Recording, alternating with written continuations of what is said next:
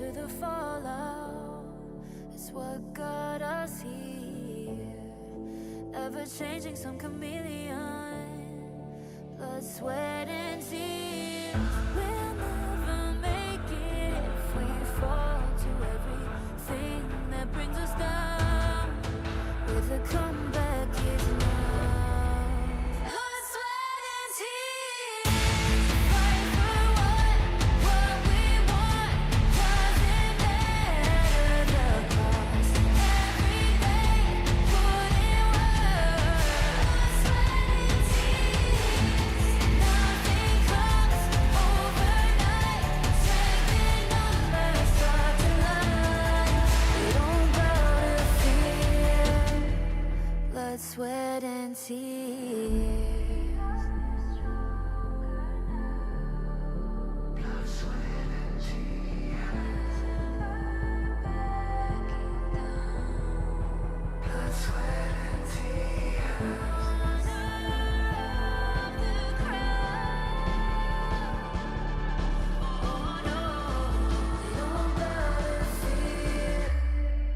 Blood, sweat, and tears.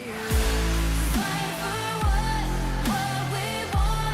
Doesn't matter the cost. Every day, put in work. Blood, sweat, and tears. Nothing comes overnight. Strength in numbers, start to line. We don't bow to fear. Blood, sweat, and tears.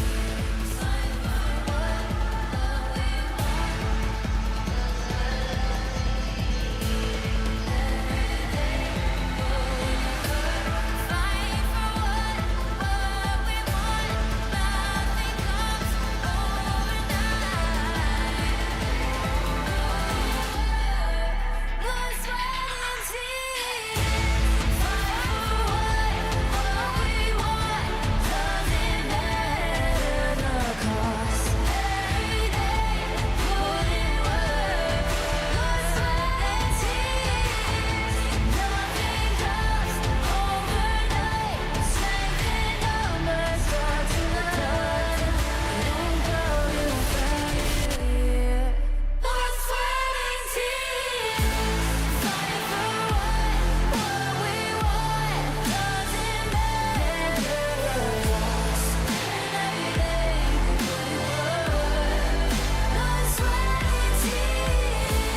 Nothing comes overnight. Strength in numbers, start to line. We don't bow to fear. Blood, sweat, and tears.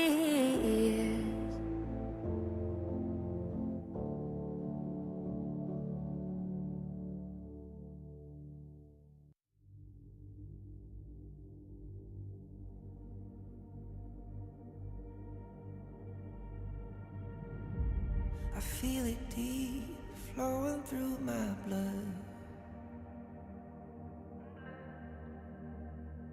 Rising up to become someone.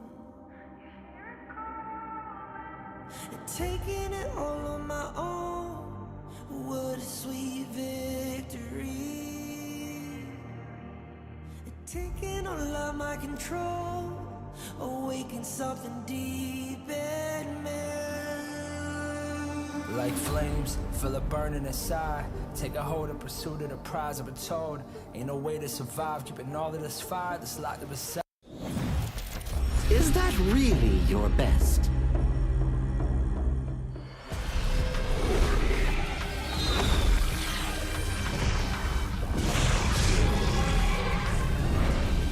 I reserve mercy for what's known as the masses. And as for my wrath, it is reserved for the wicked.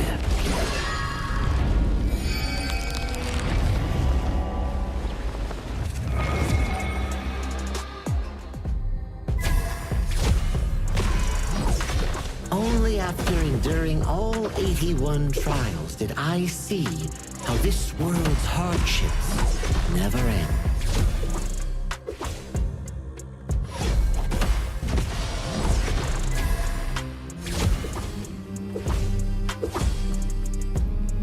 does your head compare to the Serpent Sovereign?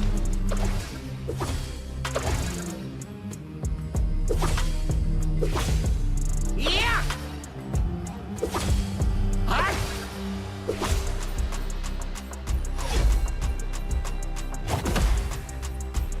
Divine form renewed!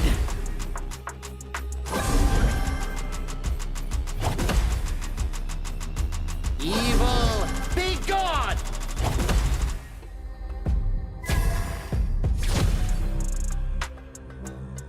All forms fade!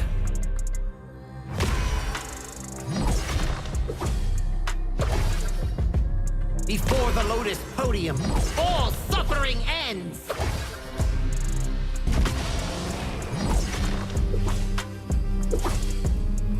Mercy and wrath unite! I return from the West to dive back into this chaotic world. Little ones of Mount Huaguo, do you still remember me? The great sage, heaven's equal? I'll be back in a flash. Don't let any demons sneak in while I'm gone.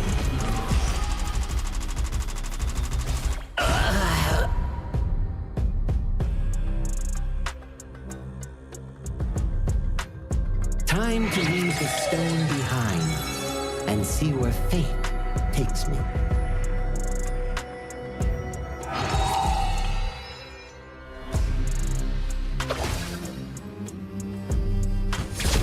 This land belongs to Mount Huaguo now.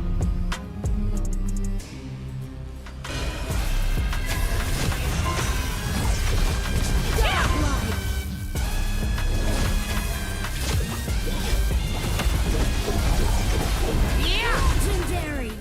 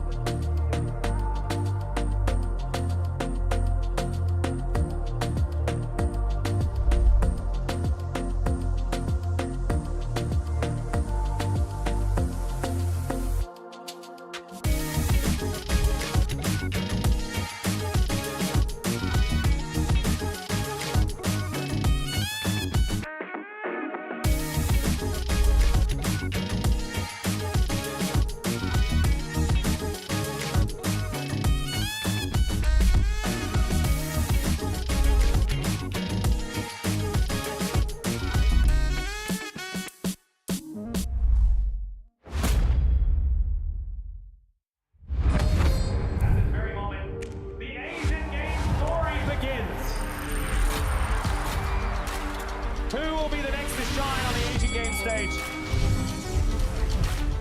Contestants fight for the honor of their regions while we cheer them on from the stands. Double kill!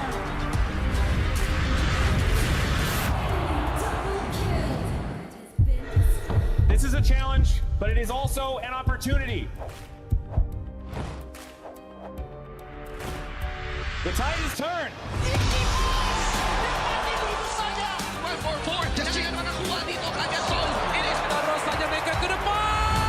Aspas in front. They're going to use it. Golden Tide slows down Tatsumi.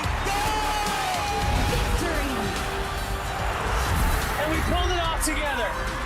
We share the same voice, the same radiance. This moment of brilliance belongs to all of us.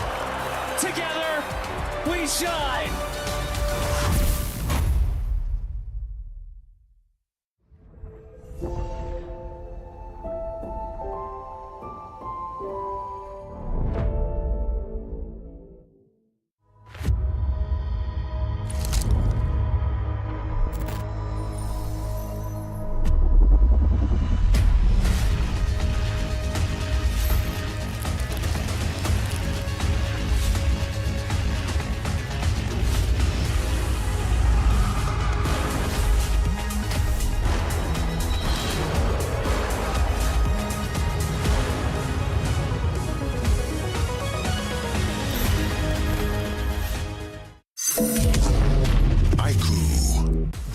Honor of Kings version is here. Let's take a look at the two major areas of updates: hero control adjustments and battlefield balancing improvements. Basic attack targeting rules have been updated. If a player is crowd controlled for too long while using a basic attack, the attack command will now automatically be cancelled, preventing heroes from continuing to chase enemies after the crowd control ends. The movement wheel's dead zone has also been adjusted. After the improvements, there's no longer a dead zone in the center, helping prevent input interruption issues. After improving basic attack and skill targeting logic, even if base attack target priority is set to lowest absolute health, you still prioritize nearby epic monsters, and targeting will feel more intuitive. Next up is an overview of the battlefield balance updates. In the new version, the true damage value of the Crimson Golem buff has been adjusted, with the minimum value slightly reduced.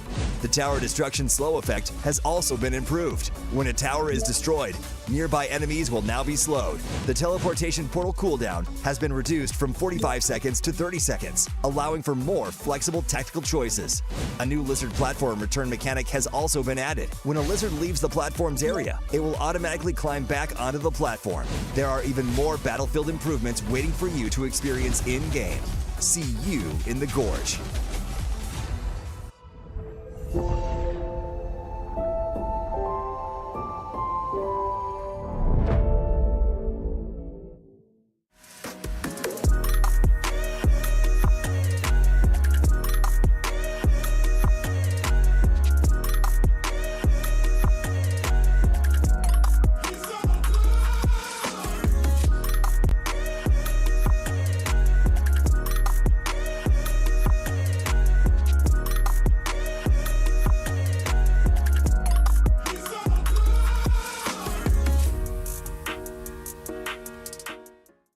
Azuria, the southern archipelago of Primera. Here, humans and great beasts live in symbiosis. How this came to be traces back to a never-ending catastrophe. 2,000 years ago, Azuria's mightiest great beast, Anita, merged with the power that fell from the Sky Dome. That power amplified Anita's strength, but shattered its sanity. Driven mad, Anita transformed into a massive vortex, the world devouring everything in its path. Where it passed, great beasts were torn apart and islands were destroyed. This was the disaster that would define Azuria's history, the Eternal Calamity. In its wake, Azuria stood on the brink of annihilation. This catastrophe became known as the Great Desolation.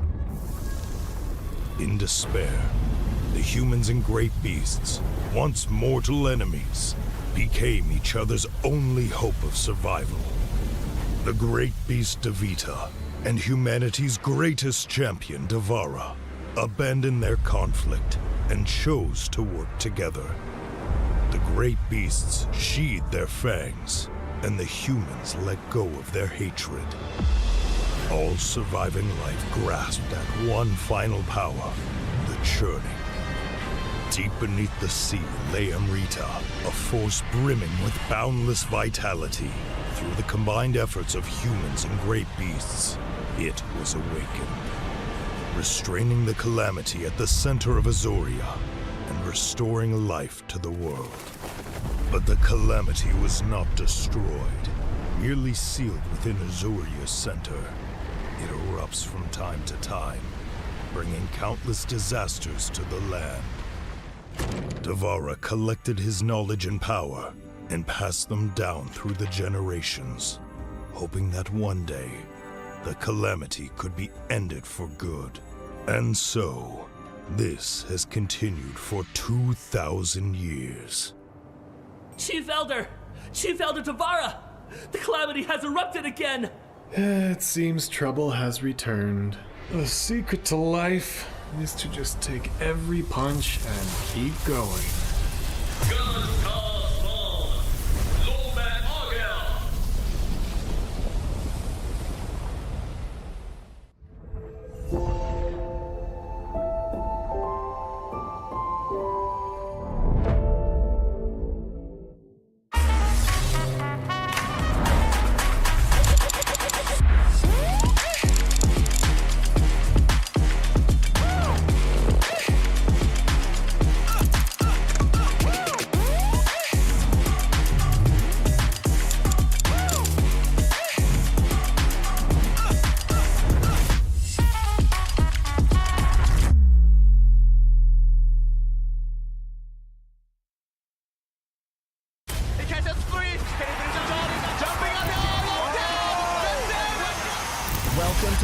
2026 Asian Games Esports Qualifiers, Honor of Kings.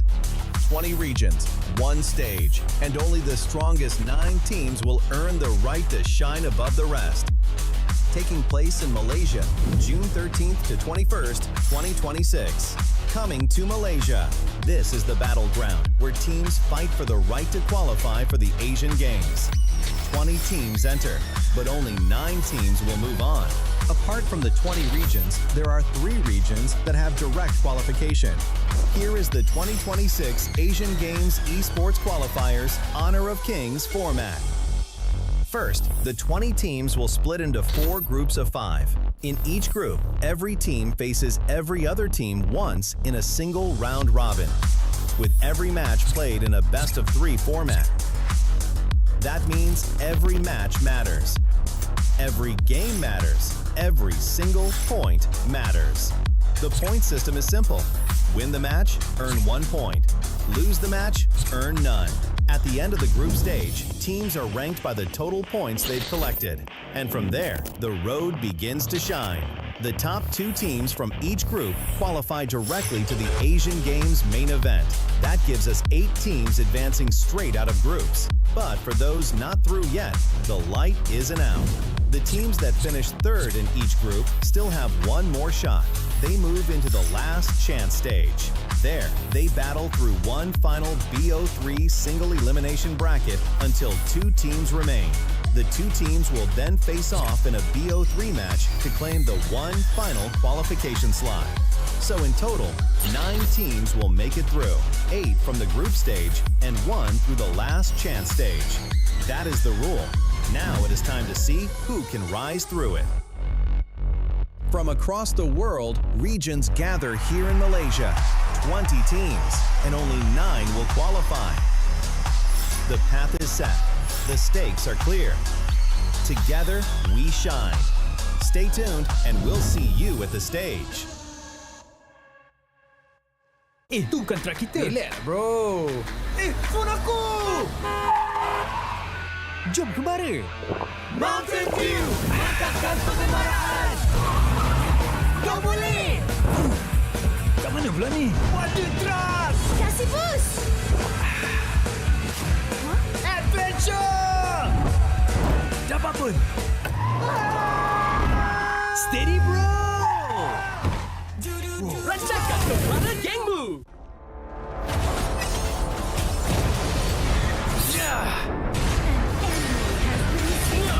Legendary double kill! Shall I compare thee to a summer's day? Slain. Don't engage! Slain. Don't crush us like insects! Slain an enemy! Defend our base! Our light round tower is under attack! Amazing! Unbelievable! Triple Ah, the fragrance of romance. ally has been slain. Rampage! Double kill! Triple kill! Spectacular! Pentakill! Lady Fortune is on my side.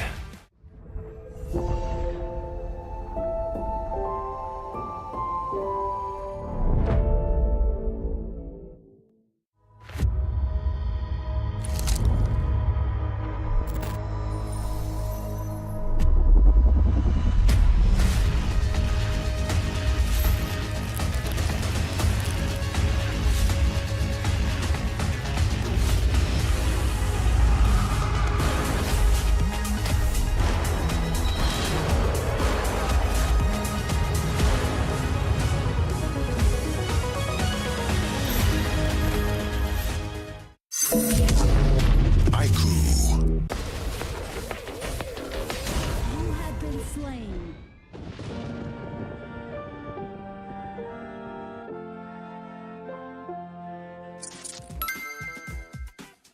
With the new consignment market feature, both new and veteran players can earn consignment items just by staying active.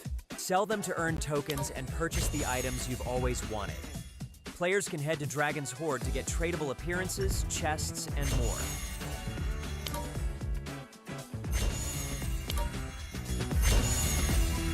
Players can list tradable items on the consignment market to earn curio tokens. During the initial launch period of this feature, all item listings will have their listing charge waived.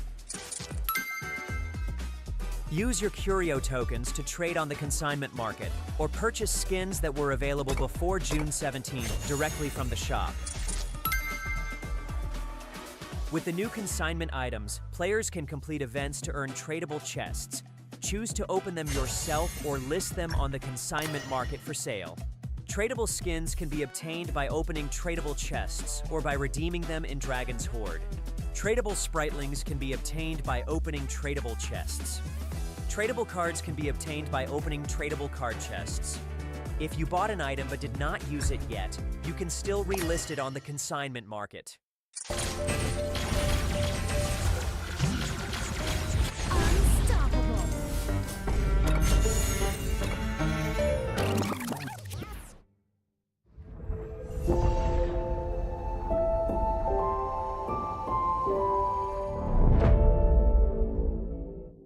Itu bukan track kita. Relax, bro.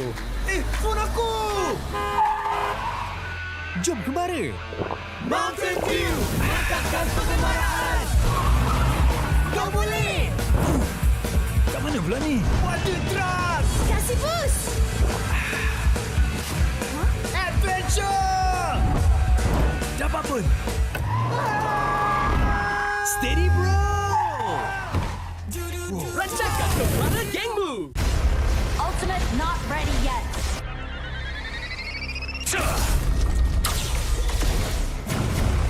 You have slain an enemy. My magic murmurs in ecstasy.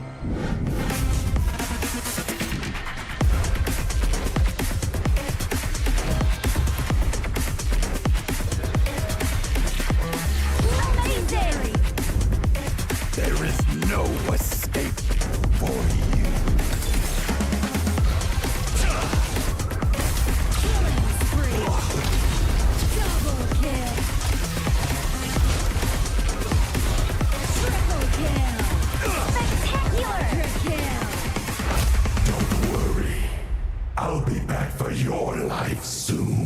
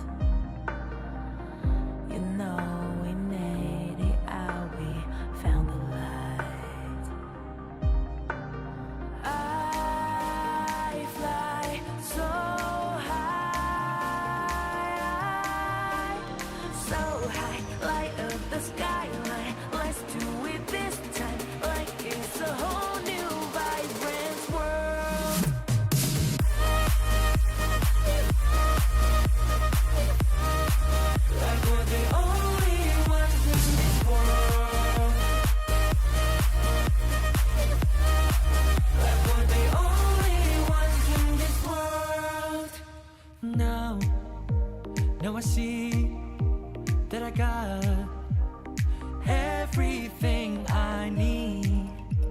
It's alright, I'm on fire, I'm alive, 'cause now I fly so high, so high. Light up the skyline, let's do it this time, like it's a whole new colorful world.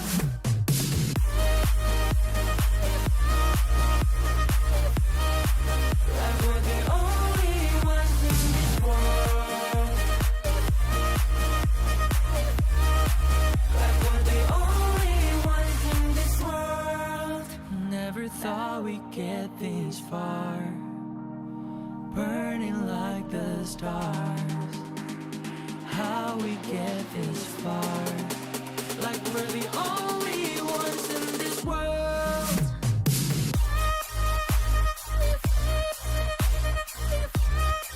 Like we're the only ones in this world. Like we're the only ones in this world.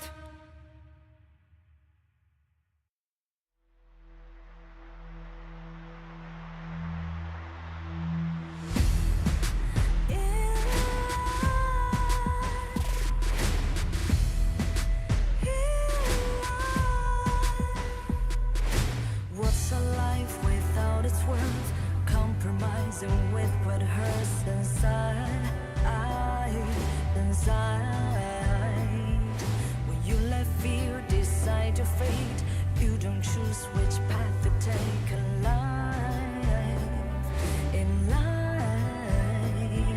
I'm finally letting go of everything that still holds me. I'm against all odds, but I won't give up, 'cause it's my time to shine. Standing in the spotlight, and no one let me down. Destiny is calling high.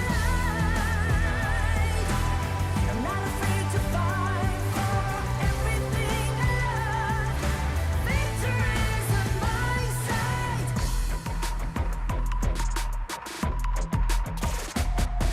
The more we lose, the more we gain, the more that nothing stays the same. In time,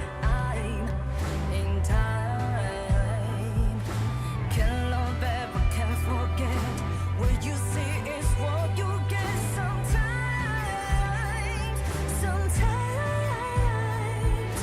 gonna show the world tonight, the light that shines inside us. We're against the odds, but we won't give up, 'cause it's our time to shine.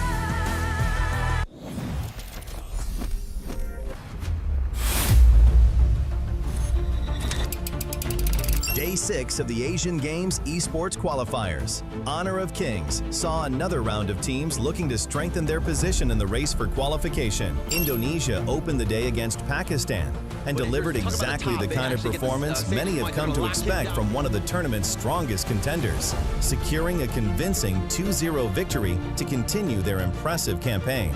Jordan followed with a composed display against the United Arab Emirates, maintaining discipline in crucial moments, controlled the flow of the series, and secured a clean 2-0 sweep. Kazakhstan found the answers when it mattered most, holding firm in crucial moments to secure a hard-fought 2-0 victory over Vietnam. Korea delivered one of the most commanding performances of the day. Their disciplined execution and decisive team fighting resulted in a convincing 2-0 sweep against Sri Lanka. Last match of the day, Hong Kong China takes on Singapore. Hong Kong China controlled the pace of the game, consistently finding advantages across the map, securing another convincing 2-0 victory. With each passing day, the pressure continues to rise, the competition grows tougher, and the road to the Asian Games becomes increasingly demanding. The battle for qualification continues tomorrow.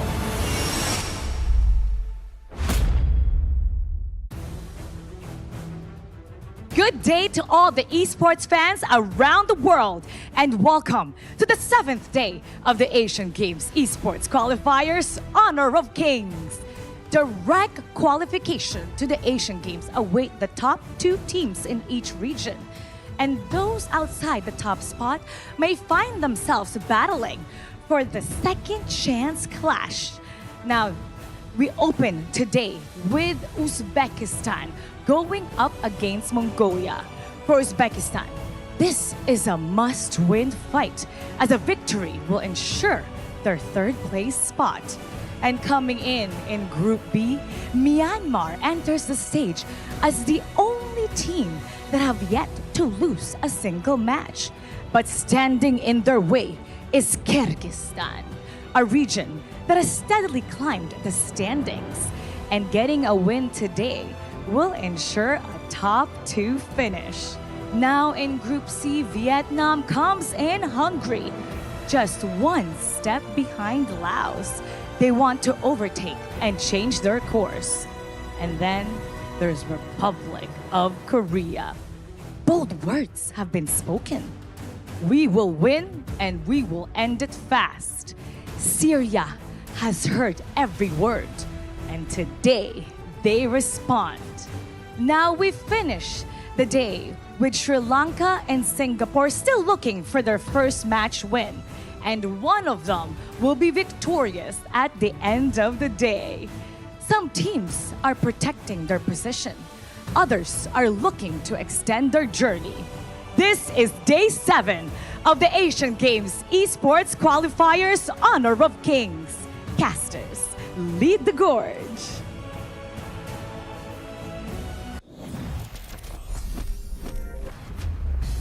As we head into day 7 of the 2026 Honor of Kings Asian Games qualifiers here at Petaling Jaya Marriott Hotel, we are nearing the finish line. And my name is Sagi, your desk host once again for this prestigious event. With me are our casters of the gorge, Holler and Sir Cloud. Welcome back to the English broadcast. Man, okay, so yeah, I lost that, so I have to start off bad. Anyway, welcome ladies and gentlemen. Wow, it's been many grueling days for these players, and the matches are heating up because the groups are really starting to take shape. Oh, I thought I won. I don't need to talk for the rest of the day. Isn't that how it's supposed You don't get an off day for that. Not an off day for that? Okay, it's just one thing at a time. But I'm excited about this because actually both of these two teams still have a chance, as crazy as that sounds. Exactly, right? We were thinking like, okay, in the first series of the day, Mongolia is already 0-3. But once you take a deep dive into Group A itself, you're thinking like, oh, Indonesia is 3-0, Philippines is 3-0. They are guaranteed for main event. So it comes down to the remainder of the teams who are 0-3, 1-2, and that specific result is reflecting towards Uzbekistan and also Mongolia. If Mongolia pulls an upset and wins a game, we're going to have a 3-way tie for third place last chance stage coming in for Group A. Oh man, and the 3-way tiebreaker will be really tight as well, right? Man, it's crazy. But yeah, that's what makes this tournament exciting at this stage, right? Yeah, but let's check out the standings real quick here, because Sir Cloud, when you mentioned exciting here, there's plenty more room of games here before we venture into our final day. As we talk about Group A just now, that's the exact situation. 3rd, 4th, and 5th all fighting for that final spot to the last chance stage, with Philippines and Indonesia already securing for the main event at the Asian Games. Group B, I like what Mara mentioned, right? Myanmar amongst that group is the sole team that's yet to suffer a single loss, and Kyrgyzstan wants to look for something in return in terms of that. It's gonna be close between Kyrgyzstan and Nepal, because whoever wins gets that spot as well, right? So they're battling out for that main qualification spot. With Myanmar, they're already like, they're comfortable in their own way. Now for Group C is where we had a bit of a surprising element yesterday. Everyone was thinking like, okay, it's probably going to be dominated by Vietnam and Laos, but Kazakhstan came in clutch, clean swooping Vietnam with a 2-0 victory. None of us actually expected that, and India and Saudi Arabia days ago, they did play their final game on towards the Asian Games qualifiers, and they are out of contention. Now finally in Group D, Hong Kong, China, and also Republic of Korea, 2 strong powerhouses with Singapore and Sri Lanka still yet to find their proper footing in Group D. Yeah, and for me, I'm kind of looking at Group C, right? Laos, Vietnam, they're actually going to be played later today. That's going to be the 3rd matchup there. But whoever wins that one is actually going to be guaranteed going into 2nd place. They have to go through the main event, and they're going to be great. While the other ones have to go through the last chance qualifiers, that's going to be rough. Yeah, they'll be playing later today, but we're going to start off the show with teams from Group A, it's going to be Uzbekistan versus Mongolia, and then we'll jump on to Group B, Kyrgyzstan versus Myanmar. Group C will be playing next, Vietnam versus Laos. So this is going to be a really hot match here.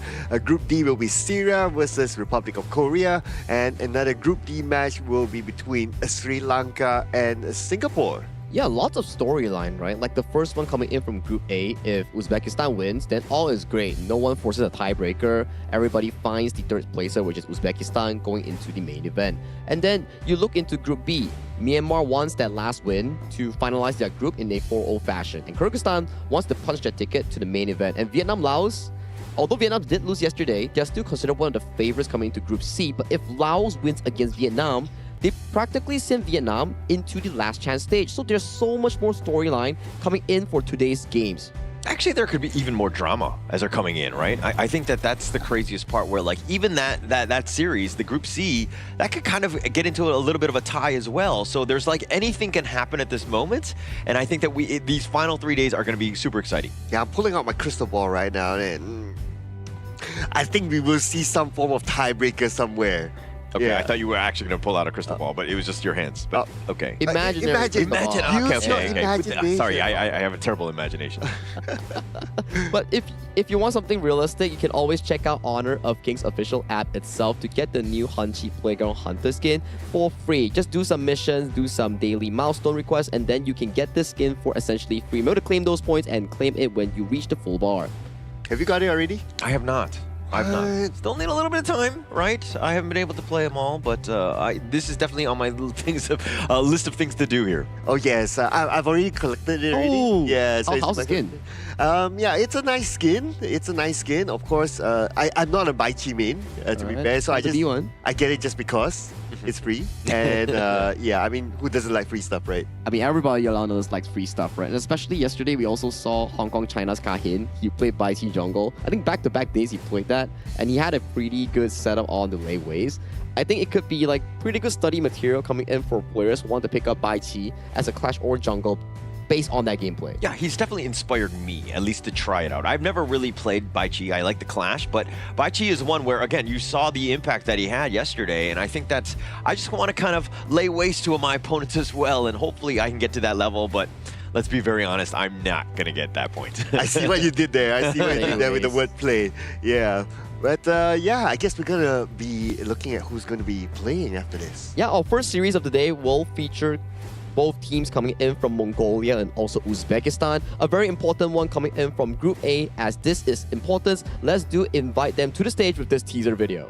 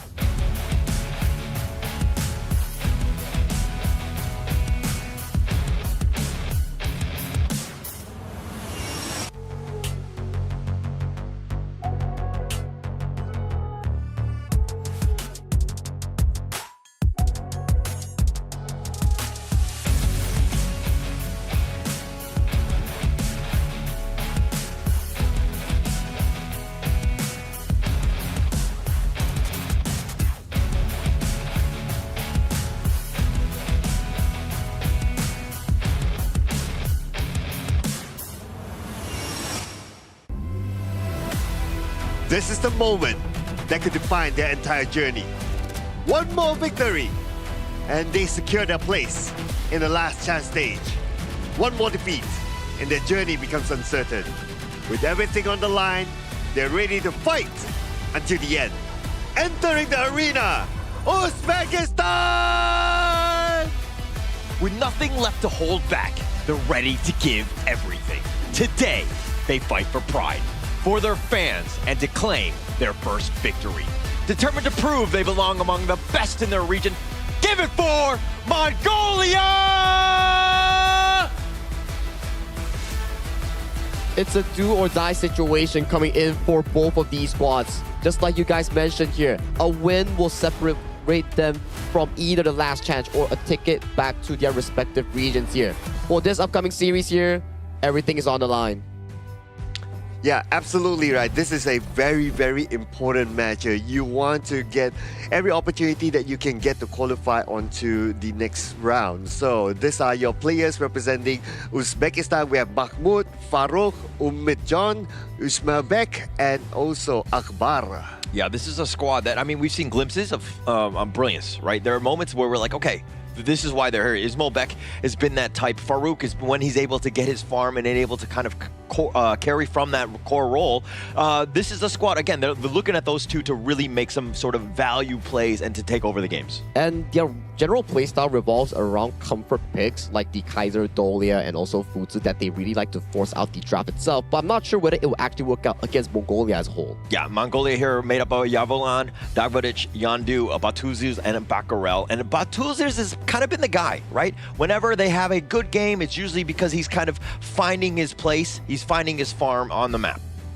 Oh yeah, and this team, well, they haven't had the best of time based on performance-wise, but then again, those were experiences, right, that they gather here. And today that they will be playing, I'm pretty sure they will put their best footing forward. And games were not as generally easy coming in towards Group A. You have Philippines and Indonesia, two of the giants coming in towards Group A that has already qualified to the main event. But Mongolia, we've seen from day 1 up until day 7 currently, they have been improving at a drastic rate. I wouldn't say fast, but there are signs of them improving as a team and as individual players as a whole. Yeah, and actually going into this, I mean, when you knew Indonesia and the Philippines were in your group, you're kind of looking at all the other teams, right? Those are the ones where you're trying to get the wins. But talking about this head-to-head, I mean, Mongolia just has not, again, really had as great of a time as Uzbekistan, especially since you've only gotten 17 kills in 6 games. Hey, but you gotta admire the fact that they are willing to experiment, right? Just look at their hero pool here. Yeah. 26 compared to 22. And if I'm not mistaken, so far, based on the stats that we have seen, 26 in hero pool is one of the highest. It is one of the highest one. It just shows that Mongolia, even though they are losing most of their games thus far, they are still willing to experiment such picks to find a way to break just a slightly through in their milestones here. You know, that first win is going to be really important if they can actually find it against Uzbekistan. But talk about Uzbekistan though. Their game against the side of Pakistan where they got that reverse sweep is something to be mentioned about, because we haven't got a single reverse sweep nor a 3-game series aside from the one that Uzbekistan played. Is that literally the only one? The only one. The only one. Okay, so I mean, it proves that they had the resilience, right? When you're ever able to, you're down 0-1 and things are looking really bad, how do you bounce back? And it looks like Uzbekistan were the only team to do so. Wow, and that's a really good story to tell, right, on the fight, the grit here in this tournament here. Besides that, they have a slightly more advantage when it comes to taking first strikes, right? So that's also a signal to me that, okay, Uzbekistan might be the team that plays a little bit faster and they're looking for those early opportunities. So that's something that the Team Mongolia needs to be aware of. Yeah, they need to definitely be aware of that early game potential coming in from Uzbekistan here, especially for Mongolia. We know for a fact they do revolve more around their jungle and farm lane for those main carry and damage output. So coming in for the first draft of the game, Mongolia will be heading over to the red side. As we talk about red side, it's more on the counter side. You want to be able to draft things like the leftover OPs and also the last pick counter to better top up with comp. Like what we saw yesterday, where I remember Vietnam going up against Kazakhstan. Kazakhstan had a beautiful Ziya last pick to actually counter out against the full composition. Yeah, and actually Mongolia have shifted, right? I think the first couple of days when we saw them, they were trying to go for blue. They were looking to secure some of their heroes. But now that they've kind of shown that actually we have pretty deep hero pool ahead of us, we can kind of go with the red. We can use and counter pick the blue side here, and it looks like it's going to look to be aiming for Uzbekistan. Hey, if they have such a deep hero pool, I look forward to seeing whether they'll bring something new to the Gorge, right? Maybe another new hero that has yet to be played yet so far. So that's something that I look forward to seeing from Team Mongolia here. But let's see if that happens as we get onto the draft. Let's get towards it. This is going to be Game 1 draft between Uzbekistan going up against Mongolia here. The stakes are on the line here. If Uzbekistan wins, all is great. They make it to the last chance stage. But if Mongolia wins, we will have to go through some numbers to see how the tiebreaker works out between Pakistan, Uzbekistan, and Mongolia. If they win, that is. Look at this. I mean, look at the bands. Let's start with there. Yukio and the Ata on the side of Uzbekistan. Mongolia going against the Mai and the Guan Yu. All meta picks at this stage. Probably the only big opening, of course, the Dolia, which is going to be picked up here. But the Chano, again, top 3 pick here, is potentially available. Yes, it's not being picked up yet by Mongolia. And it looks like they're going to go for the DRNJ, so no channel pick for their side. It's still open for Uzbekistan. But they can still go for something that they're comfortable with, right? Like the Dolia Kaiser combo can be something that they can consider right now. If they don't pick this one by this point of the game or the draft, it could potentially be banned. Yeah, it could potentially get banned here. They do lock in the Fatih first. Not going to be the foods that they had relevant success with in the previous series against Pakistan. And they do come up with a Consort U. I guess it goes back to our discussion there, where they like to give the priority over to the direct matchup between Ismoilbek and also Patulzi, which is also a good consideration here. But coming in for this side of Uzbekistan's draft, quite little tanks to actually form up that tank line for the farm lane to actually move in for those damage output. Yeah, and also the Dolia, I mean, the Fatih and the Consort U are probably like not the top picks you're looking for to go with the Dolia for that Celestial Melody. So this is more of maybe they're looking to just steal it away. And of course, come the second phase, probably picking up some sort of alt that will really utilize that spell later. The Garden pick makes sense, right? Going up against the Consort U, because Consort U is anti-physical. Correct. But the Garden is full magical, high burst damage. So one shot with a couple blades potentially can take down the Consort U depending on how many stacks that he gets. But yeah, it's a good pick that actually is able to at least shoo away the Consort U. You force the Consort U to not be in the position that the Consort U is comfortable with. All said, right? It also outranges Consort U from afar, making it really uncomfortable for Ismoilbek to actually be that first damage dealer coming in for side Uzbekistan here. So coming in towards the second pick and ban phase here, we do see Byron and also the Hansin being locked away from the Uzbekistan pool. Still considered okay because sometimes we do see Fatih being flexed into the jungle by some of the Asian Games qualifiers teams thus far. And for Uzbekistan, they're locking away the Musashi and they also did lock away the Zhang Fei. So more engaged potential has been removed from the pool from Mongolia here. Maybe they can go into a direction where a Lapu Lapu or a Mozi might be what they're looking for. Definitely. I mean, I think that especially when you're talking about like towards the last pick, it's readily available. It provides exactly what you want in terms of like team fight and getting some stuns on the board. And they're going to go with the Lian Po, another tried and true here, Romer. Well, somehow the Kaiser is still open. I thought that it would be banned. And it would make sense for Uzbekistan to still pick up the Kaiser, right? It could supplement the Fatih as the main tank, and then they can focus the rest of the final pick to be more of a utility or sort of like a burst damage. Either one is going to be okay for them. So I wouldn't be surprised if they actually lock in the Kaiser right now.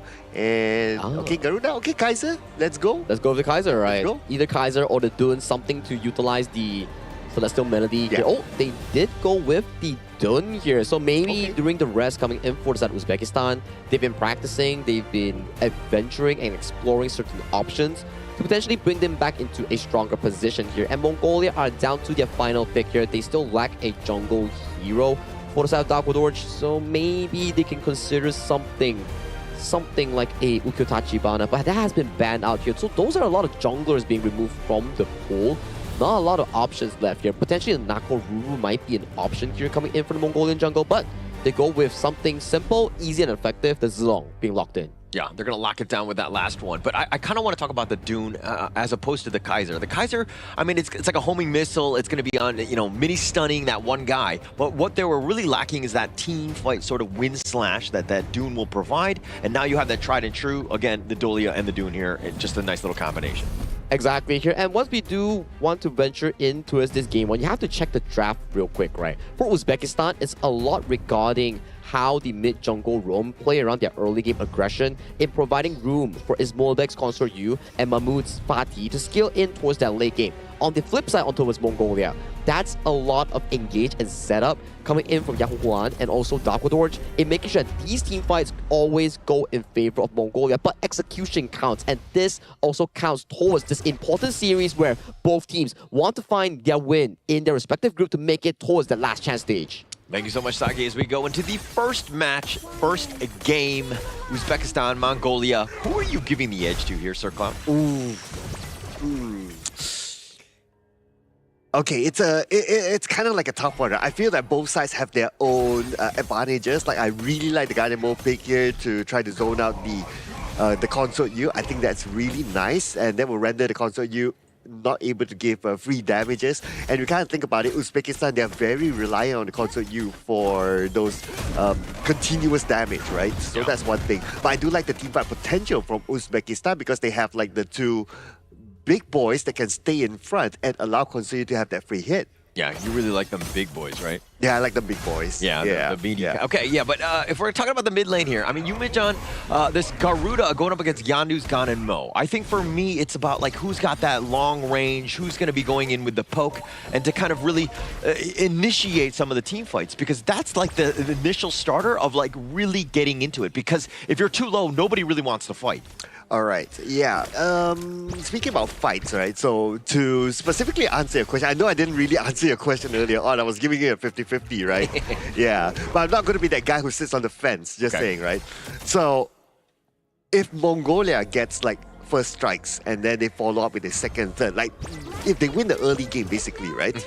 I would say they have a chance. They have a better chance here. Okay. But if Uzbekistan is able to stop that from happening and allow things to get in play during the mid-stage of the game, then they will have the chance. Yeah, and it looks like there was a little bit of a chance here. Now on the backside, actually, the flash away. Dagvadorch is going to be going down. Baccaral running for his life. He has the shields, but at what cost? Oh, but to set things up, Akbar going down. Baccaral's getting a little bit low. He needs to be on the careful side. Mahmoud looks like Mahmoud will walk away, though. Okay, it almost feels like after Uzbekistan, they got that first try, they kind of let go of that concentration there. They grouped up together not knowing that the Dharma was still around, and the Dharma got a good mantra there from the side, just pushing them towards the wall, and we'll get to see that again on this replay. Okay, so Uzbekistan goes in, yes, they get the first try, and then they start to let go of the ball here. Okay, they chase, but while they were chasing, they grouped up together, and when they grouped up together, Team Mongolia took advantage of it. Yeah, they thought they could have him on the run, and they were chasing, right? And Yavalam was like, actually, I still have my flash truth. I'm able to just get in the right spot. I mean, it set things up where things were looking bad for Mongolia, let's be honest. I mean, they lost one member. They were looking to just run away, get out of that team fight. But Yavalan, okay, making them pay, got something in return.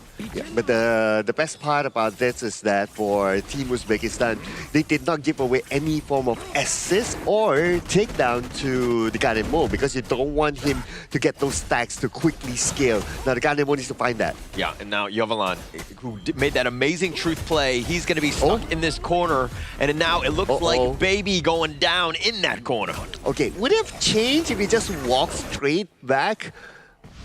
Maybe, because his teammate was on the way though, so I thought that, now that I can't think about it, it would have been better if he just walked straight back, because he would have had backup. If he puts himself in the corner, then they can't help him. Yeah, there's no exit plan out of that one. And now the Tremor Smash, Batgirl just barely surviving. Thought about taking the healing dew, he's just like, oh yeah, I'm a roamer. I don't really have that much value yet. Oh, come on, roamers life matters, man. Yeah, please show us some love. But anyway, it was good. The fact that he's still able to get away means that he knows what sort of threshold of damage that he's able to absorb, right? So that is a typical tank roamer playing a tank roamer style. You really need to know what sort of damage that you can take in. But because Uzbekistan, they've been playing this rather actively in the past 1-2 minutes, so they have created that space for them to get this Tyrant unchallenged. Now, talking about the winning conditions for Team Mongolia, right, is that they have to be able to win the early game. But so far, it's not about them not able to win it, but Uzbekistan has been responding well. Yeah, responding well, and actually, you're threatening. I mean, you saw that Baccaral got low. He had to actually just walk on back and then get out back to the fight. And he's so far away, that creates that space for the Tyrant to be easily picked up. Uzbekistan just kind of, again, playing the lanes properly here. Yeah, but I'm giving it to Mongolia as well, like how they're still trying to rotate. But here we go. Flashing for Mahmoud, trying to go in for this, but now the Tremor Smash used defensively. The Wind Slash will connect. Baccaral nowhere a way to get on out. He does get taken down, and now the jungle invade begins by Uzbekistan. Slight overextension there at the top by Team Mongolia. After they got the first tower, they probably should have considered to back off from there, but they overstayed there and they got punished for it. Yeah, Farouk, though, now will contest here with that Wings of Judgment, zoning them all away. But this is a great start for Mongolia. It's like, okay, I mean, in terms of overall net worth, not great, but they've taken a tower, right? That space created, and in the top lane, oh my gosh, Dagvadorch getting completely bursted here by Esmobek. Yeah, and if Esmobek is there, he has his teammates to just take on the front, he'll be able to give damage like that. Yeah, Farouk doing some serious work. Wind Slash is going to be hitting onto at least 2 members, but it's just to zone them away, to tenderize them just a bit. And now this opens things up for the Azure Golem, while Farouk is just kind of playing around with Baccaral here. Yeah, keeping my eye onto Batuzi. Is he going to make any big moves there? But looks unlikely though, because Dirinje, he needs time to farm, and now they're around him. Yeah, they're looking for the ambush here. He's in the right spot, I guess. He's trying to just stay under the tower, but he's being focused from all angles. He's dodging a wind slash. The Unruly Blade also misses as well, and now it looks like he will eventually fall.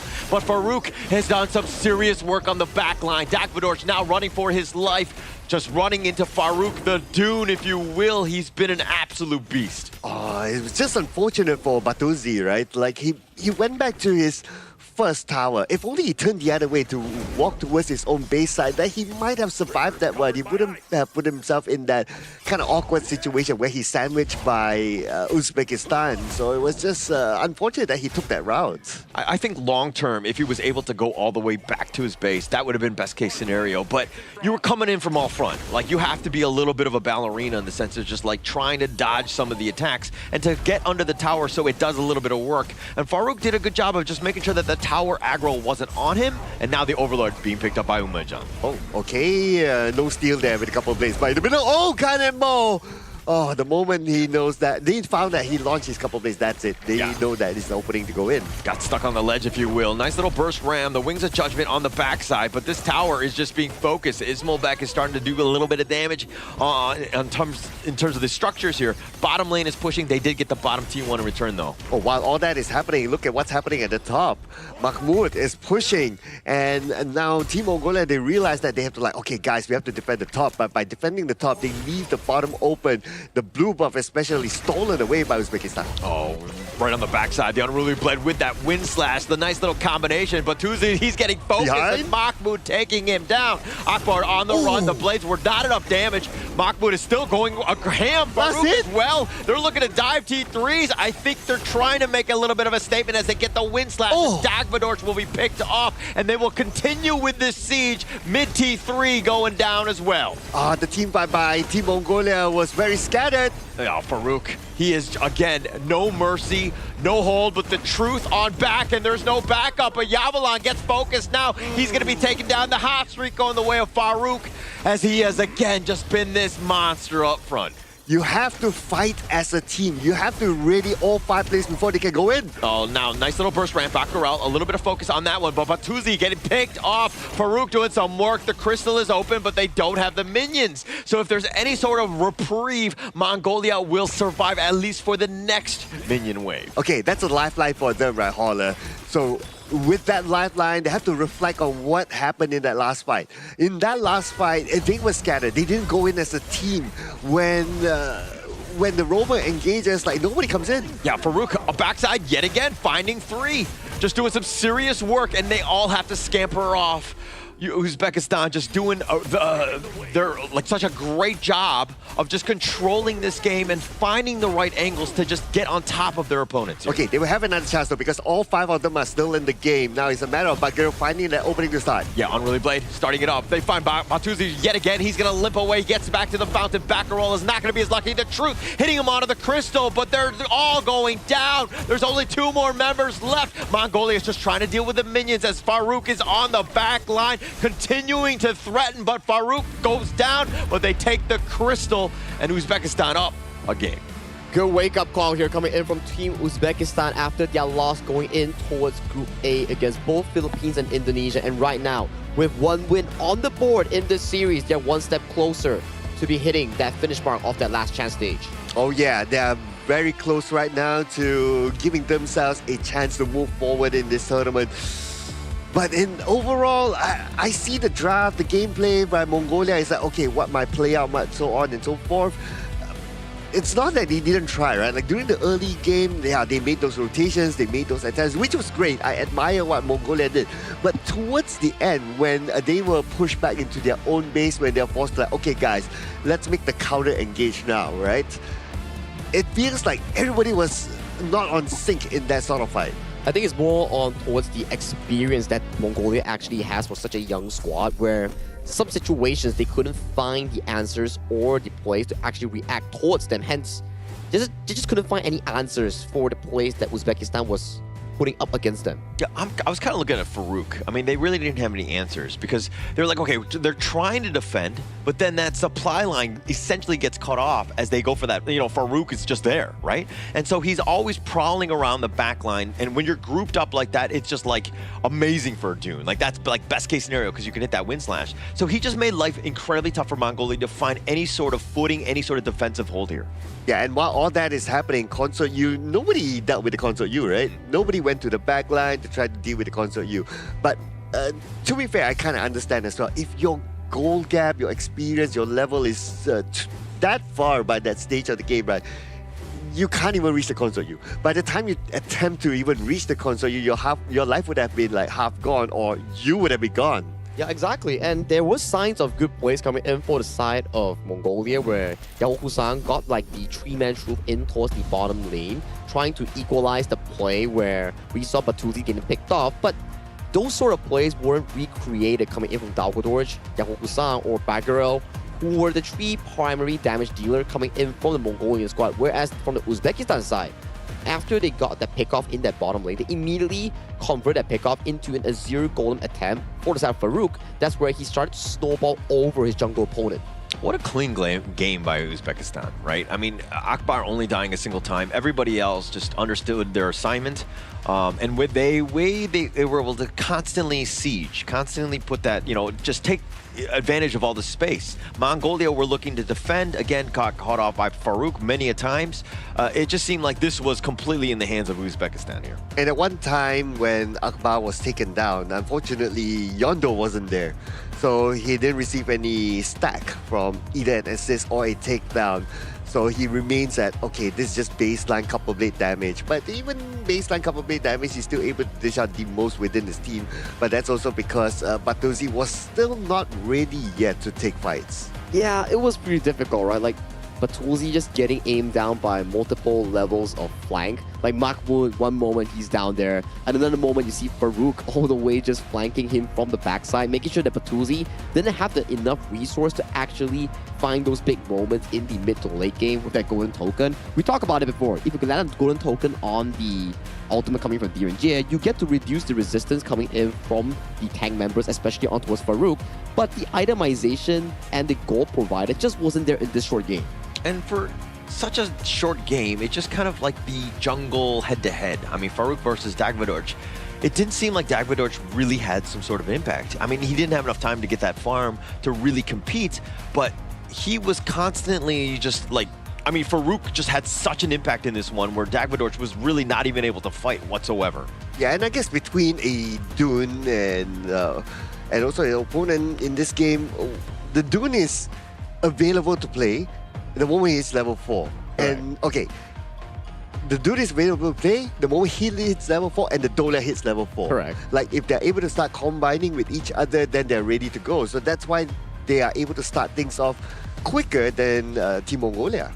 Exactly, and I think these are the situations where some picks are just lesser focused on compared to some meta picks in this specific Asian Games patch, where we've seen more of the Dun, Ata, and also Ukyo Tachibana, not because they are actually strong in their skill set, but also because their skill set provides them the strong early game potential to really dominate the map and the game itself. Zilong is great and all, but there's always this one issue where you enter the fight as Zilong and you don't really get to escape because you've already used all your spells in that little fight. Yeah, and again, just going back to some of these highlights, we're going to see exactly how. Like, Dagvadorj just jumped on here, gets picked off first, and then this is kind of like the snowball effect of Farouk where they were in. But the truth, this was an amazing play by Yavalan. Unfortunately, I mean, they get a little bit of a return kill on this one, but then he kind of locks himself in a corner here. Not the greatest spots for him. Yeah, I guess if he had that communication that, oh, Dagvadorj was on his way and he just walked straight back, Dagvadorj would have been able to back him up. But yeah, unfortunately, that wasn't the case there.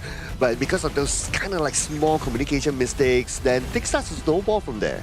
Yeah, it wasn't easy nonetheless coming in from the side of Mongolia here. There were signs of success, but once the pain train coming in from the Dun Dolia starts moving around, that's where you start to see how strong this combo is, and that's where you were pointing to, right? There's no one limiting his Molbek's farm on that Consort U, and he just had a really free game. He was untouched, unbothered, and he was just pummeling through those towers and dishing out those spears on that Consort. it just seems like the rest, I mean, Farouk and Mahmoud were always the, guys just attracting a lot of the attention, where Yumijan and Ismobek were just essentially hitting for free. So it's more about the team stepping up as opposed to Ismobek or Yumijan having like these amazing games. Yeah, and towards the end, it was pretty much like, okay, you can't get out of your base no more. The level gap is big, the item gap is big. It's all about just closing up the game from here. And we can see that Uzbekistan, the way they close out is not like, okay, let's go out, let's take another Tyrant and let's come back in. Their mindset is that if we can end the game as quickly as possible without or with at least reducing the risk of a comeback, we will do it. And to talk about someone that actually did it in the game itself is Farouk. His presence in Game 1 for the side of Uzbekistan was everywhere, right? We saw him going in with the Unruly Blade, saw him flanking with the Wind Slashes here, knockups, CCs, and there was a few moments where he was just in the face of the multiple members of Team Mongolia, and he still sustained with his passive coming in from this hero. Absolute limit to that hero, right? I mean, taking 36% of the damage as well as just dishing quite a bit. I kind of wish there was a counter for the stun lock timer, because he was just constantly just knocking him up, right? Just holding him down for the rest of, Ismobek to just take him down, so to speak. Yeah, and thanks to the Dolia as well, that refreshes him, right? Allows him to be confident to move forward, and he can just move back if needed to, or even move even further forward, depending on the situation. But still, very, very good play here by Farouk. He is showing that he's a very versatile sort of jungler that can, well, not only depend only like a Kaiser type of gameplay, but also a Dune works very well for him as well. They definitely need to start thinking that, do we need to ban this Dolia? Because so far, after every single game that Team Uzbekistan has started got on that Dolia, they've been getting consistent wins thus far against Pakistan and now against Mongolia. So at the very least, for the side of Team Mongolia, they need to start fixing things up, because this might just be their last ever game played if they lose out the next one. We gotta just like pray and hope, send energy to Mongolia to figure things out, right? I think that even going into Game 2, is Dolia like the difference maker? I mean, so far the data says yes for Uzbekistan, right?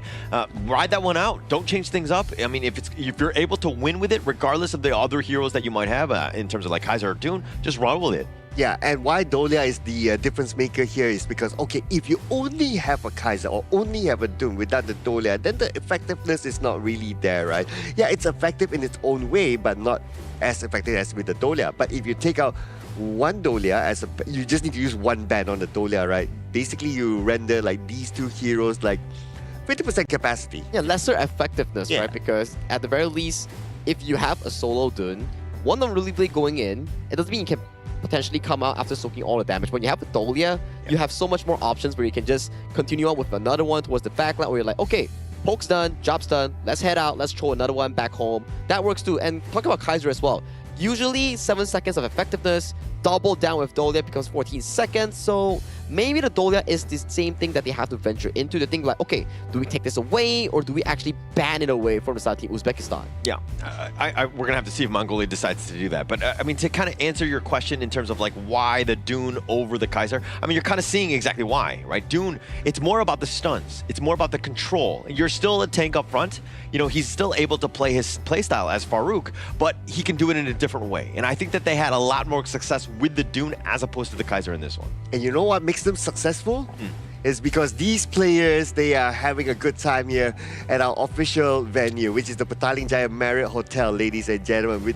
This is the official venue and hotel partner of the 2026 Asian Games Esports Qualifiers for Honor of Kings. And yeah, great hotel, great rooms, great food, and that's why they're able to perform their best on the stage. If you ever want to find a hotel stay here, do check out Petaling Marriott Hotel here coming in for this prestigious event. But talking about the upcoming game right now, Mongolia is one game away from being eliminated, and Uzbekistan is also one step further in qualifying to the last chance stage. So tons of stakes are on the line right now, and if you are on the Uzbekistan side, you're definitely feeling confident after that first dominating win. Oh, a lot of momentum. I think that that's the biggest piece to this, right? Where Mongolia, they haven't really been able to find that first game win as of now, and they have been learning, I would say. And they've definitely gotten better since day one when we did see them. But I think that still, Uzbekistan, it is pretty much their game in their series to lose. Hey, and this time Mongolia, they chose the blue side, so they had the first pick. So as what they say, right? If you can't beat them, join them. Maybe they will join them in, hey, I'll join you to pick the Dolia for ourselves.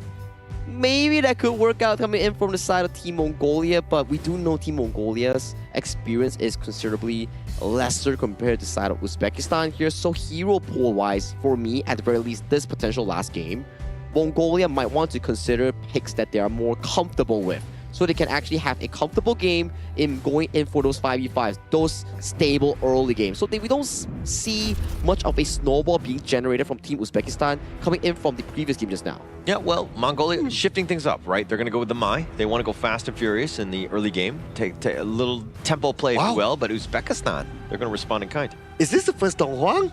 Yeah. I think, yes, that's our first Donghuang coming in for this tournament.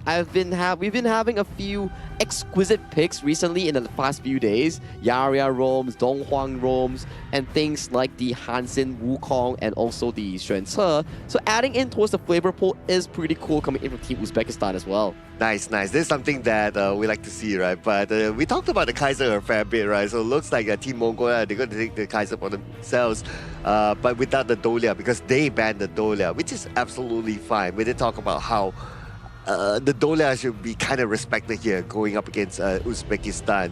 But the Donghuang, so the Donghuang, because the Donghuang has a very strong lockdown out, right? So you need to be careful of getting those heroes that like, okay, I dash in and dash out those sort of heroes. The moment you dash in, you might not get out.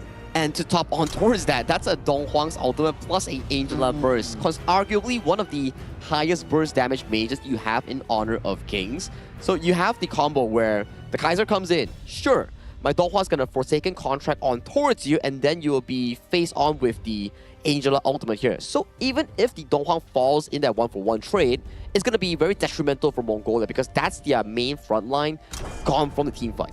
Yeah, and I like the Donghuang pick here. I mean, it combos really well with the Angela. Plus, when you're locking it down, now then you have Guan Yu like praying around, like potentially looking to just jump in with his own Razor Cavalry. So you have options. But Mongolia, the way that they've been able to kind of respond in kind, the Byron and the Kaiser, both of these guys, hopefully they're tanky enough. But this Angela, again, worries me with that Blazing Brilliance. Yeah, Blazing Brilliance, Forsaken Contract, like what Sagi mentioned, right, is a perfect combination to take down anyone. Potentially even able to take down the Kaiser, especially before the Kaiser is able to activate the ultimate. Yeah, when the Kaiser pops the ultimate, right, you are pretty okay against damages that are in bits, because if you check out Kaiser's ultimate, there's a description that says that it blocks a certain amount of damage per hit. So if let's say you're against a Garuda, Eren, those sort of heroes, Kaiser works really well against them. But when it comes down to high burst heroes like the Angela, this could be a pretty much of a headache coming in for the side of Darkwadorj, especially on this Kaiser pick. And also, they're going to go with the Levi on the Uzbekistan style. So basically, if they get any sort of stun, they're coming in fast, furious, and they're just going to blow people up, right? Mongolia on their side, very tanky. Hopefully, they can withstand. They're looking to use this Lian Po as more of the counter initiation with that Tremor Smash. And again, just disrupt that team fight as much as possible. I kind of worry for the Lampo pick, right? Yeah. Because if the Lampo goes in with the Tremor Smash, so the Tremor Smash, like you jump a couple of times. In every interval when it jumps, the Donghuang is able to hold down with the contract, or the Forsaken Contract. So that will like stop Lampo mid-air and he will get countered immediately. So honestly speaking, Donghuang is one of those kind of like a direct counter to the Lampo. Oh yeah, a very good counter against all those heroes that are more towards the, I would say, melee side, right? Because when we have Liang and Donghuang, Liang is more efficient in catching those immobile targets, but when Donghuang is like, hey, you want to fight me in a close quarter? Sure, just be careful of my ultimate because I'm going to lock you down and you can see the firepower coming in from Team Uzbekistan, especially Umit, John, and Akbar. These two players are going to be essential in locking down the primary front line on towards Darkwadorj, Yao Husan, or Bagaro coming in from Team Mongolia. All right, here we go. Looks like it's going to be game number 2. Thank you so much, Sagi, for the analysis as we go into this one. Cloud, I mean, is this squad from Mongolia, is this the real deal? Is it able to kind of overcome? Because seeing what you've seen, it seems like they want to go, I mean, they're tanky enough, but the Donghuang pick could really put a little bit of a wrinkle in terms of what they want to do. Yeah, I put a wrench in, right, with the Donghuang pick there. The moment, and the thing here is that the Donghuang came first. And then after that, the Lampo came. So when the Lampo came, I was like, kind of like, I wasn't too sure about that. I personally have this PTSD, right? Where I once played a Lampo in one of my ranked games, and my opponent was a Dong Huang, and I have not yet discovered like the Forsaken contract. Can he hold my Tremor Smash? And when I went in and I Tremor Smash, and every time I failed because of the Forsaken contract. Yeah. So I know that, okay, Butker is not going to have a good time here. He has to find a way to like, okay, use his skills after the Forsaken contract, or use it when Akbar's not there. But high chance it's going to be difficult. Yeah, we value your sacrifice in terms of testing it out for the sake of science to see exactly what sort of play it has. Because the interactions, they're many. But Akbar here getting focused in, all three of them. But the flash away, and now the turnaround. They do a little bit of damage on all, but the Blades are doing a little bit of work as well. Dagvador just stuck on the ledge. He will fall first. Ooh, just to try to get that side jungle creep. I'm not too sure if that's worth it though. And even during the process, they actually lost the jungle. One of the highest value roles that you need to keep alive at this early stage. Yeah, and he was not the invincible warrior. Again, just trying to be early, trying to be aggressive, but these burst rams, and now the bombs are going down as Baccarat gets taken down. Okay, all right. And especially, like, we have to remember, right? Like the Dong Huang's Eclipse, you can just spam it. This is a very spammable skill. Oh, a little bit of control here. Yandu, bad side. He's going to be taken down as well. And now Uzbekistan looking to invade their jungle, taking things away from you. Oh, man, they're not going to put a handbrake here. Yeah, not at all. He's going to actually have to just go golden. Farouk, though, is a little bit low. Yavalon making him pay. Says, hey, you want to stick around? Stick around for this. Okay, they respond back, and Team Mongolia is still able to take back the buff for themselves. So, okay, that's pretty decent, I must say. Team Mongolia, at least they're still showing grit here, but they have to find a way to catch up in terms of goal. Right now, the goal difference is close to 2K, and Batuzi has not been having a good time farming at the bottom. If he's left to fight against the console, you and also the Dong Huang, it's really, really difficult. Yeah, it's going to be tough. And you were talking about grit, right? Mongolia, this is it. It's all or nothing, right? Do you want to make yourself, do you want to go home, or do you want to go for a fight for third place, right? It comes back to this game. Again, they have to win 2 here, but let's just go 1 game at a time for Mongolia. Okay, but for Uzbekistan, it kind of feels like they want to end the game quickly, right? They are very active across the map. They're doing those jungle invasions. And now with 30 more seconds on the clock, they are looking to get the first Tyrant at the bottom. Speaking about the bottom, look at how much concentration they're giving at the bottom phase here.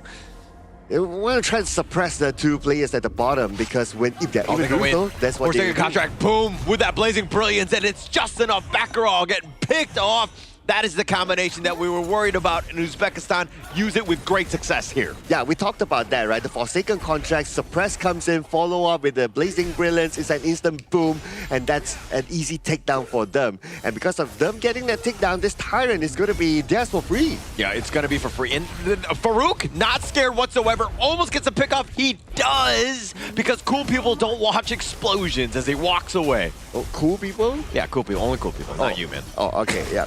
Clearly can't relate. Terrapin taken up here. Uzbekistan using that advantage, but Farouk gets run over. Yandu says, okay, you want that one? All right, take that for free. Okay, he did that with style. Got to give it to him. Like, jump over the wall, get the takedown, come back here. It was just something that, in a way, we can call it like an exit frag there. They're done with the Tyrants. They're probably like, their health is kind of down, and you just take advantage of that. It's pretty straightforward.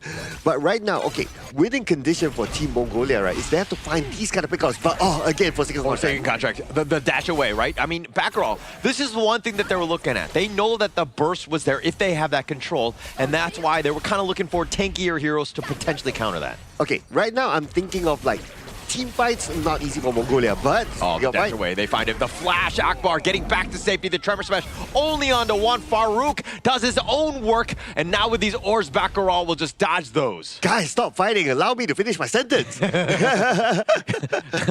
Let's be considerate here. Cloud is talking. Yeah, don't cut me off with your fights. But anyway, yeah. So, Team Mongolia right now, when it comes to team fights, it's not good for them, right? Yes, they have the Tremor Smash, but the Tremor Smash immediately easily countered by the Forsaken contract. So what they need to do right now is try to find a way to do split pushing. So the Byron has to switch his role a little bit here. We don't typically see the Byron doing split pushes, but in this scenario, he has to do something different as a Clash laner. And look at how Farouk is just using that Stupor Slash to the maximum, right? You're doing a lot of work, and now these orbs, Dagvador's dodging most of this. Akbar, though, he's going to dodge his own Resplendent Revolver, and he gets on back. But again, every single time that ult is available, you want to be looking for some sort of gank. Oh, but speaking about a gank, it could happen in the middle here. I'm looking at their movement. Look who's going to initiate. Oh, now the more Forsaken contract, but the Fever Barrage Akbar! It looks like he will go down, Baltuzzi, with the play. Oh, not enough follow-up there. The Forsaken contract was great, but then again, not enough burst damage. And Ismail he's not ready yet to deal that level of damage to finish off his opponent that quickly. So he still needs to kind of move around with Umid-John. That will be the best case scenario. Hold hands, go around the gorge, and try to find targets. That is the best. Play it like a Liang Priestess Frost combo. Yeah, actually, I feel like that's what's lacking in my ranked games. I need somebody to hold hands with me as I play, because sometimes I go into like those places without any vision, and then I get just jumped, and I'm just like, oh, if I just had somebody. Tip number 1, wash your hands.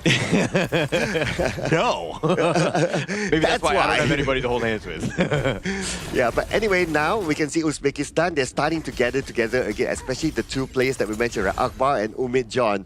But now they break off again. Okay, all right. Hopefully they get together because they have a very strong early game advantage with that sort of combination, with the fact that both players have their ults. Yeah, and Dark Impact, now with that burst ram, a little bit of control onto it. Backroll coming out worse for this one, but the minion wave had been cleared.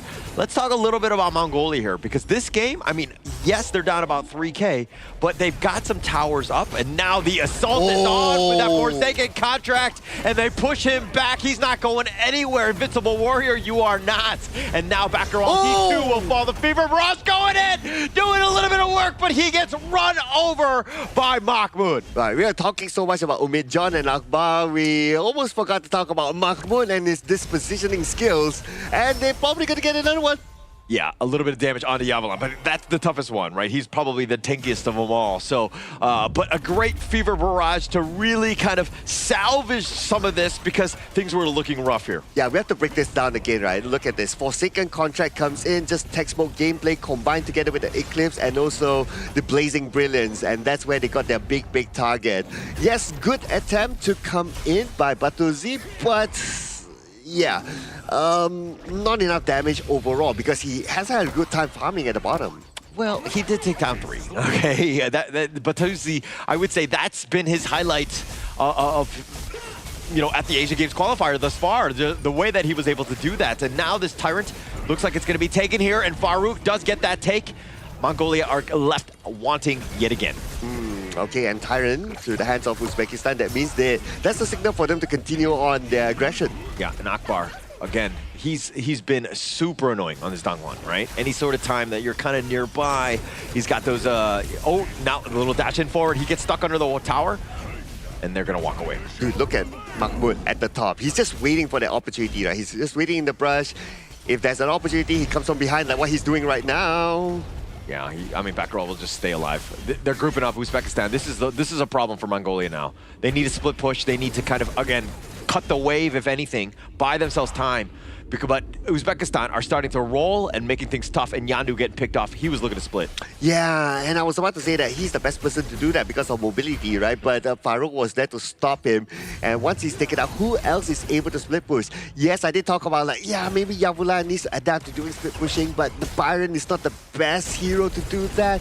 And even when if we were to talk about itemization, right, he went for the Blood Rage first as his first item. It's a tanky item. That means he's meant to be together with the team, not to play split pushing. So right now they have to find another answer to how they want to try to open up the map a little bit more by doing the split push. Who would it be? Frankly speaking, it's hard for me to answer, but if I were to pick one name, maybe Yondu has to do it.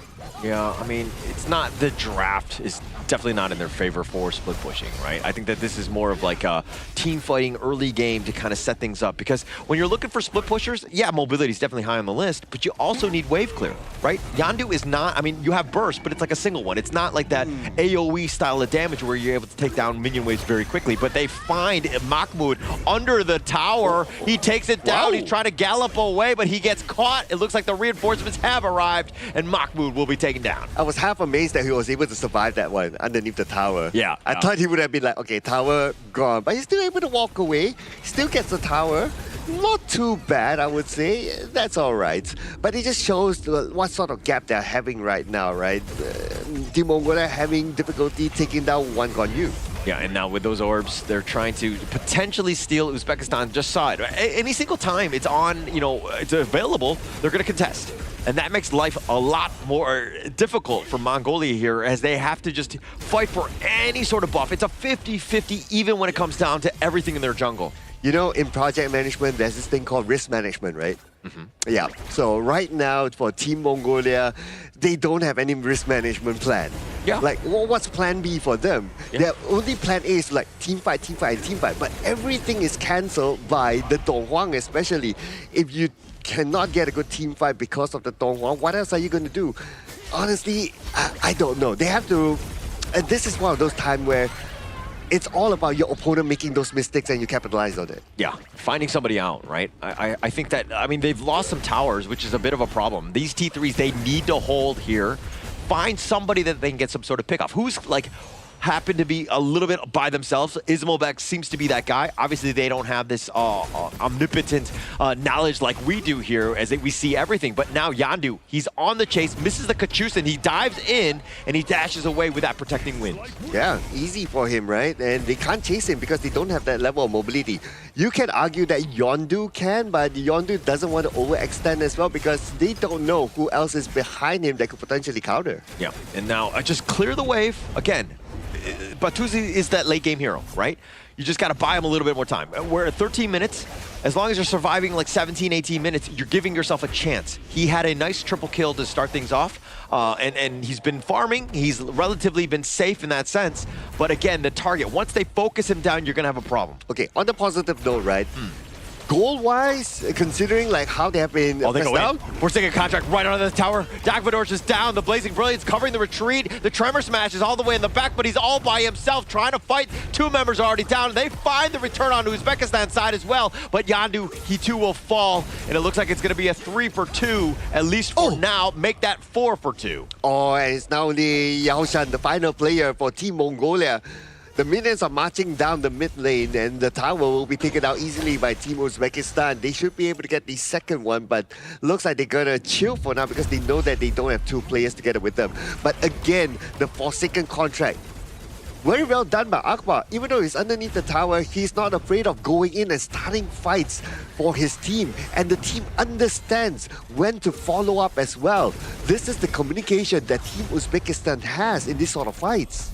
They were able to kind of just work around Batuzi, right? Like the way that he was going in, Farouk was able to kind of snipe him out, making sure that he was doing, like once he goes down, like you're mitigating so much of the damage that they can potentially throw on you. So Farouk understanding target priority here, and now it looks like the Tremor Smash only on the one, finding Farouk. He's just trying to dash away, does get on back, and now Akbar has shown. Soaring Green Dragon not able to connect, but they get the Forsaken contract. Dagvadorj down again. Yes, right at this moment, as long as Akbar has his teammates around him, he can catch anyone. He can catch Dagvadorj, he can catch Yaoshan, can catch Badgarel, no issue. As tanky as they are, they cannot hold this amount of damage output by Uzbekistan. So they need to be like, even, I don't know, they need to wait for that to be used somehow onto a target, and then they try to counter-engage. That's the best that Team Mongolia can do. Yeah, and Mongolia, I mean, they need, if they find Imagine and Ismobek, those are the two guys, right? Finding them across the map somehow, getting some sort of angle. Best case scenario, backer roll if he's able to get that Tremor Smash. And then you have like Yavalan on top of that with those Storm Strikes where you're doing a little wombo combo. It looks like Mahmoud, not the greatest of targets. The Tremor Smash, they're going to try to commit for this backer roll. That might have been a little too much. He needs to get on back to safety. He's trying to run, and these impacts are going to do a little work. The Forsaken contract, and Yavalan is down. Oh, well, the tower got Akbar though, so that's a little bit of a trade-off for the teams. But Akbar, he has done his job. Forsaken contract goes in, gets one player, that's it. That's all he needs to do. And now the rest will be done by his teammates, and they will focus onto the top instead. Yeah, do a little bit of work here. I mean, Akbar, you'll be happy with that, right? Because now with 4-on-4, you have even more space to potentially kind of take some of these towers down. So you're kind of opening up the map a bit. And I mean, you're going to be happy trading away your roam for a clash here. And this time, Uzbekistan, okay, they could be in a hurry, but they have to be careful there not to overexpend themselves. But look at the damage absorbed by Badgarel. Bakkarel while the tower was down. Yeah, so Bakkarel was trying to go for the players, but the biggest piece was the Vanguard, right? You got to just clear the Vanguard as quickly as possible. It didn't seem like Mongolia were on the same page there. Yeah, it feels like, okay, do we want to clear? Do we want to focus on taking down someone? Not too sure. But I can totally understand what they're going through here, right? It's that if you're pressed, if you are pushed to the corner like how they were, then it gets kind of difficult to decide on one decision. Decisions need to be made like split second, and they can change just like that. Yeah, and now Uzbekistan on the prowl, looking to end.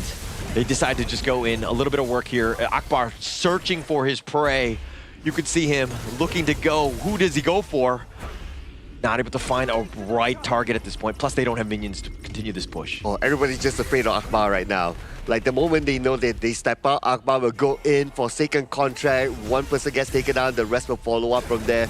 And that's why they cannot engage onto Akbar right now. Yeah, and you know that, oh, now they're going to use it. They find Bakkarel. That's going to open things up. And the Fever Barrage on the back, but he's going to be picked off. They have enough to take him down. Yandu was fall as well. They've got the Razor Cavalry with these heroic charges, just bashing them around. They will take him down left and right. And Dagmadorch will go down as well. And it looks like Uzbekistan, off of the ace, will take game number 2, and they will sweep Mongolia out of the Asian Games qualifier here.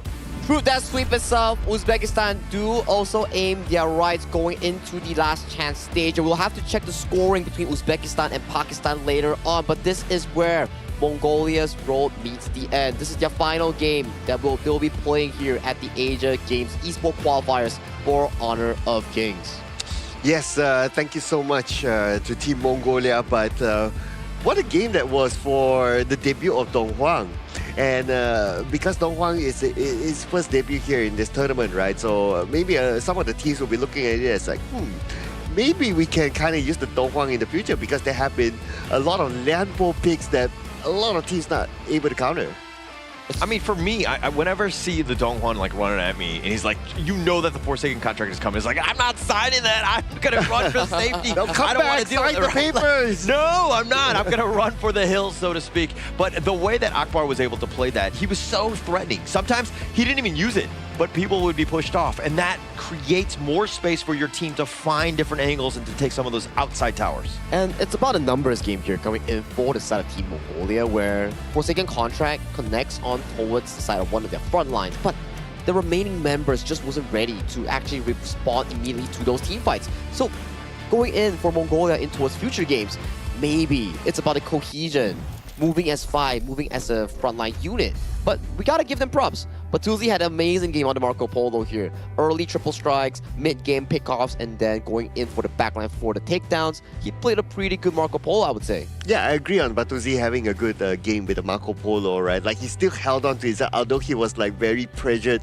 at the bottom lane and all that, right? But imagine if you remove the Dong Huang from the equation. Yeah. Batuzi would have been like, let's go, right? Let's go, yeah. Yeah, because he would have the support from his team, and then he can goes in and does his thing, right? But yeah, the Dong Huang was their bane. Yeah, and also, like, in terms of just execution, though, I mean, like, you're thinking Bakkarel with that Tremor Smash. If he is able to time that properly, right when the Fever Barrage is coming in, you have, like, such a disastrous way to just take over that team fight. Right? And then it seemed like they were a little out of sync. Like, one was going at once, and then the Fever Barrage would be late, and then they would focus in and take down Bakkarel. Like, it wasn't, like, perfect on this one. I want to be fair to them, right? Because if you're the Marco Polo, right, and you've seen the Dong Huang does what the Dong Huang did a couple of times, right? You also self-doubt. Like, okay, if you go in with the Tremor Stash, can you Tremor Smash, right? Yeah. No. And then, like, would it be worthwhile for me to follow up, or should I wait for that to end before I come in? So that's why there was some disparity there.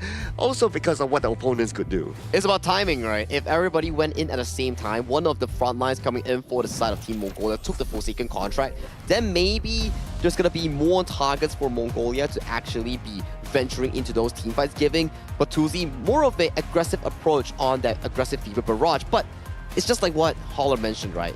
The discrepancy on the follow-up is like left one like early 5 seconds, right one late 5 seconds, so on and so off. Yeah, and if we're looking at Dagvador's KDA, I mean, he's 069. Other than that being a nice number, I think that he was constantly focused. You know, like every single time, like the Forsaken Contract, the Angela, the Chaos Cinder, that burst, that 1-2 combination really made him mortal. He was not able to kind of find those backlines and to get on top of some of those squishies. Yeah, item-wise, yeah, it's pretty decent, but then again, the gap is just too far for him to really tank. That's why we didn't really see him being that effective of a tank inside of this game, right? But there's also the Blazing Brilliance that cut through all the tankiness of either the Kaiser or even the Byron as well. So it was a very difficult game for them to tank. It's a very good 1-2 combo, right? I would say that every single one of the Forsaken Contract coming in from Akbar minimally forces a common skill flash coming in from Team Mongolia. If not, it will always break through one of the key targets. And this is the post-game damage output. Nearing through the end of the game, Farouk was doing a lot of damage on that Levi. He was constantly stacking that passive to unlock the ultimate and going in for those aggressive pokes. And you can also see coming into Team Mongolia, it's at what we saw. But Tuzi was trying to hold the team together, trying to find those miracle moments in those team fights. Yeah, and actually, I mean, you're going and looking at the stats here. I mean, Batuzi doing almost everything that he could on this Marco Polo, and that and like Yandu trying to find some sort of pickoffs left and right, while Bakarol was, again, being that frontliner, which you need. So that's like the core set. Yavalon, again, not finding the right angles, Dagvador's getting picked off. It just seems like some things were a little out of their hands because Uzbekistan, the way that, again, they were able to initiate, start those team fights, they always usually had a man advantage. Can I just say that Team Mongolia, in my opinion, I think they did well. Yeah. I think they did well in this game, right? Like they had the draft, they had the idea, they had the game plan, but the gap was Uzbekistan, that Donghuang combined with the Angela and so on and so forth kind of countered them. So that's one. But what could be improved from Team Mongolia in this draft is that having a plan B. Yeah. Like their only plan was like, okay, we are a team fight combination, right? But if the team fight doesn't work, like do you have a plan B, like split push or something like that, right? They don't. They need more time, right? Yeah. Because I think these sort of little mistakes that causes into game loss and the team cohesion that we keep mentioning about, these sort of things come through time, training, and more games in towards Honor of Kings. Once they get more games as a team towards together and more practice in towards maybe something like Peak Tournament or their own solo practice, then maybe those issues that you mentioned gets progressively fixed coming in from a young team like Team Mongolia. Yeah, and actually from day 1 to now, day 7, we've seen the growth of this Mongolian squad, right? You talk about the lack of experience, 100%. Like, they get that, they're going to be formidable because they just got so much better in a short amount of time. And we're seeing some of the highlights here as they were really able to take the fight to Uzbekistan in Game 2. Yeah, I mean, a lot of these highlights will be the Dongwon highlights, right? Just look at this. Again, for single contract, sometimes you get the takedown, sometimes you don't, but that depends on who's there to follow up. It is quite clear that Umid John, if he's there, they will surely get the takedown. There's going to be another example here on screen. That's just painful, right? Forsaken contract into the highest burst mage coming in towards Honor of Kings, but this is a beautiful one coming in from Batuzzi, finding the key moments in towards the backline, showing signs of success of that Marco Polo pick that they drafted in the final phase. Tuesday there with that highlight reel of that Fever Barrage. I suggest you put that on your LinkedIn because that was amazing. But going into this one, I mean, this is where that control, even under the tower, Akbar willing to sacrifice his life, realizing that, hey, if I get that, if I could trade away myself for anybody, I'll be happy for it. And this is that final fight. Unfortunately for Mongolia, they do fall here.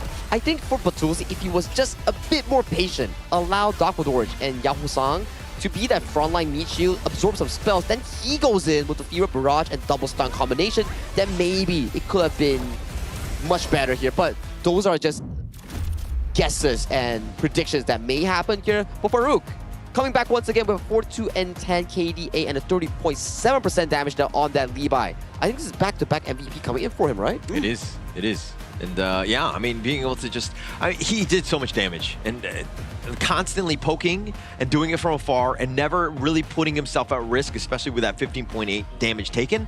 But he did quite a bit as well, 30%, pretty high on the team. You know what? If I had the choice of picking my MVP, right, it goes to the Donghuang, man. Yeah, it goes to the Donghuang. Oh, yeah. Yep, I gotta show Rome some love, man. I agree. I feel like in that game itself, where the roamer coming in for the side of Uzbekistan, which is the player known as Akbar, he was having a lot of engages on towards that Donghuang, finding key targets and finding big moments in setting up the pacing here, coming in for the entire team of Uzbekistan to push forward that lead against the side of Mongolia. And I think that with the actual stats and the numbers calculated, Uzbekistan have punched their way into that third slot here. So congratulations to them as they go into the last chance qualifier. Yeah. Yes, it will be interesting to see how they continue on from there with their learnings. But yeah, based on the games that we have seen, like from their first game until this game, right? The fact that they could bring out the Donghuang is like, oh, okay, it's not only... I don't feel like it's an experimentation, right? I feel like they know their game plan. They know how to combine that with the Angela and all that, so they have a lot more cards underneath their sleeves. And we were saying that Uzbekistan relies on their tried and true, which is the Kaiser Futsu plus the Dolia combination. But not a single game today that we actually get to see that. They brought up something different and they still managed to win convincingly against Team Mongolia, putting Team Uzbekistan right now in towards the last chance stage. Sadly to say, Mongolia and also Pakistan has been eliminated coming in from Group A. Yeah, it's the evolution of the draft as well, right? Their showcasing thing might not be the greatest thing because obviously they were looking to punch their ticket into the third slot. They finally got there, but now you're kind of showing your cards, as you were talking about, now to all the other teams that are going to be maybe going into that last chance qualifier as well. I mean, what better time to show your cards, right? It's like, okay, this game is important for us. It means a lot whether we qualify to the next round or not, and they put it in. But I'll be interested to see like what other cards do they have. I'm sure they have more hidden. I mean, they still have yet another few games to come in the last chance stage, so that's where they need to bring out all their cards. This sleeve, that sleeve, at the pants, you know, in the pockets. You gotta review all of them if they really want to make it to the main event. Because in last chance stage, if you were to remind the folks here watching this tournament, you don't immediately advance, and there's only one team out of 4 third placers that gets to get the final spot, the 9th spot, going into the Asian Games main event. So I'm excited, right? I think that if you're talking about Group A, who would be that champion? Because it's like a representative in each of the groups, right? And all of them going in, I think that Uzbekistan being able to stand in there is going to be, you know, Group A are going to be very proud of having that champion there. Oh yeah, definitely, no doubt, right? I mean, when we saw the groupings after the draw, right, it's like we can kind of like tell a little bit here and there, but there are some that it's like beyond our expectations too. I think Uzbekistan has been one of those teams that defies expectation and made it towards last chance stage. And another team, I think it has been Kazakhstan coming in from Group C. They beat Vietnam yesterday and it shocked us and the whole internet. Everyone was thinking like Vietnam was going to take it easily or at the very least 2-1 against Kazakhstan. But the way that they did it, convincingly and in their own playstyle of team fights and jungle assassins way, these are the things that we want to see moving forward in the final few days of our Asian Games qualifiers. And that's why it's been exciting, right? Seeing some of these teams, they're a little bit of an upset. Like some of these teams we don't know as much, but now that we've seen them on the stage, it's been impressive, and they've been able to kind of control things and to take over, right? I want to see some great games, and that some of these teams have really stepped up to kind of answer that call. Yeah, Uzbekistan, that message is for you, okay? Yeah. Honestly, before we started this tournament, I see Uzbekistan, the lineup is like, okay, I don't know where will they end up, but yeah, they're making me impressed right now with their draft and how they execute their gameplay. They had a little storyline, right? They are the only team to play a BO3 with Pakistan fully, our first 3-game series ever, and it came into what, Tempest Dragon games, into back-to-back reverse sweeps, and then coming in with niche picks like the Kaiser Jungle, Futsu Clash Lane, and then just now with the Donghuang Roma. So I don't think we get to see much of this often, but yes, you can say that it's not the best of the meta picks, nor have they played a perfect game. But when you talk about how they're able to find their comfort and converting their comfort into game series wins in such a difficult group, that is something that I think is really nice to see. Yeah, and actually thinking about back on that, I mean, they were down 0-1. They lose that one, Pakistan takes their slot. They would have been eliminated, right? So like all of the little baby steps, all the good decisions, all of the little wins just to give themselves a chance was just enough to get them into that third slot. Hey, I want to ride on the point that you mentioned about, it's not meta picks and all that, right? Well, I guess if you win games, it doesn't matter whether you go for a meta pick or not, right? As long as it's effective enough to use in the game, based on the game plan, based on what they have already practiced, they win, all good. All good. I mean, as long as you win, that's the clean slate answer. You can be picking 100 meta heroes, and if you don't deliver a win, it doesn't matter here. But congratulations once again for Uzbekistan for making it to the last chance stage here. Their road doesn't end as they will be facing off against Group B's third place and then going into the final moments to find whether they can actually make it to the official event of the main qualifiers. All right, going into this one though, who had it on their bingo card where Uzbekistan was going to be third place in this group? Not me. Hopefully not me. Definitely not me. Not me. Right, well, okay, would you think it was Pakistan or Mongolia? Like, what were your, like, between the three? I mean, we know what we know now, but, like, going in, I don't think I had, I think I would have probably put Pakistan there.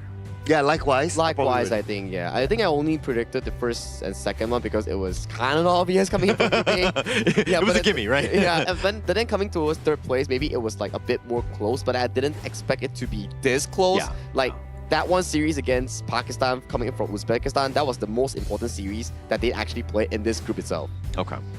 All right. No, because it's always interesting seeing, like, I wish we did a little bit of the predictions just to kind of see, and then we can make fun of that guy, to be honest. But, you know, I think that there's been a lot of surprises, even in not only in Group A, but throughout, right? Even the leaders that we're talking about. Look, I'm happy to see some of these other regions really get some of that spotlight, if you will. Yeah, likewise as well. Likewise. I mean, not only in Group A, right? Like in other groups as well, there were a lot of surprises for us. Like, even I was talking backstage with some of the guys here as they were following the game, right? And they're like, oh, you know, this team or that team, they didn't expect this, they didn't expect it. They thought that this team would have been up there, but no, they're actually down there. Yeah, that's why this tournament is so fun to watch. You can't decide things before it actually plays out. So that's the beauty of mobile games or esports in general, because everybody has a shot. Because when you pick like 5 heroes each, it's always going to be depending on how you execute them as a team and how you control that mentality going in towards that play itself. But the interview is ready coming in for Team Uzbekistan, and we do want to congratulate them after that win. So let's check out with Mara, with Team Uzbekistan representative on the stage. So Mara, if you may, please lead the interview.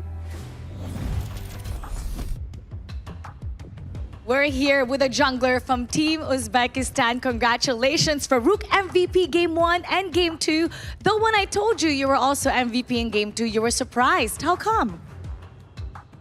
Birinchi o'yinda damage qilib berdim. Unda shu MVP olishim aniq edi, lekin ikkinchi o'yinda shu Libo olganimda olishimni bilmadim, chunki ko'pchilik yaxshi o'ynashdi. Masalan, XP Guanyuda yoki Dunhuan, Romda yaxshi o'ynab berdi. Ular oladi deb o'ylaganim, ikkinchisi haqiqatan menga surpriz bo'ldi.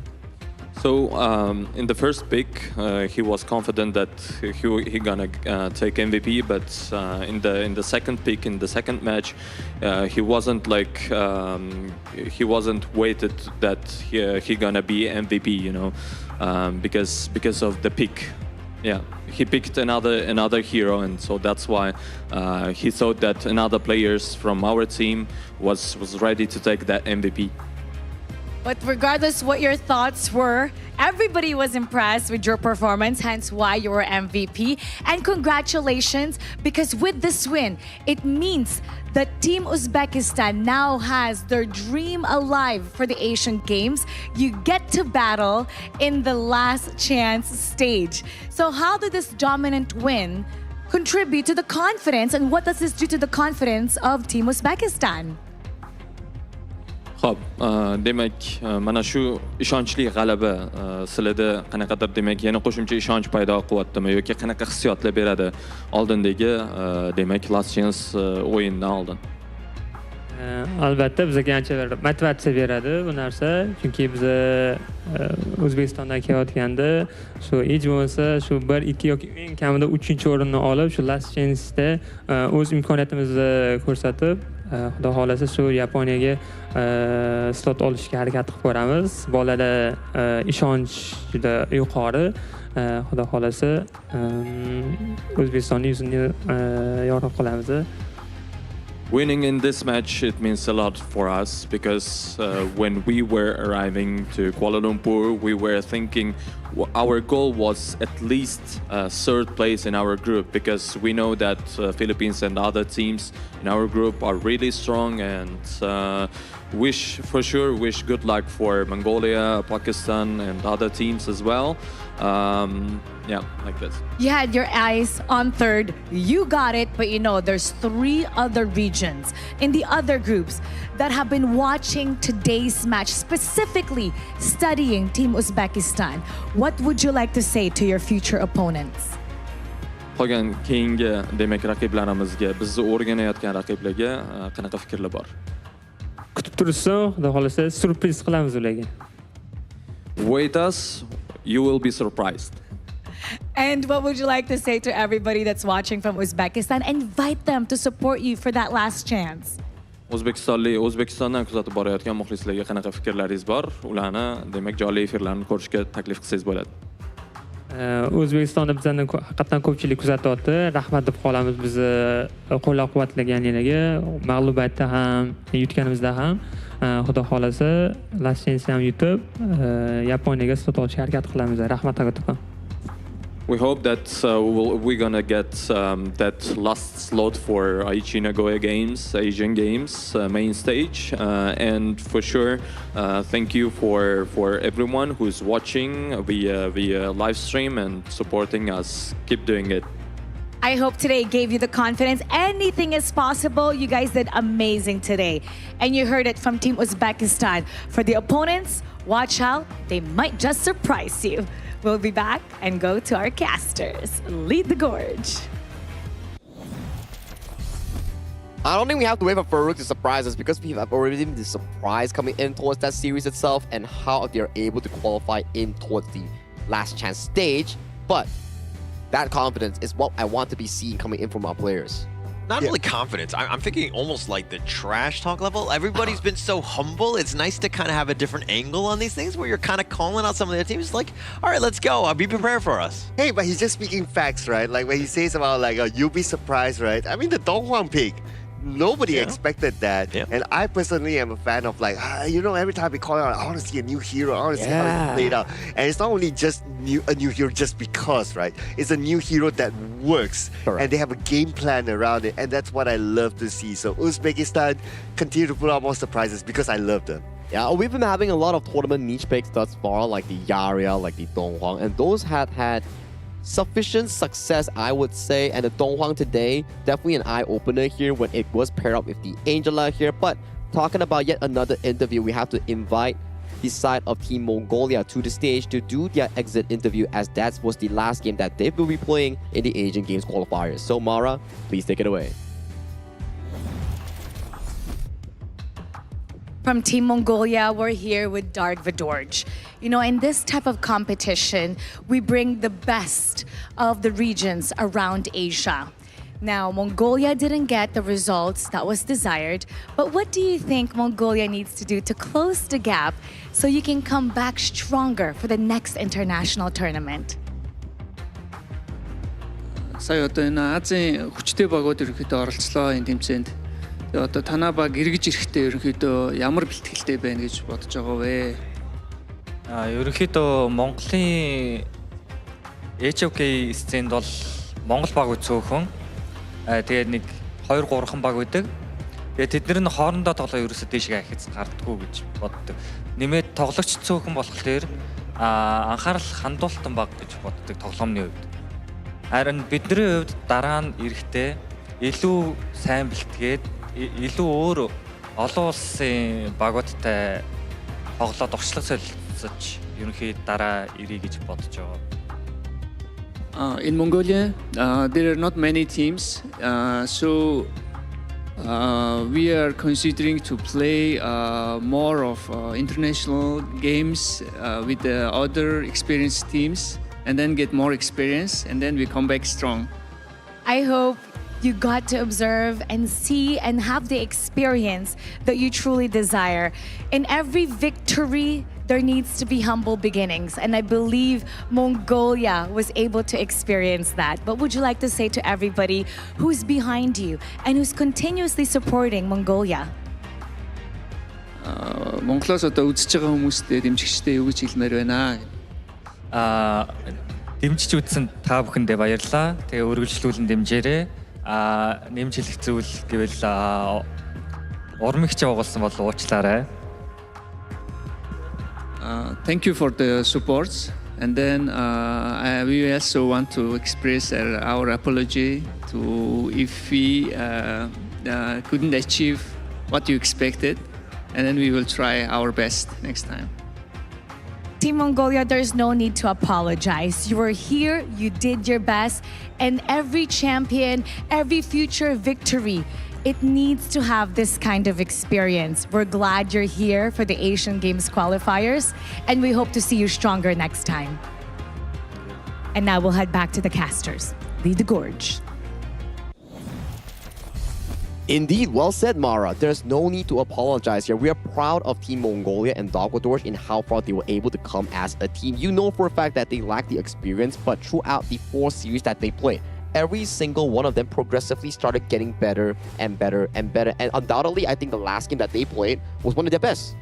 It took us a while. I mean, yeah, the growth was definitely there, right? I think that this is a team that's just a little bit, lacking in the experience department. Once they get those reps in, they're going to be much better because we saw in 7 days just how they were able to grow, and it was exponential. Yeah, and also you kind of think about it, right? It's an honor to play against some of these amazing teams, right? Like they get to go against Team Indonesia, Team Philippines, and a creative team like Team Uzbekistan that will give them that experience and that know-how on how they could adjust themselves for future tournaments. So whatever it is, it's still a good takeaway. Yeah, I mean, if I was in the same shoes and I had to play Indonesia or the Philippines, I too would question my life, right? I think that there would be the same level because they are just on another level, right? And they're just very, very good. So playing against those guys, it's almost not even fair to them. But I still think it's like a good setup, right? It's a good starting for them. It's like, okay, I want to be at that level. So they're like, okay, this is how Indonesia and Philippines play. It's a strong level that potentially in the near future,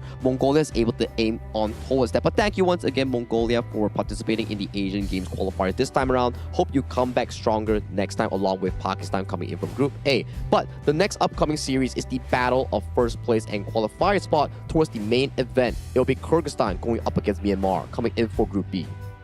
Oh yeah, this match is going to be really, really interesting as well. Yeah, looking forward to that one. But you know what else is interesting? What is it? It's the official gaming phone for the 2026 Asian Games Esports Events Honor of Kings qualifiers, ladies and gentlemen, which is iQOO, the exact same phone that is used by all these amazing players. You saw that amazing Dong Huang play earlier on, how he got that Forsaken contract in on point, and that's thanks to this phone. And actually going back to the matchup coming up, I mean, Myanmar right now, guaranteed at least top 3. And then if right now it's up for, Kyrgyzstan to play spoiler, right? If they were able to win out, we could have a bit of a tie, and it could be a little bit of a shakeup in terms of how that group is going to actually play out.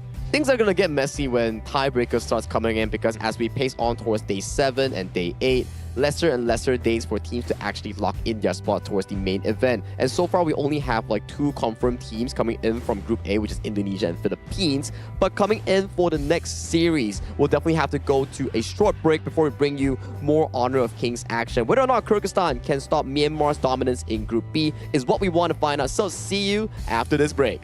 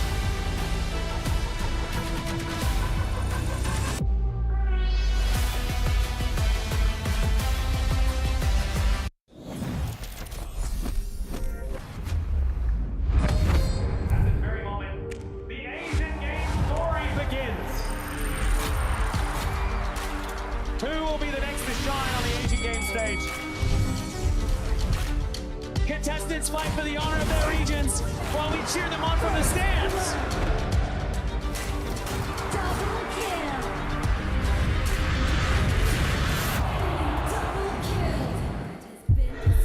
This is a challenge, but it is also an opportunity. The tide has turned.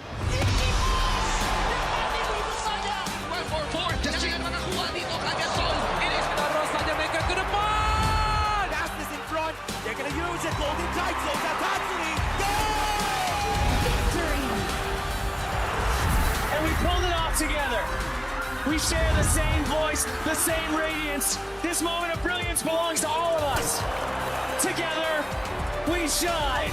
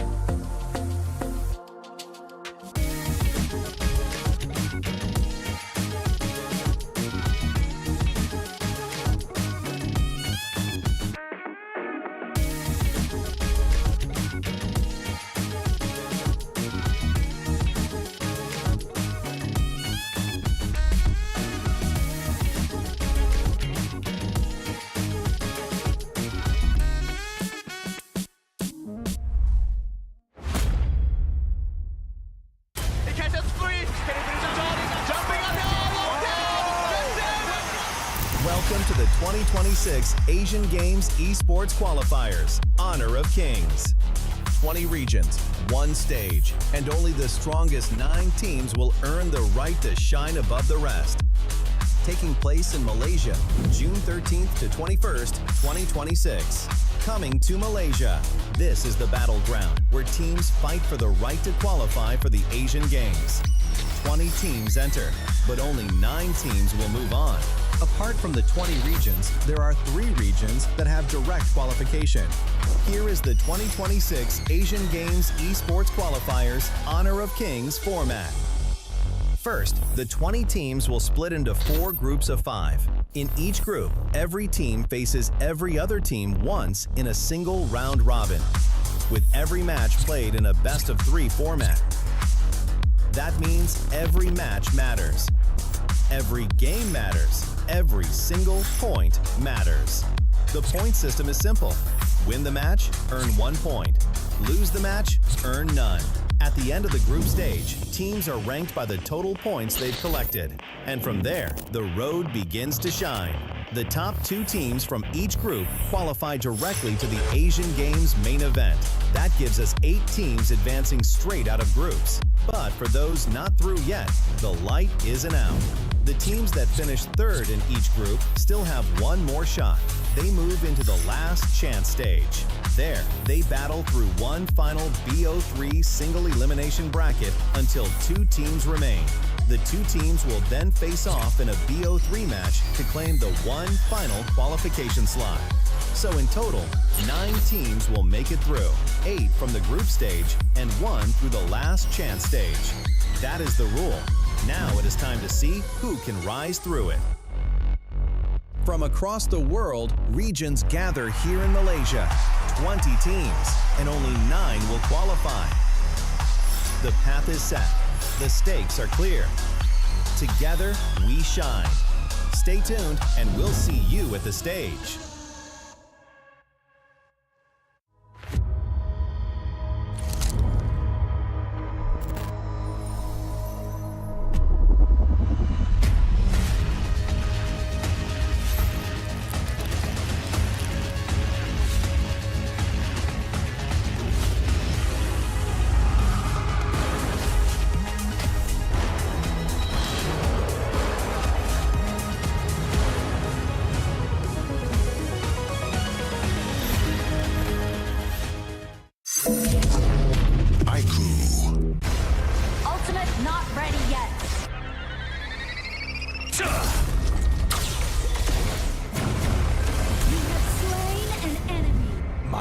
magic murmurs in ecstasy.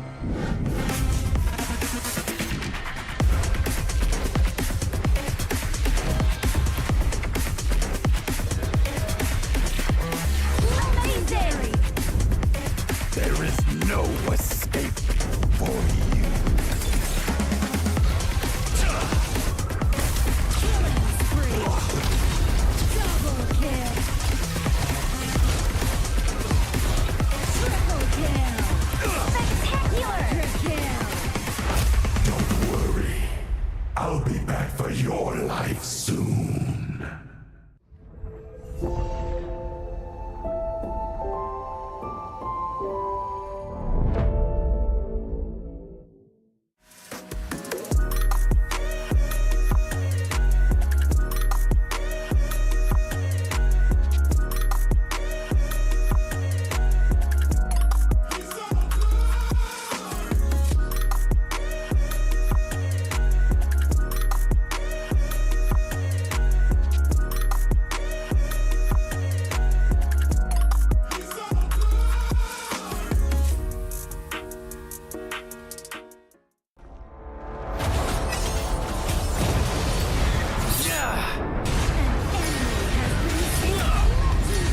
Double kill!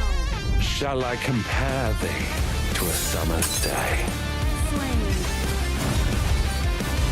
Don't engage. Slain. Don't crush us like insects. Slain an enemy. Defend our base. Our high ground tower is under attack. Amazing! Unbelievable! Spectacular! Ah, the fragrance of romance.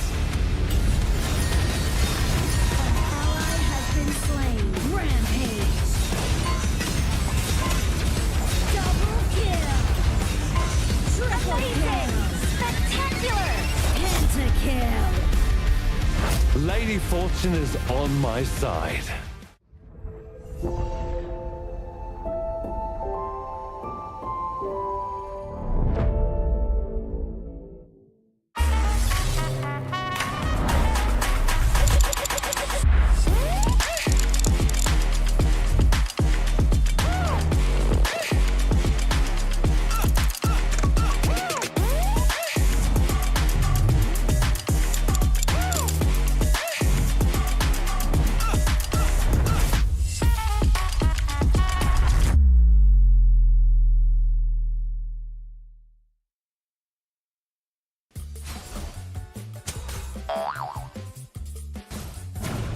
They tried.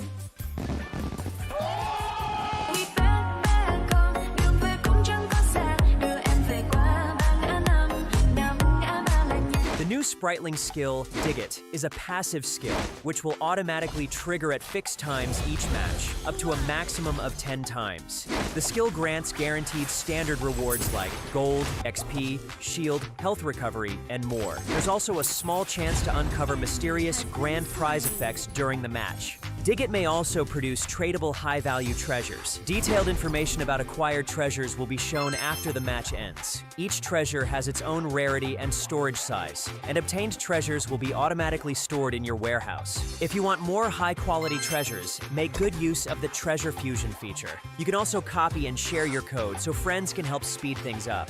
Treasures in your warehouse can be sold for event currency, which can be used to redeem skins, items, and other rewards on the event page. You'll even have a chance to win physical prizes like smartphones and cash. You can also spend event currency to bid on high-value rewards. The auction uses a hidden bidding system, where you can submit 2 bids for the same reward. The highest bidder wins, giving you even more ways to obtain rewards.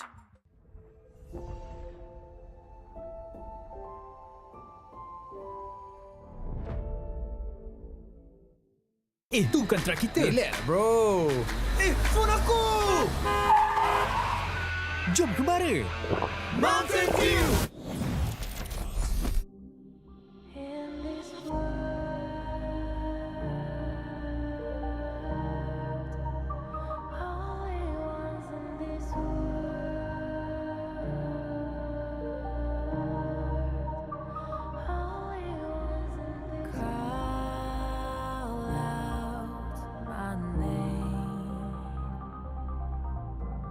Call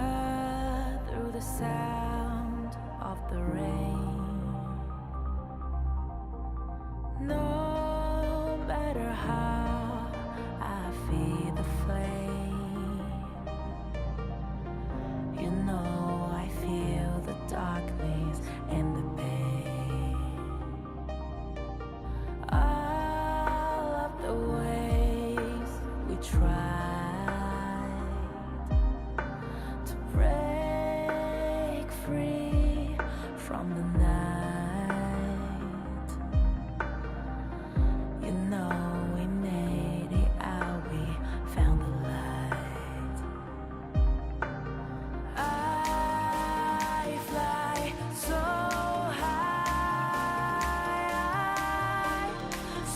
high, light up the skyline. Let's do it this time, like it's a whole new vibrant world.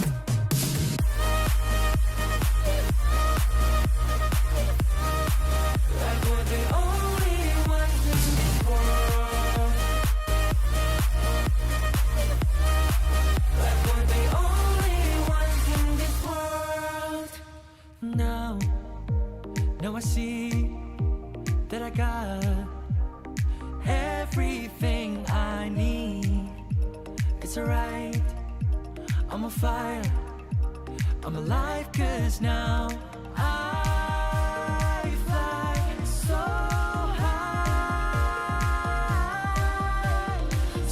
high, light up the skyline. Let's do it this time, like it's a whole new colorful world.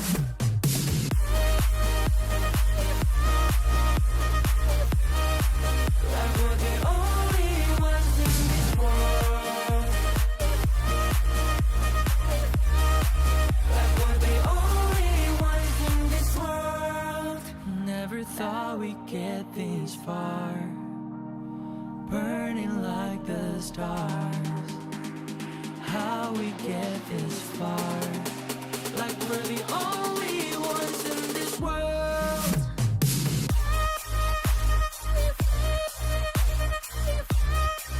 Like we're the only ones in this world. Like we're the only ones in this world.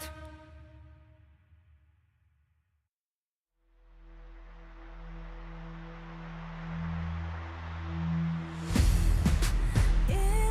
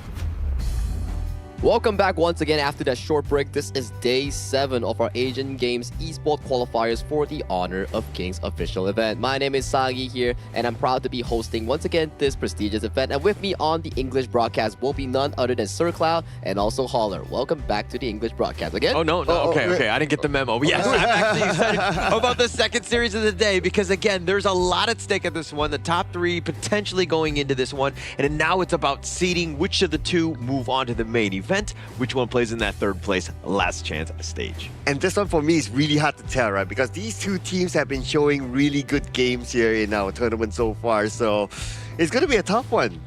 It will be a tough one, right? In a sense where we do look over to how both of them play the game, it's really different. For the side of Myanmar, it's more relying on towards the side of Ant to get those early game objectives. The team plays around his aggressive jungle choices and then they build the lead apart. For the side of Kyrgyzstan, it's more towards the side of Azad's late game potential on that farm lane and making sure that he gets his signature picks and he scales into the late game. Not forgetting as well, the assassin picks coming in from the side of Marlon and also Marapat. Those has been pretty eye-catching as well throughout the tournament. Yeah, and actually, I like it how you rightly pointed out Azad. He's definitely been the guy in Kyrgyzstan. And most teams that have success generally limit him. They put pressure and they take away space so that he's not able to farm. I mean, Dastan has also been the guy as well. So he's kind of stepped up when they need to. But again, those are the 2 you focus on. And the best part is that those 2 players that you highlighted, right? Azad as well as Ian, they're both very young players. Correct. They're both like 16, right? Yeah. So this is like the battle of like who's the better youth player here. I mean, we always love some, young talent coming in towards Honor of Kings. It just shows that there's still more talents to be discovered coming in from different regions. And they've been showing us through the Asian Games qualifiers here that they have what it takes to be the next generation of stars in HOK esports. Yeah, and going into this one, it's funny that you rightly point out that they're both 16, right? Which one is going to grow in terms of who's going to be? Why are you looking at me in terms of like whenever I talk age? I always think it's funny to see these guys because the prodigy, the way that they're able to play, and the level of calmness that they have when they do, right? Especially at that age, I was nowhere near that level. Yeah, but you know where else is everybody able to play, especially a new season? Where is that? Yeah, it's the new update here, ladies and gentlemen. The grand venture has begun. So a lot of new things are happening in there. That includes like you can trade stuff inside for skins. There's the new Dig It feature. There's the new hero called Devara. Man, so many good stuff in the new patch. I'm just like very intrigued with the graphic that's like on the lower third. Is that a Mona Lisa sprite paint or something? It's looking that way. It's looking that way, right? Yeah. Mona Lisa, yeah. You're probably gonna dig it out, in the game itself. Like I've been playing a few games where the spriteling will occasionally dig out some treasure on the ground and give you like 10 to 15 gold plus like the paintings or like the things that you can sell on the consignment market to exchange for goods that Sir Cloud mentioned just now. But that's enough for the official server here. We're in the Asian Games version of 85 heroes that we are referencing from season 13 if I'm not mistaken. And the upcoming matchup featuring Kyrgyzstan and Myanmar. I think we had a bit of like discussion just now, right? Winner cements their spot. For Myanmar, it's about going undefeated. For Kyrgyzstan, it's about tying up the score and forcing that first and second place tiebreaker. I don't like to usually select a team going in, but I just want to choose Kyrgyzstan just because I want the chaos, right? The tiebreakers. I want them to just like to see exactly who's going to end up coming up on top. I want to see some tiebreaker games in this one. Yeah, I mean, so far we have not cemented any tiebreakers yet, right? So let's see this one because the Kyrgyzstan is a team that potentially can do that, right? So yeah, I look forward to it. I mean, ever since yesterday, what happened with Kazakhstan and Vietnam, like all things are not fixed and everything can have a solution if you work hard towards it. But if we want to welcome this exact matchup between Myanmar and also Kyrgyzstan, let's hop into a teaser video introducing the team roster coming in for both teams for this expected matchup here. So let's go.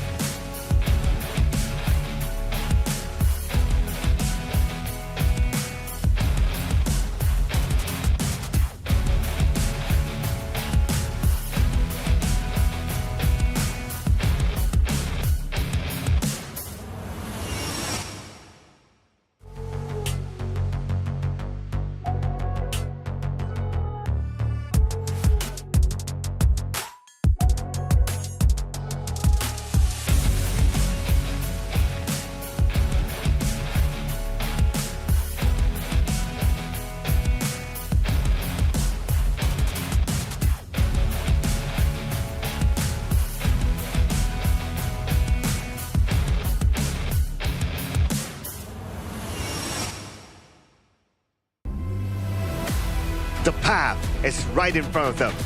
One more win is all they need to secure their place and take the next step forward to the main event. Focused, confident, and ready for the challenge.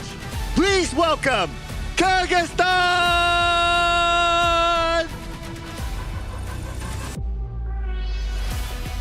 Nobody has been able to stop them so far. Another victory today would cement their dominance over Group B, sending a powerful message to every team in the tournament.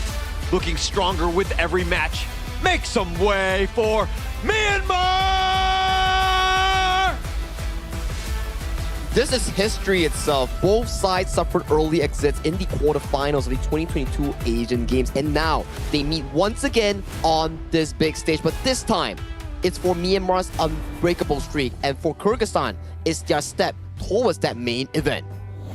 We're going into this one. I mean, walk me through Kyrgyzstan here first. Yeah, we have Zamal back, Dastan, Kovacic, Azad, as well as Marlin. So Azad, not only his photo is very unique and interesting, right? Refreshing, so to speak, right? But his gameplay as well. So we know that he's able to be this kind of player that's very aggressive, right? But remember when he played the Houyi, his Houyi wasn't that Houyi aggressive, chase down somebody and just tap away, right? But his Burning Sun arrows made the play. So he has his versatility on how he plays his farm lane role as well. Yeah, he's always been able to step up when the team needs him, right? And Dastan has also been that guy. I think that these two have really kind of supported one another, made sure that they're in a position to win because of each other's play. And to top off this entire roster, right, the way that they're able to split the duty of carry is really fascinating. But do walk me through as well, Holler. What is Myanmar proposing in their roster? Well, this is going to be Min, Ant, Sai P, Zin, and Sai H. This is a squad that, again, we're kind of on the map of just being like impressing everybody, right? And in the top of the group, undefeated at this stage, they are the team to beat. Oh yeah, absolutely, right? I mean, they've been showing very good gameplay, good dominance as well, especially with Ian giving us a lot of highlights too. So this team is definitely the one to watch. And even before coming into this tournament, a lot of fans out there were saying that, okay, Team Myanmar, in their group, they are one of the top challengers for the top 2 slots. And they're proving it, right, Sir Cloud? So far undefeated yet in any single match or single game win-loss. And they've been practically the champions of their group for as far as they know after playing 3 games now. Now, for the final series that they're going to be playing here against Kyrgyzstan, they need to do whatever it takes to lock in their spot and to show off that they are truly the GOATs of their respective group. And looking at this one, I mean, the hero pool's a bit of a wash, 20-18, not too different there. Even the kills, 78-68. I mean, you're seeing the number of games that they won. I mean, 6 of 6 from Myanmar, but the kills are actually in favor of Kyrgyzstan. What is that telling me? Well, Kyrgyzstan likes to fight. They want to take the fight to the opponent. How does Myanmar respond in this one? Well, Myanmar, they like to respond by playing a little bit faster, right? Just based out on the stats, right? Their first strike rate is significantly higher at 67% as compared to 17%. So they like to play this fast and early. If they're able to get this advantage early on by the first strike onwards, they will snowball. And to top it off as well, if we were to check out the KDA, although the eliminations coming in from the K for the side of Kyrgyzstan is 78 and for the side of Myanmar 68, but take a look at the deaths differential here. Kyrgyzstan games are more chaotic, where Myanmar's games are more tame, is what I'm trying to allude to. Because in terms of the KDA, so far that has been the story here, and the first strike rate having a 17% coming in from Kyrgyzstan, it means that they are able to play in a comeback sort of situation in bringing the game back to an even. Yeah, my favorite part about all of this is that Myanmar has got a 6-7. I knew it. I knew Is it too it. early in the day to do this? I don't know, but we're there now. We've gone to that level. But Myanmar, the way, again, I like the fact that they've been able to stay alive. The 11 deaths, that speaks volumes about the team and their positioning. The way that they're able to, again, just survive and to just take over games. You know, it's lucky enough that they actually got one more kill on towards the KDA side from Myanmar, because that's 68. If not, you're going to be having to do it twice towards us. Well, we're going to zoom in onto the stats even further, right? We're going to compare the individuals before we continue our debate here, right? So Jamal Back and Min is compared with each other. So, of course, some of these stats are dictated by the fact that, okay, one team has more wins, right? There's average KDA, it does favor towards Min 7.5 as compared to 4.1. Average damage taken per minute, DTPM. That's a lot of the Jamal back. So this exact matchup coming in says a lot about the two Clash Laner style, where Min is more of a traditional carry style Clash Laner. Yes, he takes lesser damage, but he returns more in the GPM part where it converts to damage here. It's a different selection coming in from Jamalbek, where he likes to be able to contribute that gold into players like Azad or Dastan, and he becomes that meat shield for the team in being able to scatter off that vision value. So both of them, again, I love the fact that they're both head-to-head on this one, because this is pretty much the eyes of what role and lane you should be looking to get into, because they're the ones that set things up for everyone else. If Zamalbek is able to get to the back line, if he's able to create all that chaos and that damage that you're seeing, they're going to have a pretty good time. On the other side, Min, if he's able to mitigate, again, be that farm carry, if you will. Yeah, very different playstyles, right? And when it comes to the hero pool, yes, they're equal, 4 and 4, but I believe if we were to dissect that 4 hero pools that they have shown, it could probably be very different just because of the playstyle and the stats that they show here. Now, we've seen different variety of the Dharma pick as well. Some likes to go the full tank build, some likes to go the full damage build here. So it depends on how the player actually plays out that specific same hero with a different spell. I can see Ant definitely feeling good, you know, thumbs up towards the cameras here, showing that he is confident coming in towards this series. But coming in for this specific game number 1, Myanmar has side selection. They have chosen the blue side with Kyrgyzstan going towards the red side. What does this say about this specific startup here, Holler? I mean, like, are the teams going to be ready for it, right? I think that's, both of the guys have kind of done a lot of the research in terms of what they will be potentially looking to draft here. I kind of want to address the fact that, like, you know, Ant was smiling and waving at the camera. It just seems like they're growing, right? They're getting comfortable under in the spotlight. And, you know, on the other side, Azad is also kind of taking the limelight as well to kind of just take advantage of the situation, right? And to be able to truly shine and to be like, hey, I'm out there. This is that confidence. And going into this game, we're going to see nothing but those guys go head to head. Hey, if you're a clean group game so far, you have to be confident, right? Oh, yeah, but let's see what sort of confident draft will they put onto the table here. Will we see something new? But we're going to see the Guan Yu that is either heavily contested or heavily banned here in this tournament being picked up by Myanmar. One of the highest pick ban rates, I would say. It's always there. As long as it's available, it will be locked in or banned away, as you mentioned there. Kyrgyzstan hovered towards the Xiao Jiao here. We'll be taking the Zhang Fei as well. Very similar towards their style of playing defensive team fights, where they like to be having the options per se here. Now for Myanmar, do they go for Ant's Ukyu Tachibana here? It's still widely open here. They do go for it. This is starting to look like a very strong early to mid-game team fight and skirmish competition coming in from the side of Myanmar. Yeah. Myanmar, they're looking again to kind of use Ian's special play on the Yukio and just like assassin style, finding again this Aqiao, finding the next carry that they look to pick up here. And it's kind of like everything revolves around Ant of just like protecting him but stunning the opponent. Okay, so we have big boys here, Lapu Lapu, we have the Zhang Fei as well, so it's going to be interesting.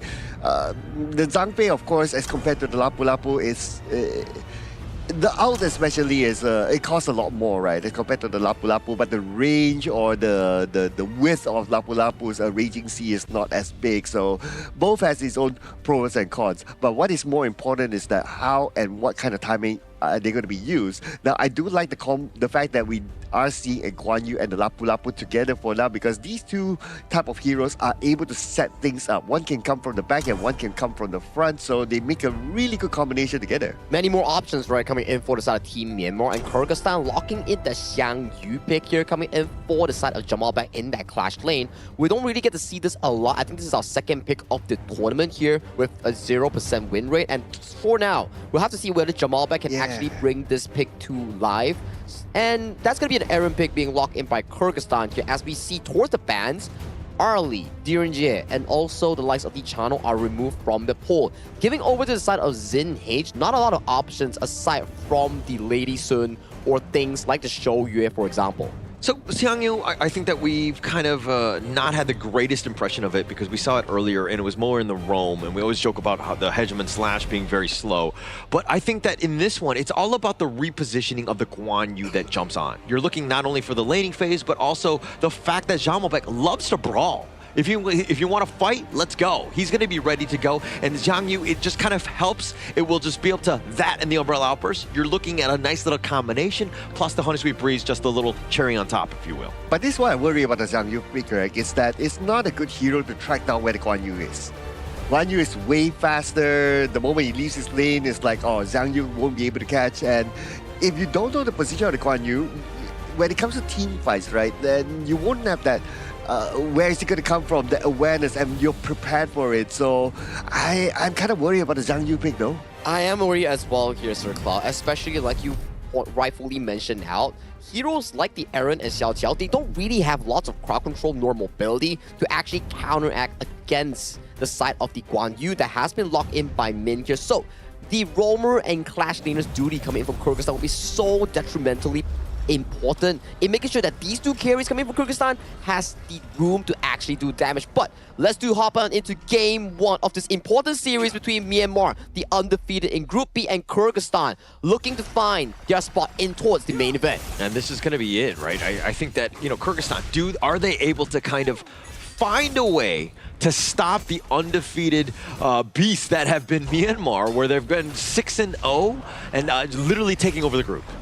Yeah, and that's the reason why they're there, right? Because they're playing aggressively, just like what they're doing right now. They play aggressively. They try to win very, very early jungle objectives, and looks like for this one, yeah, they did. Oh no, he actually used the Leaping Savior forward. Marlon is in a bad spot, pushed away, and it looks like Marlon does not going to survive as Ian gets first strike. Okay, I mean, if you use the Leaping Savior, and it has a cooldown of about 6 to 8 seconds depending on what level you are, right? So at level 1 is a maximum of about 8 seconds.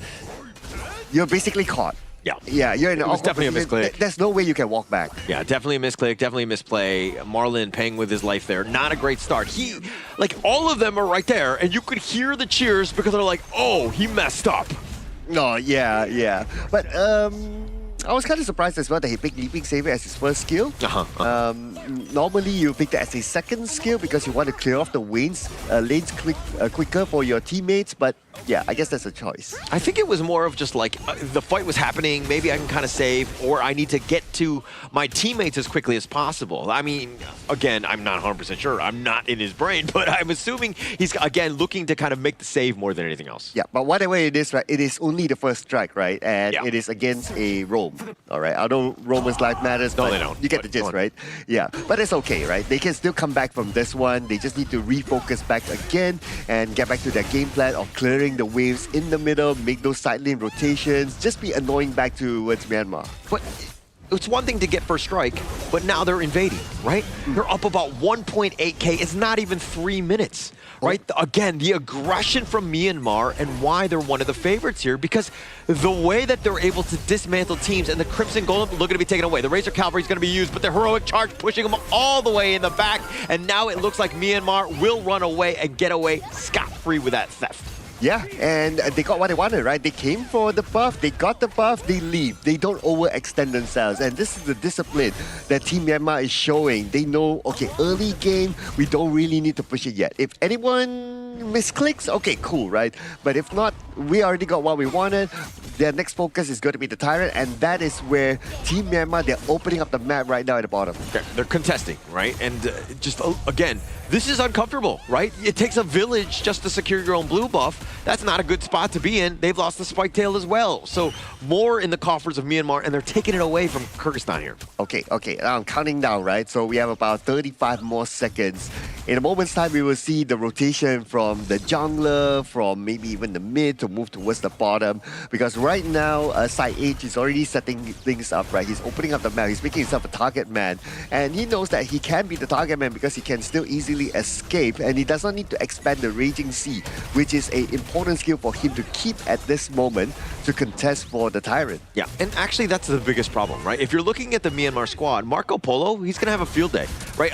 Assuming that he's able to kind of dodge the Umbrella Outburst, which is a long cooldown, Hegemon Slash, another big one, Honey Sweet Breeze, as long as those are the big pieces. But if you miss one, it might be teamfight losing because you're not going to have it again at a later time. But now the charge away, Zamovac getting a little bit low. He's looking to just stay alive. He somehow out heals it. Mid is a little bit low himself, but the Kumanich is going to be the first to fall. Marlon now with that Ferali form, he's trying to run away. Azad had been taken down. He actually went back in. A double strike and free food for Int as he takes him down. Zamovac is going to be taken. That's a triple.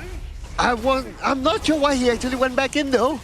Like, he already survived that one, he used the Umbrella Albus, he had the extra shield, he could just walk back.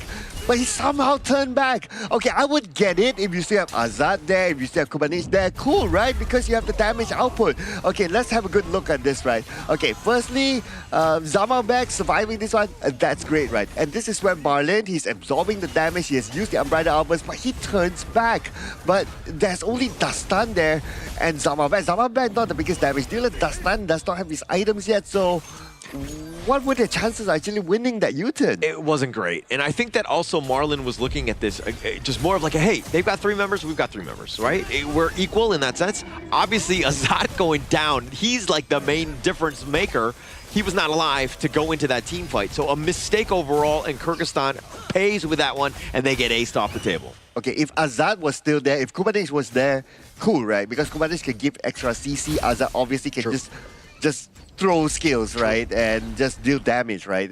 But yeah, whatever it is, hopefully they'll be able to reflect on that one and really time their attacks better. Yeah, and this is also when you can kind of feel like the nerves are a little bit under Kyrgyzstan, right? The flash away Zamovac will survive, but just barely on this one. And it seems like they're kind of playing a little out of character. They're trying to force things. A little minute stun on, and the Umbrella Outburst just to keep him alive. The Razor Cavalry sending them all back. They've got the Raging Sea. That's going to be used as well. They find Zamovac, but they get the return kill in mid.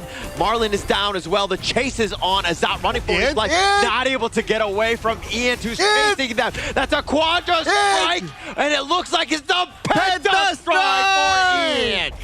What a Penta Strike by Ian. He just went in and in and in and in, and he got all of them. This is Team Myanmar believing in their Wonder Kid. Wonder Kid, the Wonder Play, the way that he's able to get on top. Again, little bit of, you know, Kyrgyzstan was running for their lives, but the way Ian was just able to constantly chase him on this Yu-Gi-Oh! Okay, just look at this again, right? So first they isolate these 2 players behind. They take down Zamovac, 1 tank down. They take down Marlon, 2nd tank down.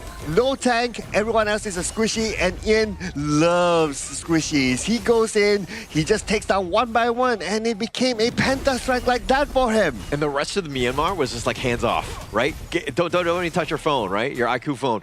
And let them make sure that Ian gets that Penta Strike, because he was just completely setting it up. He is an absolute monster on this Yu-Gi-Oh! For the record, this is the 2nd Penta Strike that we've seen here so far in this tournament. So great job here by the young prodigy of Team Myanmar. But they go in.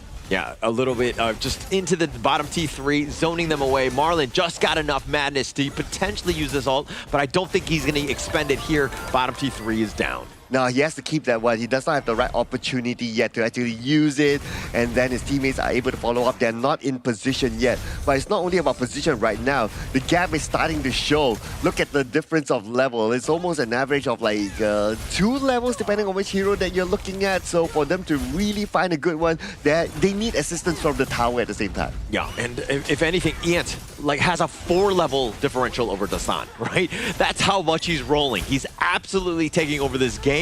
If you ever wanted that moment where you're like, okay, I need to just take over, this is it, Ian, showing how it's done. Oof.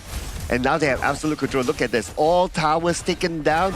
The Overlord is still open though, but we are at 8 minutes. So if Myanmar wants to go and take the Overlord, might as well wait for the 10 minutes. Yeah, a little bit of a misplay by Azat. The Raging Sea covering the return. Oh, the Razor Cavalry with their own charge, pushing them all into your team. All members of Kyrgyzstan are down, and Myanmar are going to take game 1 at the 8-minute and 37-second mark. 16-1 in terms of the score, and gets a Penta Strike coming in for game 1 itself. They are definitely feeling it, and they are looking heck strong going in towards the series. Oh, this is solid. Solid gameplay by Team Myanmar.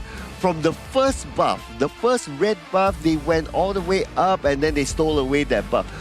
I wonder if Kyrgyzstan is able to get any red buffs at all. I don't think so. I don't think so. Throughout the entirety of that first 6 minutes, first one where we saw the leaping savior coming in from Marlon, mispositioning and getting caught. Prior towards that, they already took away the Crimson Golem. So these are not coincidences. They pre-planned this knowing for a fact that, okay, jungle matchup-wise, mid lane matchup-wise, I get to push, I get to invade. Hence, this Ukyu Tachibana was played to a perfection coming in, not just only Ant, but the teammates helping him perfect that value. Yeah, the strategy in they're like, okay, we see some weaknesses. We know that they're not really defending their buffs early. Once we were able to take the first one, they got first strike off of it, then it's on a timer, right? It's going to be contested every single time, and Myanmar were able to play their games, and Kyrgyzstan, again, reeling, trying to play reactive, that's a losing proposition. And look at all the highlights, right? Like Team Myanmar, they were just all smart throughout the entire highlight. They're like, they know they have it in the bag. They know everything that they plan is falling into place. They knew there were a few misclicks here and there from their opposing side, and that's where it almost felt like they were having fun. I mean, we are at the caster's booth and the players are right outside of us, and then when we heard the Penta strike, the first strike happening, they were really loud and we can hear it all the way from here. The energy just vibes from outside all the way to here. Yeah, it's almost like they were giving away what was, you know what I mean? Like when you saw Marlon jumping in, all the players are like, oh, like you can tell. And we're like, okay, yeah, he's definitely caught. There's no way he's getting on out. I mean, we're seeing that as well. But again, very reactive, emotional team. And they're on an absolute high here, this Myanmar squad. I mean, that was just amazing game one coming in for the Southern team. Myanmar, right? Trusting the fact that Ant can always come up clutch with the Ukyu Tachibana. But aside from Ant, I want to point out there's two more players coming in for this composition here. It's Min and also Saihage. I do believe that these two players, in the teamfight moments, they were able to set up a lot of those big moments that benefits Ant, Sai-P, and Zinage in looking for those big damage moments here. These are the two path makers coming in from Team Myanmar in this game one. Yeah, and when they talk about like, okay, one can come from the back, one can come from the front, and they play this sort of sandwich sort of strategy, right? So that's where Min and Sai-H works well together with their combination of the Guan Yu and also the Lapu Lapu. Because of their high tempo gameplay, look on the other side for Kyrgyzstan. Zhang Fei is not able to farm. The only item that he's able to get besides his boots is the shield, and because of the gap, the damage output from the opposing side, the shield has minimal effect. Yeah, and going into the KDA, I mean, just checking out like what Ant had done. I mean, 11,002, 10,000 net worth. I kind of feel like the rest of the squad, like it didn't matter what hero they were picking, right? Because he was able to just completely dominate the game. Obviously, highlights will all show that just like there was so much control. But Ant has been like this one-man wrecking crew where Kyrgyzstan have, and anyone else actually at the Asian Games qualifier has any answers for. So far, no. I don't think we've yet to see anyone that can debunk this specific pick itself. And if you're Kyrgyzstan, you're just wondering like, hey, what can we actually do in the following game? Was it the draft? Was it the execution? What was the big discrepancy coming in between Myanmar and Kyrgyzstan coming in this game one?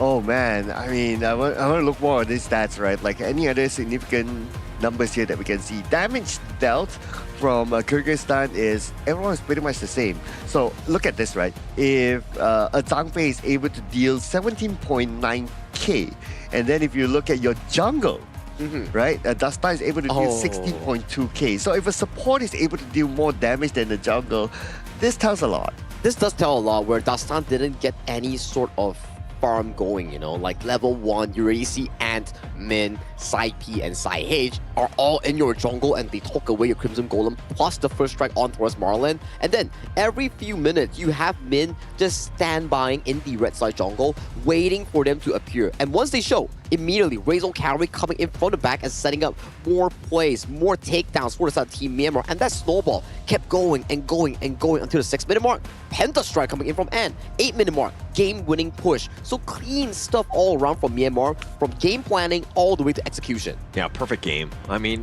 there's not really much I can really nitpick on the Myanmar side. If we're talking about Kyrgyzstan, look, I was trying to defend the Xiang Yu pick as much as possible, but the impact was definitely not there. I think that in terms of like some sort of better clash laner to kind of really give them some chance, because Min on that Razor Cavalry, I mean, on the Guan Yu was just so good. Yeah, I mean, in my opinion, if you want to use the Xiangyu, right? Okay, you pick it as a roam. I think that should be the primary role. And then you need someone else to set up first. Because the Hegemon Slash will take 5 business days before it arrives, right? So you need someone else to set it up. And then the Hegemon Slash follows up. I think there'll be an ideal situation if you want to go for the Xiangyu. Good point, right? And let's check out the gold lead here. This is one of the strongest gold lead we've seen in a while, where in 8 minutes, that's a 15.4 thousand goal lead going over to the side of Team Myanmar. They didn't allow a single turret to be taken down from the side of Kyrgyzstan, and they had no objectives as well. It was just steamroll from minute 1 until 8 minutes 35 seconds for a complete dominant performance. Perfect game. I mean, it could not have been any better, right? And you were talking about, like, how would Myanmar be able to take down Kyrgyzstan? Well, boom, there you go. Let's just ride on the backs of Iant, let him carry us to victory, put our team in a great spot to just set him up, and Myanmar with this gold graph just showing you exactly, hey, they were in full control here. Yeah, if only there was a stat for the red buff, right? I guess we would see that Team Myanmar taking all the red buffs from the Kyrgyzstan side. I think with the coming highlights circle, we can actually count how many red buffs that they actually took away from the side of Kyrgyzstan. This is the number 1. That's 1. So and the team actually planned for this. They pushed up the waves and immediately assist the play going in for this specifically. And this is the second one coming in at 4th minute mark, where this was a team fight that actually broke through, where Min set up a beautiful one for his team and got out safely here. And then Ant comes in, picks up a triple strike to start off that gold lead that we were talking about here, given so much advantage at the 4th minute mark, almost a 5,000 gold lead in favor for the side of Team Myanmar, and this was the pentakill. Yeah, this is the moment, right? And everything, it was already in their favor, but they were constantly looking to brawl. And Kyrgyzstan, to their detriment, sometimes you don't want to fight. You got to play a little bit more passive. And when Iant is able to make plays like that, jump in, you're like, okay, I'm going to try to save my teammate. You're just going to get rolled like there. And congratulations again to Iant on that penta. Oh, that was so beautiful to watch again. Thanks so much for the slow-mo as well. And this was the final moment. Wow. If you have a Guan Yu behind you, you're bound to get pushed like that. Yeah, that's the problem that we talk about, right? When the Zhang Fei uses the Unbridled Outburst and Jamal back on this Xiangyu isn't able to defend the team, it allows for so much room for Min to set up for the MVP performance coming in from Ant on this Ukkyo Tachibana here. 11-0-2. That was just an 8 minutes game. Holla, like what you say, right? If you want to be the MVP, you have to do the number 1 pose. Yeah, number 1, or I've noticed the shush. The shush. The shush. Because Those two technically are like... there's a 1 too. Yeah. So number 1, I mean, again, this guy, Wonder Kid, 16 years old, first time on the plane, and he's here. He's not only like, his team is not only like at the top right now, but he's also that number 1 MVP, man. A number 1 MVP, and like just being able to shine on the stage, like, hey, I don't know if he's on a team, but hey, maybe you want to reach out to him as well, because he clearly carry you to victory, and this is exactly what you're wanting from the jungle role, right? Somebody who's able to take over games, completely take the pressure off everybody else. As long as people are there and able to do the number 1, I think that he's definitely the guy for you. And also, we have a number 1 sponsor coming in for this specific event. It's actually the Petaling Jaya Marriott Hotel, our official venue and hotel sponsor coming in for the 2026 Asian Games Esports Qualifiers for Honor of Kings. Thank you so much to Petaling Jaya Marriott Hotel for sponsoring our event. Yeah, Holla, I hope you have changed your profile picture, because the last time you said that your profile picture was 5, right?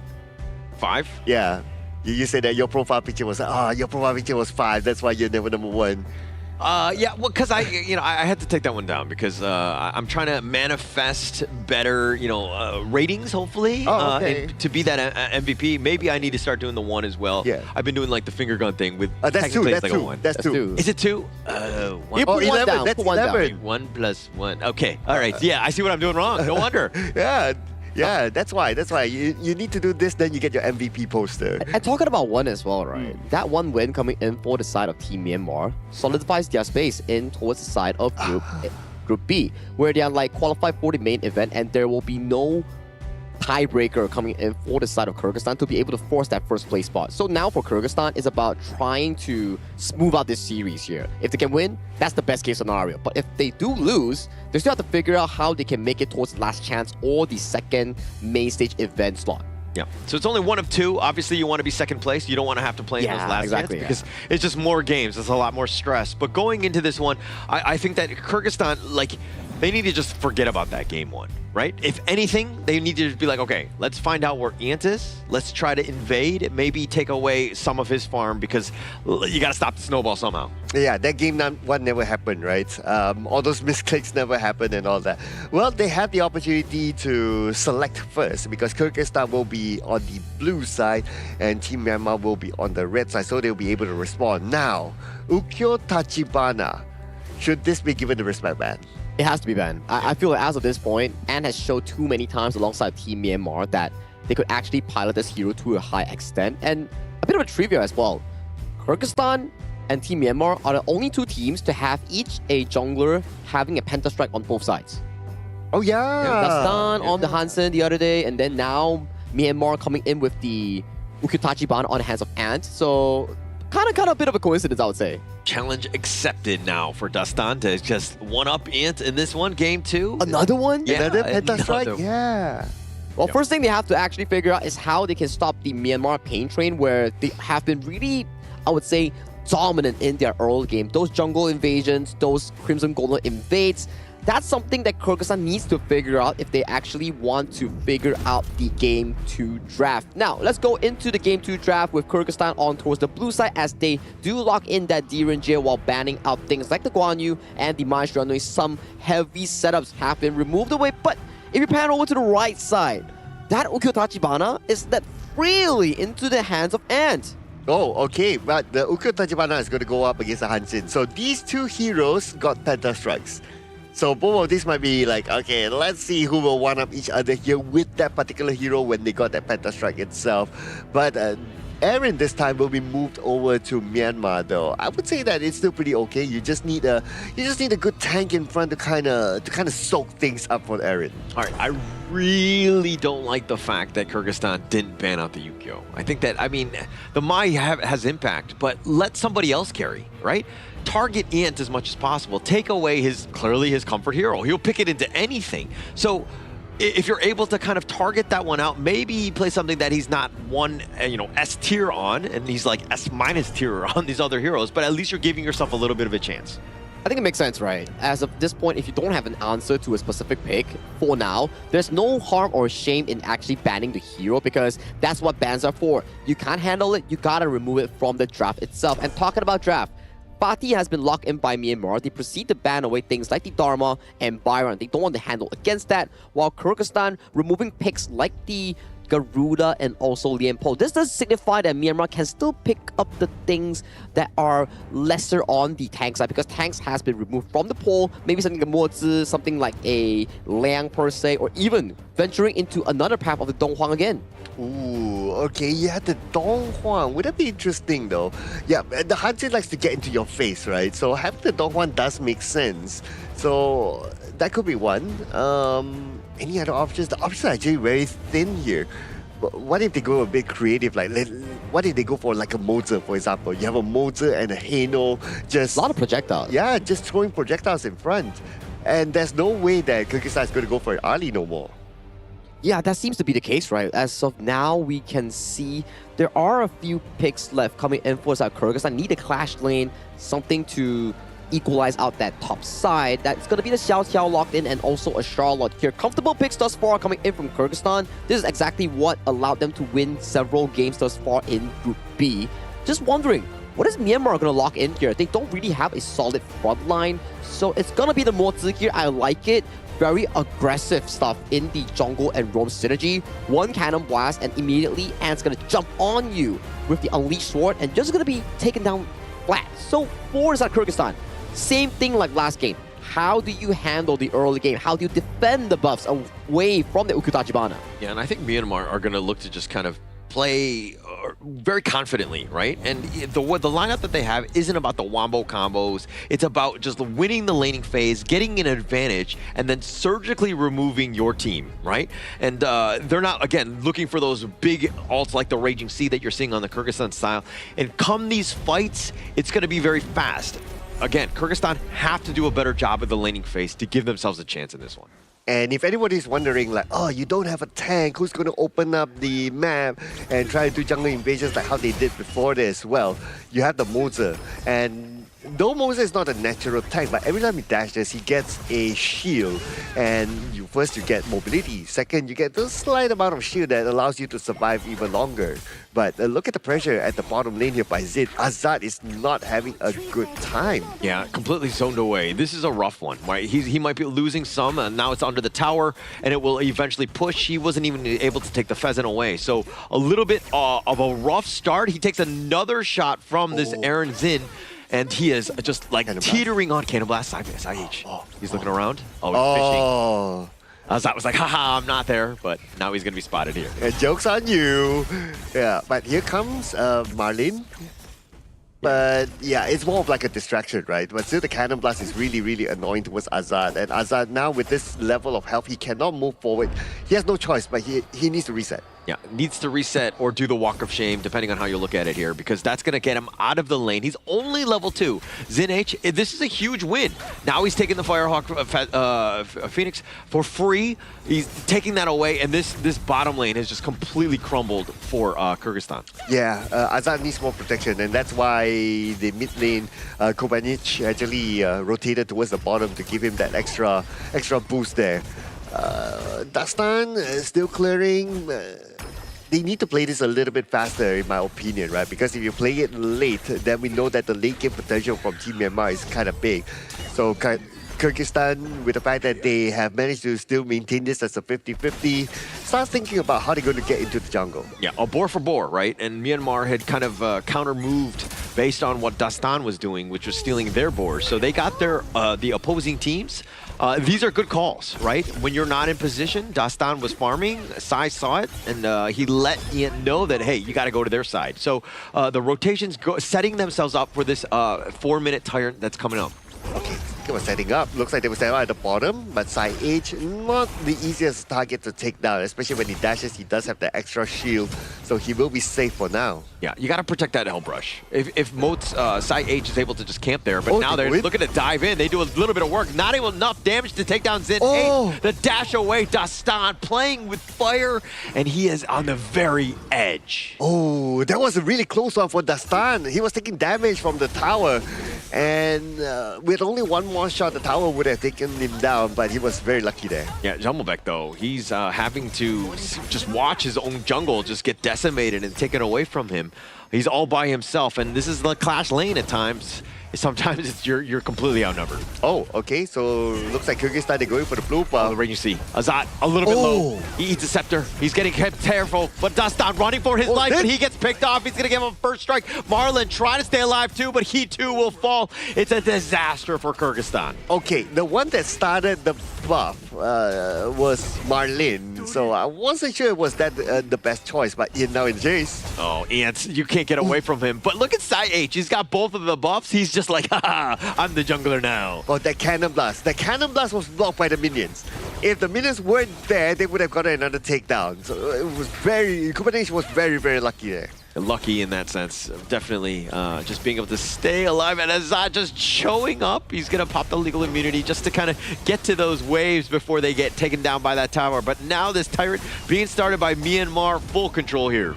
Oh, and now Tyrant taken. This means that Myanmar, they will continue to jungle invade right now. Look at this. They're not going to let go of the buff. Yeah, not able to. Marlin decided to go with the Raging Sea. That's a nice one on the backside, but what can they do? The Crimson Golem already stolen away.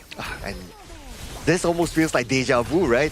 They start stealing the Crimson Golem one after another, and then Team Myanmar will just steamroll from there. But Team Myanmar, the difference between the game before this and now is that they don't have like a dedicated frontline tank. So without that, they cannot like, okay, open up the map inside the jungle side. Yeah, they can kind of do it with the Moses, but it won't be as effective or as frequent as like having a dedicated tank. But Sir Cloud, have you ever experienced deja vu? I guess so. But Sir Cloud, have you ever experienced deja vu? I see what I did there? You see what I did there? Oh, okay. As we're going into the top lane, this is a bit of a problem. It looks like Min will get back to safety. 3 members on here that might get that jump, but Zin H taking the tower down, just munching him down. Okay.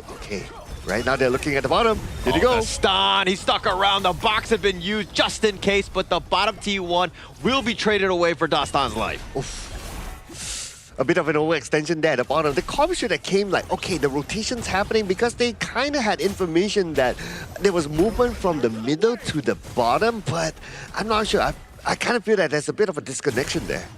Yeah, a little bit of a disconnect here, but Myanmar, again, using those minions to the last. Jamobek taking a lot. He's trying to dash away. Mid T1 down. Myanmar in control of this game as well. All right, now with the tower down in the middle, again, access into the jungle wide open for Team Myanmar, and they will take back another buff. Okay. Again, textbook gameplay by Team Myanmar. Just like how they did in the last game, they take down all the red buffs and they focus onto the lanes and they eat up the jungle space. They're just doing it again. Yeah, taking over not only the buffs away, but this is just opening up the avenues of attack, right? Bottom team 1, taken for free. Nice 2-man cannon blast. Right now, Kyrgyzstan really not able to find a way to get back in. Azat going up against Zin is actually 1.3k behind.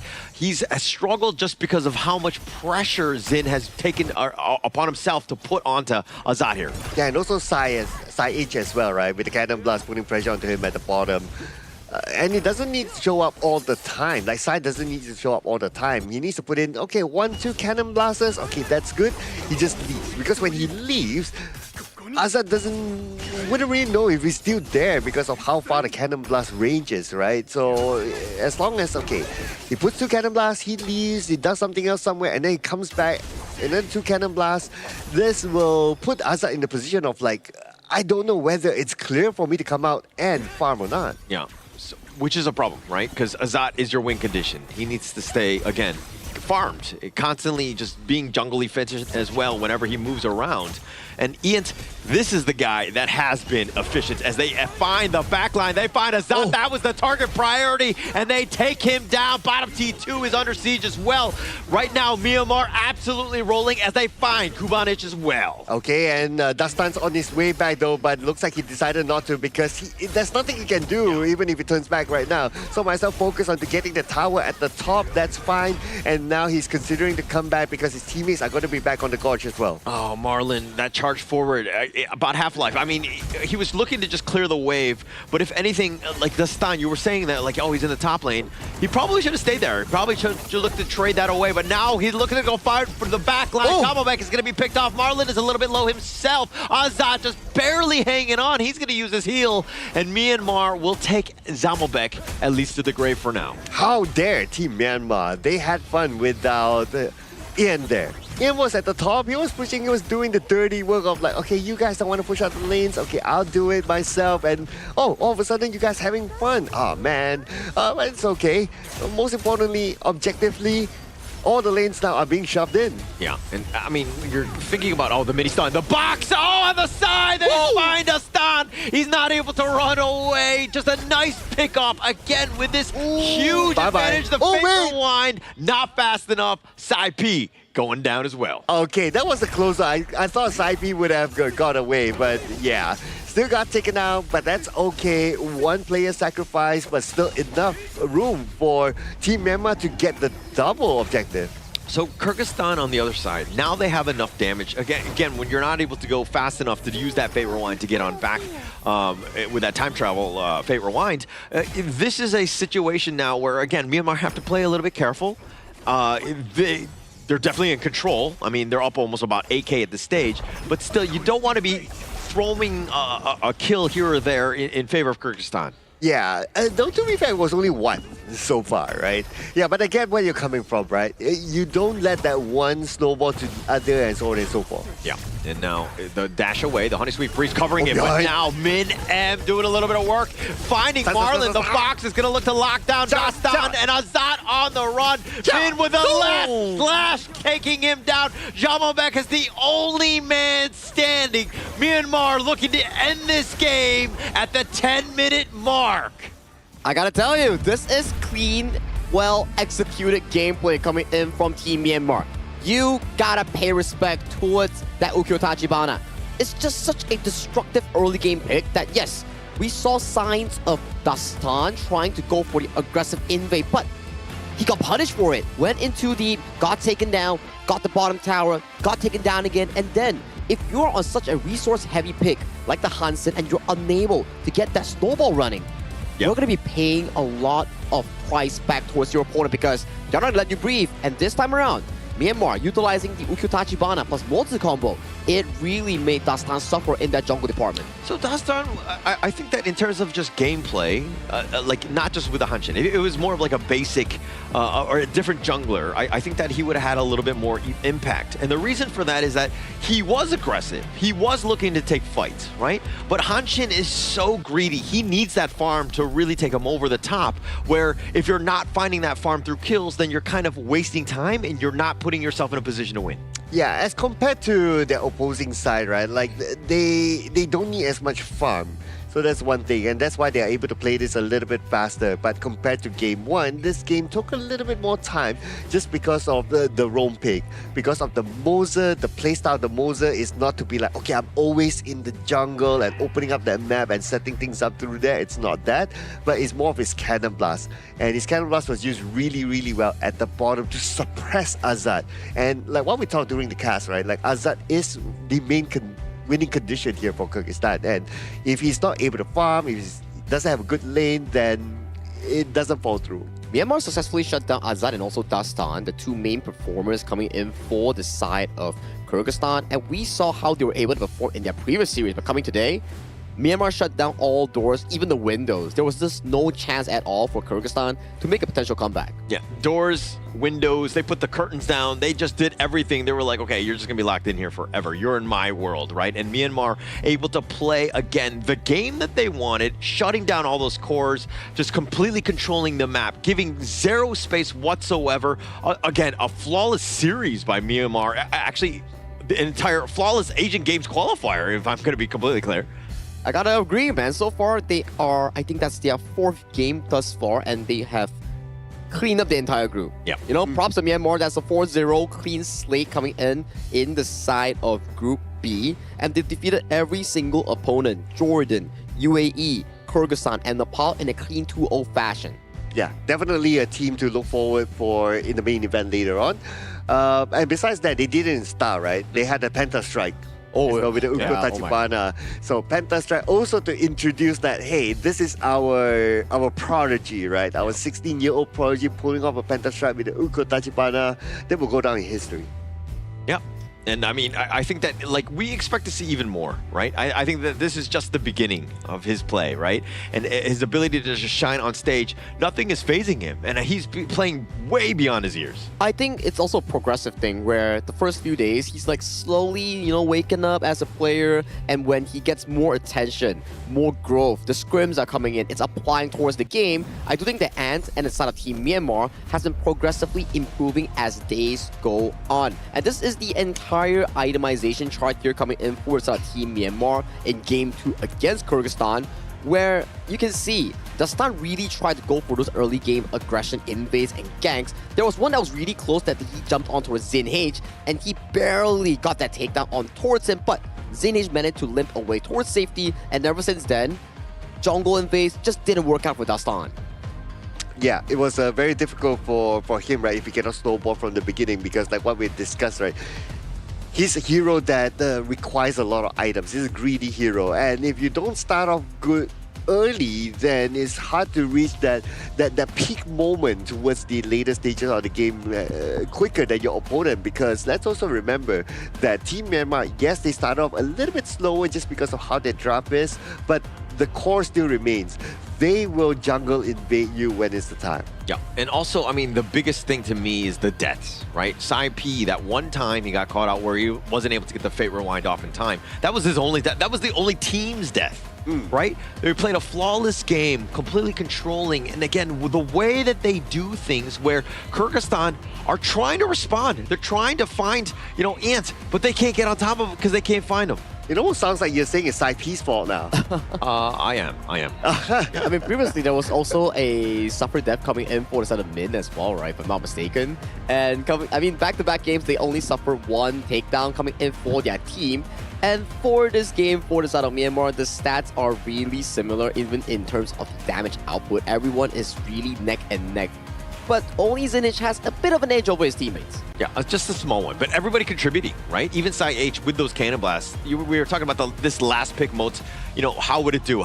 Do they need more of like a Lian Po or a Zhang Fei? It's like, no, actually, Sai H, as long as you just kind of control him from afar, everybody else will be able to take him down. It's really destructive, right? Compared to the side of like Lian Po, Zhang Fei, or Lapu Lapu, you need to be kind of like a level 4 kind of status with your flash up. But for Mozi, it's more of a, I hit the cannon blast, you go in. If I don't hit it, we try another time. It's like you are fishing for fishes with your cannon blast. If you hit the cannon blast, great. If you don't, let's try again later. But this is how exactly Myanmar played the composition. They were able to rely on Sai H accuracy in generating those pickoffs with the damage coming in from Ian and also Sai P, gaining them the advantage to really push forward, just similar to game 1. Yeah, big projectile gameplays by Sai H and also Sai P, I must say, combined together. And because there wasn't any Arlie there on the Kyrgyzstan side, so it allowed them to just spam those projectiles.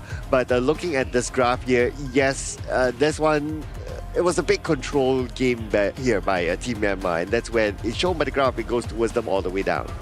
What do you think that they could have done better as Kyrgyzstan? Was it like a draft or was it like execution? Like what could they have done to give themselves a chance in this one? I think it's more in draft because if you were to look into some of the jungle picks here coming in for the side of Kyrgyzstan, it's more towards the jungle assassin. Yes, but if you break it down towards the level 1 to 4 sort of status of these two picks, of Nakoruru and Hansin, they sort of don't do too well into the early game skirmishes that the Ukyu Tachibana actually excels in. So maybe next time, if you want to play a jungle assassin, you will need a strong mid lane that can guarantee push. Your roamer needs to be able to stand that vision ground because in these moments here, you can see Dastan going in for the aggressive invade, but he got caught out and he got taken down. It's okay if you miss the smite on the camp, but if you get taken down as a jungler, it's really bad going into the late game because look at this. Back-to-back takedowns leading into a jungle invasion. Dastan has to go for the split push. And when the team has no real jungler nearby, Kyrgyzstan was just getting picked off one after another, and it was so difficult for them to actually venture into those late game item power spikes. Yeah, it looked like when they jumped in or they were trying to make some sort of play, the aggressive play is right. But you need like an exit plan. You need an exit strategy. They didn't really have too many of those where they would get caught out and Myanmar were like, okay, 5, well, there's 5 of us, there's 2 of you trying to steal one. And like, even if you steal it, we're gonna take you down, we're gonna take the buff away, so you're not getting that value. Yeah, and this is when Min was he came from behind.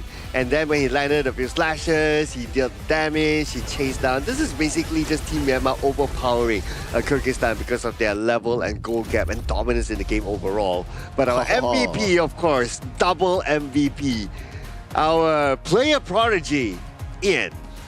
I mean, he's just stacking it up at this point, man. He's like back-to-back, and I think previously in some of the series, he was also MVP as well. Gotta fact-check that real quick whether or not he's our current highest MVP count players, because I think so far highest MVP count is about 4 or 5 MVP counts. Yeah, I think Ian will probably be on there. It looks like Ian is probably going to be the guy. I mean, he's got 5 now, so yeah, I think we need to change his picture so he's got 5 fingers up because that's the way it works, right? Based on how many. No, one at a time. One at a time. No. Holler, don't get greedy, Holler. I want 5 MVPs at the same time. That's why in all my profile pics, I've got 5 fingers up. I mean, for Ian, he's really taking it one at a time. Like, if we were to venture back into his day 1 performance, maybe not the most confident, but that's the thing. 16-year-old, first time on the plane, coming over to Malaysia here and playing the qualifiers, representing not your club, but your region or nation. That's what impresses me. Like, maybe for me, if I was 16 years old, I don't even know what I'm doing here, but he has the courage, he has the growth coming in as a pro player to do this. 5 MVPs and with a pentastrike of all things today. Oh man, this guy, he is definitely getting a hero's welcome back when he returns back to Myanmar for sure. What a play, what a child prodigy he is. Bright future ahead though. Yeah, I mean, if ever we do see a Myanmar team in the pro scene itself, I definitely want to be hoping to see Ant in that pro scene or in that pro league. But for now, we have to congratulate Myanmar because that is a clean slate coming in for their Group B run. They won every single opponent, lost 0 games, and they are on their way to the main event of the Asian Games. So congratulations, Myanmar. Yeah. And I'm actually going to keep this finger up until they create an MVP photo for me as well, so that I too can have one, just one. That's all I want, just one MVP picture right there. Are you good with the Ukyo Tachibana? I'm terrible with Ukyo. Okay, then That's one too many. Yep. Sorry, I'm man. sorry, man. Yeah. It just doesn't work like that. You can't ask for something, you gotta game for it, just like Ant. Wow, look at you, look at you. All right, I'm going to go back into the drawing board. I will play some flow games in terms of just flowball and just spam that hero so that I will get to the same level of Ant. Good call.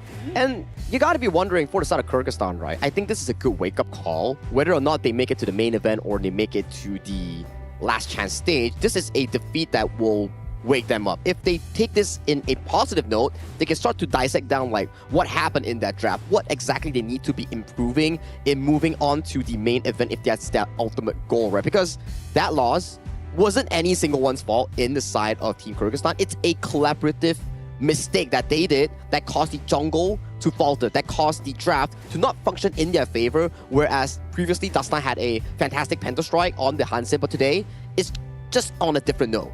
Yeah, and all that bundled together with the fact that they had to go up against Team Myanmar that was on their top game.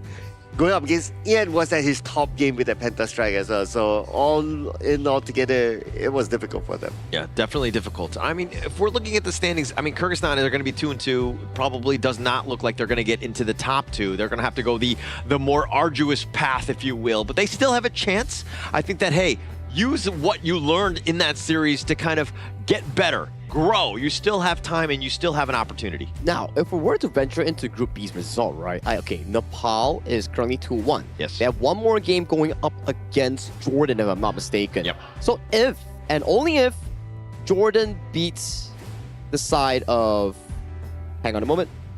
Nepal. Yeah. Then we might have a three-way tie between Kyrgyzstan, and Jordan and also Nepal.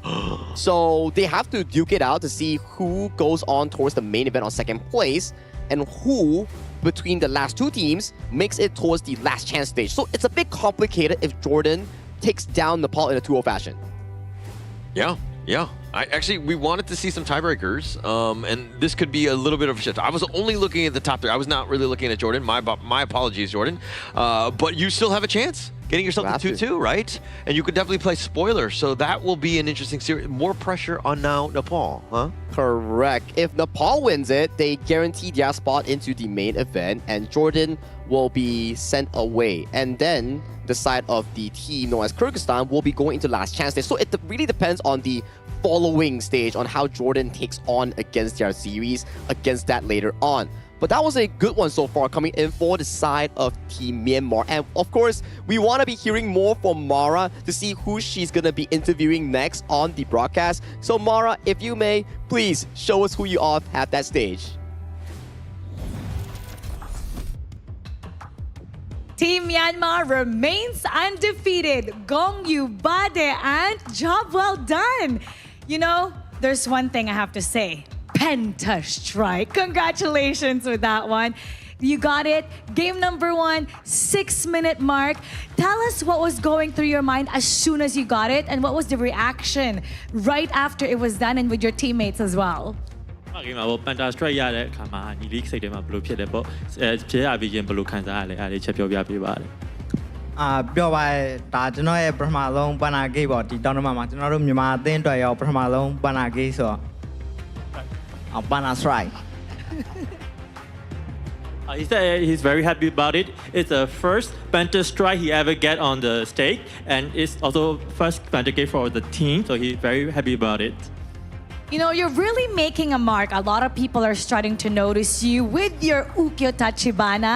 What do you want the rest of the world to know about Team Myanmar?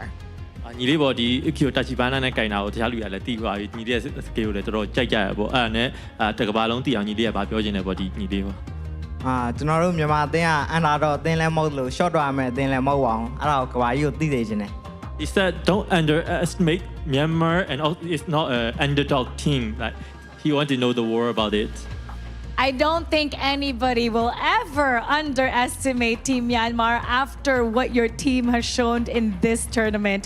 Now let's invite the rest of the world and Myanmar to support you on your road to the Asian Games. Asia Games တို့တခြားမြန်မာနိုင်ငံကလူတွေနဲ့ကမ္ဘာလုံးကလူတွေကိုကြည့်ဖို့တောင်းလိုက်ပါဦး ကျွန်တော်တို့ကိုလည်းနောက်ခုက Asian Game မှာဆက်ပြီးတော့အားပေးပါအောင် He said keep rooting for Myanmar team in Nagora Asian Games. Thank you. Once again, congratulations. Job well done. Always with your Ukyu Tachibana. You heard it from Aunt. Now we're going to head back to our casters. Penta Strike, lead the gorge.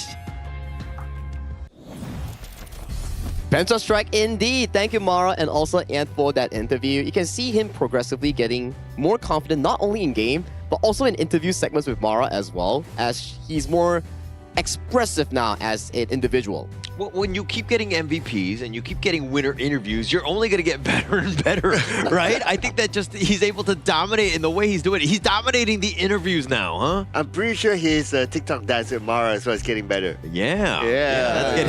They've been getting a lot of those. And there's also something better that actually improved his gameplay is also the IQ 15R, the tournament official phone coming in for the 2026 Asian Games Esports Qualifiers for Honor of Kings. If you're into a new device or a good device that can handle Honor of Kings at the ultra graphic quality or 120 FPS, do check out IQ 15R.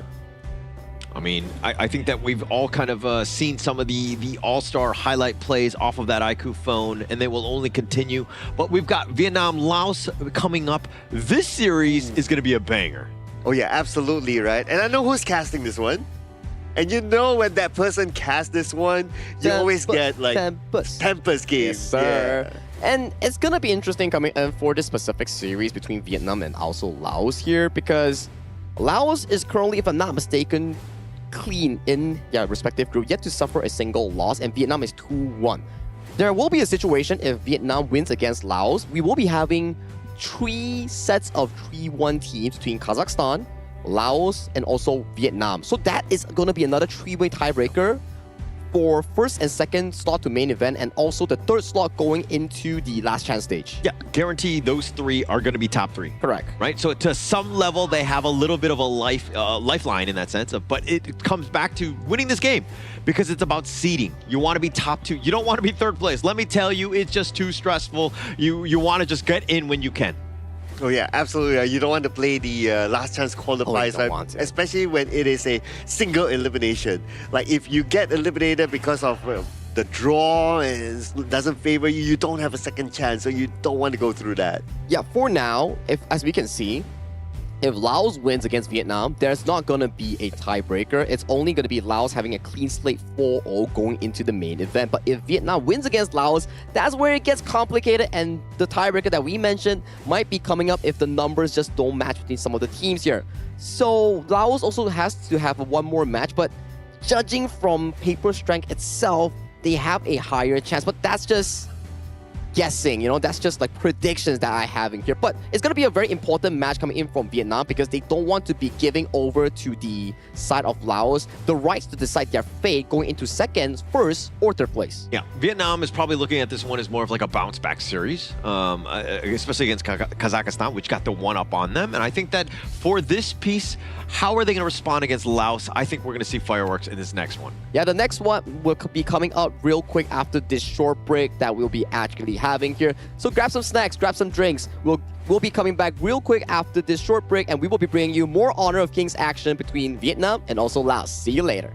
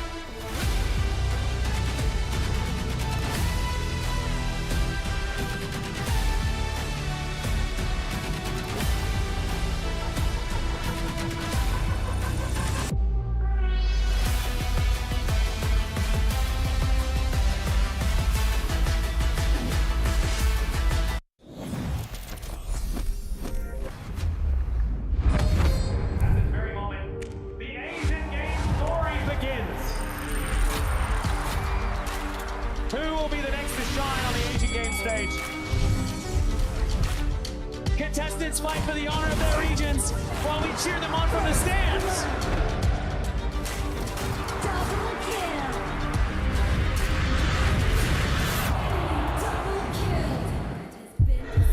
This is a challenge, but it is also an opportunity. The tide is turned.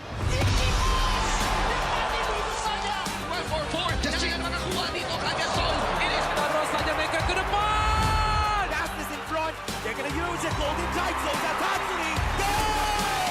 Victory. And we pulled it off together. We share the same voice, the same radiance. This moment of brilliance belongs to all of us. Together, we shine.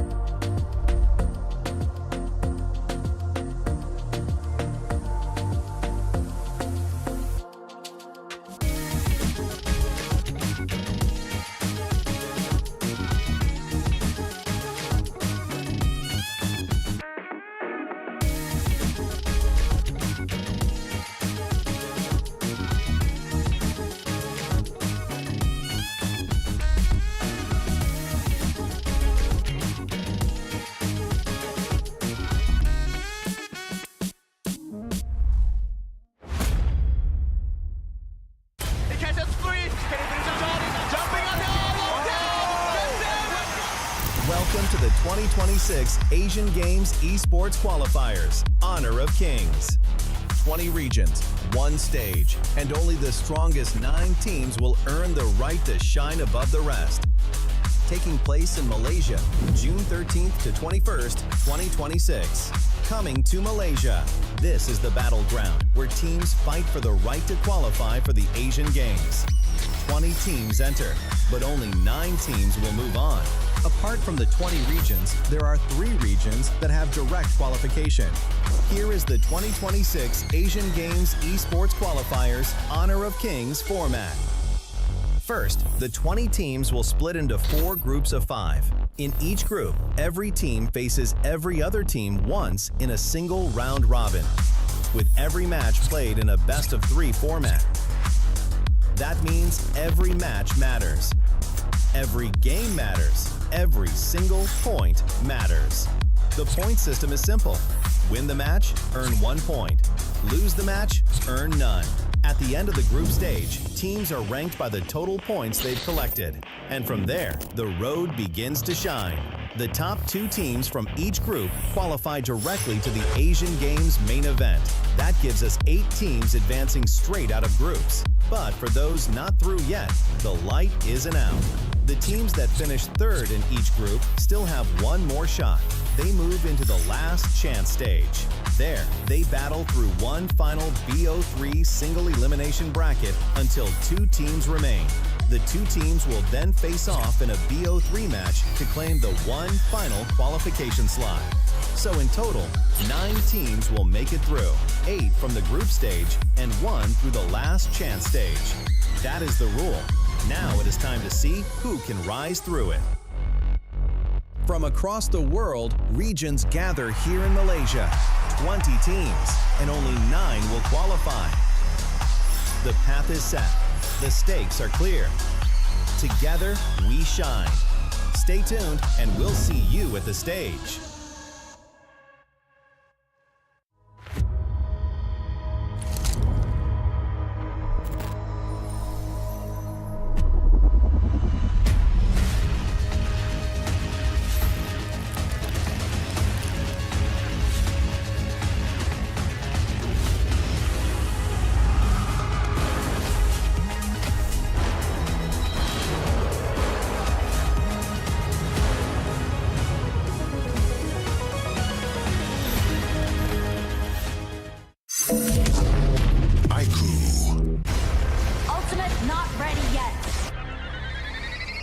Slain an enemy. My magic murmurs in ecstasy.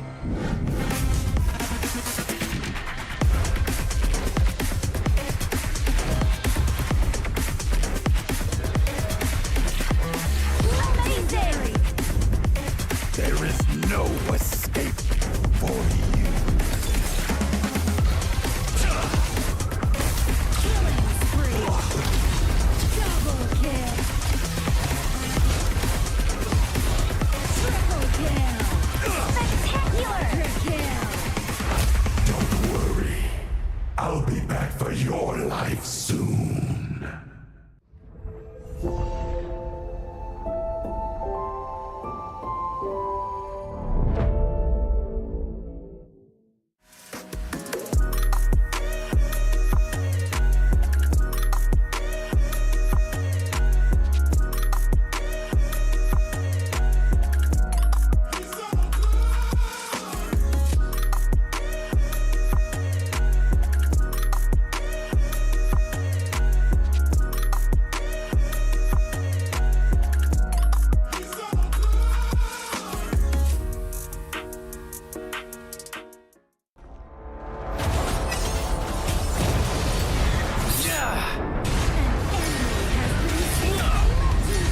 Double kill.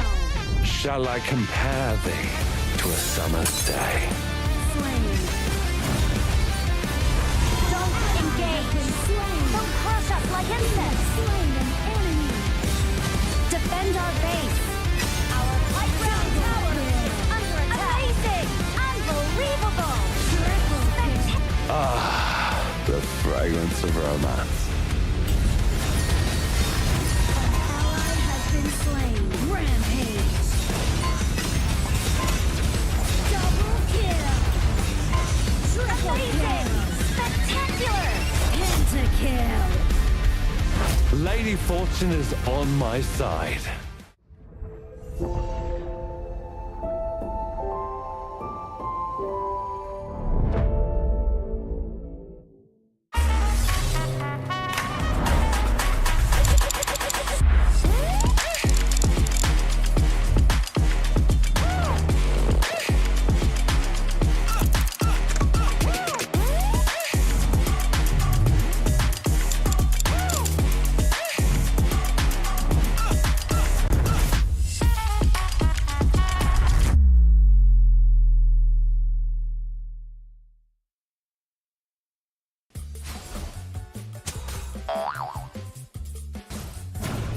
They tried.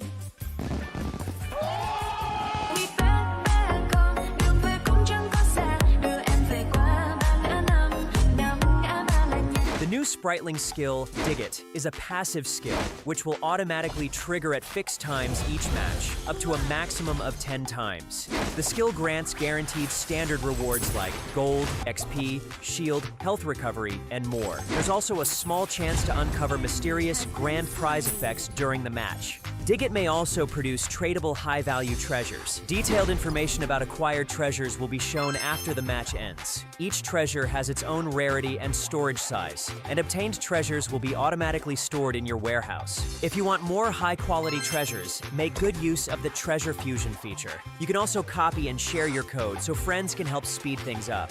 Treasures in your warehouse can be sold for event currency, which can be used to redeem skins, items, and other rewards on the event page.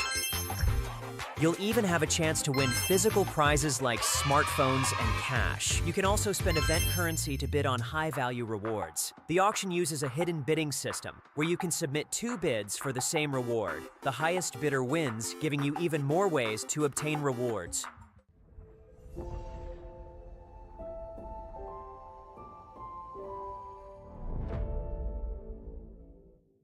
Itu kontrak kita. Relax lah bro. Phone aku! Jom kembara. Mountain View!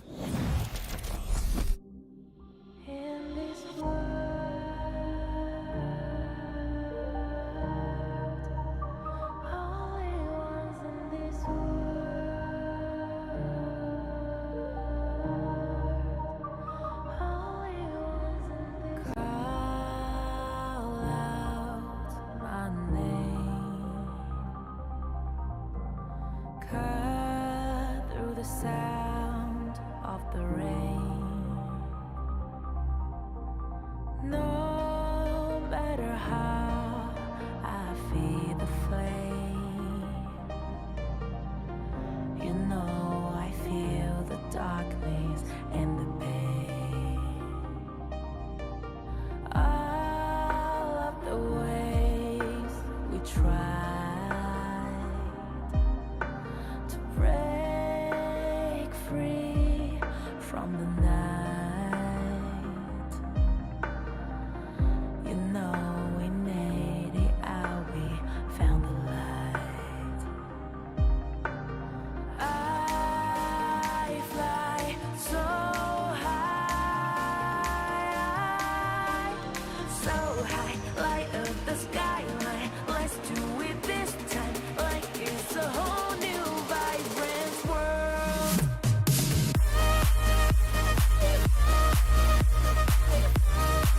Like we're the only ones in this world. Like we're the only ones in this world. Now I see that I got everything I need. It's alright, I'm on fire, I'm alive, 'cause now I fly so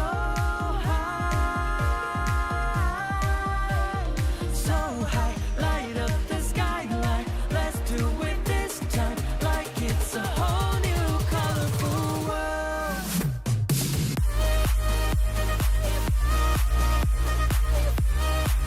Like we're the only ones in this world.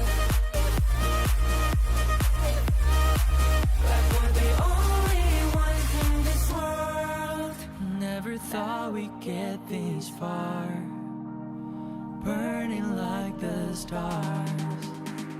How we get this far, like we're the only ones in this world.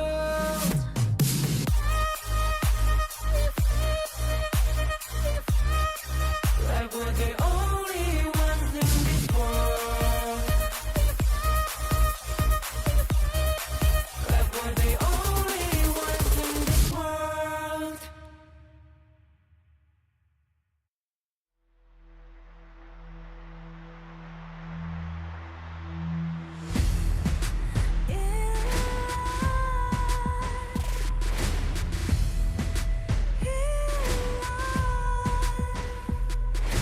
What's a life without its worth? Compromising with what hurts inside. When you let fear decide your fate, you don't choose which path to take in life. In life, I'm finally letting go of everything that still holds me. I'm against all odds, but I won't give up, 'cause it's my time to shine. Standing in the spotlight, and no one let me down. Destiny is calling high. I'm not afraid to fight for everything I love. Victory is on my side.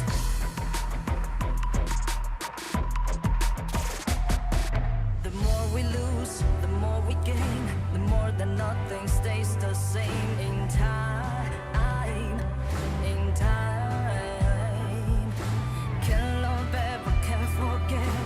What you see is what you get. Sometimes,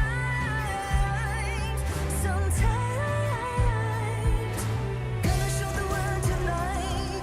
The light that shines inside us. We're against the odds, but we won't give up, 'cause it's our time to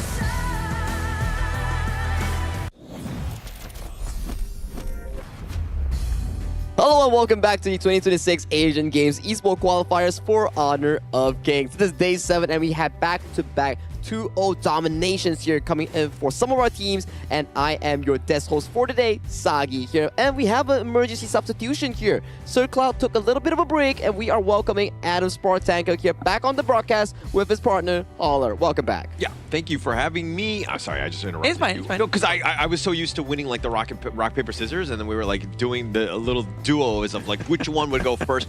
But I'm very happy to have you on board, Adam. Here. Yeah, I'm very happy to be here as well again with you, Holler, and we will be seeing a lot more matches today. We're gonna go into match 3 afterwards. I saw that you guys were actually having so much fun with all the Penta Strike that was happening just now. Oh my, and it was just magnificent on that pick itself. He just got like the second Penta Strike of the tournament, and to add flavor towards it, he got a Penta Strike on top of the person who got the first Penta Strike, which is Dastan in this tournament. Yeah, so it's like on top of one another as we Yeah. keep going. And I mean, we're going to have to see if Kyrgyzstan, like maybe, when Myanmar play, whoever they play next, maybe somebody gets the Penta Strike on them. And so we have this ongoing thing that just never ends with Penta Strikes. Now everyone's gonna try to chase who's gonna get the most Penta Strike at the end of the Asian Games qualifiers for sure. I think having a Penta Strike is actually really, really difficult. But you know what you can be getting for free and easy? You can get a 1688 token, no minimum spend voucher here. As you can see, this is the new Kaiser skin that we have in the shop. That's going to be coming on June 27 here. So you just make sure you participate in the Dig It event, and you need to trade the Dig It event commemorative coins to get this voucher for the redemption later on. Wow, 1,688 token is a lot. You can do a lot with that. I would love to try and get that myself. But for sure, we're going to be seeing a lot of fun stuff as well in our match after this. I heard that the game between Vietnam and Laos is going to be a very, very good one. I mean, it's gearing up to be that way, right? I think that even right now, when you're talking about the top of the group, who's going to go in, we kind of don't 100% know. And so this is why when you're talking about like drama and like day 7, these are the type of matchups you're looking for. Exactly, right? When we're talking about like Vietnam and Laos, right? I think we were alluding it slightly just now before the break itself, where Laos, yes, they are currently 2-0 in the groups. They have 2 more games, and one of the opponents might be between India and Saudi Arabia, which on paper, Laos looks really, really good in getting one of those wins. And if Laos were to win against Vietnam here, they are hard guaranteed for that first or second place spot going into the playoffs later on, which is the main event. Now, the problem is coming in for Vietnam. If they lose this, they are guaranteed going for that last chance stage. Yeah. This is what we want to make sure that they don't want to get that right. They want to win this one, especially after their surprising loss yesterday, because we weren't expecting for that to happen to them. But you actually caught me off guard there when you said that we are actually on day 7, and I in fact just realized we are actually on day 7, which means that we only have 1, 2, 3 days left, which is very quite surprising, right? Time flies so fast. Yeah, I have not seen the sun. I don't know what day it is. I don't know what's going on, but I'm here and I know that it is day 7 as the Asian Games qualifier, and that's all that matters because this matchup for me is probably the best one of the day. True. I mean, people have been saying that, because I'm on or whatever, it's going to be a Tempest Dragon. I just think that regardless of who's on, with these 2 teams, you're probably going to see at least one Tempest Dragon. I mean, for me specifically, I would want a good BO3 running down because so far we have only had a full-on BO3 with 3 games between Pakistan, Uzbekistan, and coming in for this specific series here with Vietnam and Laos, I do think it's going to be pretty neck and neck between these 2 regions. Yeah, and I think that even moving forward, this is the moment when you're kind of thinking about like, oh, okay, which of the teams are going to step up? Having Laos and Vietnam, both of these squads where, again, we were kind of eyeing them as part of Group C. Now it's the time to shine, right? You have to show up in this game. Yeah, very important games for both Vietnam and Laos, and it's gonna be a huge game changer if Laos also win this one, because Vietnam is definitely not the team or region that I was expecting to actually go to last chance qualifier. I was expecting them to be one of the top ones because of the prior experience under their belt, but it seems like we are starting to get proven wrong from time to time. And Team Laos is also one of the teams that has the longest game duration in some of their games, but that's all the talk we have for now coming in for Vietnam and also Laos here. Why not we invite them to the stage with this teaser video to unfold this epic match between these 2 regions.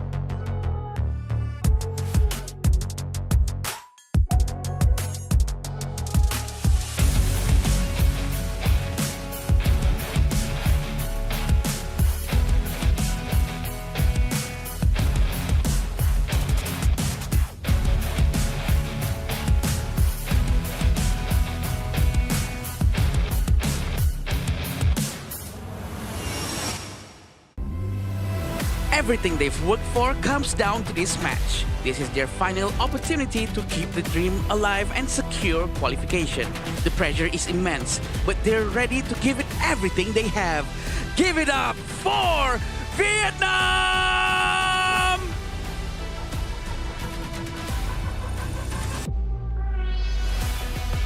Match after match, they continue to deliver. Still unbeaten, still standing strong, and still proving they are a force to be reckoned with.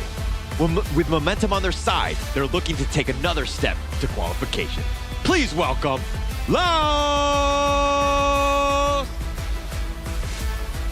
These two teams are such squads that have so much experience coming in towards Honor of Kings and the MOBA scene in general here. And the stakes are on the hand right now.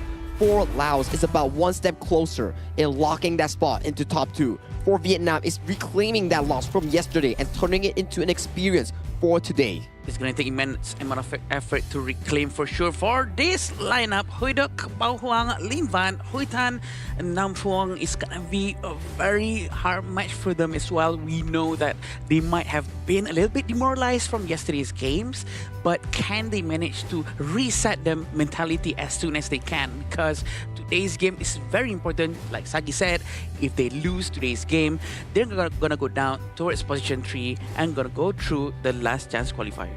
Expectations were definitely there for this squad. I think that, you know, when you were like, who's going to come out on top? Vietnam were definitely at the top of the list. They had a little bit of a disappointing series yesterday, but I do expect them to bounce back. And you know that they were eyeing Laos as well. So if anything, they're going to be ready and prepared going against this Laos squad, which is going to be Kampeng, Vilacon, Sudasai, Folcom, and of course, Salav. And Salahav definitely reminds me of a lot of things, right? Like how he's like outgoing in terms of that energy, those little dances that he does pre and post game. And for this specific team, I would have to say they have one of the longest game durations coming in for this entire tournament. Yeah. I think under their belt, their longest game was 26 minutes and 19 seconds. This is when stamina comes into play, right? So also with the mental stamina that they really have to train to try to maintain their composure inside the game.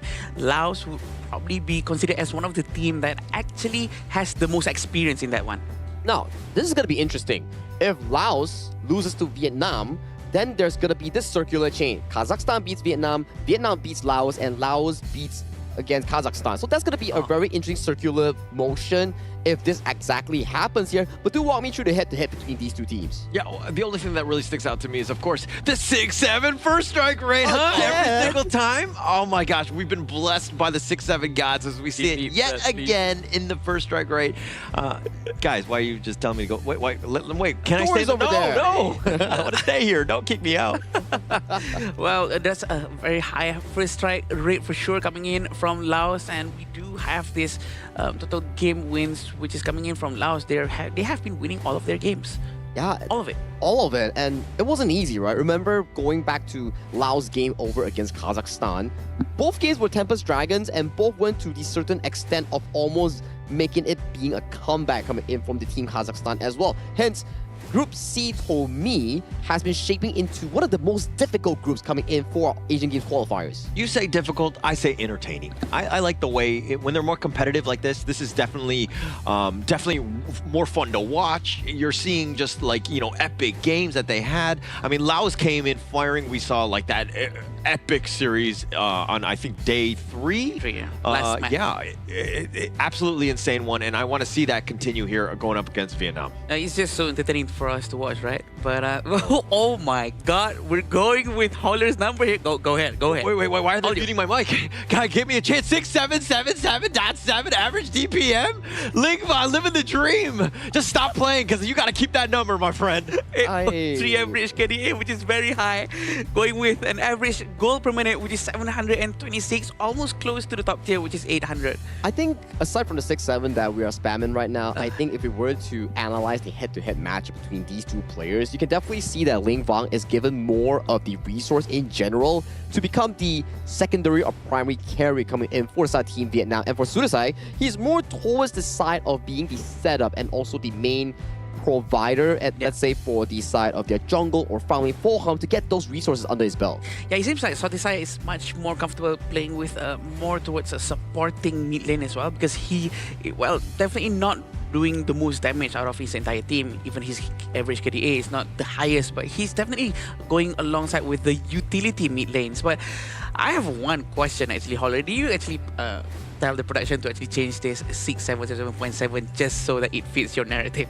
Actually, it was actually 6.8, and I was like, guys, we got to round down. Let's go to 6.7. Let's get that one back on the board, just so that I can say 6.7. Like, I don't know how many times I've said it today, but I feel like, yeah, people will eventually mute me out. Yeah, eventually they will, right? But it's okay. It's for the fun of the show right now. As we venture in towards the side of Team Vietnam and Laos, narratively wise, Team Vietnam was the 4th placer coming in for the 2022 Asian Games. So in terms of experience and also gameplay value, they have a lot of history in MOBA games, not only Honor of Kings, but in MOBA games in general. Here for Team Laos, they're also led by veterans that have also attended to the same event back in 2022. So for these two teams, it's nothing new towards them. It's just that this game alone has a different stake at hand. Which is probably why there's so much more pressure on top of these two teams, right? For them to actually settle it all out in this match to make sure and to see the standing, to see who is better in this group before they move on into the main event coming up in a couple of months. But do you think that, like, Vietnam or Laos, which of these two teams do you think has more pressure on their shoulders? I think it's Vietnam, Holler. I personally feel it's Vietnam. What do you think, Saki? I think it's Vietnam too, considering the fact that they lost a series yesterday, and then they are definitely looking at a 2-1 standing right now. And they want to recover that win so that they still have a shot of going into the main event without going through the gauntlet, which is the last chance stage. For the side of Laos, however, they are currently 2-0. They are potentially having a easier series compared to the later on stages for the side of Vietnam. So for them, this is something that they need to win as well. But on the side of their qualifications, there's less stress in general. They'll definitely be feeling much better, right? When you're 2-0, losing that first time, that one hurts. And being able to bounce back, that takes a lot more work, if you will.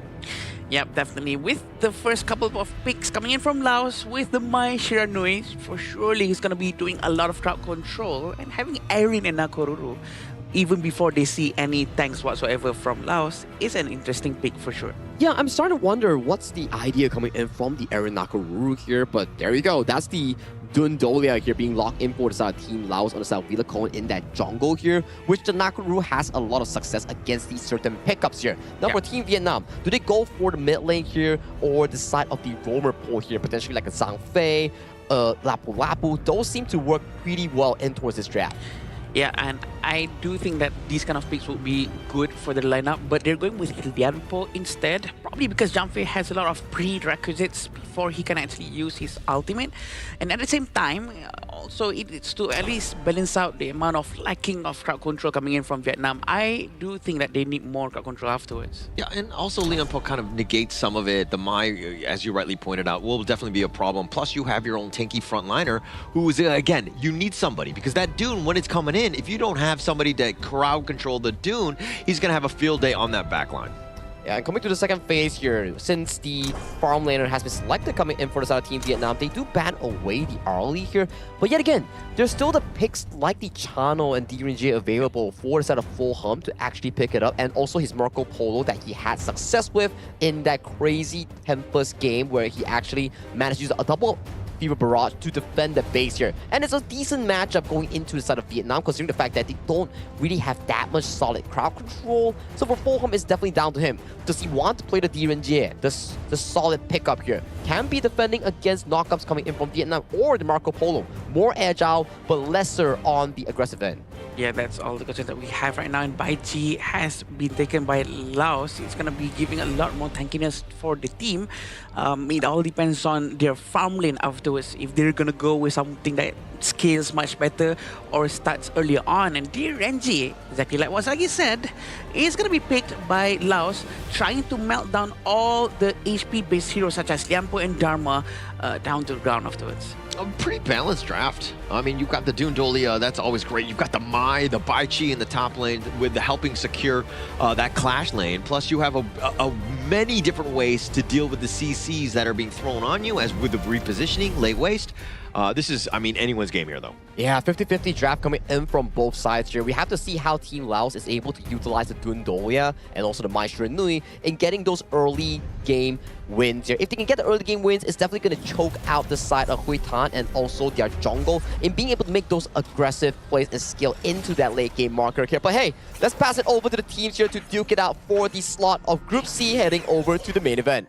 This will be the first game between the two teams. Everyone must be watching at home, trying to see who is the better region, trying to win this one out, because there has been a lot of experience coming in from both sides of Laos and Vietnam. And look at how Laos right now, looking to take Boris. Just taking that way. Ling Van, I mean, might be able to steal that, make sure that he actually is securing this. But the way that Sudzai is able to just clear the wave, move his way to the top, now you've got a man advantage. Bao Heng on the top needs to be a little bit more on the safer side, but they're going to look to take the spike tail. Very interesting on how Sudzai actually helping their clash lane to get as much as resources as possible, as if this will be the key for them to win their winning condition. But it seems also like on how Pokam was actually a bit struggling at the bottom lane, because Hoiduk was quite aggressive just now, and he does need a bit of help down there.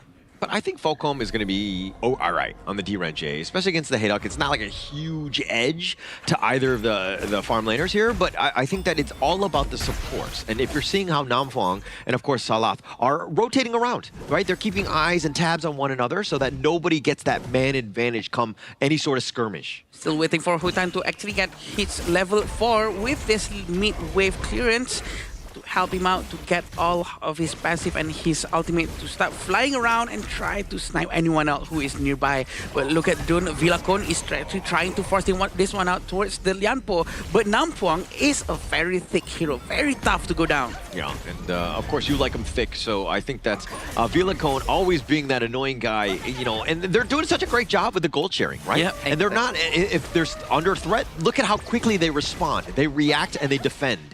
The rotation coming in from them, doing it together, really helps with the gold sharing. And look at this freeze coming in from the Frost. It's very annoying. Lin Van is quite aggressively going in as well. But Laos is going to try to group up and potentially steal this very important red buff. It looks like they're going to try to force it in with Liampo still saving his ultimate because he hasn't have level 4 just yet. A very quick disengage coming from them, and Huitan is going to pull back. Yeah, I wish we had some sort of stat or some way to show like a heat map of the movement of the Laos squad. If you're seeing what they're doing, they're just making this like giant diagonal. Yeah. They're not actually going back and just like taking traditional farming routes because they're looking to invade, go aggressive. Even that moment where Haytham, he had to use a smite, he secures the Crimson Golem, but that was still under contest. Very efficient rotation for sure coming in from Laos, and we know that Vietnam is going to be struggling a little bit. They're not doing exactly the same as well as Laos for sure. The rotation coming in from Vietnam doesn't really favors towards gold sharing with the mid lane, roam and jungle. And if they want to really get closer to the amount of economy coming in from the team, they have to try something almost similar to that at least. Yeah, and if we're talking about this like what, 300, 200 gold lead right now that's like slowly dipping, it's because it's Villacon and Huitan, right? Those two guys, you see the gap and it's right there. And the ultimate actually comes out from the Huiduk, but it did not manage to hit all of them because of the quick disengagement coming in from Sahala. Probably a good waste of resources coming in from Vietnam, but Villacon, a quick 2 Unruly Blade coming in from him because Sahala with the Celestial Melody really putting it to work. Yeah, but a lot of ults were used. I mean, I know the Unruly Blade is generally fast, but the Celestial Melody a little bit slower. The 4-minute mark is about to happen, plus the cleanse was used by Shalat. Laurel Bloom has been used again, but did not manage to get him. Procam actually still managed to run away with the flash. Look at this Tyrant, they're going to try to lock it down, but the Trimer Smash coming in. Nampuang actually stole it with his ultimate. Who knew it's going to happen exactly this way? He's going to be able to pull them back. Kampang very aggressively up front, but they're going to try to slow it down, disengage first, but a huge W coming in from Namfang. Just a great play. I mean, the steal with just enough damage, and you were thinking, oh, how would he's just a roam, but the Tremor Smash, right, perfectly timed, perfectly placed, just enough damage to get that steal. And Vietnam, they didn't lose anyone in that fight too. Yeah, and Huitan actually managed to save his smite as well, but look at the damage coming in, trying to find Namfang, trying to punish him for what he did just now. Probably a little bit too late, but a 1,000 gold lead for Laos. They still do rotations very quickly though, although I do believe that they need to focus more down on objective and try to make sure they don't lose their overlords and tyrants to any last hits coming in from the likes of Namfang. Yeah, but Laos right now, about 1K, it would have been way worse if they took that Tyrant. So I guess they salvaged a little bit of this early game by just keeping it close. Like, that's where you want to be. You don't want to be so far upwards, like 2K at the stage. You want to just be within an arm's reach, if you will, just a little closer. So Namfang with a huge save to, again, just save this early game. Yeah, with the 2,000 gold lead, 1,000 gold lead coming in from Laos, it's going to be giving them a little bit of an edge. And I do believe Vietnam needs to stick together more, which is what they're trying to do right now. Play much more closer, open up more space for their carries to do a lot of more damage. Lin Van is getting quite close towards the mid lane. He's trying to be ready with the winter is here. Yeah, if anything, they're just mirroring your movements. Heitan and Villacone are just been like kind of on the same side, but on the opposite sides of the river. They're just like eyeing each other as of like where they're looking to go so that they don't miss out on anything. The jungle invasion doesn't take it away. Tremor Smash is forced to be used because he was actually quite low. He needed extra dashes coming in. Kampang was actually tried to be surrounded by the Dharma and the Nakoruru of Huitan at the bottom lane, which is quite aggressively coming in from Vietnam. They need to focus down to try to defend top, or they need to try to trade at the bottom. But with Kampang being there defending the tower, it's not going to be easy for Vietnam. So they knew that Namfang had used his Tremor Smash, right? And that's a huge opening. It's like, okay, you don't actually have that ult. Let's just walk it down. They take the top T2, realizing that they will never really be able to fight. Yeah, having the Frost here always ready to use his ultimate, but look at this. Liampo still doesn't have his ultimate though. Kampang actually tried to dive in using the lay waste. It seems like he is the one who wasted down under the tower. I don't think that's a pretty good move if the team is not really fully committing into that when the minion is already gone. Yeah, very aggressive positioning, and especially under the tower, because he got targeted by that one as well. I mean, at some point, Baichi is going to be a problem. He's not there yet. But the thought process is like, okay, we're going to be able to tank it, we're going to have enough, but with those minions being cleared out, he was target number one by the tower itself as well. Yeah, and we see Fokam is being sent towards the bottom lane. They might want to be more ready for the Tyrant coming in 50 seconds. Huitan is going to try to pull back just a little bit. A very good use of his mobility, by the way, because it's very important for them to let the Nakoruru roam free for him to do what he needs to, especially to get a lot of resources. But it seems like it's going to be a little bit of a fight at the top lane. Yeah, and actually this is the way you want to play as Heitan, right on that Nakoruru. You want to be just flying around, farming efficiently, and then when the opportunity is there, that's when you strike. Yeah, there's no one better to do it because of the mobility. The only mobility that they have from Vietnam is from Huitan. But look behind the Nampuang, seems very ready. Tremor Smash has been used, but it's not a good one. It only hits a Dune, which is sort of a jungle tank. Such a waste coming in from them. But right now, Laos do know that Vietnam doesn't have any Tremor Smash anymore. Yeah, and they'll just take the enemy jungle here. I mean, the only problem about the Laos push is that they haven't taken the mid T1. They will now, but if they had that open, it would have turned it probably into T2. Not able to do so at this point. And again, just taking those buffs away right now. It's very interesting to see on how Laos is actually taking control of the entire map. Even though they lost the first Tyrant and whatnot, they actually managed to regain control just by pure macro only. Yeah. Nothing else. Yeah. There's no like force or aggression trying to start a war, dive into towers, nothing like that. And it's going very well for them. Yeah, it's going very well, right? And I like the fact that you're talking about like, hey, they're not really doing any wars, but I mean, they're not actually, they don't have any kills, right? They're just playing objective base, and it might be like you're like watching, you're like, okay, what's gonna happen? But here we go, they're trying to force it out, but it seems like they're gonna pull back just a little bit, but yeah, back to your point. Yeah, no, because they're just, again, they're not really looking to take any sort of team fight. Everything is about spacing. Everything is about just enough damage so they get out of here. Maybe they use their Tremor Smash, and then they're not in the fight, and they're able to take towers. And so, again, objective-based gaming here by Laos. Right, if we see on the top of our screen, there's 5 towers that have been destroyed by Laos, which is a huge amount, just by pure macro. Because it seems like in Honor of Kings, one of the most important things are macro, aside by, of course, your mechanical skills with particular heroes, but it seems like they're trying to force it out here. Having Princess Frost really helps with the high ground, defending all any minions coming in with ease. Yeah. It's all about that wave clear, right? Yeah. And I think that's kind of what they were looking into, because, I mean, if they extend the game, that I would think that helps. The Dune will eventually fall off. Kompeng is a little bit of a different story. Falcom is kind of there, but I think that it will help you long term if you're able to extend, especially since they're in the losing department right now. Yeah, and right now Laos seems like they're trying to get the Tyrant, but the Dharma is trying to rotate towards the top lane as well. Laos with the Nampuang, Mike most likely trying to steal the Overlord again, but apparently it was just a distraction. Vietnam just realizing that Laos was actually busy, sending two of them trying to get the Tyrant, but it seems like they're all going to pull back to safety, and even Namfong is not going to get caught. A new Unruly Blade has been refreshed, and Laos going to try to force it out on this one. Actually, it's just a really smart play, because it looked like they were going to go for the Overlord, and that's kind of where Vietnam had been shifting, but actually it was the solo. They just wanted the Tyrant, and they were definitely not going to take the Overlord, especially when you have that Primal Bond, that debuff, if you will. So it's just a really smart play of creating space. Very smart move coming in from them. Also, having the Tyrant buff sort of make it easier for them to zone the Overlord area as well. So very smart coming in from Laos. Hui Tan actually trying his very best to get the blue buff, but also he's actually in a very good position to try to flank out anyone from the back, which is exactly what's going to happen very soon. They have to communicate, they have to tell Nampuang to try to use his Trimer Smash right now, but it seems like he's going to try to go in alone without any communications. The team actually managed to destroy one high ground tower. The force is coming in from them to try to clear the bottom lane, but it seems like Laos is not going to force it out and be more disciplined.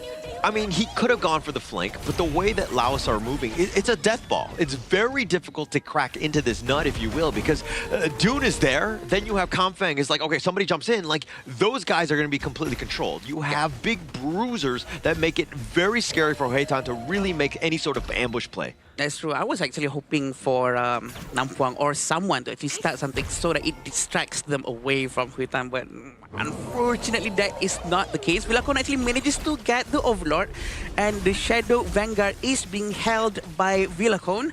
For sure, it's going to be sending towards the middle or the bottom lane for them to actually have an advantage to distract them away from wherever they're pushing with a 4,000 gold lead. I mean, Vietnam have a number of good team fight winning ults available to them. But if they're able to find the right time to do it, Laos, look at how they're spread around, even with a death ball, but they're within arm's reach of one another. If somebody gets jumped and the squishy guys on the back are there, then you know that the guys are, you know, like Villacon can just come and help and clean up his little brother, if you will. Yeah, and right now Huitan is being sent towards the bottom lane. Very odd from Laos sending the Shadow Vanguard towards the top instead of the bottom lane. But Huitan doesn't want to commit to pushing that tower. He's going to be trying to focus down to help his teammate at the base. Still saving the Trimer Smash, and the high ground tower in the mid lane is going to go down. There's no such overcommit coming in from Laos, but also Vietnam. They're keeping all of their skill sets. Yeah, but I do think it's better in the top. This is the eventual last one, but they're going in. It seems like Namfon is going to go in. A very good Trimer Smash coming in from him, but look at Villacon. He's very angry at the back with Slash. A very good knockup, hitting 3 people at the same time, and Bao Hao is going to be next. He still managed to run away, but it's right now 3v3. A very even fight coming in from both sides. Can they start to defend this better with 3 different Vanguards right in front of them? But look at Bao Hao. He's not done yet. He wants to go in, but they have to run away. They have to go back. This buys them a little bit more time. I mean, they bought themselves a light line. They hold for now. But Vietnam, everything, they threw everything into that fight. And now they're down without any towers. Base, again, wide open. The biggest piece to this is that Falcom not dying. If they were able to get him, that completely changes things. And now they're going to take the Tyrant here. But breaking this one down, you could see that the fight, they were fighting in that Winter is here. Everything right on top of that. It's going to do quite a bit. Lingvin doing a lot of damage on that side and staying alive. Right, that was the biggest piece, and they find Sudazai, who's again very squishy, and Villacon playing a little bit with fire here, just kind of potentially going in, and it looked like Bao Hong was trying to get on, but the Unruly Blade, that is his get-out-of-jail-free card. currently trying their very best to push out of their base right now, which is very difficult to do, especially when all 3 of your high ground tower has been destroyed, which means the minions coming in are all mega minions. It's all big, and it will naturally be pushing towards Vietnam. So Laos do have the upper hand because they can push wherever, get any objectives with ease without having to worry about their landing phase anymore. So this is a huge advantage coming from them. But look at the back! He almost actually managed to get one, but Hui Tan, a little bit of overextension coming in from him. Southeast side tried to bait that out and managed to be recovered by his team. Yeah, but I mean, if you're looking at this, but now the flash on 4, they find him. The nice little taunt with that lay waste. The 2-man stun. They're doing some serious work as Bao Heng is going to be taken down, and Laos are going to take game number 1. Slow and steady, but Laos brings in the game with a clean victory. I would say that they played around Boham's DRNG really, really well. Didn't provide any single opportunity coming in from Team Vietnam to actually find and engage on this pesky little farm laner here. All the towers taken down. No respawns coming in for the side of Vietnam. Just couldn't be reactive towards this. They need to be proactive, but the proactive attempts has been shut down coming in by Laos. Yeah, it's very, very hard, it seems, for Vietnam to try to counter-rotate from what has been doing by the Laos team, because Laos was actually really controlling the entire map just by pure rotation, rotating together, clearing waves together and jungle resources together, which helps them a lot. First of all, in terms of gold sharing, but also in terms of trying to have an overpowered amount of number of people in the same area. Yeah, Laos is so clean, right? I think that the way that they were able to just dismantle everything that Vietnam was throwing at them. And Hui Tan, we were talking about, oh, the flank. He tried to go for it, but probably the worst time because it was so far from the rest of their squad, and it was into like 4 of the members of Laos. So probably not the right time to go in. I think there were other better opportune moments. Unfortunately for him, he chose the wrong one.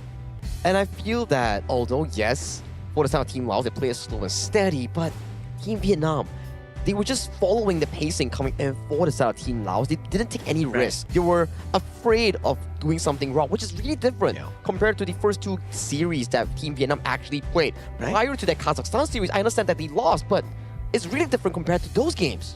Yeah, we get to wonder why the difference is coming in here. It's most likely because of the pressure, but also because of what Laos have been proving from the previous match, because on how resilient they were in trying to win a very long matches, right? So right now, having this is considered as quite a long game as well, right? So I do believe the mental capacity and mental stamina starts coming into play and starts to affect Vietnam as well.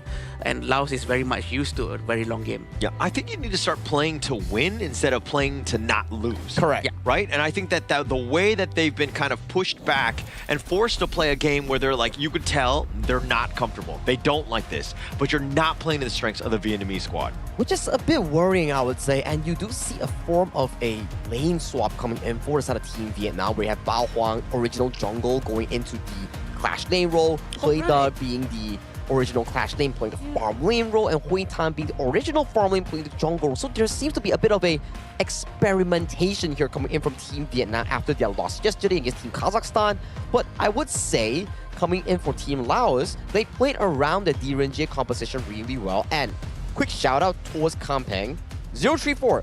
But later on in towards the replay, I want you to look towards what he exactly did in those team fights. Yeah, he has been very, very silent, invisible hero because he was not knowingly, he just jumped in right. I do believe that in the Vietnam team as well, they were actually managing to try to defend as long as they can, especially having Lin Van with the Winter is here. He does make it a lot more difficult for Laos to actually push in. So many times they tried, but has been cancelled just because of Lin Van. Yeah, and the net worth spread by Laos was much more even across the cores than the Vietnamese squad. It was all in on this, the Nakaruru, the Hui Tan, and he was never really able to kind of really shine, right? Ling Van is the type, we talked about KDA and all that, about how he's like more utility type of mid. He's actually setting things up. The winner is here, all these good things that you want in terms of control, but he doesn't need the net worth. The other guys do, right? Yeah. And that's where they needed to have stepped up. Hayduk, especially him, and Heitan, when they're looking to kind of find the right cores to, again, just do enough damage to take over a team fight. Yeah, this is a bit starting to be worrying for me, right? Because I like the fact that you pointed out, it's not to avoid losing, but it's starting to try and win, right? Because from that game just now, Team Vietnam, we never really saw any proactive players coming in from Nam Phuong or players like Bao Huang on those two picks in trying to look for the aggressive pickoffs. It was always the side of Team Laos just moving from wave to wave, slowly but surely choking out of the breathing room coming in from Team Vietnam in that game 1. I think the micro gameplay coming in from Laos is just so good. It's excellent. There's nothing else we can say about that. And I do believe that they have been practicing it. It's reflected in their movement. It's all a very well cohesion of the teammates. And it almost seems as if they don't need to communicate what they're doing. They're always rotating together. But this is the gold rush. Yeah, and I mean, just complete control, right? There was no real big dips where Vietnam were able to find ways to get back in. I mean, the number of deaths that Laos had, very minimal, right? And they just kind of, again, stuck to objectives.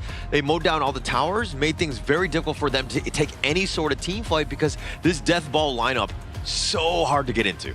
Yeah, it's such a suffocating loss coming in from the side of Team Vietnam. But let's check out the highlights real quick so I can point you out what exactly happened here. So in the earlier team fights here, we do see the campaign going in with the lane waste, but got caught by the Bridge of Prison. Look at this. All flash in towards the backline, catching on towards Tree, forcing out multiple flashes on the side of Team Vietnam. And as of this point, right, even though Ling Bang got a beautiful freeze, it just wasn't enough to actually bring them back from that deficit. And in the closing play later on, you can see the flank coming in for the side of Hui Tan, a bit too slow, and then Campaign comes in once again and finds 2 and 3 more players to end the game. Yeah, again and again we can see on Kampeng's ultimate Lewis has been hitting a lot even afterwards, even just before the end of the match. A very good fight coming from him. Yeah, Kampeng saying, get over here as he's getting ready. His MVP 034. It looks like you were not the only one, Sagi, to see just his MVP plays, his layways, his taunts. Everything was so good on this one. Just the control, just locking people down. I think this is the spirit that you need coming in from Team Vietnam to see that Kampeng, he's not afraid of faltering in team fights. He knows for a fact that if he starts a good one, his team will back him up despite the fact that he might be taken down. So I think this is something that Team Vietnam needs coming in for the game 2, or potentially if they do bring it to a game 3.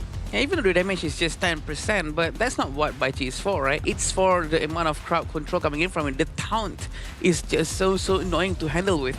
Which is also what allowed for the Dune from Villacon to actually manage to put a very successful wind slash and actually knocked up 3 people at the same time after the layways has been used. Yeah, I actually think that also Kampeng's play on the Bai Chi, especially for this draft, you take a lot of the pressure off of Villacon. Right, because usually when you're like the Dune, you got to make a play. You got to get in there. You got to initiate. You got to be the front liner. But it's actually like, one A or one B. You're like, pick your poison, like which one is worse. And so Kampeng was, again, able to do exactly what you want as well as a Dune, being that tanky front liner, and then absorbing people, and then letting people come into him. Like, just pile on towards the side of Team Vietnam, right? So that's game 1 coming in for the side of Team Laos against Team Vietnam. Good start overall for Team Laos. They haven't lost a single game yet, and they are looking on track to finishing off the series yet, but we need to see whether Team Vietnam can find a way to bring it back to an even. Yeah, trying to reset the mindset is one of the hardest things to do. That's usually fall down to the responsibility of the coach, how the coach is going to try to handle the mindset of the players, try not to make them too discouraged from after what happened, especially from yesterday's games now into today's game. They have to reset their mind quickly before the start of the next game. All you need is the Men in Black, the red light pen, right? Poof, reset, boom, done. Like, you know, I think that would make things much easier. But we're living in reality, apparently, and that doesn't exist. I've actually tried to look for it. We're also living right now in the side of Marriott Petaling Jaya Hotel here. You know, if you are interested in a nice stay and you're interested in a beautiful one, do check out Marriott Petaling Jaya, as it is our official venue and hotel sponsor coming in for the 2026 Asian Games Esports Qualifiers for Honor of Kings. Once again, thank you so much, Marriott Petaling Jaya. Amazing place, good food, we love it, and that's why we're here waiting for the next game between Vietnam and Laos, which is gonna be for sure interesting. Let's say if Vietnam somehow manage to win the next one, that's gonna make our game going into game 3, because the last time we actually saw 3 different games is a couple of days ago. Yeah, the only one, which is the Pakistan going up against Uzbekistan, that led into a reverse sweep. Yeah. So coming in for this specific game number 2 here, we do see Vietnam choosing the red side, similar to the previous game. So maybe for them is to look into some of the picks that they have had success with. Well, Ling Van's the Yu Huan got immediately banned away, so you might need to take another route that gives Ling Van more aggressive on approach. I understand that the Princess Frost that he played was pretty good the last game, but it just didn't provide him much room to actually make proactive plays. You need to unlock Ling Van from Team Vietnam in allowing them to actually progress in the early to mid game. Yeah, probably something like a Mai or something that like can that. be very aggressive, right? But I think that if you're looking at Salah there, he's just relishing in the moment, understanding that, hey, this is the spotlight, this is that time. But, I mean, Vietnam, going back to Ling Van, he is your all-star, right? He is the man generally where your team succeeds based on his play. He's been the MVP throughout. A lot of the targets are going to be onto him. So you got to let him excel, get on a hero that he wants, but also a playmaker hero. Playmaker hero. Yeah. Well, we'll have to see what exactly the draft unfolds here, right? Because from Team Laos, they do realize one fact that, okay, if Ling Van gets a good game, it's not going to be great for us. So let's ban away the Yu Huan and also the Haino. That could be a potential threat. And for Team Vietnam, they are going back again with the Aaron lock on the 1-2, plus the Charlotte here, a comfort pick going in for their Clash laner here, plus the Nakoruru again. I'm not too sure if I'm a fan of this. Yeah, usually, as what Sagi has been explaining, Nakoruru is a hero that we take to try to react towards a much more tanky composition coming in from the enemy side. But having this from Laos hasn't been picking any tanky heroes just yet. So having this Nakoruru way early on is rather a bit odd. We do have Lapu Lapu and Zhang Fei that has been banned coming in from Vietnam. Also, Azia and Angela has been taken out. Yeah, for me, the Nakaruru has been playing like Nakadudu. It's not been great. Has not given themselves, because you're looking for burst. I mean, the Zaqiao is definitely a target. Yukio is on the high on that list as well, but Laos is completely countered by having the tanky frontliners. That has not let, the Nakaruru really burst anybody. And that's also a really aggressive draft here coming in from the Team Laos here. We saw how destructive it can get when you have the Mozi, Xiao Qiao, and the Ukitachibana in the previous series, where the jungle pressure coming in for Team Vietnam will be pretty evident here. And there's just not a lot of tank roamers left aside from the Lian Po that Team Vietnam can actually lock in unless they want to go into a different direction, per se like the Daidia or something like the Zhuangzi, to deal with the layers of crowd control that's being proposed by Team Laos right now. Oh, this is going to be very interesting. Laos actually went with Bai Chi, Mozi, Xiao Qiao. The Cannon Blast goes in, the Lei Weis comes up. All the combo is going to be done very well, but Vietnam has the answer for it. It is by taking Zhuangzi. It's going to try to stop all the crowd control as much as they can with the butterfly effect. I think on paper, it really makes sense, right? You can block the crowd control, you can actually cleanse it for its teammates here, but it goes back to the same question here. In game one, Vietnam wasn't really that proactive despite having the Lian Po, despite having the Dharma per se. Now, you have the Zhuangzi, but you don't really have any sort of engage coming in for Team Vietnam to actually make these fights happen. I think it's going to be up to Haefan, right? He's probably the guy one. Let's look at a burst, right? Starting things. Or the Garuda with Ling Van, again, just being, just using those Wings of Judgment to whittle them down as much as possible, to kind of start things out, and then maybe the jump in happens. But as we go into the third series, game number 2, is this going to be enough? Do you think, are you comfortable with this for Vietnam? I am unsure how comfortable I am with this. I'm not really for Vietnam, because the picks coming in from them, the first 4 picks all of them are very soft, and the lack of crowd controls worries me. I'm afraid that they might have a lot of issue trying to lock down any movements coming in from Laos, especially with the Ukitachibana. We do have Charlotte with the power gradation, with a little bit of a crowd control coming in from Charlotte, but I think that's the only thing that they have. There's no more crowd control whatsoever aside by Charlotte. Yeah, so when you lose, I'm not saying that you need to pick like brand new heroes, all of them, and just like throw that draft aside. But I do think that for me, the Nakaruru, it didn't have the greatest of impact. And like his decision making to go in, especially towards that late game, essentially just sealing the game for Laos, was not the greatest of decisions, right? And so this is a hero where I'm thinking maybe they go a different route with the jungler. Yep, apparently they still wanted to try it out and try to make it work. Having a Moza as well from Sahala is really gonna be giving a lot of problems to Hitan. We know the Cannon Blast is accurate, it's strong, it's a first start of any chain reaction. Chain CC coming in from Laos.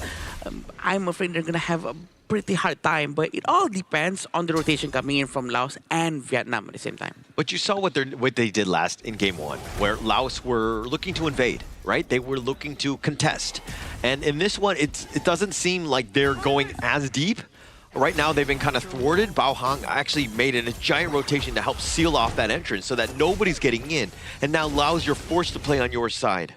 Even the fact that Focam actually made his rotation towards the mid lane, trying to prepare for any potential early team fights, that shows something that Laos was already over there and already ahead of them, trying to be ready for anything possible. But it seems like a very weird coming in from the Garuda with the Wings of Judgment. I think it's a bit of a waste. I mean, like the ult isn't that long where it's going to really affect you. You kind of saw that maybe they were attempting to go in and invade your jungle. So you just kind of, again, you just want to repel them away more than anything else. Repel them as far as possible. But with the Laurel Bloom, it's not going to be able to find enough damage because this is very early on.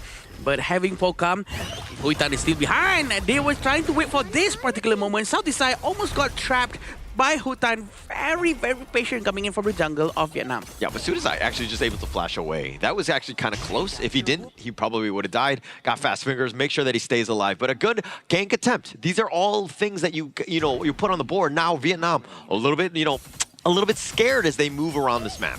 They need that confidence back. They cannot let any previous games to discourage them right now. Having Bao Hang as well, who hasn't done any rotation just yet, by the way. So they need to play around with all of their teammates. Try not to wait for too long for things to happen, for gold to come up. They have to force something out. They have to force Laos to be thrown out of their feet so that they have to follow Vietnam's pacing instead. And look at how Laos, right? Okay, look, actually in the top lane. We'll see on how he's trying to run to the back. Kampeng is gonna be okay, it seems, because he is a very tanky hero for sure. Bao Huang and Huitan doesn't have enough damage for now. I mean, everything was committed, though. Flash as well. He's going to be low. The 4-minute Tyrant had already been started, but I guess it's space created for Laos. And just like that, on the other side, Vietnam understanding that, hey, we're probably not going to take the Tyrant. Let's take the Overlord at the same time. Very smart coming in from Laos to react to the attack as well. They started by going through Tyrant, but we have to see on how they're going to try to get the buff. No problem whatsoever. Sahala is still in front. Cannon Blast is trying to connect to Bao Huang, but it did not hit. Still waiting for Vietnam. Lingering around the mid lane. I love the way Laos are playing. And they took the Tyrant and they didn't use the Smite then, right? And then they rotated at the top. The Overlord had been taken. They know exactly where he's going to be, where you're going to funnel back into. It was going to be towards that Crimson Golem. They met him there. Vilacone had the Smite ready, was able to take it away. Now they got 2 red buffs. The awareness coming in from Laos is just so good. They're aware. They probably have the timer up on their map that the buff is coming up. Also because of the roamer of Laos. He always goes check here and there, making sure that all the icons on the map gets updated every time he has vision on them. But still waiting on Huitan, who's probably going to try to get them from the back. It's very dangerous for Pokam. Pokam's trying to run away. Can he manage to survive? Having the Moza not be able to use his ultimate. He's not using his thing inside the box, trying to save his friend. He still has his ultimate. I love this. This is something that we didn't see in game one. Huitan, the long way around to get that wrap. They thought they were safe because they generally, most of the gank attempts have been going through the river, but they went all the way through the jungle and they completely caught him off guard. Finding Focam, huge win for Vietnam. This might be why they're trying to take the Nakururu again, but it seems like the Wings of Judgment almost managed to get the damage done, but the flash was a bit to the side. He still managed to survive, and Charlotte will go back as well, but another wave coming in from Vilacone is going to try to force it out. This is a Zhuangzi, not the best target, but just to poke him out, to push him away. Yeah, but the one saving grace was that actually the bottom T1 stands. The minion wave had been cleared. If Vietnam was able to get that, that would have been a huge win for them. And they're still a little bit on the defensive side or on the losing side because, again, they didn't get that big objective. And now it seems like Vietnam themselves, they're forcing Laos into a certain playstyle, certain rotation. very good coming in from them. They're not forced to follow Laos, but look at this Wings of Judgment coming in, and Huy Tan actually managed to get one. Vietnam is really trying to force this one. Layways has been used. He's alone though. There's no backup or follow-ups coming in from the other side of the team. Bao Huang is still waiting. He just arrived. He wants to go in. He is so ready to help his team, but seems like everyone really wants to disengage. Yeah, I like it how Kampong are looking to initiate, right? Yeah, he was under the tower, but he's tanky enough to understand that I'm just threatening, right? Namfong on the Zhuangzi, a little bit of a different story. He's just trying to stay alive and just, again, attract attention to use that butterfly effect when those team fights are happening. Let's see how it goes for this part of the match. This is hitting the 7 minutes mark. It's gonna be a little bit slower, but a little bit faster as well. It depends on how they're gonna rotate. Wings of Judgment has been used because it has a very low cooldown. There's no layways has been used as well. It's still being kept. A very good discipline coming in from the Laos players, but they have to be very worried with the flanking maneuver capability coming in from Huy Tan. Yeah, and we were questioning the Garuda pick. Is Ling Van gonna be enough? I mean, he's 1.3 ahead of Soothsai, and it looks like bottom lane. He really tries to use the Laurel Bloom, but it's not enough. The regeneration coming in with the recovery. A layways with a flash did not hit. He misses it out, but it was a good try. It was a very good try. If it hits, the follow-up coming in from Sahalat is gonna be very good. Yeah, Namfong actually using the butterfly effect, but they got a Sun. Yeah, very good Wings of Judgment. He's trying to get the two heroes in front, and Kampung is gonna tank all the damage here. Sahalat's gonna try to get some crowd control as much as he can, but a very good base attack coming in from Pokam. A lot of space has been made by Laos. Yeah, stun after stun after stun. Bao Hong not even able to use his flash to get back. They perfectly timed that one, stacking them so that he's not able to do a single thing and locking him down. That's going to set things up. Vilacone is going to be captured. A very good trap set up by Huy Tan. This is the gameplay that Vietnam was trying to prove and show to the world that it really, really works when they know what they're doing. They have to be a little bit more proactive, a little bit more smart in terms of trying to hide in which brush according to what's the position from the Laos players. Yeah, so they know that the aggressive style of Vilacone, he's going to be looking to just be in that enemy jungle and rotate off the map, and he was spotted out. He tried to go over the ledge, and then he walked into the hands of Vietnam. A great trap setup, and now this net worth lead, it's next to nothing. We're even. Yeah, it's pretty much even, having Sahalas trying to stun, but it's a little bit off to the side. Winds of Judgment has been used, trying to find them off away. Still have Kampung hiding inside a different brush right now, trying to capture anyone off guard, but they're gonna try to pull it off to the back. They have been doing this 4-1 formation, both sides of the team, by the way. 4-1 formation, trying to really handle half side of the map. Yep. And hanging on their, I mean, they've been rotating together, right? It's all about the junglers, Heitan and Vilacone, as of if they're able to get that farm. Vilacone has probably been more of a solo push here, but now in this top lane, a little bit of action. Yeah, they're really trying to dive in, and having Huy Tan nearby. Also the Xiao Zhao, they are relentless. They really want him to be down, and they make sure he stays down. A very good move coming in from them. Vilacone has been punished very quickly. I think Vilacone might have to start to rotate together with his teammate now, or maybe more communication has to be done for them to actually try to have more vision towards the movement coming in from the Vietnamese players. But Vietnam has just did such a good job of like shutting down the Yukio, right? Vilacone is definitely the win condition. This is how you do it. You jump him, right? And it looks like Laos, they're letting him solo because they're taking advantage of that space and like taking the bottom T2, for instance, and now it's pushing to the T3. Yeah, they haven't cleared that one up yet. It seems like Vilacone is going to ignore the top minion as well. He's trying to rush towards the Tyrant. They really are trying to force this one out, but the Wings of Judgment has been used as well. The Layways goes in. Huy Tan manages to steal it away from Laos. Everyone is low from Laos. They have to go back. The stun hits, and they still managed to be able to get the Tyrant in a very stylish way. Oh, the Zhuangzi has been so good. Kampfang, every single time game one, he had so much control. He's able to taunt, just pull them all in. But with Namfong there, he's just like, nah, you're not getting anything. You're just like literally not able to get any sort of CC. It negates all of that, and Vietnam, again, just able to walk away. Wings of Judgment has been used once more. Namfong and Huy Dok has to go back with a very low HP and a very aggressive gameplay coming in from Vietnam. Oftentimes has been started because of the Wings of Judgment, really forcing Laos to move a certain way that really benefits Vietnam. Also having Sahalas trying to do Cannon Blast, had been a very proper follow-up coming in from Kampung. It seems like Kampung's layways or Baichi's movements right now is not as good as the previous one. Well, it's not that, I mean, like when you have like a butterfly effect, which it negates your skills, like all of them, right? You're not able to do as much. You're not able to have as much control. And now they're trying to chase. Yeah. Not able to do so because again, just he's able to negate everything you're throwing out. That's true. It's very annoying when you have a John Zone on enemy side of team, especially when your team is really revolving around a crowd control CC playstyle. But look at this Charlotte. Bao Huang is so aggressive that he gets punished. Wings of Judgment actually hits, and they get to 3 people. Laos is gonna go down. Now it all left with Villacon. Can he manage to defend? He cannot get the Overlord for sure. They really have to try to step up with their gameplay. Yeah, no chance on this one. And the Wings of Judgment every single time. Ling Von, to me, has been an outstanding mid laner here. He's been having so much control. They've had no answers for when those team fights are happening. They've been pushed back. Villacon somehow has to hold at least for 7 more seconds here. The top T3 under siege. I mean, it completely zoned away. This Wings of Judgment just doing some serious work here. And this is a very good fight coming in from Vietnam, and they have been very aggressive, which what we like. We want to see more of that aggression coming in from Vietnam. And Laos has been also quite confused with what they want to do. But we do want to see that cohesion coming in from the team again, because that's what they've been demonstrating just now. But also, the Overlord has been taken by Vietnam. Having the Shadow Vanguard being held by Huy Tan will be able to make sure that they have a good part of the next 3 minutes. Yeah, Vietnam, I love the way that they've bounced back in this game, right? It's been a very strategic game. The way that they're able to outmove, outmaneuver, outdraft in some situations. Like, this has been great for Vietnam. And the way that they're doing it, I mean, it's only a 4K net worth lead. They have not won this game. They are far from that.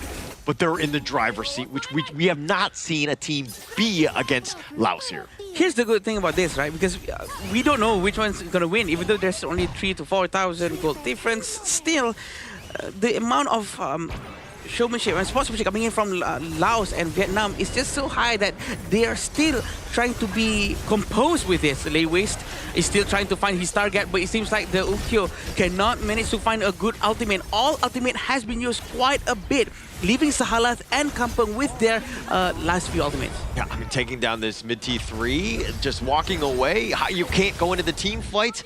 Laos right now, they're grasping, they're reaching for straws, not able to find anything because of the positioning of this Vietnamese squad. Again, look at this. Wings of Judgment really tries to get as much target as possible. Lin Van always with the responsibility of trying to zone the enemies out, but look at how Vietnam's trying to go in.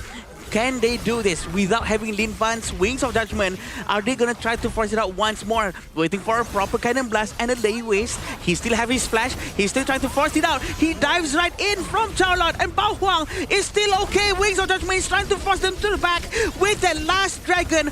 The Shadow Vanguard coming in. Can they try to get Kampung? Kampung's gonna do it down as well. Hoi Duk gets the target, and Crystal has been destroyed by Vietnam. And we're going to a game 3, our second one coming in for the 2026 Asian Games Esports Qualifiers here. Vietnam found their mistake in game 1 and they adapted quickly in game 2, and right now we are at 1-1 even between these Group C giants. Just a great bounce back game by Vietnam. That's exactly how you want to dismantle Laos, especially that's how you dismantle Yukio. We've been looking for answers. That's exactly it. You just get on top of him, you take it away. And again, just the Vietnamese squad, the way that they do things, they move across the map, Ling Von's play, and Shala probably not dancing as much right now. He's really trying out his best, and we do know that Vietnamese players actually did differently this time. The way they rotate, the way they aggressively go and hide inside brushes behind the farm lanes of Laos. I think that's what we want to see more from them. This is what probably is lacking from the yesterday's game as well. And the way they dismantle coming in, the aggression of the side of Team Laos with the Zhuangzi is actually a very smart move.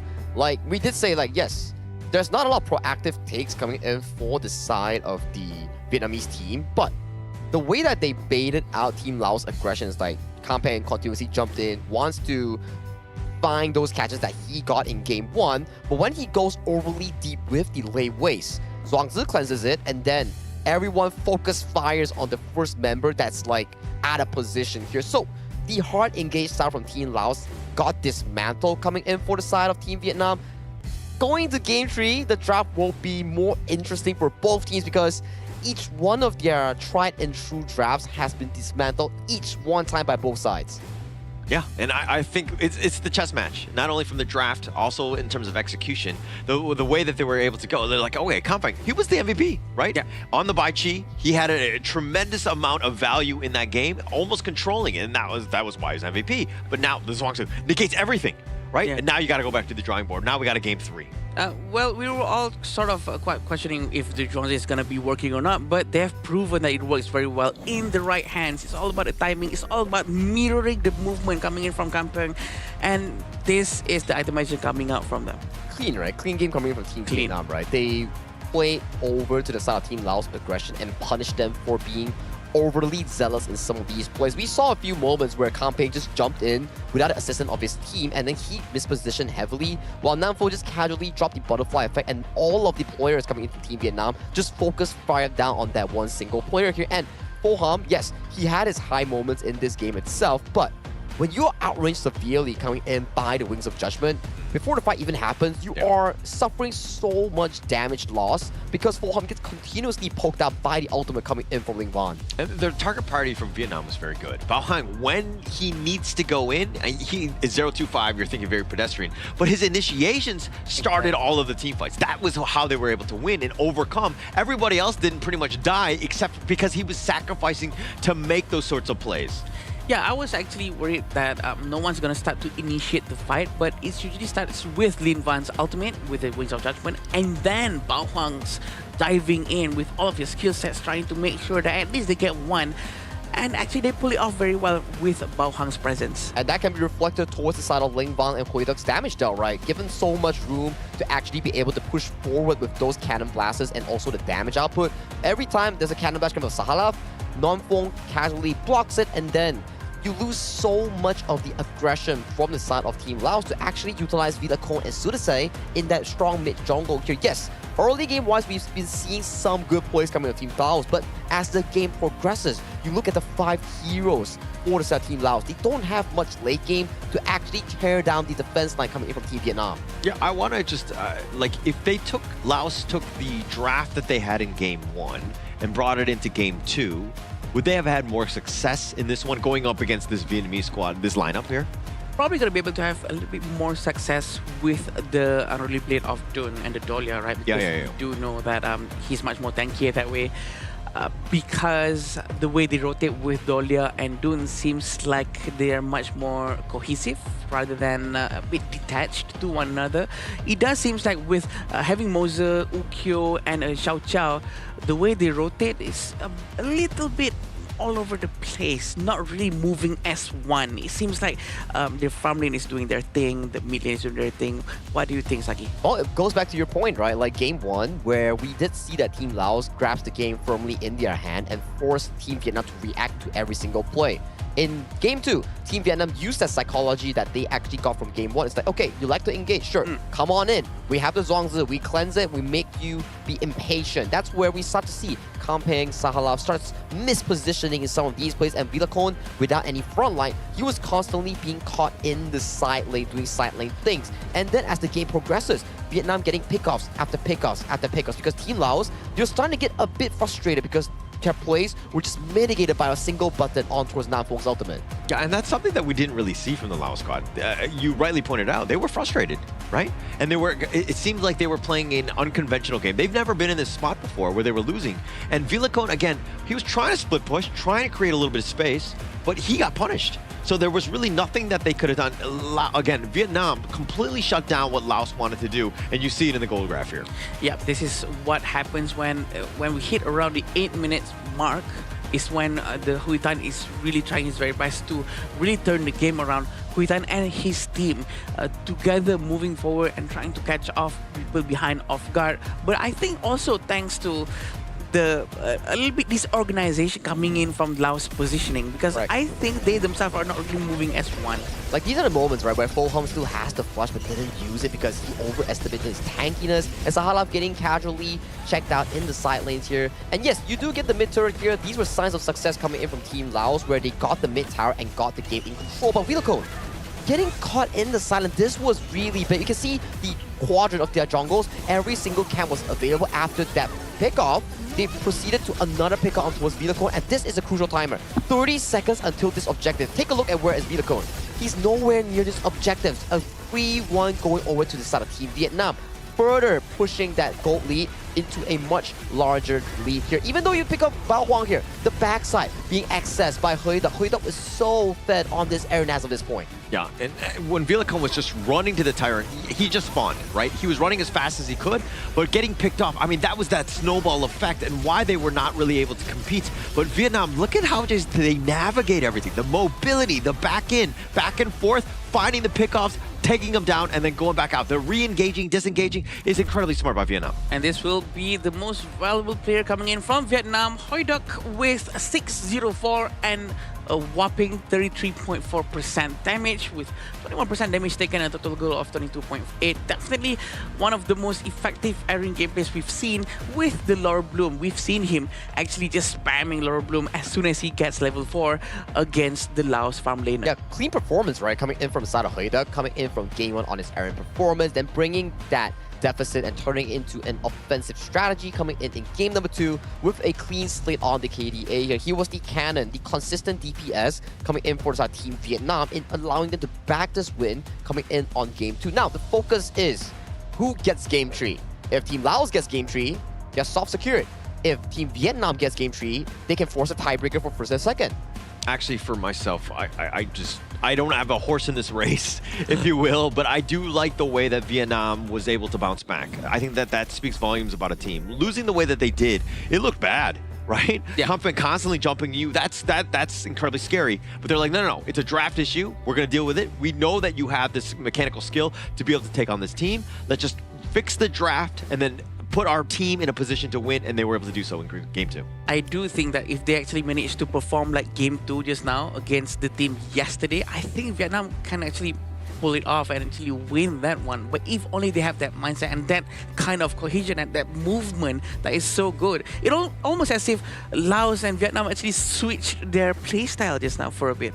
I would say so, like lesser proactiveness, but yeah. I would say that from Team Vietnam's side, they were more planned. They planned more on towards the gameplay itself, protecting the side of Hui Duc and allowing him to consistently do the DPS. And you can see for the side of Team Laos, there was more mistakes this game compared to the previous game. Maybe they are like saying that, okay, that was a pretty clean game 1. We can repeat the same thing, but they actually let their guard down in that case. And that's the problem, right? When you're talking about teams that have not lost, they're not as hungry. They're going to be lackadaisical at moments. They're going to just do not the most efficient of rotations, all of that. It affects them, right? Complacent. And now when you've lost that second game, now things are shaken up, right? What is the mental resolve? How do you now bounce back? Yeah, that's the thing about being probably a little bit too comfortable with not having any loss for now, but we do know that Laos does have it because we've seen it in game 1. The way they rotate in game 1 was excellent and we wanted to see more of that. But having Vietnam on the right mindset now, can they try to reset this mindset from Laos as well? Because if they are a little bit discouraged and having Vietnam is, well, relatively on fire right now, can they try to really beat Vietnam later?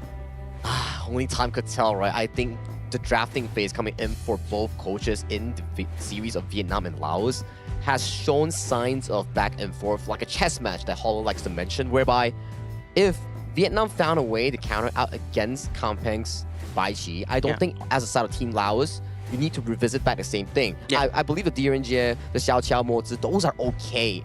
But revisit back into a different route where it puts comfort to Villicon. That during performance was magnificent, but coming to game 2, the gameplay coming in from Villicon was just really different compared to game 1.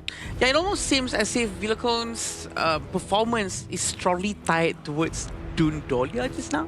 But also at the same time, we still have Okyo again from Laos. They also want to try to prove it to us that, you know what?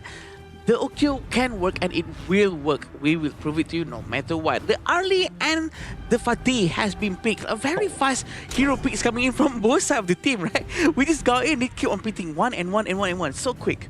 And Holler, you were talking about deja vu, right? I just want to let you know, Team Vietnam, we're in game 3, and that's the exact same 3 picks that we are looking at. Yep, might as well go back to the well, right? I think that this is one where, like, hey, I don't know if they're just being stubborn and they're like, okay, we're just going to prove that we can get it to work. Because even on the other side, the Nakaruru will be there. You've got the Aaron to kind of go in with Charlotte. So we're seeing, the same picks going into this. but I think they're like, hey, it's not a draft issue. It's about execution. I do believe that they have the same mindset as well right now because they executed so well, and pretty sure that gave them a boost of confidence to do the same thing over again. Like Sir Cloud always says, if it's not broken, why fix it? Exactly here. Team Vietnam, they do fix slightly on towards the mid lane picks here. You can see Xiao Qiao, Hano, and also Yuan all removed from the available pool here. Vietnam also, they're like, okay, that's a lot of roams removed from the pool. Let's just ban away Zhang Fei and also Lapu Lapu. And then there's Lian Po as well. All these roamers engages are all gone and dusted here. And I'm liking the stuff here that I'm seeing on my screen. We have a Zia and Dia.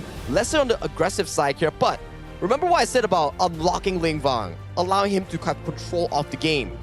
Angela, Liang. And there's not a lot of frontliners here coming in for the Team Laos that's available in breaking the Liang ultimate here. Maybe this is the trump card that Vietnam is looking for in breaking this game from reverse sweep.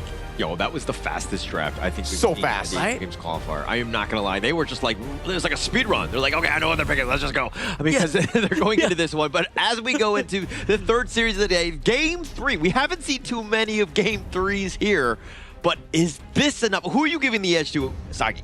I gotta say, Team Vietnam's drop looks so comfortable here, and if they can allow the Liang to find more of these pickoffs in the early game, maybe they can build their lead, but not all hope is lost for Team Laos because on the aggressive end, it relies down on the clash in jungle here because I can't tell you who's gonna win. I can't tell you because this is proven by them, and I'll let you choose one.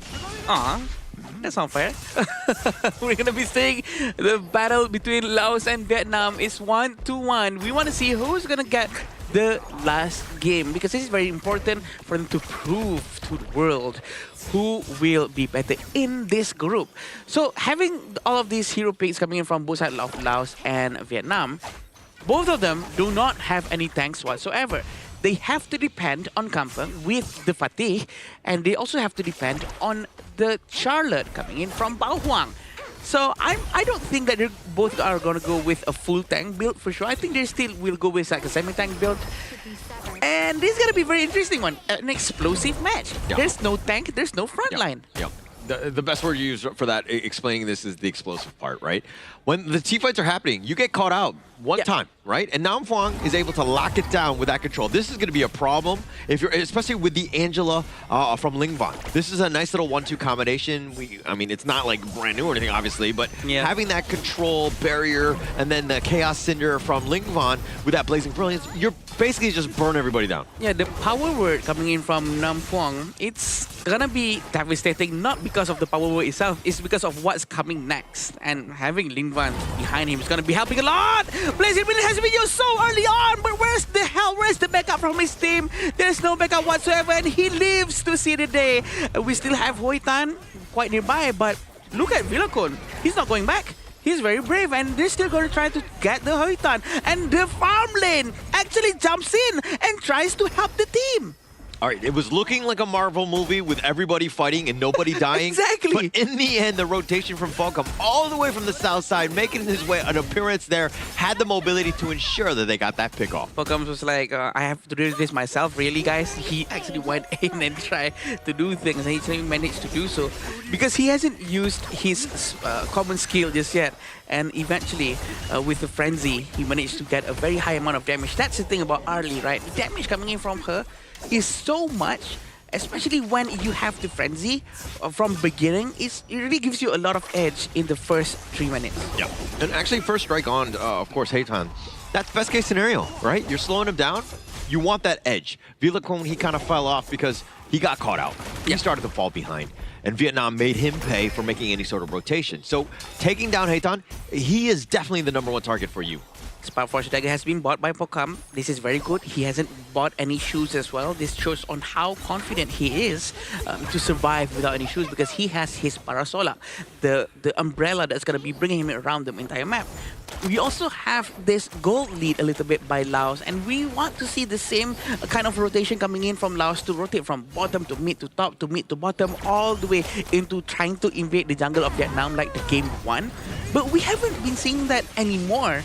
after the game 1 ends. Hasn't happened. Oh, the flash forward. He gets the control with that blazing brilliance. And Vilico was just trying to parade around in the river to make a rotation. He pays with his life. And he's waiting inside this brush right now. He's not going to try to commit. Still trying to play it safe. A very quick move coming in from Vietnam, catching with blazing brilliance.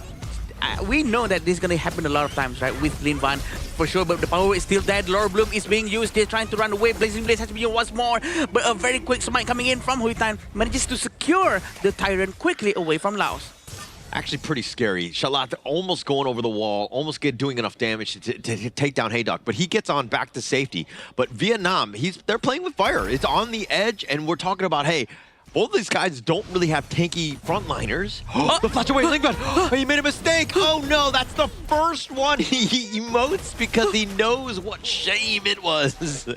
What was that? I was shocked. I lost for words. I'm lost for words. Okay, maybe he wanted to cancel it out, but it actually slipped. But that's a bit of a mistake coming in from them. 2 for 2. 2 of 4. They were actually hiding inside the same areas of brushes, and they did not manage to get any kills from that. I mean, the idea was there. As soon as I was making a rotation, he was going to flash on top with the Chaos Cinder. Then you had Namfang for that other control after that one.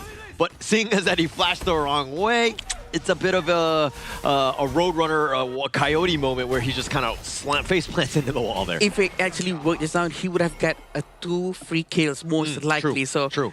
So you know what? Let's not rub it into his face. No, I want to rub it in his face. Lingban has had a great... No, Okay, we still have Southeast Side in the mid lane. Huy Tan is going to try to pressure the lane as well, but it seems like Kampa is going to have a little bit of a hard time having these 3 people rotating together, waiting for that power word with the flash to go in for the follow-up of the Blazing Brilliance. But it seems like Laos or Vietnam tries to focus down onto the Overlord because, you know what, we don't have the Tyrant, you might as well just get the Overlord. So one thing that Vietnam could probably be doing better is probably being more aggressive with Nam Phuong. Yeah. You got one good grab on the Vilicone, but you didn't get anything else. Oh no, that's another one. But look at this, Kampung actually lost his life up at the top lane, but we still have Nam Phuong trying to run away to the back. The damage coming in from Laos almost managed to get the Roamer coming in from Vietnam, but a very quick fight coming in also from Vietnam, trying to take down Kampung, and Kampung pays with his life, and they actually managed to get the tier 2 tower. Yeah, taking that one down. That was space created. There was a little bit of action in the mid lane where Nam Phuong just barely stayed alive. He didn't use his control.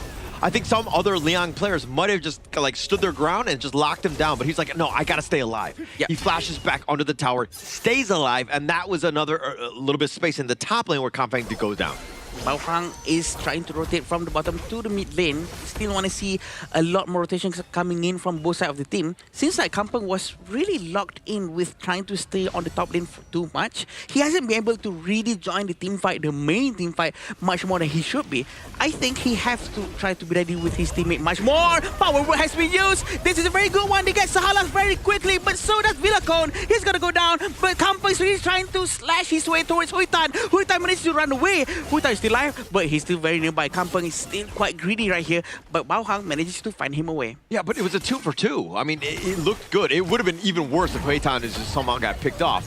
He was very low, and that was kind of close, but it was a nice little burst attempt. But Shalath, he's the guy, right? If you don't lock him down like they did with that control, he's got the bitter farewell. He'll stop that. And as we check out this replay here, the control instantly used. You see that Huy Tan tries to jump in, but the fight on the top side is the problem. They find Villacone, which is a great win, but they lose their farm laner. A very good fight coming in from both sides of the team. The gold difference is barely 1,000. It's just so small, proving to us on how close the fight is between these two teams. And Huy Tan is trying to fly in. Power word Blazing Brilliance and smash to the ground. Coming in from Huy Tan, a very good start, but Kampung is gonna force it out. Sacred Tree Blessing trying to slash his way through everyone.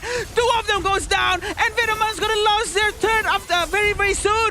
But they managed to turn this one around towards Laos. A very quick reaction coming in from Bao Huang. 3-for-2 trade in favor of Vietnam, though. I mean, it looked incredibly good, but then Kampang coming from the flank, they got caught out guard, and Vietnam had to fight for their lives just to get out of there. But they turned this one into a bit of an advantage for them. They've taken the mid T1, and as we check out this replay, they go in, right? Like, Kampang trying to make that play, but there's just this choke point. It's so difficult to traverse through, and Vietnam somehow with this nice two-man stun, I mean, yeah, they lose Hoi Tan, but they got the advantage. Kampang actually managed to try to do his very best for sure jumping in, but he was deep and alone just now. He needed the help much earlier on, but a very quick reaction force coming in from them, a very quick smite coming in too. But look at this power word, the Laura Bloom is trying to find the damage, but look at Angela trying to find his way running to the back, but the damage coming in from Laos was too big. A very burst move coming in from the Sahalas goes down, still waiting for Villacon, but he's gonna try to run away, but the Arlie, Pokam, he is in danger. He tries to run away with his umbrella, but can he do anything at this point? He cannot. He will go down so quickly, having Hoi Tan being so close to him. Yeah, they perfectly play that one, even under the tower. I mean, Villacon, it seemed like one of the members, I lost sight of who, Vietnam, they let Villacon survive because they wanted Shalat to take him down. I mean, they still turned out with a numbers advantage, but I do think that Villacon should be high on the target priority list. You got to stop him as much as possible, but then the fact that they found Falcom under the T1, he was like a dead man walking, if you will. No chance for him to escape that one. Yeah, there's no way he can run away out of that situation for sure. 2,000 gold in front for the Vietnam, and I think they're going to be quite comfortable. Also, Laos has to be quite aware of where the positioning is coming in from the Charlotte. He's going to be quite a bit of a problem afterwards. Yeah, easily take in terms of the Shadow Tyrant. Laos all again just caught watching, not able to go in. The tables have turned. Vietnam are definitely in the advantage here. Yeah, that's true. Now Focam has already done his Daybreaker. This is going to be very interesting. Blazing Brilliance also has been used to try to secure the blue buff as soon as possible. Seems like Laos trying to get some sort of an advantage here, trying to get the Overdog, but Bao Huang is actually quite nearby. He has vision, but look at this. Howl has been used, trying to use Power Word. Everyone runs away. He cannot use the Power Word at all, but finally someone jumps right in. They said, why not? Well, the food is right in front of us. But look at this. Focam, a very good early gameplay and trying to get the damage done with two people going down from each side of the team. Yeah, they were trying to speed on through, but it looks like the wall, there was just too many walls to hurdle over. They weren't able to get the last one. Yeah. I think Vietnam are very fortunate to come out at least even, but losing Hoi Tan, probably overall losing that trade. Right now, it all depends on the ultimate or the Howl coming in from the Liang, because the Howl is going to be on a very long cooldown for now. But a very quick Shadow Overlord coming in from the Vietnamese team. I'm sorry, Laos team for sure, because they actually sort of won that team fight, and they really want to try to get an advantage in terms of pushing the lanes. Yeah, so I think at this point, you're kind of like, Laos have kind of weathered the storm. A little bit of sun here. They're trying to get Bao Huang. Bao Huang is really still right in front of them. Laura Bloom has been used by Hui Duck, trying to find some more damage, but still, the regeneration coming in from Villacon, it's almost as if there's no anti-heal coming in from the side of Vietnam. It seems like Villacon was just so aggressively using his ultimate, trying to recover any health, and he's just standing in front and not receiving any damage whatsoever. Yeah, so continuing my point from earlier, I think that Laos have kind of weathered the storm properly, right? The Nam Phuong gank attempts, now that you have other damage and you're a little bit tankier, it's going to be a little less efficient. And now Nam Phuong can be a little bit of a liability, if you will, because he's very squishy. And Shalath, again, you have answers in terms of control to stop that control. And oh no, I actually saw Nam Phuong. He just used his Howl again without actually capturing anyone. I think that's a bit of a waste right there, but he can use it right now. This is why he was keeping it for. And Hui Duck gets the kill. Yeah, I was saying that it's a liability, but not yet, because he's still just enough, because Villacon, when you're being aggressive and you're going into the heart of the Vietnamese squad, you can't go 4 versus 1, right? That's not a winning situation for you. Yeah, he was actually alone in front. He was actually trying to open the map for his team, I think. But at the same time, who else can do it aside by Villacon or Kampang? Maybe they have to play around Kampang more to try to get more vision into the map and try to rotate with him together. I know the fear that they have as soon as there's a Liang in the Vietnamese team, it's very hard for you to move around knowing that the power word can be used at any time. Yeah, and also Villicum was just walking around. He wasn't like using the brushes from cover to cover. He got spotted out, and that's the easiest play for Namfang, right? Who's able to get the jump.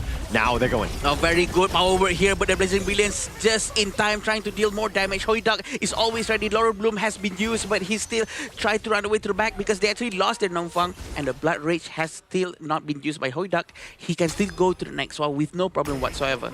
So if we're talking about lineups, I mean, which one is better late game? I was when you've got an Arlie, it's hard for me to kind of not give that one an advantage going into this. Another team fight coming in, a very good power gradation, but CC immunity coming in from the Laos side as well. They actually managed to get the Tyrant buff so quickly. And I'm not surprised if we're actually going into Tempest. I mean, we might get there. We're still a ways away, about 6 minutes or so, but it's looking that way. I mean, both of these two teams, Game 3, this is what you want, right? Yeah, Villico with the ultimate very quickly, but he did not manage to get the blue buff in time. The smite coming in from Huitan is just so painful, and it's enough for him to actually get the Azure Golem whatsoever. 5,000 gold for Vietnam is a huge number. Huge number. And now it's just, what do they do with that advantage? Because right now you're just seeing them just barely across the river. Yeah. That's saying that they're showing a lot of respect. Yes, they're in control, but they're not taking over the map, and this is allowing Laos to get back into this game. This is the magic of Liang, right? Because he can always try to rotate together with his teammate. Going into the mid game towards the late game, he will always try to move from brush to brush. We can see a move we made here, a very quick capture coming in towards Sahalas. Sahalas is just a little bit overextended, but what else can he do? Who else can actually open the map if it's not Sahalas or Kampeng? I still feel it's supposed to be someone who tries to sacrifice their life to open up a team fight, but it seems like there's no one else. Yeah, no one else. I mean, Shalat, he'll be happy with that. You would rather him take that control more than anybody else. True, that's right. So him going down, not the worst, but them losing an objective, now it got a little worse. A very good objective taken by Vietnam. This is the most important thing. After they get one strike down, the most important thing is for them to actually progress into the game. What's next, right? Do they want to try to get a tower?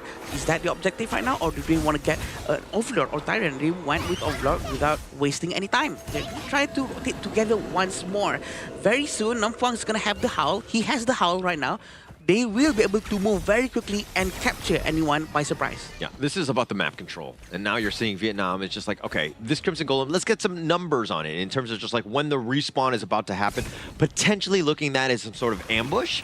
But you can see that Laos are like, okay, actually we know, let's play a little bit more timid because the Vanguards are coming. We don't want to stray too far from our base. Oh, the Vision Sprite is actually showing up onto the map for them. They haven't cleared the vision in the left side of the jungle, but it seems also like Kampeng is gonna try to activate the vision on the right side as well.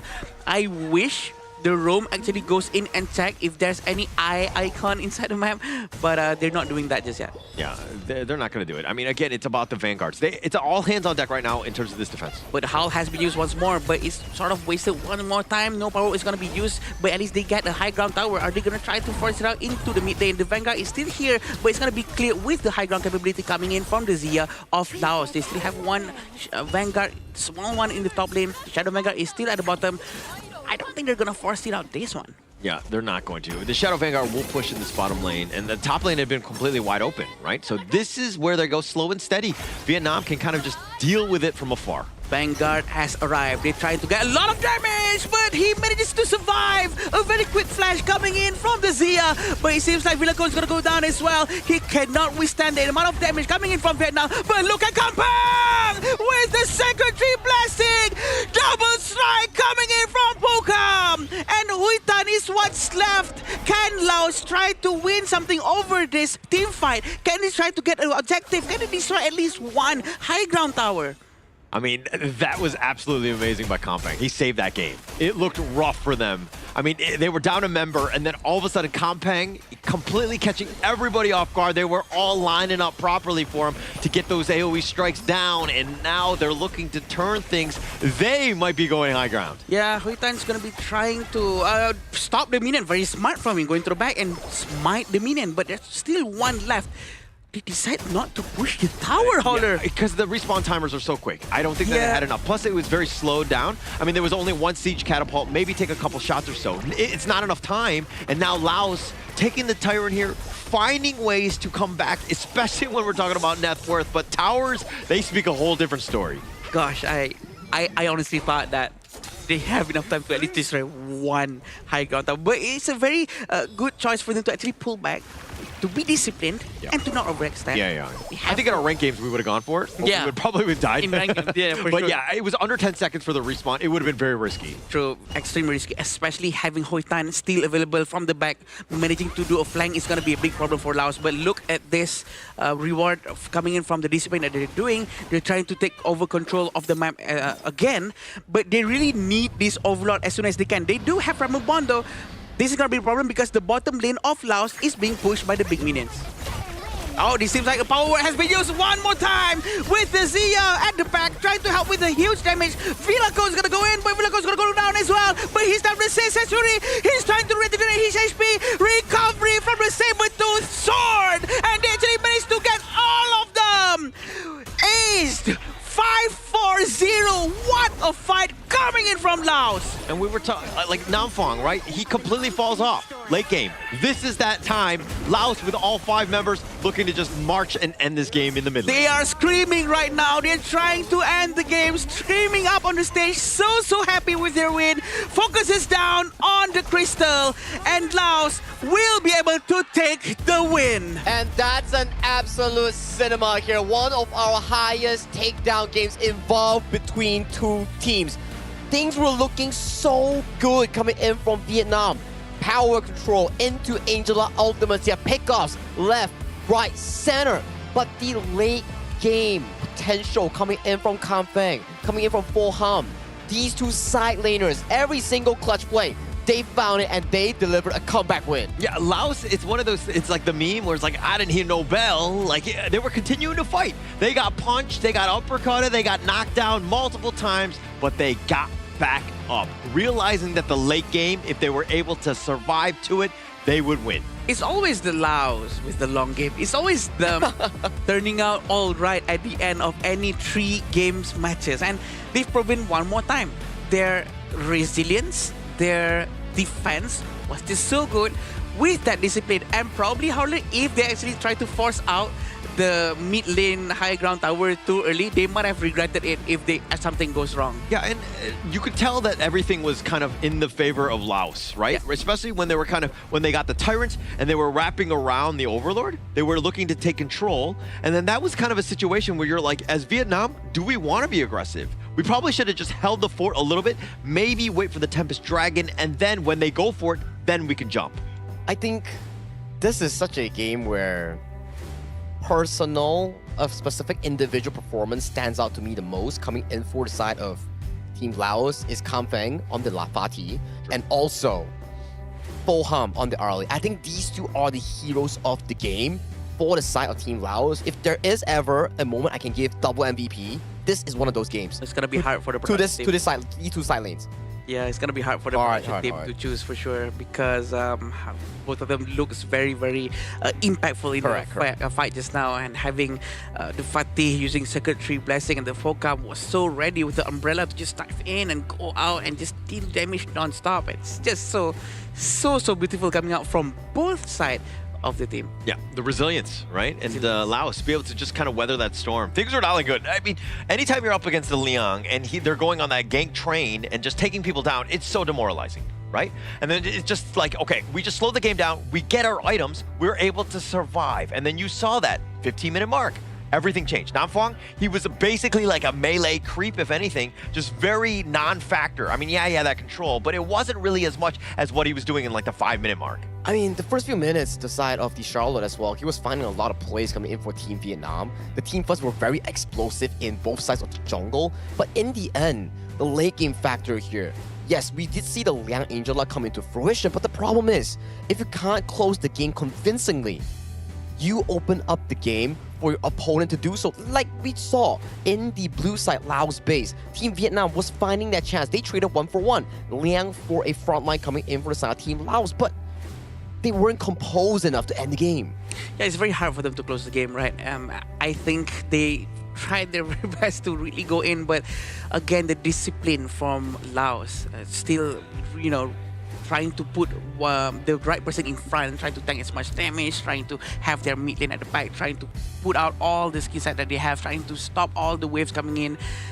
The discipline is just so good. I'm lost for words, to be honest. Yeah. And I think that we'll see a little bit more. We'll get a little bit of a deeper dive in terms of the items of just how they were able to withstand. But for the wave clear, again, you had that Arlie and you had that Fatih, both late game monsters. Plus they had the Zia, right? Yeah. Really underestimated, if you will. But those universal laws constantly would stop the approach every single time. It would just clear out the waves. He was also the one to pump up all the levels here in Sudisai. Although he doesn't have those big moments, he had a clean KDA. The impact that he was given, he's also the silent hero in this game itself with 4-0 and 11 KDA and only 11,000 gold in the game because he's just feeding all the resource into the strong two side laners here, which is Kampang and also Foham. Yeah, and if I'm not mistaken, he actually sanctified Arlie now, right? And so that also gave Arlie a lot of advantage and potentially get up to level 25, but for sure, it was just so effective coming in from this Zia, even though on the early game, it doesn't really seem like he's doing any impact whatsoever. But in the end, when all the waves are coming in towards him, that's what he wants. All he has to do is just put one universal law and all the waves are gone. Yeah, and again, this was kind of built on, we don't need tanky heroes, we just need that late game. We need wave clear, we need damage, let Kampong and Folcom really just carry us to victory, and you kind of saw exactly just how this one played out, because even Vilicone and Sudisai, they were more support style, but they were just enough to get them over the hill. And this is one of the few moments where comebacks like this gives you so much confidence because this is the last game for the side of Team Vietnam, and unfortunately they are 2-2. They're guaranteed for the last chance stage. But for Team Laos, this win pushed them up and they are now on track to the main event already. Yes, they still have one game, but based on the standings right now, is Team Laos and Kazakhstan going to the main event? Yeah, that's the thing, right? They really want to go to the main event and they get it. And right now they managed to do it, and congratulations to them. I'm pretty sure they're very happy. This means that Vietnam is for sure going to be in the slot number 3. Correct. Where they will have to go through the last chance qualifier, which will also be giving them a lot more games, which is going to happen in game number day number 9. Yeah, and actually, I mean, so Vietnam, they still have, the job's not done, right? They're 3rd place, and now they have to go through the other hurdle, the other stage, if you will. But checking out this gold graph, we were really back and forth. The way that Vietnam took advantage, they were in the lead, they were in the driver's seat, everything was looking good for them, but Laos able to hold on, and that's that resilience of the team. Wave clear, slowing the game down. Let us get to the almost 20-minute mark because we know we'll be at the finish line first. It's a heartbreaking moment if you're on a Team Vietnam side because they were so close in ending the game. They got 2 high grounds already, and they had a overlord just marching through the bottom side, but they were too overly hasty. If they were just patient for a little bit, maybe they could have forced it in, because once you falter there, you're giving back the losing team, the disadvantaged team, the Tyrant and Overlord, which is not what you exactly want. And in the early game we are seeing right now, it's really back and forth coming in for both teams here. You can see pickoffs left, right, and the Liang giving so much of an edge. And you see Foham just going to the back line here, challenging it and trading 2v2. And this has happened not just once, but multiple times in this game. And you just love to see on how Liang kept on using Howl, which is a very good roaming item, by the way, to give a lot of movement speed to your team, to make sure that they can capture someone and surprise them. But sometimes we do see it's been used and not be able to capture anyone, like Howler mentioned just now. There's walls all around, they cannot traverse, they have to traverse around it to get someone, and a very good use of the terrain by Laos. Yeah, that fight was almost like the tipping point, where things were just looking disastrous, but then, they stumbled that one time, and then that kind of opened the door. Laos able to slow it down. This looked rough, right? But that mid T3, as long as you still got that, you're fine. And this turtle round, again, Compact, he was making MVP plays throughout this entire game, set it up, and they survive off of that one. And again, just being able to close it out into this one. Compact here just utilizing the Sage Sanctuary, taking in the Liang ultimate here, and then, as of this point, when you lose your front line here, you just have no one to sustain the heavy DPS coming in from Foham's early. He's just pacing himself for that game-winning fight. And we're wondering, who's going to be MVP of this game-winning series here? So it's going to be Foham on that early here. Magnificent performance here. I would say it's a strong individual showcase coming in from this Laos farmlane player. 33.6%, and the Sanctify coming in from Zia is definitely going to be helping him a lot in terms of dealing more damage. 8-8. That is a huge amount of KDA. I'm pretty sure he's very happy with his own performance. I mean, not to take anything away from Falcom, obviously the KDA, the damage and all that, the stats are great. It's just staying alive, very difficult in a long game like that. But Compang, to me, was my MVP. I mean, you were talking about choosing which of your favorite kids, you know, in the sense of like Compang or Falcom on this one. But it looks like production has gone the Falcom way. I'm going to give credit to Compang because his impact, that survival of when they were able to just barely hang on, that base defense, and then that final push, all of that was based on Compang's play. Exactly right. Compang went for the aggression, the jump in, and Fulham came in as the solid cleanup crew in picking up those takedowns here. And these two side laners really put on a great showcasing here in such a pivotal game, because if they lose this, they're potentially forcing a three-way tie between Kazakhstan, Vietnam, and also themselves from Team Laos here. But winning this, they're guaranteed to the main event, and welcome to the main event of the Asian Games, Laos. Yeah, and I was really thinking about what you just said just now about Kampang and our MVP just now. I do think that if Arlie does it all by herself, can he do it? I don't think so. No, but if Kampang goes and do it by himself, can he do it? I think yes. Yeah. No, I mean, if we just analyze it, again, we're not we're not undermining him. But he could have been on any hero. Yeah. He could have been like doing, as long as he's doing a little bit of damage. But Kampang, the way that he was able to group them up, the timing and the way that he was able to initiate, that was the game changer. That was indeed the game changer here. And the Vietnam snowball was so evident here. Yeah, the final play, they took down the Fatih, they took down the Ukutachibana on the side of Team Laos. But then they just went too overboard in allowing the side of Team Laos to find that comeback moment. Yeah, and also what is going to be coming back to us again one more time is going to be Diamond Draw, Dragon's Heart skin pool, and Limited Time Token skin pool, which has been updated. So don't forget to update your game, and this is going to be the time token skin pool update, which is going to be very interesting. Everyone wants it. There's a lot of free stuff coming in towards you guys.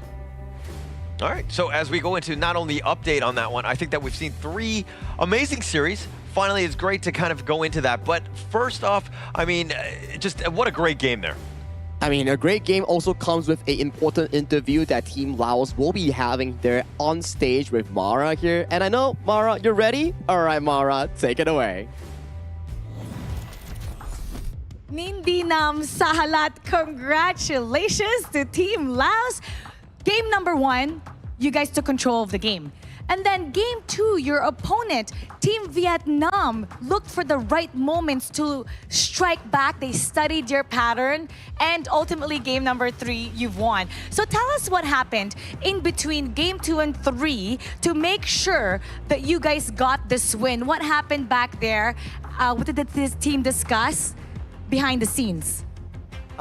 จากเกมแรกนั้นพวกเขาเล่นได้สบายเพราะว่าค่อนข้างที่จะสนาดับแล้วก็เป็นตามที่วางแผนไว้แต่ว่าตัดมาที่เกมที่2เป็นการที่แบบว่าพวกเขาบ่คาดคิดว่าจะเจอตัวสามารถล้างซีซีได้ก็คือสางสีมันเป็นเซอร์ไพรส์พลิกจากทางเวียดนามแบบเฮ็ดให้เขาเล่นค่อนข้างที่จะยากเลย For the first game they won as the character is take over the other team. However, in the second game they got surprise pick by Vietnam. The Vietnam team, they choose Sang-chi, which is against his character. So it's hard for him to fight back in game 2. That's why they lose a bit. And then game 3, they come back. And congratulations with that one. Now, because of this win, your team, Team Laos, is now #1 top spot for Group C. How does it feel to be representing your region so dominantly in this Asian Games qualifiers? ตอนนี้พวกเขาก็รู้สึกดีใจหลายแล้วก็เป็นไปตามที่คิดไว้ว่าพวกเขาจะได้ที่หนึ่งในกลุ่มอยู่แล้วแล้วก็แบบว่าเป็นอาจจะพลาดแค่เกมเดียวแต่เขาก็เป็นทีมที่แบบไล่พ่ายเลยเด้อ He said it is going as the plan, but however, only one game lost, and then all win at the moment, no loss yet, and he is very proud at the moment, and is securing the place to go to Japan. Very, very dominant fashion. You know, a lot of people from Laos for sure are watching, clapping as you've made it. What would you like to say to them? Because you have one more fight for tomorrow against Saudi Arabia. Let them know to support you for your next match.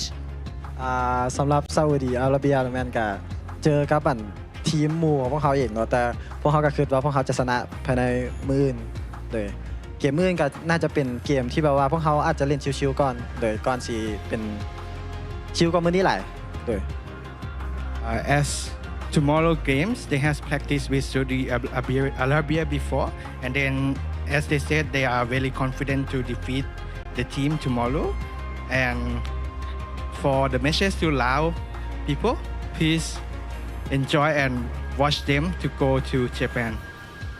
There's one more for tomorrow. Good luck on your next match. Now we'll head back to the casters. Lead the gorge. I can feel the happiness and the sign of relief coming in from the screen over there. Thank you so much, Sahalaf, and also Mara for actually having that interview there. But well-deserved coming in from Team Laos because they fought through a very, very difficult opponent coming in from their Group C here. Yeah, it's not the easiest team to go up against, and so to really prove yourself, you really need to beat Team Vietnam in that group, and they actually managed to do so because Vietnam has one of the most, a lot of experience out of the entire group, right? So whoever goes up against them, they really want to try to prove to the world, and Vietnam also has. Don't be too discouraged for Vietnam. Yeah, and I think for Laos, it was like this is the main goal, right? Yeah. Just you know, making it to the main event. I think that you could almost say mission accomplished on this one. But the way that they were able to do it, you know, all of the teams throwing their best. We saw some of the best games when Laos was on stage. And being able to weather through that and to come out undefeated, that speaks volumes about this team. Now, as they go up against the other squads, we're going to see some serious fireworks, I would say. I mean, as of this point, right, although they are like soft guaranteed towards, like hard guaranteed towards the main event, mission is still not over, right? You want to have a clean slate coming in for your Group C venture. Like Group C, undoubtedly one of the hardest group thus far, and every single game that we've seen Laos play, back-to-back Tempest game against Kazakhstan. 3-game series and also a big comeback against Vietnam. And their last opponent coming in, the mission is still not done. So for Team Laos and your region itself, you are on your way to a clean finish in Group C. Yeah, definitely on the right path. And also, do you want to know what else is on the right path? It's going to be the iQOO official gaming phone for 2026 Asian Games Esports Events Honor of Kings qualifier. It is the iQOO 15R with 120 Hz and also a very good cooling for the phone to make sure that you don't have any stuttering problems inside your games. So that is your tactical device to make sure that you can win. Yeah, and it's, I mean, it's definitely one of the best phones to have on stage, but I kind of want to talk a little bit more about that series where we had expectations. We knew it was going to go probably the distance. Yeah. But the only disappointing factor was that we didn't see a Tempest Dragon. Yeah. Right? Ooh. Usually that happens when me and Holler said it. Yeah. It's like 30 seconds away, you know? Yeah. But okay, if you want some Tempest Dragons here, maybe the next upcoming series between Syria and also Republic of Korea might bring you more flavors here. Because for Syria, they played the least game thus far in the Asian Games qualifiers here. And if they want to make it to the main event or the last chance stage, they will definitely need to beat Republic of Korea in the upcoming match. Same thing can be said for Korea and fans across their own region. If they win this, they're also soft guaranteed for the main event. I think that they have this surprise factor that they can use because no one have seen them play that much. So maybe they can try to pull out a new different strategy going in, fighting against the Republic of Korea. And they've watched Republic of Korea play before, so maybe they can study them before this, right? So it's gonna be interesting for us to be casting. Actually, there's a lot of games, Korea, right? From Nongshim Red Force to here, you can see exactly the tendencies and things that they like. You know that they're going to be coming in very well prepared, hopefully in the draft. It's a little bit of a different game here in terms of the patches and all that, but it's still relatively the same in terms of the hero playstyles that they'll probably aiming to go for. As the discipline that they actually bring as a squad, right? But we'll definitely be heading towards a short break before we come back to more Honor of Kings action between Syria and Republic of Korea for the match 4 of the day. So, see you later.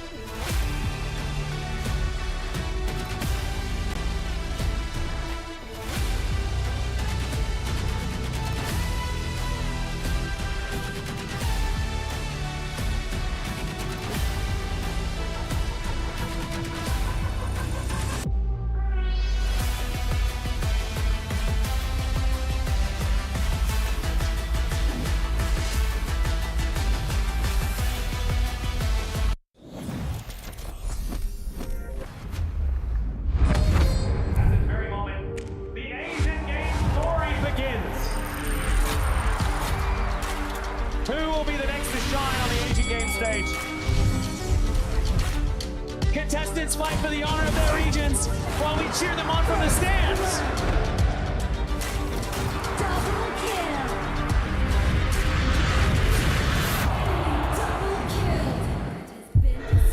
This is a challenge, but it is also an opportunity. The tide is turned.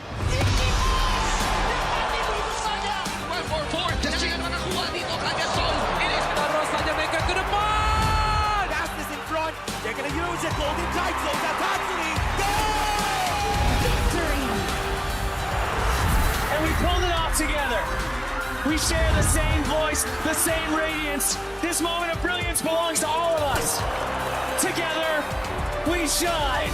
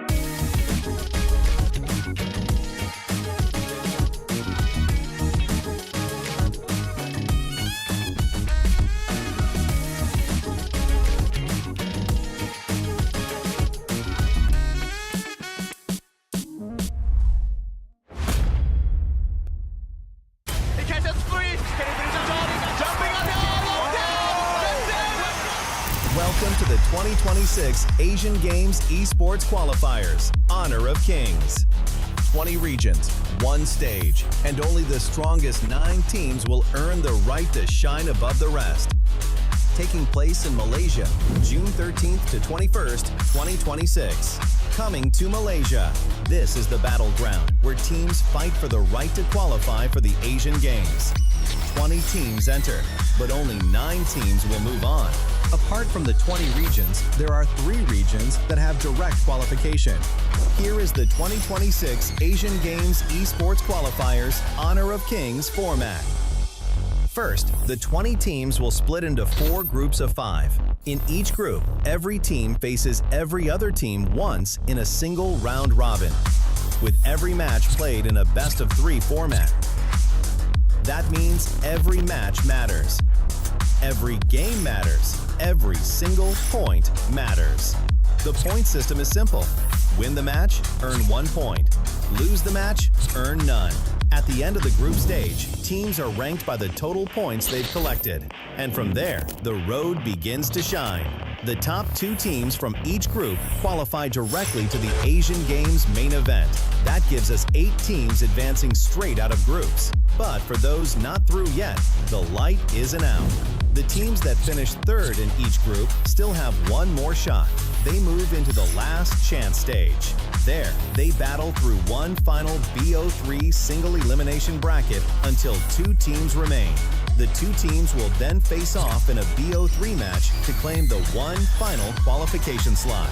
So in total, 9 teams will make it through, 8 from the group stage and 1 through the last chance stage. That is the rule. Now it is time to see who can rise through it. From across the world, regions gather here in Malaysia. 20 teams, and only 9 will qualify. The path is set. The stakes are clear. Together, we shine. Stay tuned, and we'll see you at the stage.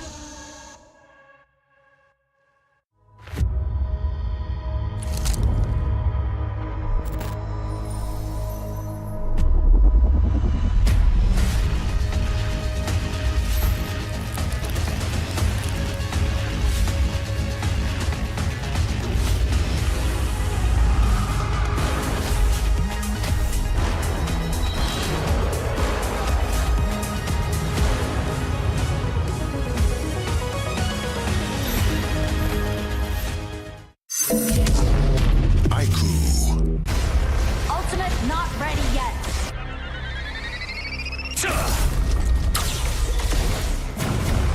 You have slain an enemy. My magic murmurs in ecstasy.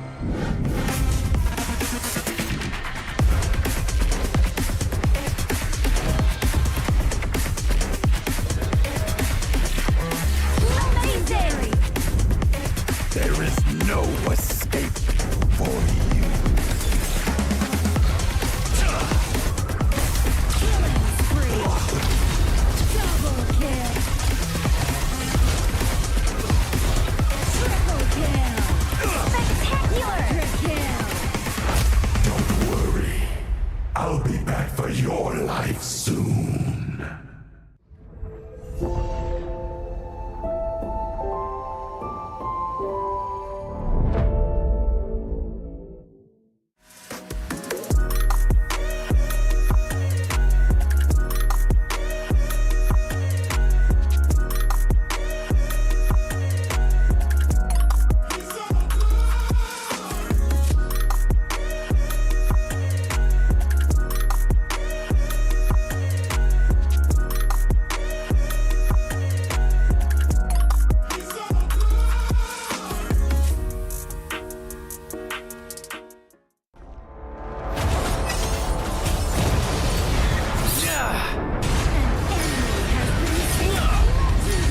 Double kill.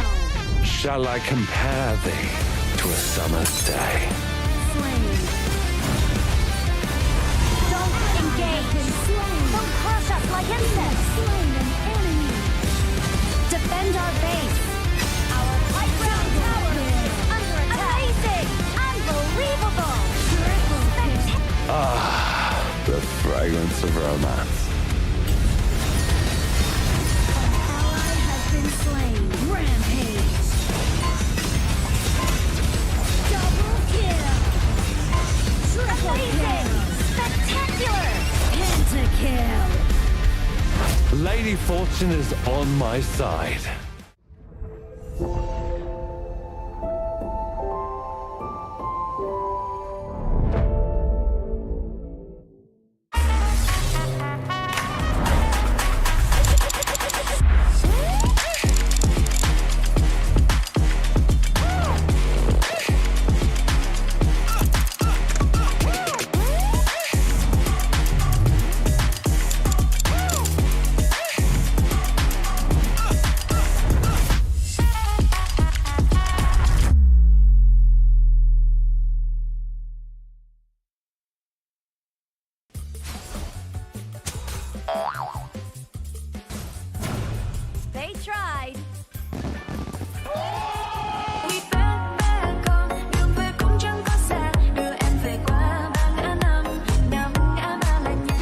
Spriteling skill, Dig It, is a passive skill, which will automatically trigger at fixed times each match, up to a maximum of 10 times. The skill grants guaranteed standard rewards like gold, XP, shield, health recovery, and more. There's also a small chance to uncover mysterious grand prize effects during the match. Dig It may also produce tradable high-value treasures. Detailed information about acquired treasures will be shown after the match ends. Each treasure has its own rarity and storage size, and obtained treasures will be automatically stored in your warehouse. If you want more high-quality treasures, make good use of the Treasure Fusion feature. You can also copy and share your code so friends can help speed things up.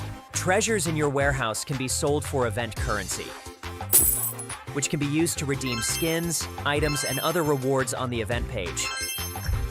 You'll even have a chance to win physical prizes like smartphones and cash. You can also spend event currency to bid on high-value rewards. The auction uses a hidden bidding system, where you can submit 2 bids for the same reward. The highest bidder wins, giving you even more ways to obtain rewards.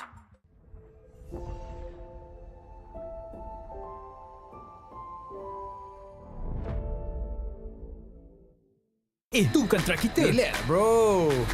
Phone aku! Jom kembara. Mountain View!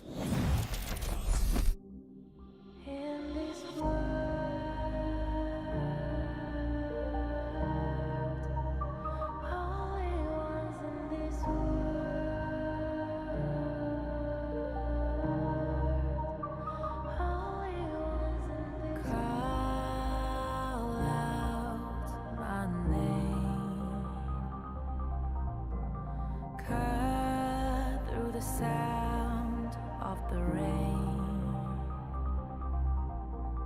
No matter how I feed the flame, you know I feel the darkness and the pain. All of the ways we tried to break free from the night.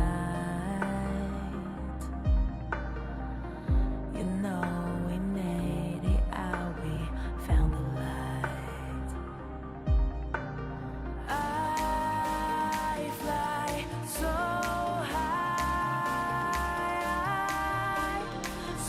high, light up the skyline. Let's do it this time, like it's a whole new vibrant world.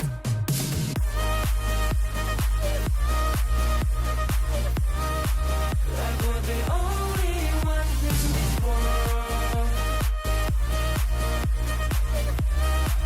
Like we're the only ones in this world. Now I see that I got everything I need. It's alright, I'm on fire, I'm alive, 'cause now I fly so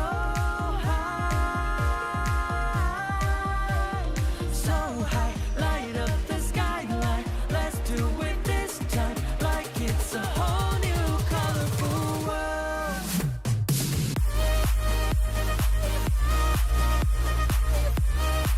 Like we're the only ones in this world.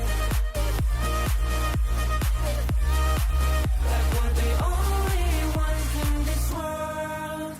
Never thought we'd get this far, burning like the stars.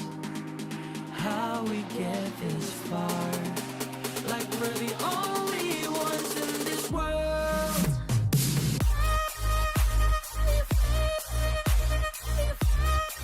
Like we're the only ones in this world.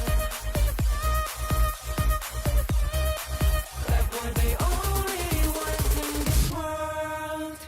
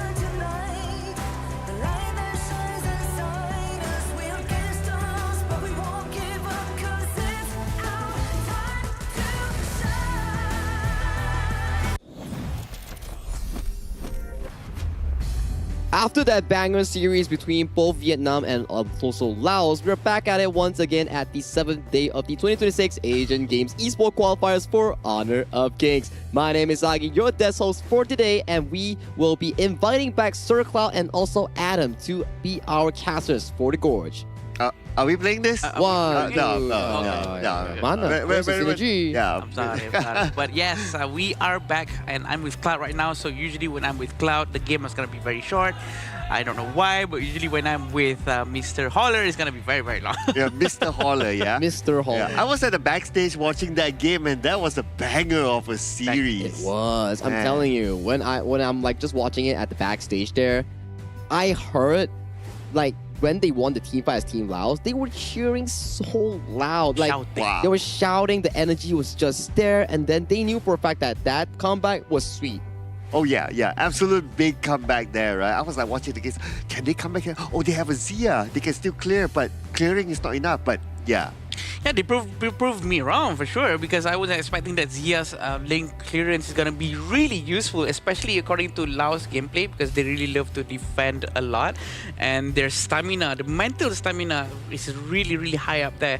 One of the few things that other teams should be able to try to learn from. And you know what else you can try? The new hero coming into Honor of Kings that has been live since June 17. There's 3 AoV heroes coming in for this exact server, being Lorian, Annette, and Florentino, and a new hero introduced to the Gorge, Davara. Make sure to try it out and let me know what you think. Yeah, what do you think about Davara? Davara is a hero that can go to the Clash lane, but also has been said by one of the OG players to be able to be played on farm lane as well. I think Sagi can agree, because he has a lot of ranged attacks, but I'm still not understanding him just yet, because I'm busy trying out Florentino. Obviously, right? We know Florentino is yours. He's quite close to Charlotte's gameplay, so... Okay, do you foresee yourself... No, it's hard. Sorry. Like main... Very hard. No. I cannot main Florentino. It's just too difficult. It takes a lot of time, right? It reminds us of one of the highest mastery heroes coming into Honor of Kings, where you rely so much on the reset, but that's for the official server that we will be focusing on later on in the next tournament. But for this upcoming tournament for the Asian Games Qualifiers, we will be inviting 2 new teams coming in for Group D. It's gonna be both Republic of Korea going up against Syria. Syria arguably has the least games played in the whole tournament up until day 7. Oh yeah, now that you mention it, right, we are almost like at the end of the group stages, right? And it almost feels like, oh, a lot of teams have completed their games and all that, and Team Syria has played the least. That means they have the least information out there for teams to read. Yeah, I just actually realized it just now as well, that tomorrow is gonna be the last day for group stage. Correct. So this is gonna be quite sad for us, because it's nearing to the end of this qualifier, but just the qualifier. But yeah, day 9, we're gonna be seeing the last chance qualifier as well. Oh yeah, that's gonna be pacing into a different way, because teams right now, a lot of them have locked for the main event, but most of them, when they still have a shot, they want to be aiming for that last chance stage. But to introduce our matchup of the day coming in between Syria and also Republic of Korea, we have prepared a short teaser video to invite them to the stage.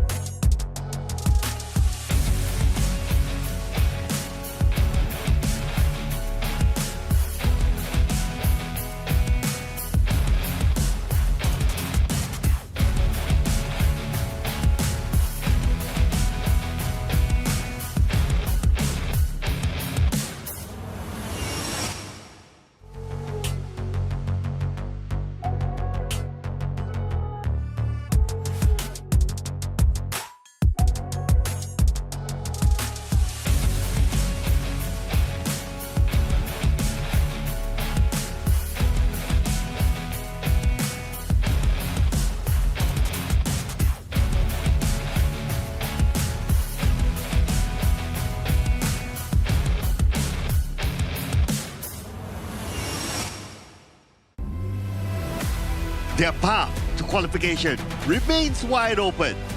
Every game matters, every fight counts, and they must battle until the very end to secure direct qualification.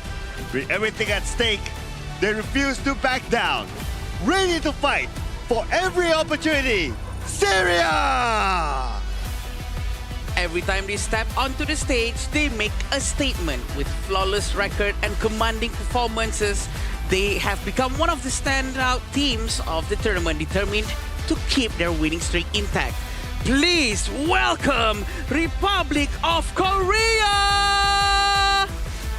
The unstoppable force coming in from Korea, challenging up against the underdogs, which is Syria here. If Syria is able to pull off a under sweep here, which is like, if they're able to find that momentum here against Korea, maybe, just maybe, they can topple the rankings here coming from Group D. It's gonna be nice to see an upset, because we do know that Korea has a lot of experience, but walking down through Syria's team right here. Yes, represented by Bashar, Ammar, Abdul Aziz, Ali, and Ibrahim. So as what we mentioned before they walked in, right? This team has played the least games. That means their data is not as much as many other teams out there. So who knows? A surprise might happen. It's a double-edged sword, right? Whereby you don't really have much games in the official tournament, but you also don't have enough data for the opponent to actually have information on towards you. The best information that we have on this squad is that they played a very long game double Tempest back then, and it came down to Abdul Aziz stealing the Tempest Dragon with his Angela. Oh, the Angela steal with the Blazing Brilliance is just so good. And we remember that Ammar was the one who was supposed to be there, but he wasn't. There's a lot of things happening with Syria, but at least they have the idea what is supposed to happen. But this is the lineup coming in from Republic of Korea with Yuno, Jihoon, Sungbin, Hunmin, and Songgon. These are the players coming in from, we know them from Nongshim Red Force and a lot of experience under their belt. Yes, this is powerhouse of the group, of course, and they are definitely one of the favorites to move forward. So this will pretty much be like the David versus Goliath sort of story, if you kind of think about it. Yeah, and we did see how yesterday Republic of Korea was able to take down Sri Lanka in a rather convincing fashion, thanks to Seonggon and also Seongbin with that Mozi Angela combination in consistently finding the targets on towards the gorge. Their playstyle is really heavily revolving around that mid jungle roam rotation in getting those early leads and skirmishes here. And this is the head-to-head between two teams. Yeah, the two teams going on head-to-head with a 49 and 27 in terms of strikes, and the elimination is 41 to 19 for Syria and Korea.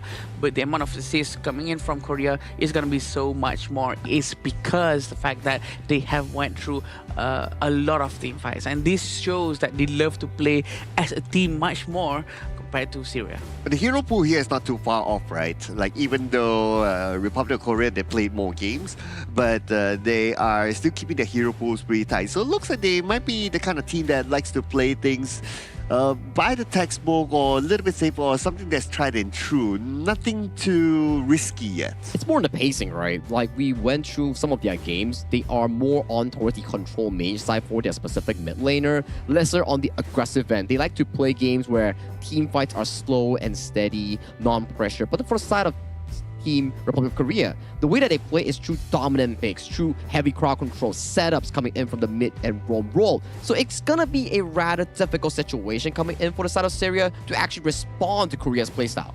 I agree, because Korea always force a certain playstyle. They force the game to happen a certain way, which in turn we can say that they're trying to create their own opportunity. Compared to Syria, they have to be much more a bit safer. They try to react a lot more. So can they handle the potential onslaught coming in from Republic of Korea? That's what we want to see, because Korea has a lot of experience in terms of trying to do jungle invasions and trying to really force a very good play. But what we're sure to see is that Republic of Korea chose the blue side, so they're going to have the first pick here to set the tone of what's to come. I do want to see creative plays here from Syria, right? Because if they want to go for like conventional plays, I worry that, okay, you play normal versus you play normal, like Korea's standard of normal because of their experience will be a little bit higher. So I would want to see Syria play creatively. They need to find an uneven ground, right? Something that puts them on the advantageous end, because if they are on a 50-50 footing in the general playstyle, like what Sir Cloud mentioned, macro-wise, so far from our observation, Republic of Korea seems to have much more experience and are more advanced in those segments here. So regarding on what this exactly comes down to, Syria needs to find something niche to actually be able to topple Korea. I agree. I think that they do have the mindset to do so. They have the idea. They executed well in the previous games too. So we do know that sometimes these teams, they just need a little bit of more warm-up to get used to what's coming up next. And Korea going with the blue side, they're going to be able to pick the first hero, which is going to be Mai Shiranui, which goes along with what Sagi was saying, a very aggressive pick, aggressive gameplay. Oh man, the moment you see a Mai, you know that they're going to play this very, very fast, right? They clear out the first wave in the middle, they start rotating towards the side, and they'll put pressure on either the farm lane side or the clash lane side. But we're going to get the Yuhuan and also the channel being picked up by Syria. So since the channel is being picked up, I don't expect to see it early picked up by Republic of Korea. But the D-Ranger has been pretty popular. Yeah, D-Ranger seems to be one of the key picks if they do want to fight up against the channel here. And we do get the Nakoruru plus the Byron locked in here coming in for the side of Team Korea. I do think that this is a strong 1-2 combination coming in for the side of Korea, where Byron and Mai, they are very active in the early to mid game, allowing Jihoon on their Nakoruru to find those early jungle wins. And this is not the first time we're seeing a Nakoruru has been picked even before any tanky heroes has been taken into their team. But Syria sort of taking a Dune right into their hands, sort of really playing into what's the plan coming in from the Nakoruru. But also, it seems like Syria is going to go with a much more conservative playstyle, just a little bit more with the healing coming from Yuhuan. And we can expect maybe Adolia is going to be picked, but Dolia has been taken out. Yeah, I was kind of hoping that Syria will be able to lock in the Dolia, right? Because it can be comboed together with the Dune, and then as their final Clash Lane pick, they can pick someone who is more engaging. But now, since the Dolia is out of the picture, well, you can go for other tank picks as well, right? Like the Lianpo, for example, which is not too bad to be comboed together with the Dune. You can have multiple knockups if you can do that sort of combo. I mean, if they do want to consider the fact of flexing the Yuhuan into the Romero also works out, but they did take away the Mozi here coming in for their fourth pick. And you can start to see that's a lot of roamers removed from the pool. Korea still has the Lianpo, but judging from the bans, Zhang Fei, Lapu, Dolia, Diadia, plus the Kui. So if they want something engaging, maybe go towards the side of the Liang, the Donghuang, or things like the Lianpo, or even the likes of the Kui Gutsu might come out. To be honest, the fact that they banned Kui, this just shows that they don't really want any heroes that's just so annoying to handle with. They want a much more passive gameplay, much more clean run throughout the entire jungle, especially for the Dune. I think this is actually a very good call for them to just ban out heroes that will give them too much of a problem. And it seems like Lady Sun and also the Lianpo is gonna be picked for Korea. A huge amount of damage. Also, the crowd control is going to be a lot from them. The Dharma is open.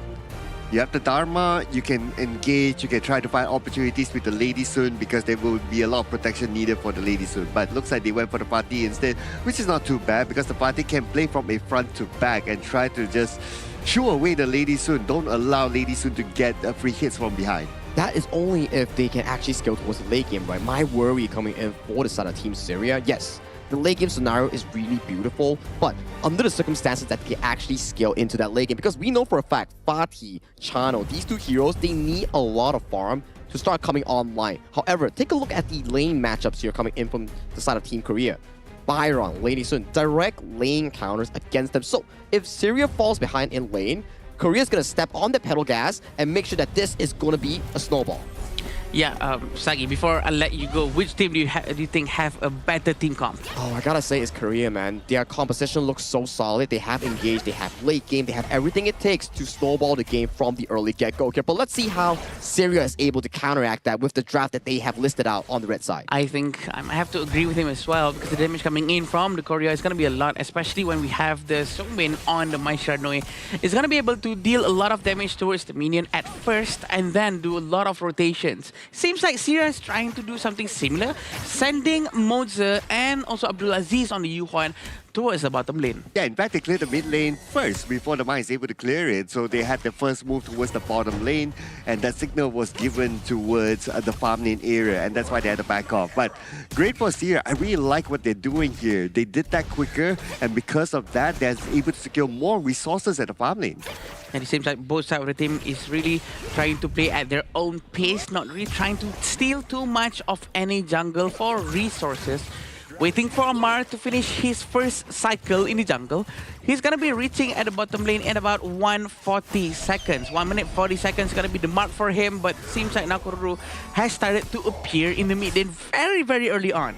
Okay, bit of a rotation back into the mid lane by Seongbin, but that's just to take over the wave so that he's able to farm for himself. Now, keep your eye on the Jihoon though. He's making his rotation onto the bottom, but no clear target yet because Ibrahim had the signal that he has to play this safely underneath the tower. Yeah, we know Amar and Jihoon is trying to rotate as fast as they can, but as a Dune, it's gonna take a long more time for you to clear the jungles compared to Nakoruru, because Nakoruru is a damage-based hero. Compared to a Dune, which has to focus more on towards defensive items, but it seems like a little bit of a walk happening in top lane. They tried to get Bashar, but Bashar actually managed to run back to his tower to safety. Okay, so looks like Syria, they're still in control of the middle stages, right? Despite them being behind in terms of goal, but at least in terms of laning is okay, but maybe I spoke too soon, but no. Abdulaziz is okay. Great, and any sorrow coming from him, trying to survive any potential upcoming damage from Korea. Rotation is trying to be made by Seongbin, moving towards Bashar, but Bashar seems fine for now. Are they trying to steal? They managed to give it towards Honmin. A very quick and decisive move from the Korean farm laner. And again, both sides back to respecting each other in terms of the jungle. No big jungle invaders though. If any jungle invasion would happen, I would expect it to come from Republic of Korea first, because they have the Nakoruru and they have the Mai. They can easily go in and out of the jungle when they need to. If it's not to gather resources in the Syria side jungle, at least they are able to get information. A huge damage coming in from Korea, but did not manage to really make it stick to Amar, because Amar used the early blade to run away to the back. But very cheeky from Yuno, clearing the wave before it even arrives to the center, and it seems like they're all gonna dive into the tower with Jihoon in line. And a huge amount of crowd control coming in from Korea. I thought he was able to survive that when he used the flash forward, but then again, they still went in on it. They were committed to getting that takedown, and that gave them dividends. The first strike given towards Republic of Korea, and not only that, look at where Yunho is at the top. He cut the wave all the way behind tier 2 tower. Yeah, he really doesn't want to waste any time, because this will allow him to do an earlier rotation towards other lanes. That's the benefit of doing this lane cuts. But it seems like they really want to try to get Amar once more. Amar has his passive activated. The Unyielding Might is already switched on. So they have about 25 seconds cooldown before it comes back again. Korea has to do something right now. Well, Korea, what they're going to do right now is to lock in the Tyrant. And it's going to be easily taken by them. But the Overlord is open. Okay, Korea making the rotation towards the Overlord. Oh no, the Overlord right now. It's up for grabs. Who's going to get it at the end of the day? And from behind as well, Syria coming in to give backup. The Overlord still stands though. Very good team fight coming in. A disengage that is forced by Korea. They do know that Syria wants to go in, but look at that unruly blade. He really wants to try to get him, but he did not manage to do so. But look at this! Ibrahim is gonna go down so quickly, coming in with Korea, diving into the tower. 3-man treble smash, and they're able to get one out of that attack. Beautifully executed by Republic of Korea. And now it seems like even though the Overlord was kind of open for them, they weren't really interested in that. Wow, a huge fight coming in. They really want to force down towards Ali. There's nothing Ali can do. They dive into the tower, really benefiting from Lianpo's tankiness. It almost seems like there's nothing Syrian can react to that, but Bashar is quite busy at the bottom. It feels like Bashar is trying to buy some space for his teammate, but is it enough for his teammate to actually survive the attacks coming in the center? Or he might need to join up with them right now because they still have a chance. Look at this. Behind, going in, is going to be one, and it's going to be Ibrahim taken down just like that. Yeah, Ibrahim has always been one of the first to fall down first, but it seems like it's very different for Korea and Syria, right? The winning condition for Korea is to actually funnel as much goal as possible towards Honmin and also Jihoon. But for Syria, instead of their farm lane. But wait, let's see. This is what's about to happen. Bashar is going to go down. And also the top lane, they have to pull back just a little bit. Yeah. But going back a bit to my point, they have to give a lot of goals towards Bashar. Bashar is one of the most important heroes coming from Syria. He is the winning condition for Syria. And maybe that's why he was left at the lane to kind of like farm and also push at the same time. But he didn't really have time because of the aggression coming in by Republic of Korea, pressing the other 4 players, and he's forced to join back with the team fight together with the team. Yeah, 7,000 gold is a huge amount for sure. We have Yuno. Yuno is trying to find a proper knock-up. We're still waiting for the skill sets coming in from the Yuhuan, trying to use more full tempo, hopefully to hit multiple targets at the same time, opening a space for his teammate to go in, especially Bashar.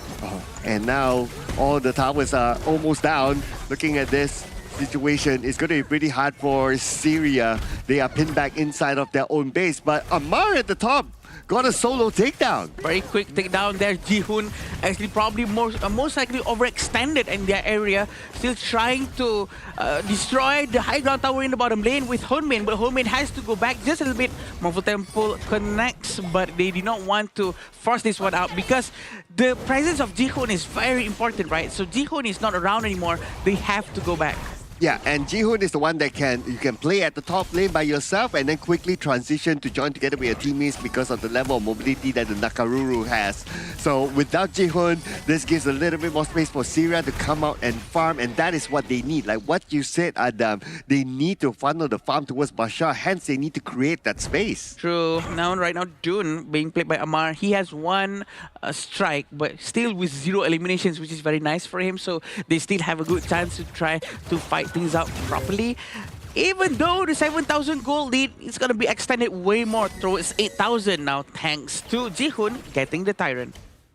The fact that they got another objective right now is a signal towards Syria that they need to play this very carefully. But now, Korea, they're going to force the fight onto them, and Sungkyun gets Ibrahim, and they're looking for Bashar, but Bashar backs out immediately. 3 players from Syria, can they defend this one? That's the question. They have to hold on as strong as they could. Bashar, he's going to lose the high ground tower in the bottom lane. Look at now, Koruru coming in from the hood. He's forcing in the back line. Managed to get them one huge explosive damage. They're going to try to force it out, trying to push them all the way to the back, and the crystal will be destroyed. 8 minutes, 30 seconds on the dot, and Team Korea established dominance in this game 1 of this BO3. And I gotta say, it's not looking good for Syria.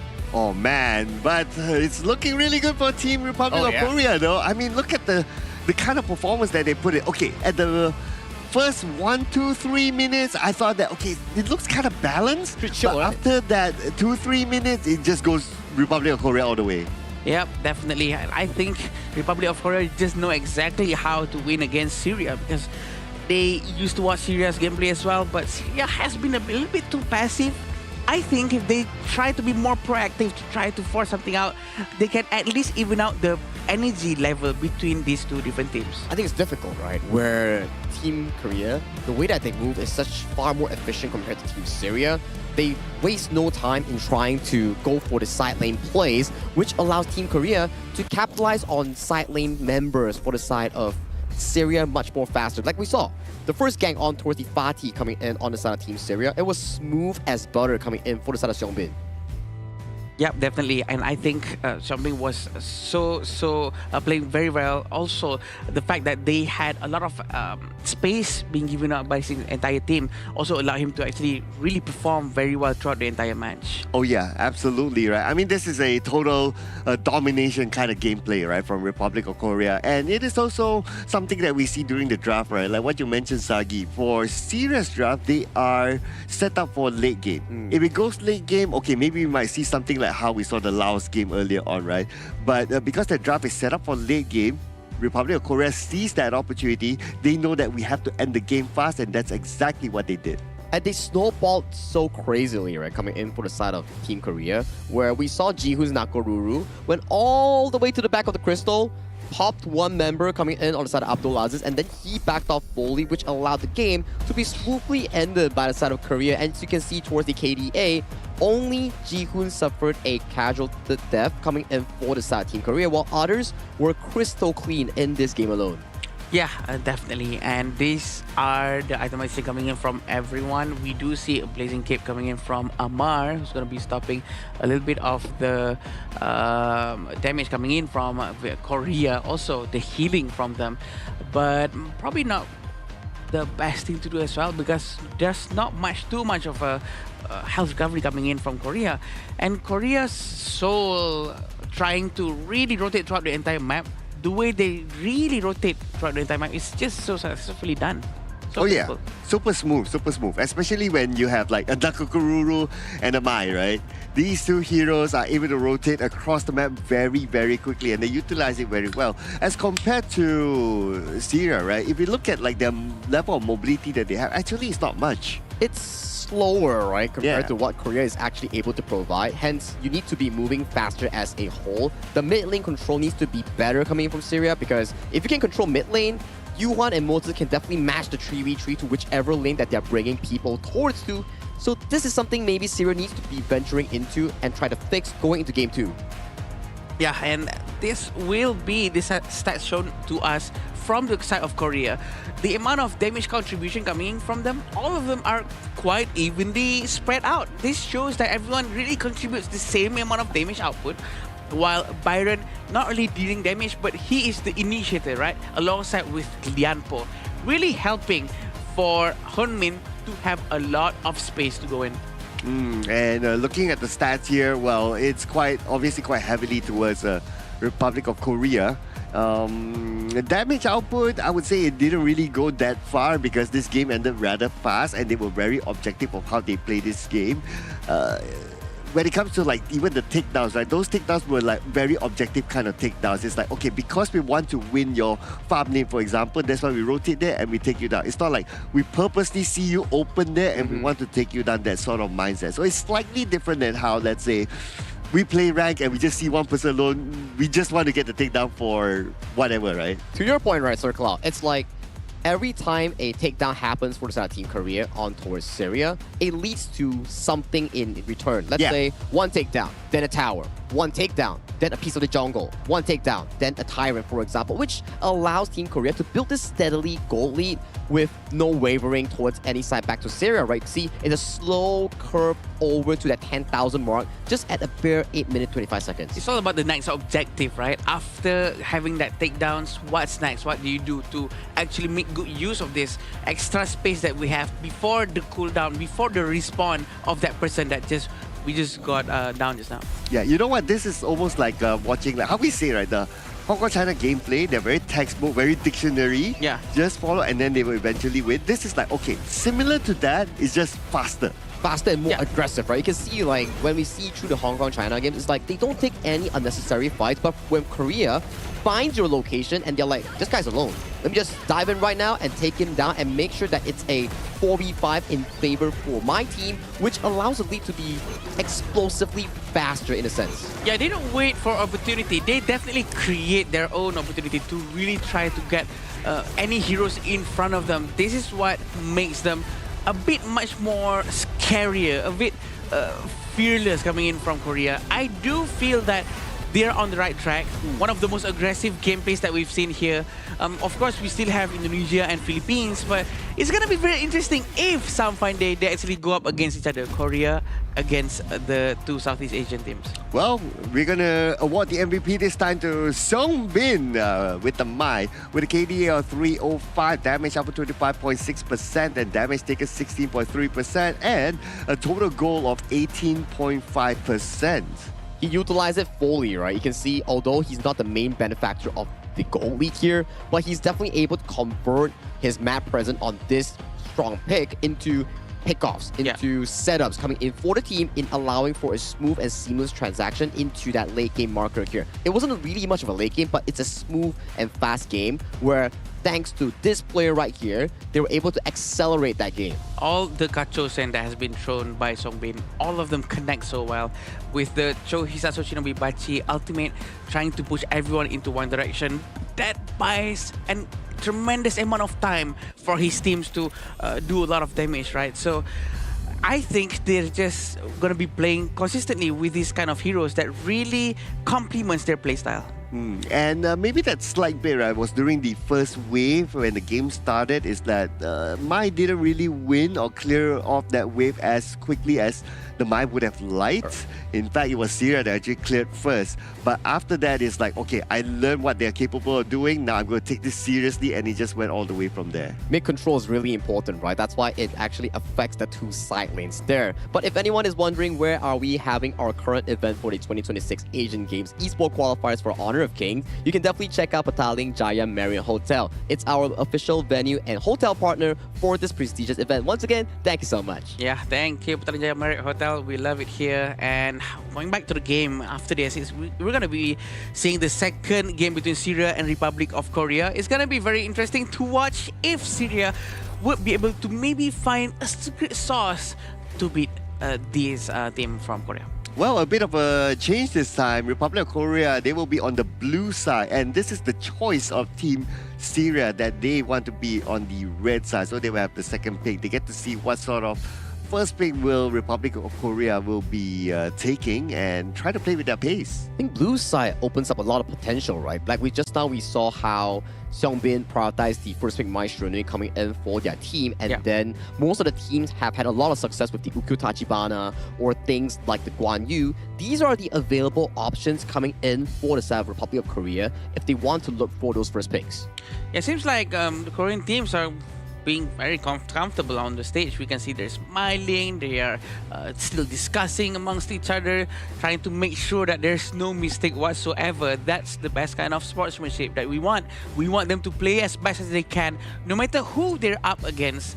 And I think Syria, who knows, they might have another moment just like what Vietnam did just now. Suddenly Vietnam was able to, start a turnaround and win the entire series. Yeah, you never know, right? So you have to play your best. But what I really want to see from Team Syria is that try to draft something that you can still control the early to mid game. Because their previous draft was heavily focused onto the late game. And we obviously didn't get there, right? So they have to draft something that they can get better at the early stages. Now, starting off with the Lapu Lapu for Republic of Korea. So this is quite a... it's a standard pick, but not normally a first standard pick. It's a safe one, right? Nonetheless, that you can actually build your composition throughout this specific pick itself. And with the Arlie and Byron being locked in, chances are Team Korea might be heavily going into picks like the Eren or the Chano, for example, depending on how fast they actually want to play this game. And maybe a jungle pick here before going into the second phase, or even a Xiao Qiao, which has been statistically one of the better counters towards the Arlie. Exactly what you said. Xiao Qiao is going to be taken, and also the Renji inside the hands of Korea. It's going to be a very good hero to go up against Byron, who is going to be tanking damage from the Korean teams. And with the Angela at hand, this is going to be used for sure by Abdul Aziz. We have a lot of history with this guy, stealing tempers and whatnot. So maybe there will be another tempers here. Yeah. Whoa, okay. I mean, maybe. Holland's not here though, just saying. Right? Yeah. But anything can happen, right? So the Angela can combo very well with the Mozer as well. We've seen like a gameplay where there's like multiple projectiles, and with the fact that they took Arlie for themselves, so you don't have the Arlie to try to negate all those projectiles for Republic of Korea. So having a Mozer makes sense, but if they were to go for that, they have to consider a tank jungle for Syria. Yeah, there's still a lot of options, right, available coming in for the side of Syria, and that's the tank jungle option you talk about here, Dun being removed from the pool. Roamer options coming in from Syria, likely something like the Mozi, Diadia, or even the Liang to better combo with Abdul Aziz and making sure that he gets the perfect full damage output on whoever it is that they get on in the first place. Yeah, and I think it's going to be extremely fun to watch all the heroes that has been taken out. Kui has been one more time taken out by Korean team themselves, because previously it was Syrian team who took out Kui. But taking Atta when there's a DRNG on the Korean side of the team, I think that's quite risky, because we all know that DRNG is going to be buying Doomsday and Sparkforge for sure and the D4 Siege. So I think Atta is going to be melted too quickly. What would be better if he goes with a hero that has maybe much more armor rather than HP based scale? But now because they've already locked in the Atta, right, so they have to roll with it. I'm still thinking if the Moses still makes sense. I do think so though. If the Atta is able to get a good go ship, then the Moses flashes in forward and uses the thing inside the box, will be kind of nice, and obviously follow up by the Angela. Yeah, that seems to be some proper combination that may be coming in for Team Syria. I like the Fatih here in the Nakoruru. Extremely good in handling the backline and also the strong front line. We talk about Nakoruru, right? Capable of assassinating backlines and also has percentage health damage and handling some of the key HP tanks like the Byron, the Atta, for example. And you supplement that with a Fatih that somehow counters the Arlie towards the late game. You can jump on towards the Arlie and go for that full combo. And the Diadia being locked in by Team Syria, they want to play a strong mid-roam synergy and making sure that they find a first target and they burst him down. Oh, whoever gets locked by the Diadia is gonna get that blazing brilliance right into their face. It's not gonna be cool when that happens. The damage coming in from Syria is a lot as well, so they really have to be careful. Korea cannot be too complacent with their previous match. Diadia, if they want to be able to see that Shadow Drag, Shadow Vanguard, and Tyrant come into play here, if they can maintain the game into a 50-50 up until 10th minute mark, that is definitely will be a main goal for them going into this game. Yeah, and we can see, thank you, Sagi. I'm sorry about that, I forgot to say that. Thank you, Sagi. Don't need to thank him, no. Yeah. He's fine. Abdul Aziz is gonna be going to the mid lane with a 2,000 gold. For now, it's a bit too early for us to see any changes throughout the itemization, but a very early rotation coming in from the Xiao Xiao. Songbin really wants to try to punish as much as he can, trying to steal this jungle. Honestly, I kind of like this draft from Syria a little bit better than the first game because at least this draft will give them a bit more control from the early to mid game, right? And the rest is about execution.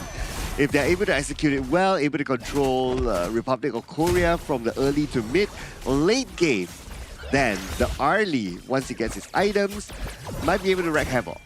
Yeah, that's true. Still going on with very slow pace coming in from both sides of the team. This is still very early for both of them, for sure. And Korea usually starts to come a little bit more online during the 3-minute mark. It all depends on how Nakoruru is going to start her rotation. Jiho is going to go towards the top lane, probably trying to benefit the teleportation that is available for them. Yeah, and I understand why the 3-minute mark, right? Because that's that 1 minute more countdown before the Tyrant comes up. So if you can exert dominance from that 1 minute onwards, then it's very likely you can win the Tyrant. But in the middle, looks like Jihoon gets the first strike. Well, they didn't really need to wait for 3 minutes. Yeah, first strike has been done. There's almost 1,000 gold difference. Look how aggressive Ali was. He's trying to go to the front. We still want to see much more of a rotation coming in from Syrian team. Rotate together with the jungle, with the mid lane, to be able to dominate the river area at the very least, or their own jungle. And Republic of Korea, they're starting to step in slightly into the Syrian side as jungle, right? And I want to see the same from Team Syria if they're able to do so. They're making that rotation towards the bottom. Oh, but Abdulaziz, his position is compromised. You mean he saw someone move there and he found out. Still have the Lapu-Lapu Songgon quite nearby. He's trying to open up the entire map, trying to give some vision to his teammates so that they know the rotation coming in. But look at this! A huge amount of damage with the first ever Secretary Blessing to be used in this game, but did not manage to get them down. This is just before any item has been done. Imagine if items is already there. Oh, he would have been gone. Would have bursted down for sure. But Ibrahim has his flash to thank for, right? Because of that, he's able to flash behind underneath the tower and he was safe. But because of that, he's also forced to turn back. When he's forced to turn back means that some level of goal sharing will be missed out.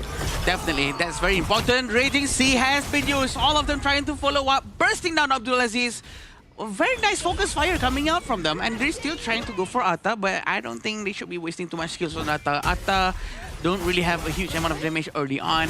He still needs his little bit of itemizations, and we do know that the deed is done. They already got Abdulaziz, very important hero. The deed is done, yeah? Yeah. So this is the 3-minute bracket that we talked about, right? That's where we start to see Republic of Korea start to turn up the gas. And Joko is waiting at the side. That's his Regency. Songgon, he's not gonna try to force anything. I was expecting to be much closer to him, or maybe flash in with a Secretary Blessing. But it seems like they're not gonna do that. They're gonna try to rotate towards Tyrant for sure. Very smart from Syria. They know they're not gonna get Tyrant. They went straight to the Overlord. And in fact, faster than Korea getting Tyrant. Yeah, if you can't get the new toy, you get the second-hand toy. That's okay. But here we go on to Abdulaziz. Receives a lot of damage, but again, because of the flash, he is safe. He is safe for sure. Abdulaziz with the last hit manages to run away, but can they defend this? They cannot. The amount of damage coming in from Jihoon is too much. Oh, by the same time, look at the farm lane. He's being pushed down by Hyunmin. And nobody gave a care of his position and is pushing. It's two waves at the same time. While Syria did not even manage to get the top lane, but he did destroy the tower though.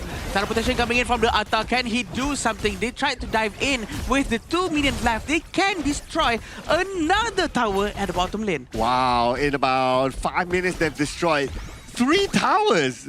Okay, this is Republic of Korea, like what we talked about, right? Like you mentioned, 3 minutes onwards, they start to turn up the gas and now they are not letting go of the pedal. Sacred Trailblazing has been used not for the heroes, but really focusing down on objective, using it on towers. It might be a waste right now, but getting 1 tower equals to more gold. So this is actually good for the economy.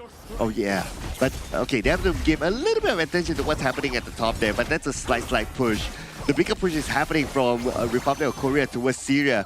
From the mid to the bottom. Right now, they're just playing like in these 2 lanes, and Syria is having a hard time. Very good Raging Sea. He knows where the umbrella was, but look at this. They really go all the way in with the Sacred Tree Blasting, cutting down everyone in front of them.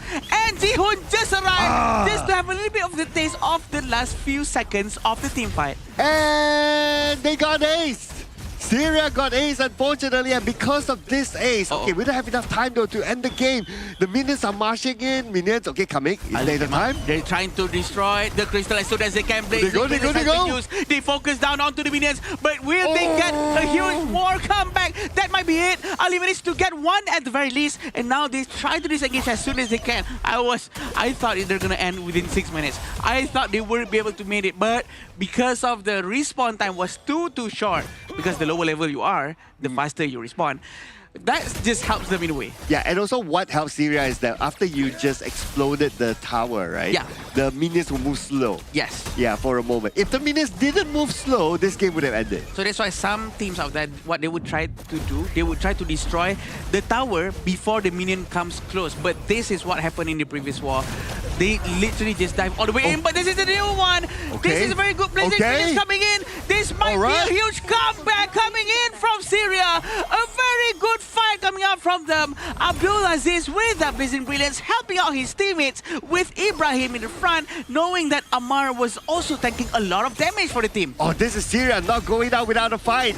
And they're looking for more opportunities in the middle of blazing brilliance. On to Seunggun. Seunggun is tanking enough to absorb that damage. He is okay for now. But Syria, now they want to push down the mid lane. It's just that they don't have the minions. They don't have the minions for now, but 5,000 gold, they actually pulled the goal closer.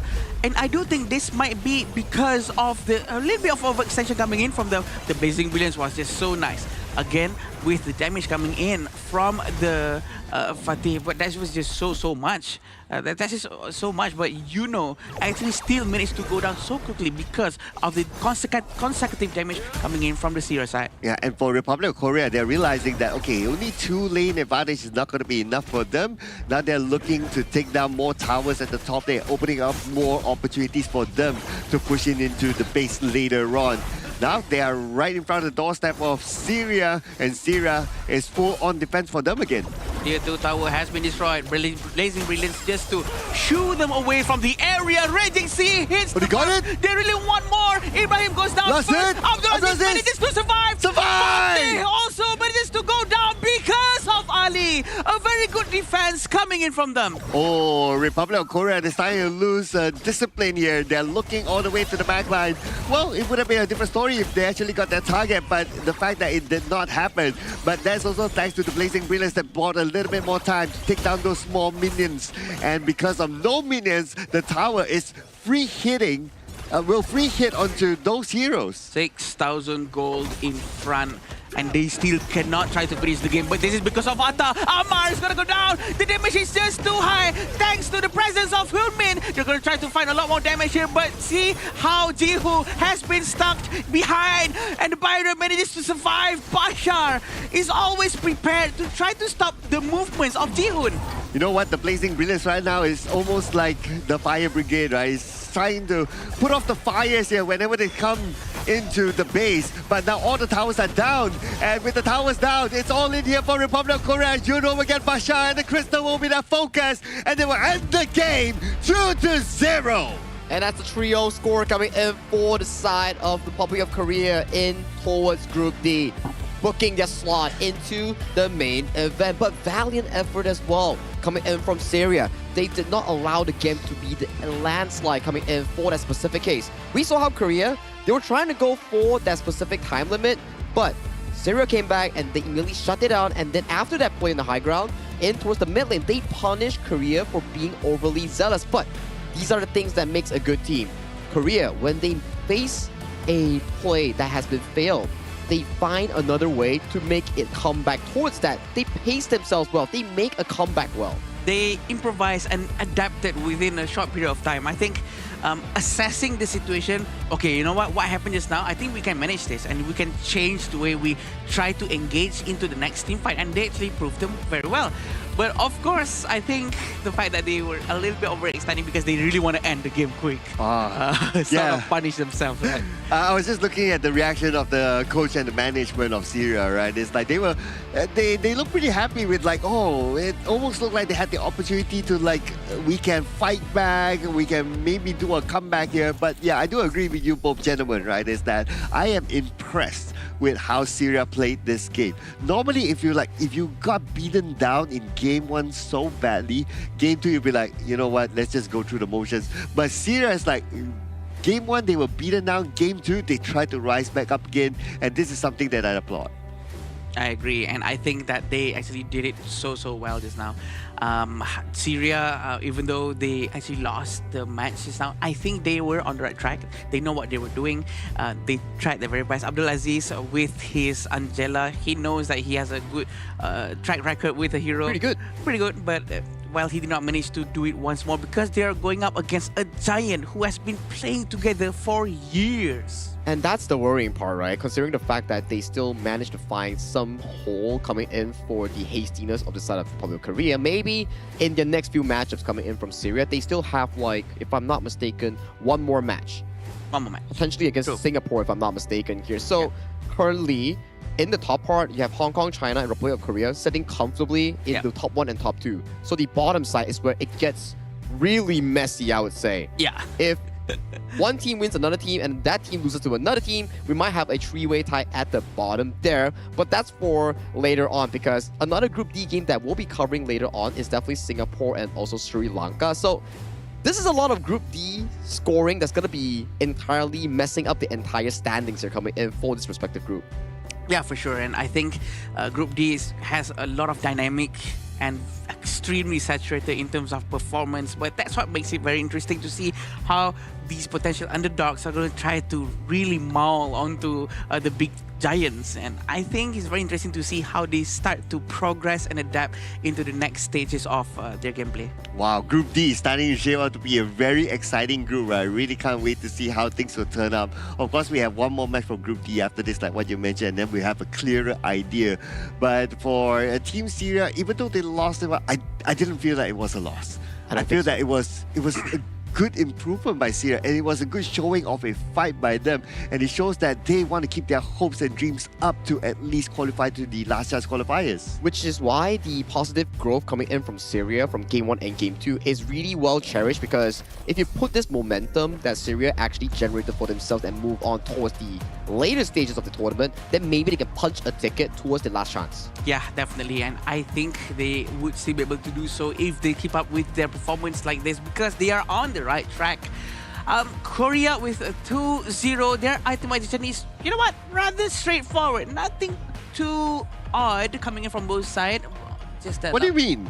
Spa Force Dagger DNJ, that's unusual. That's not unusual. Oh, come on, venomous stuff, you know. No, it's not. Except maybe Shungun with Lapu-Lapu on the Star Spring? Star Spring. I think Star Spring is okay, considering like usually you'll want to use Star Spring when you want to force an early game pressure where you don't need your teammates to consistently go visit the fountain or pick up those honeydew to heal up. So I think that's okay because every 5 minutes you can swap around a roamer item for free. True, that's true. You can still swap it. You can get the redemption if you want to change to something else.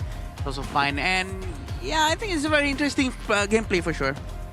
Yeah, absolutely, right? But these stats, okay, they kind of tell the story if you think about it, right? Like, especially with Abdul Aziz and also with Ali able to come out with a decent amount of damage between the two of them. It shows that your main damage dealers are still able to do stuff.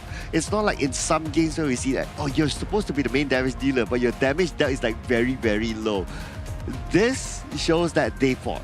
Correct. And for Syria, right? All hope is not lost. If they can go back immediately and check on the footage, what they can do better, how they can draft better, and if they can challenge Singapore into a Grand BO3 and win against them, they go into last chance stage. But if they lose to Singapore, that's where it gets kind of messy. I agree. I think they have to keep up with their momentum to make sure that they have the advantage. But sure, we are seeing the stats right here. Again, from Korea, it's all even out from the first place all the way to the last one. There's no one really hyper carrying the entire team. With Yuno on the Fatih, he's very successful with that. It's just too successful, too good.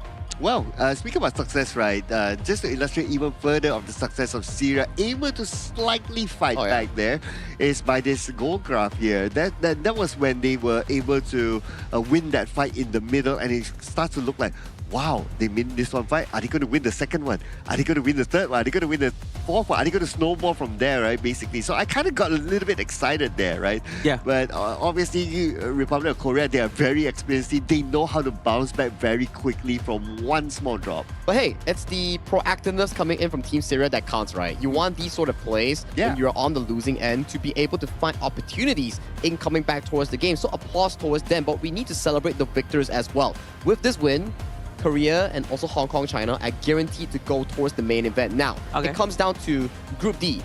Who will be getting towards that third place spot? Because right now, for those two teams, it's going to be like an Indonesia versus Philippines situation where it doesn't matter anymore, even if they win or lose against each other, but it's for regional pride. Yeah, that's the most important one. Regional pride is on the line, but this is what happened in the previous one. Because the damage coming in from Korea from the beginning of the game is a lot. But again, what made it so exciting on how Syria actually managed to pull up their pants and really try their best to make a comeback. They almost did a comeback. They actually destroyed a couple of heroes at the same time during the mid-game. You're saying that they weren't wearing pants? They were. Oh, okay. Another second one. Oh, okay. They have a second layer. Probably, yeah. Because they need to keep themselves warm, right? Yeah. But, okay, this is towards the end. And let's be real, right? This is a bit of overextension by Republic of Korea because there were no minions there. Yeah. But I guess they were kind of feeling the groove, right? That's why they just went for it. Oh, you can see Bashar just going in with the Storm Strike Flash and finding Seongbin. And Ji-hoon, this is more of a, I would say, undisciplined play here coming in for the side of Team Korea, where they are trying to go for a 3v5 angle. And they're like, okay, guys, we are too ahead of ourselves. Let's repace it, and then let's go for a true ender here, which in these moments here, this is why I say, numbers game is really important. Amar needs to respect the fact that the other members just aren't here in the vicinity to assist him if he gets open. Yeah, definitely. And we will be seeing who's going to turn out as the MVP from the Republic of Korea. It's going to be Hoodmin with the DRNG. I'm not surprised with the 30% damage that he just dealt because of the Atta right in front of him. It's a perfect counter for him, and definitely the biggest damage contribution for the DRNG as well. 405 with 11.3% damage taken and 22.6% total gold. Yeah, and a fairly low damage taken, right? If you look at it, right? So he keeps himself well and healthy, and obviously that's reflected by the fact that he was not taken out even a single time, and he had good protection by his teammates as well. So this is also showing that when they had that fight in the middle, the one that Syria won, he was the one that survived.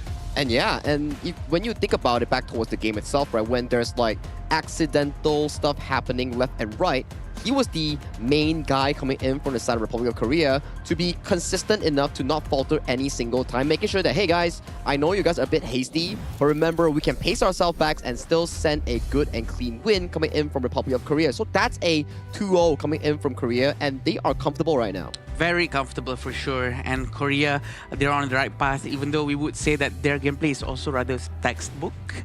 But it's much more aggressive than that. If we have to really compare it to Hong Kong China's playstyle, Hong Kong China really don't want to overcommit into things, and they will not take fights that they don't feel 100% about it. But with marks in your exam, right? Yes. But if like Republic of Korea is like, okay, you can get 99 marks, that's okay, as long as you finish quickly so that we can go have lunch. It feels like they're having fun, you know? It's like they are trying out aggressive moves, making sure that they can challenge their limits, make sure that they're always active and available in terms of their terms, in terms of mechanics here. But, you know, congratulations to Korea on taking that 2-0 victory over Syria. Let's do check out Mara on towards the stage with an interview prepared with the representative coming in from Korea. Let's go, Mara. Republic of Korea, ever so flawless. Congratulations, Hunmin. We always notice that Team Republic of Korea always secure the advantages early, turning those into objectives, map control, towers. What makes Republic of Korea so superior? And it seems like you don't break a sweat every single match. 한국 팀은 초반에 작은 이득도 놓치지 않고 운영을 통해 점점 더 큰 격차로 만들어가는 경우가 많은데, 이런 압도적인 경기력을 보여줄 수 있는 한국 팀의 강점이 무엇이라고 생각하세요? 일단은 모든 라인이 체급 차이가 나기 때문에 그런 게임을 좀 쉽게 할 수 있는 것 같습니다. So I think that there was a obvious class gap, tier gap. With all the line, that's why that's our advantage.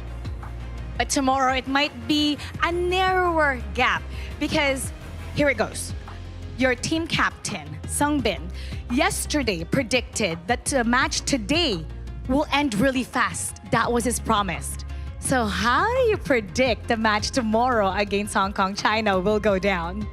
어제 우리 캡틴님 선빈 선수가 경기가 빠르게 끝난 것이라고 예상을 했는데 실제로도 그렇게 됐습니다.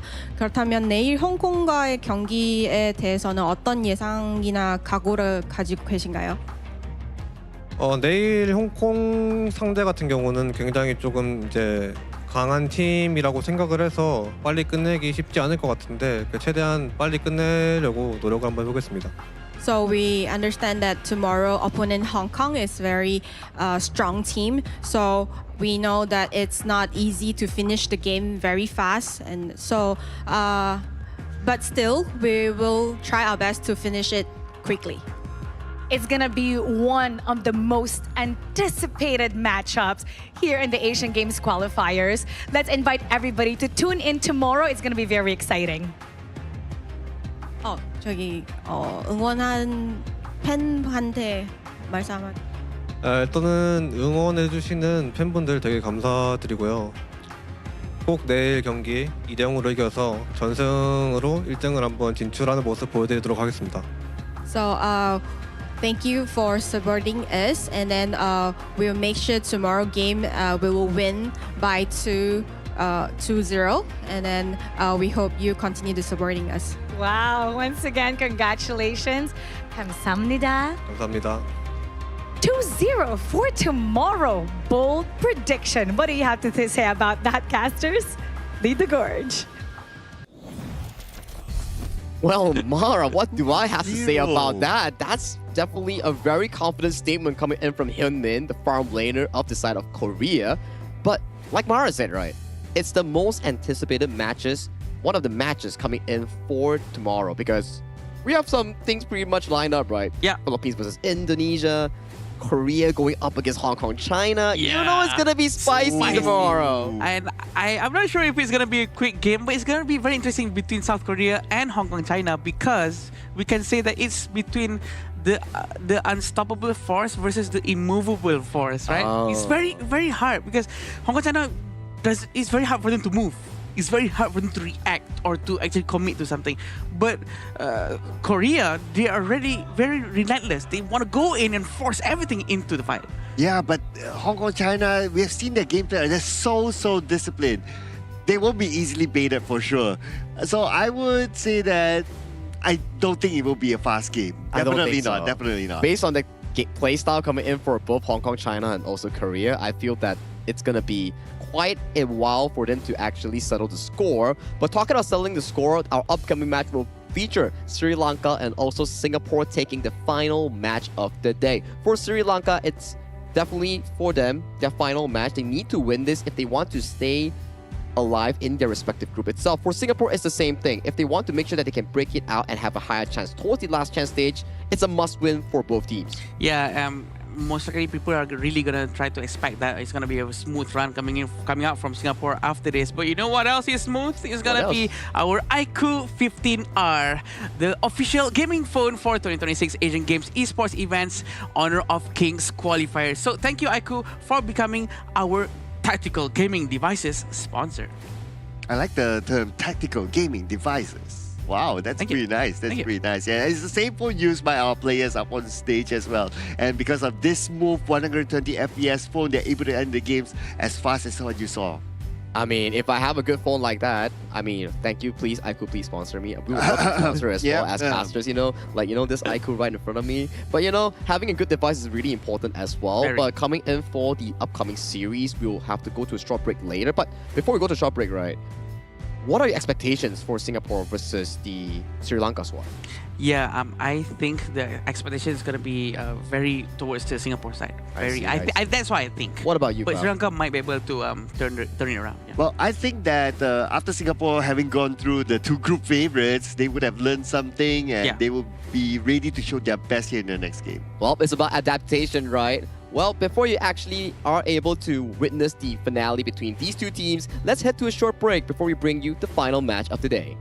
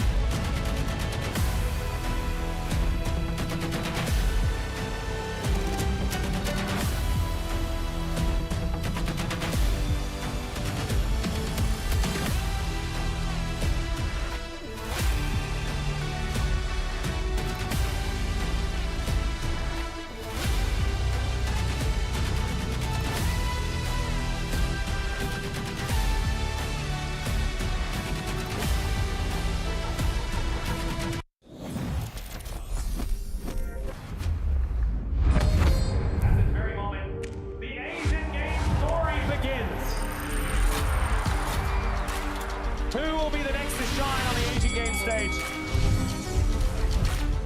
Contestants fight for their regions while we cheer them on from the stands.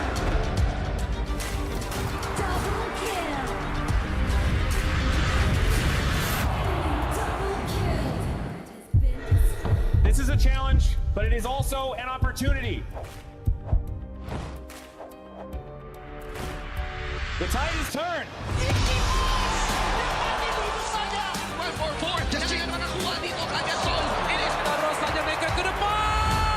Aspas in front. They're going to use it. Golden Tide slows out Tatsumi. And we pulled it off together. We share the same voice, the same radiance. This moment of brilliance belongs to all of us. Together, we shine.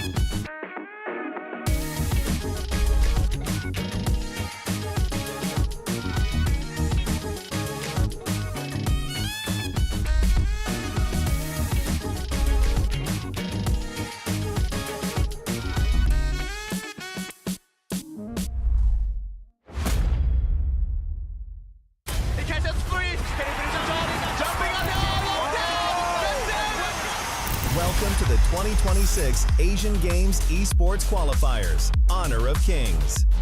20 regions, one stage, and only the strongest 9 teams will earn the right to shine above the rest. Taking place in Malaysia, June 13th to 21st, 2026. Coming to Malaysia, this is the battleground where teams fight for the right to qualify for the Asian Games. 20 teams enter, but only 9 teams will move on. Apart from the 20 regions, there are 3 regions that have direct qualification. Here is the 2026 Asian Games Esports Qualifiers Honor of Kings format. First, the 20 teams will split into 4 groups of 5. In each group, every team faces every other team once in a single round robin, with every match played in a best-of-3 format. That means every match matters. Every game matters. Every single point matters. The point system is simple. Win the match, earn 1 point. Lose the match, earn none. At the end of the group stage, teams are ranked by the total points they've collected. And from there, the road begins to shine. The top 2 teams from each group qualify directly to the Asian Games main event. That gives us 8 teams advancing straight out of groups. But for those not through yet, the light isn't out. The teams that finish 3rd in each group still have 1 more shot. They move into the last chance stage. There, they battle through one final BO3 single elimination bracket until 2 teams remain. The 2 teams will then face off in a BO3 match to claim the one final qualification slot. So in total, 9 teams will make it through, 8 from the group stage and 1 through the last chance stage. That is the rule. Now it is time to see who can rise through it. From across the world, regions gather here in Malaysia. 20 teams, and only 9 will qualify. The path is set. The stakes are clear. Together, we shine. Stay tuned, and we'll see you at the stage.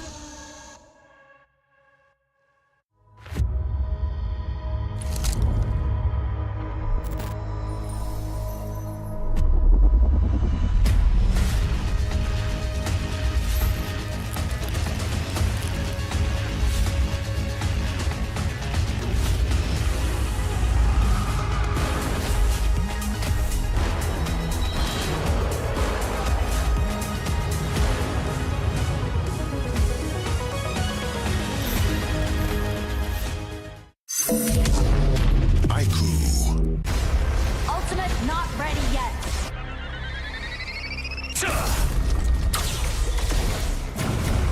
You have slain an enemy. My magic murmurs in ecstasy.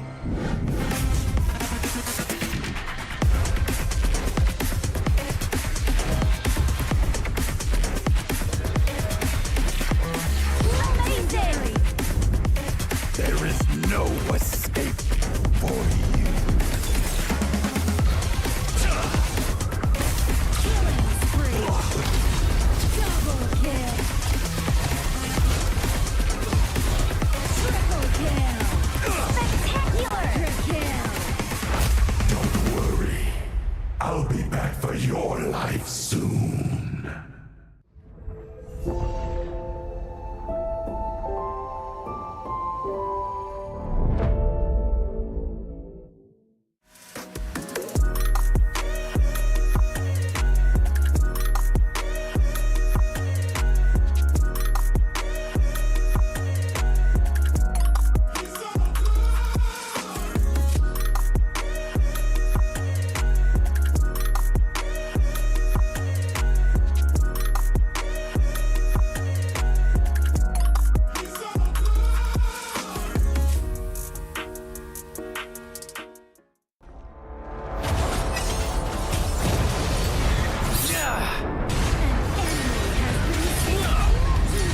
Double kill. Shall I compare thee to a summer's day? Slain. Don't engage. Slain. Don't crush us like insects. Slain an enemy. Defend our base. Our light round tower is under attack. Amazing. Unbelievable. Triple Ah, the fragrance of romance. been slain. Rampage. Double kill. Triple kill. Spectacular. Pentakill. Lady Fortune is on my side.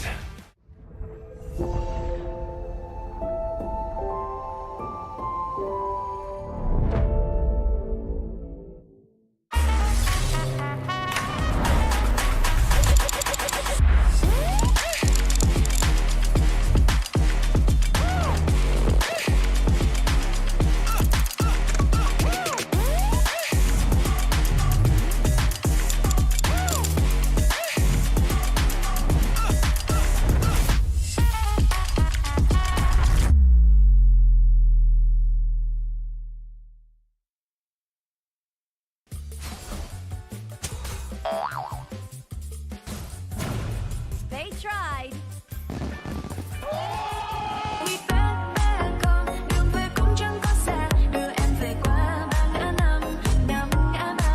The new Spritling skill, Dig It, is a passive skill, which will automatically trigger at fixed times each match, up to a maximum of 10 times. The skill grants guaranteed standard rewards like gold, XP, shield, health recovery, and more. There's also a small chance to uncover mysterious grand prize effects during the match. Dig It may also produce tradable high-value treasures. Detailed information about acquired treasures will be shown after the match ends. Each treasure has its own rarity and storage size, and obtained treasures will be automatically stored in your warehouse. If you want more high-quality treasures, make good use of the Treasure Fusion feature. You can also copy and share your code so friends can help speed things up. Treasures in your warehouse can be sold for event currency, which can be used to redeem skins, items, and other rewards on the event page. You'll even have a chance to win physical prizes like smartphones and cash. You can also spend event currency to bid on high-value rewards. The auction uses a hidden bidding system, where you can submit 2 bids for the same reward. The highest bidder wins, giving you even more ways to obtain rewards.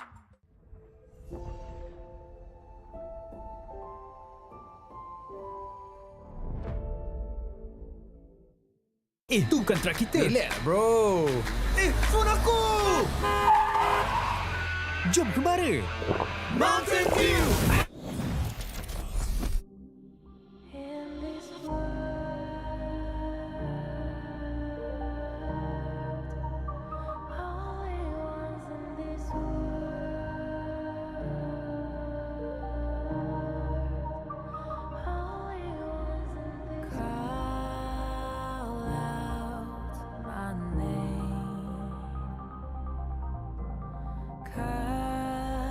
Sound of the rain.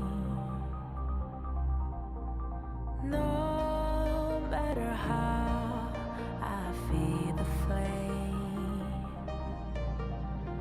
you know I feel the darkness and the pain. All of the ways we tried to break free from the night. You know we made it out, we found the light. I fly so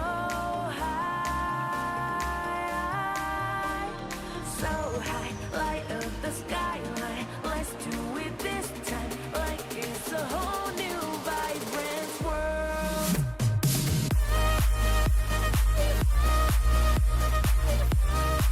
Like we're the only ones in this world.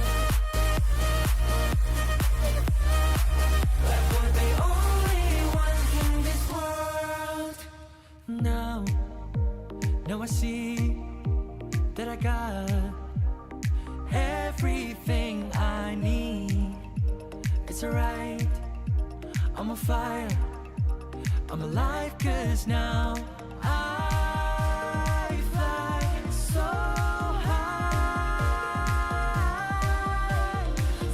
high, light up the skyline. Let's do it this time, like it's a whole new colorful world.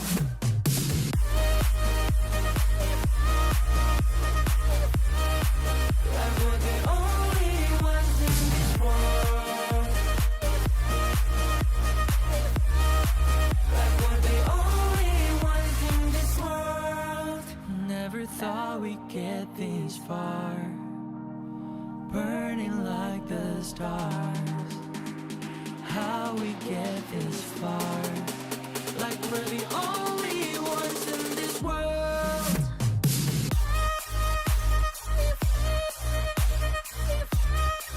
Like we're the only ones in this world.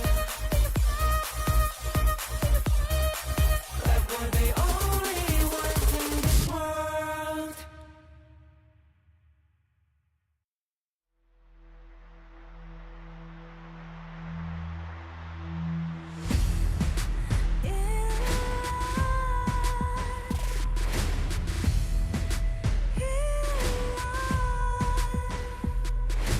What's a life without its worth? Compromising with what hurts inside. When you let fear decide your fate, you don't choose which path to take in life.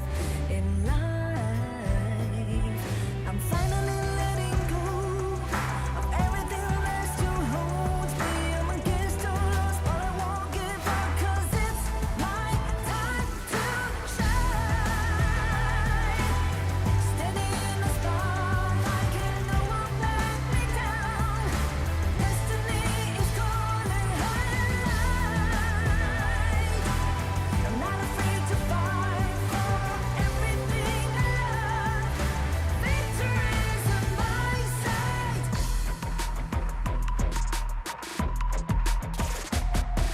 The more we lose, the more we gain. The more that nothing stays the same in time. In time. Can't love ever, can't forget. What you see is what you get sometimes. Sometimes. Gonna show the world tonight. The light that shines inside us. We're against the odds, but we won't give up, 'cause it's our time to shine.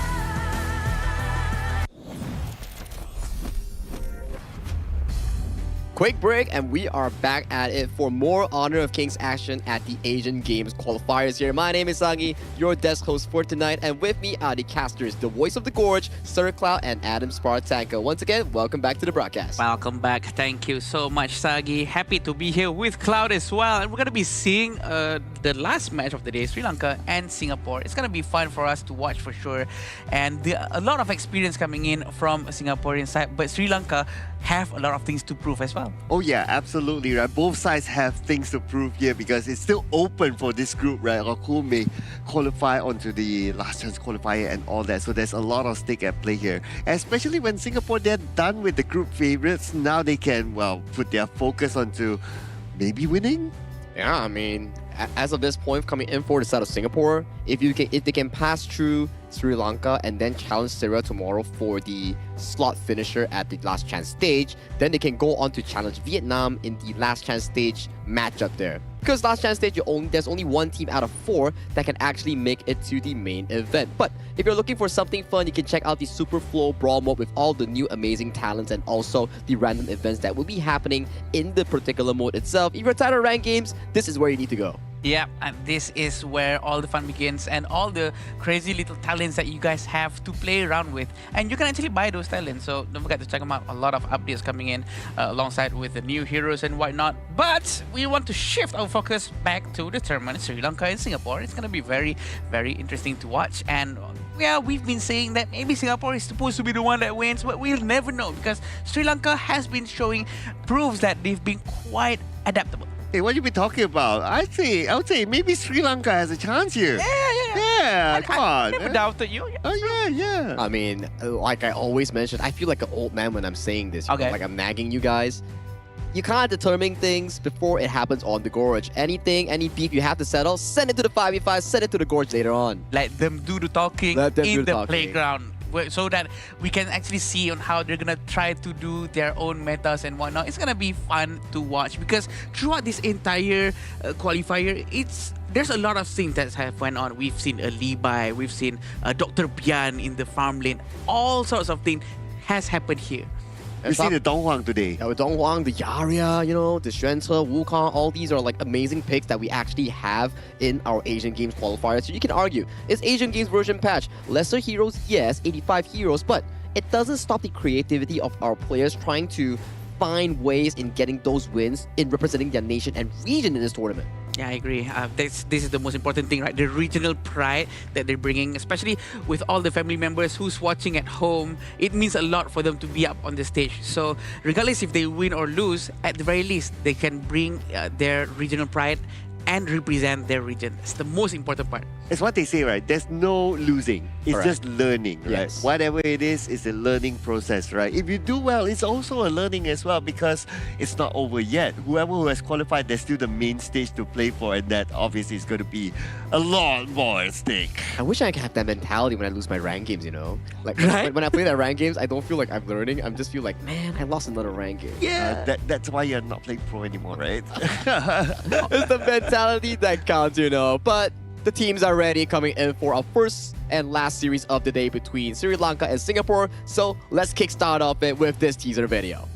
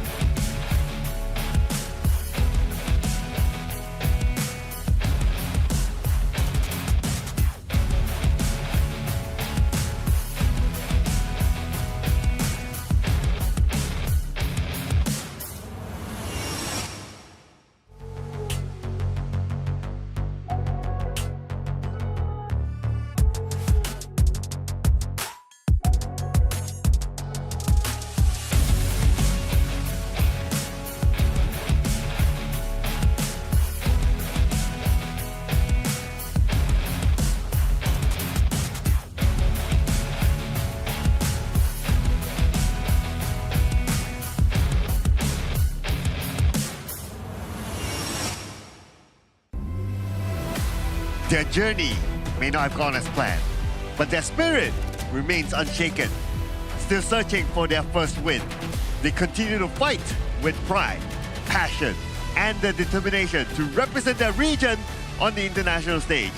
Ready to give it their all once again, Sri Lanka! Their journey is still unfolding and every match is another chance. Hungry for a victory that could keep their hopes alive, they continue to fight with everything they have. Driven by belief and fueled by ambition, they're here to make their mark. Give it up for Singapore! The last battle that we will be having in day 7 of our Asian Games Qualifiers 2026. This is all they are looking for. These two teams winless, but looking for their first W on the street so they can actually continue their road to the Asian Games. The first win is always the sweetest one. They want to try to prove something, and this is where they can do it.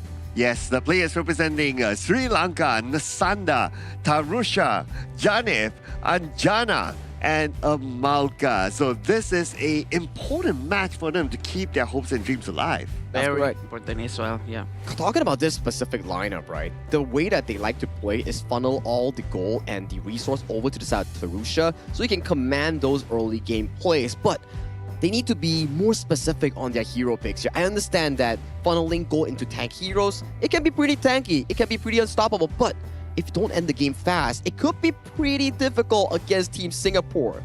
I agree, and this will be the lineup coming from Singapore. We have Yanji, Yuming, Yihui, Kayang, and Wikiat. We do know that they have a lot of experience under the belt, especially Kayang, who's been quite active in the Indonesian professional league. I think that they have a lot of things to be proving here and also trying to get at least their first win of the day. Yeah, and they have their own respective competitive experience as well, right? So they know how it feels like to be on this sort of stage, how it feels like the fact that you are representing your country as well. So they have that experience. And they had to start off their campaign here in the qualifiers, going up against the two group favorites, and the result didn't really favor them. But now they're done with that, they can focus on what's ahead. Yeah, it's kind of expected, right, the group result. I wouldn't say that it's really fixed down to some of these things, but this is currently the updated KDA and head-to-head score between these two teams. Yeah, the first strike rate is much higher for the Singaporean teams, even though their hero pool is not as much. Also because of the total games that they have played. They've only played 4 games in total versus Sri Lanka, 6 games. Yeah, but I like the fact that even though Sri Lanka played this many games, right, they're flexing 22 heroes here. It just shows that they're creative and they adapt to situations based on the hero pools that they're given to them. But when it comes to first strike rate, Team Singapore, they have a little bit more when it comes to that statistic. So it shows that they are a more earlier, aggressive sort of team. As what you mentioned, right, Sir Cloud, it's a good point where we see the Singapore playstyle. They enjoy the early game aggression, the plays coming in thanks to Yi Hui and also Weekiet. But it's the problem where after the 10th minute mark, it starts to be not so controlled coming in from Team Singapore and actually being able to find further leads in expanding their goal. I think that they will have to try to somehow manage towards the late game much more.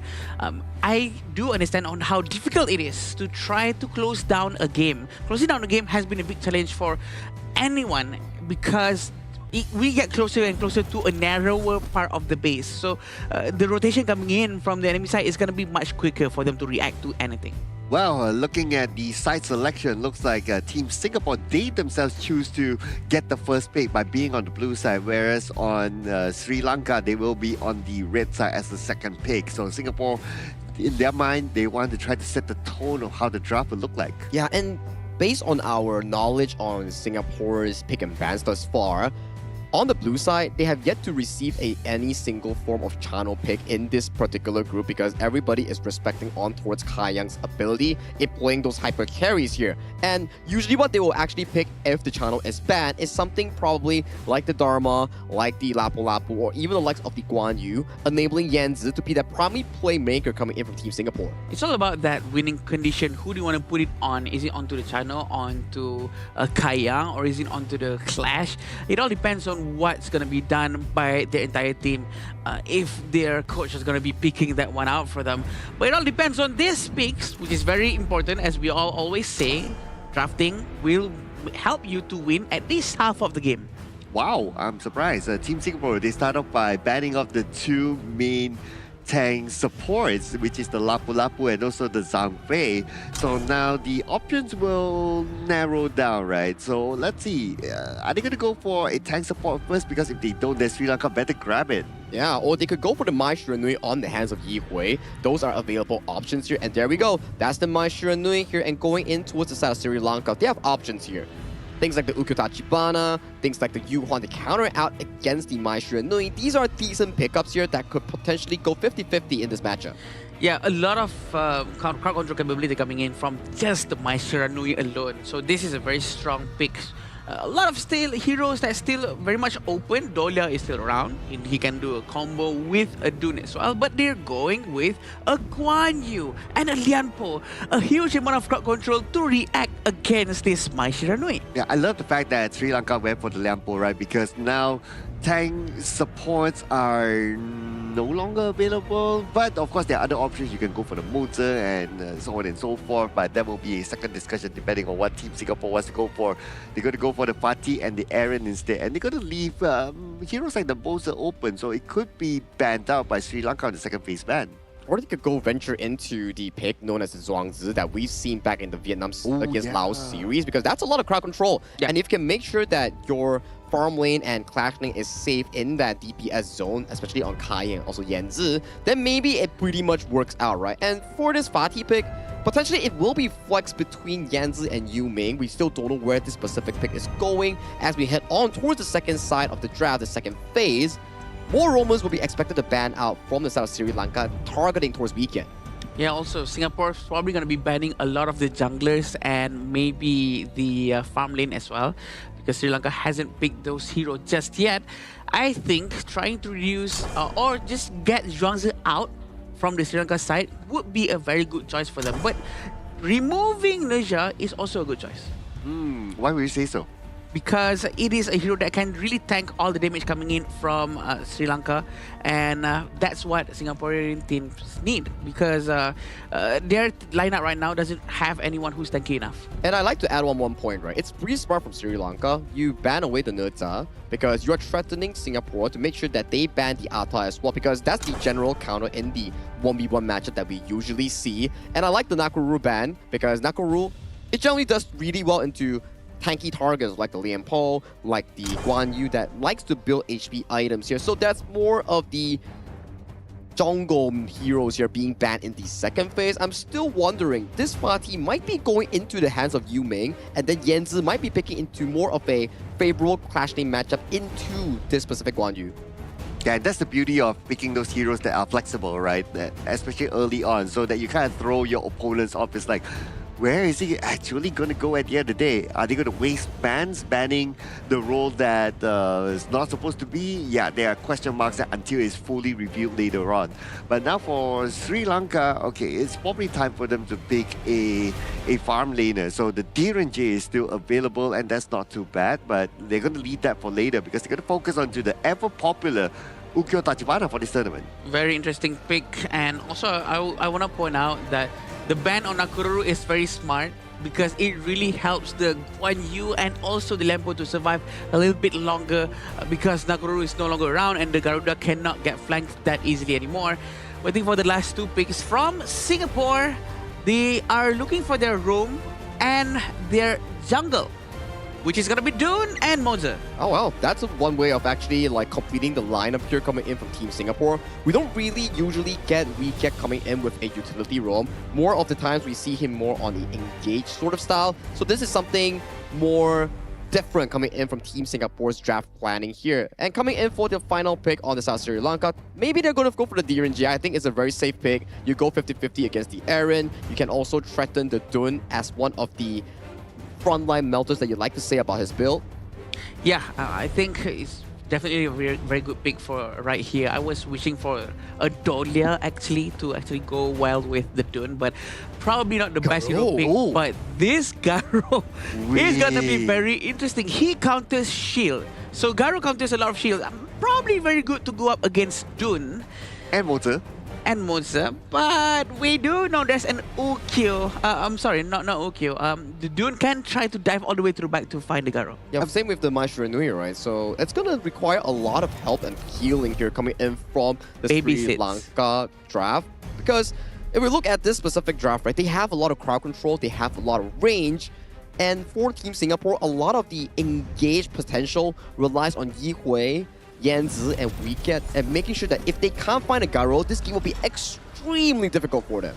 Sagi, quick fact check right before we let you go. All right. First Garo for this tournament? First Garo indeed. There you go. First Garo it is, ladies and gentlemen. And Ada, what do you think about the Garo pick? Oh boy, I like it. It's risky. It really helps you out throughout the end of the match to make sure that you really can play during the mid to late game, but they need to babysit him. It needs to be the protect the president mode, but they're leaving him all alone for now, and he already lost his HP all the way down to 40%. Yeah, because the mobility of the Garo is not good, right? Yeah. We can argue that the Lady Sun has slightly more because he can roll. Yeah, but the Garo is totally static. Well, not totally static, but you get what I mean, right? Yeah.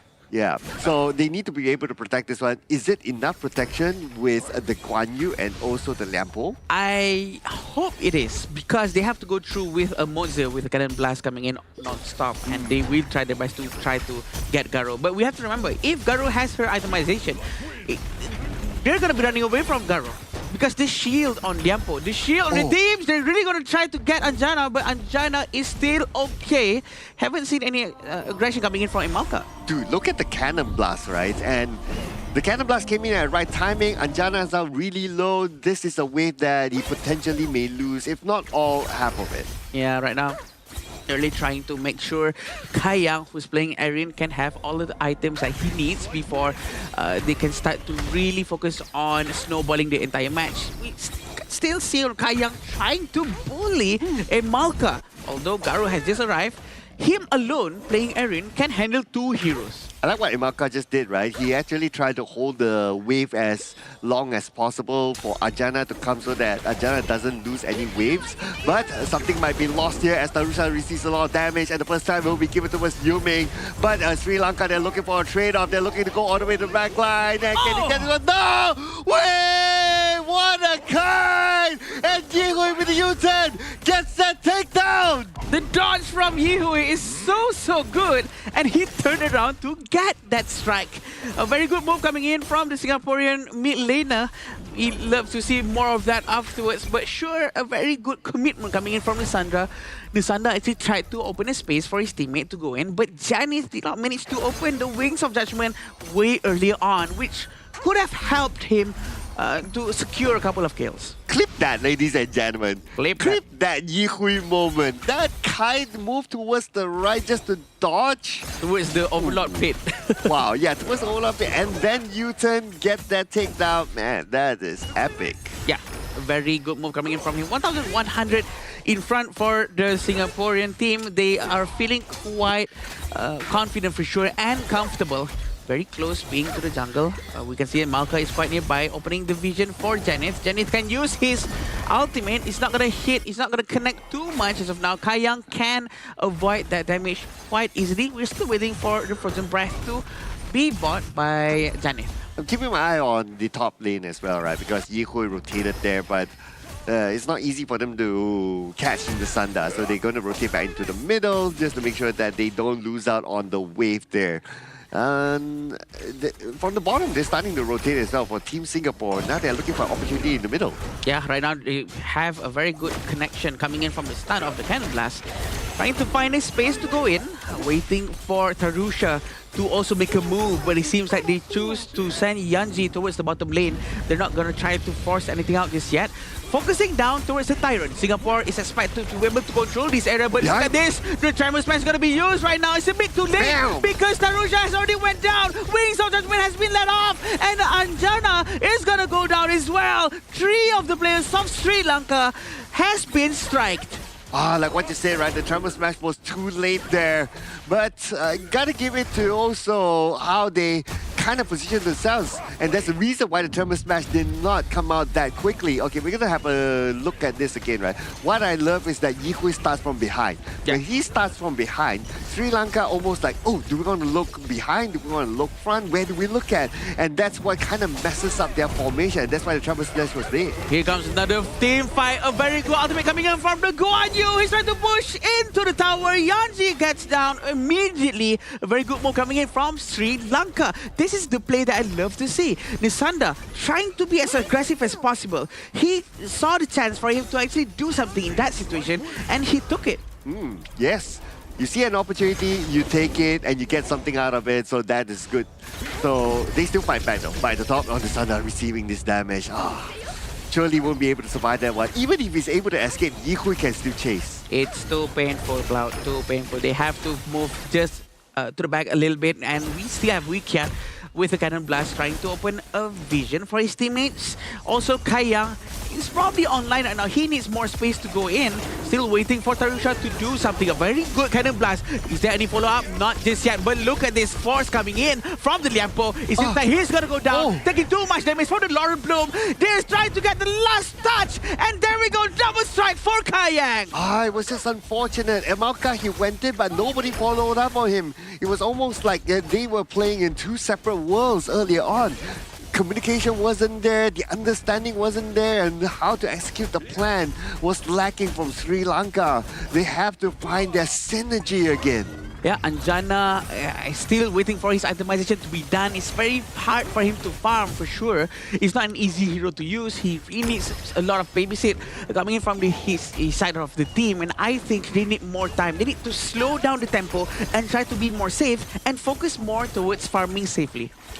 And for Team Singapore, they're going to focus onto the top lane instead.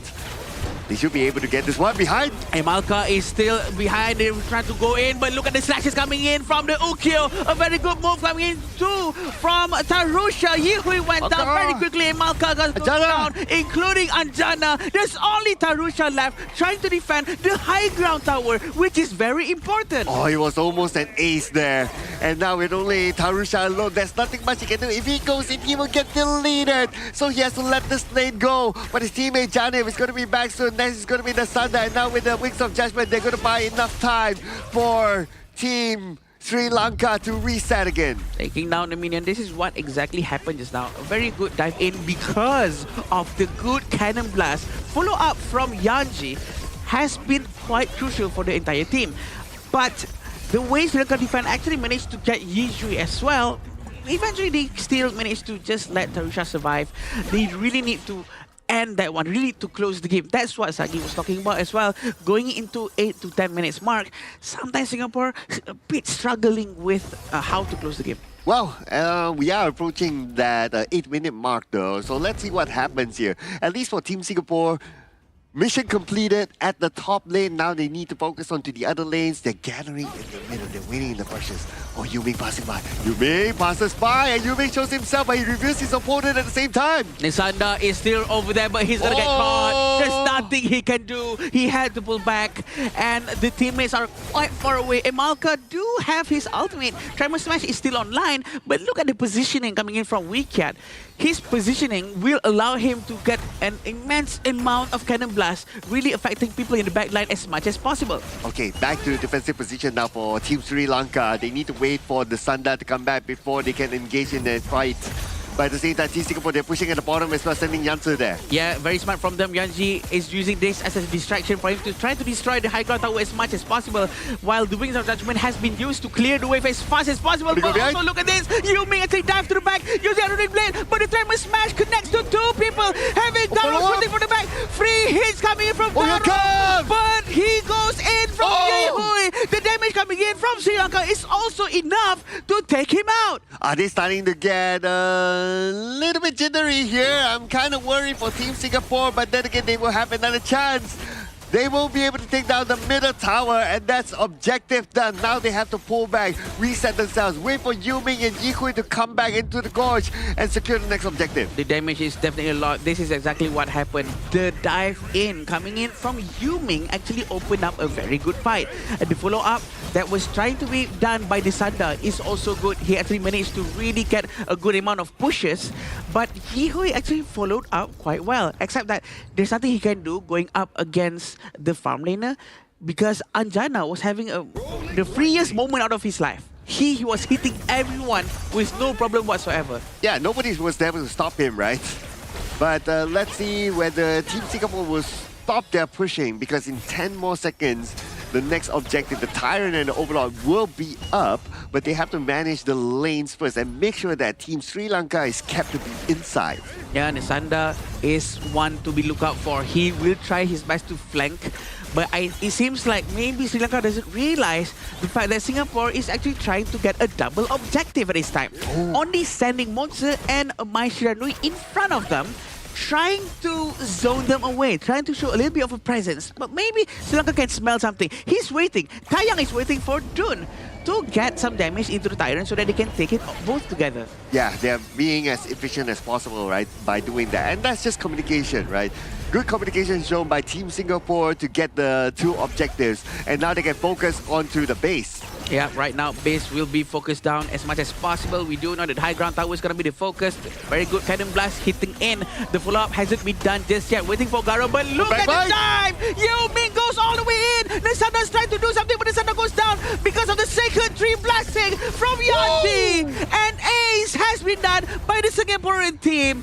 1-0. 20-4 in terms of the takedown score, and it took a while for them to finalize the game, but they did not drop it in the end. They finished the game up, and they are now 1-0 in the lead. If you are from Sri Lanka, you will be worried, because if you lose the series, you are out for contention.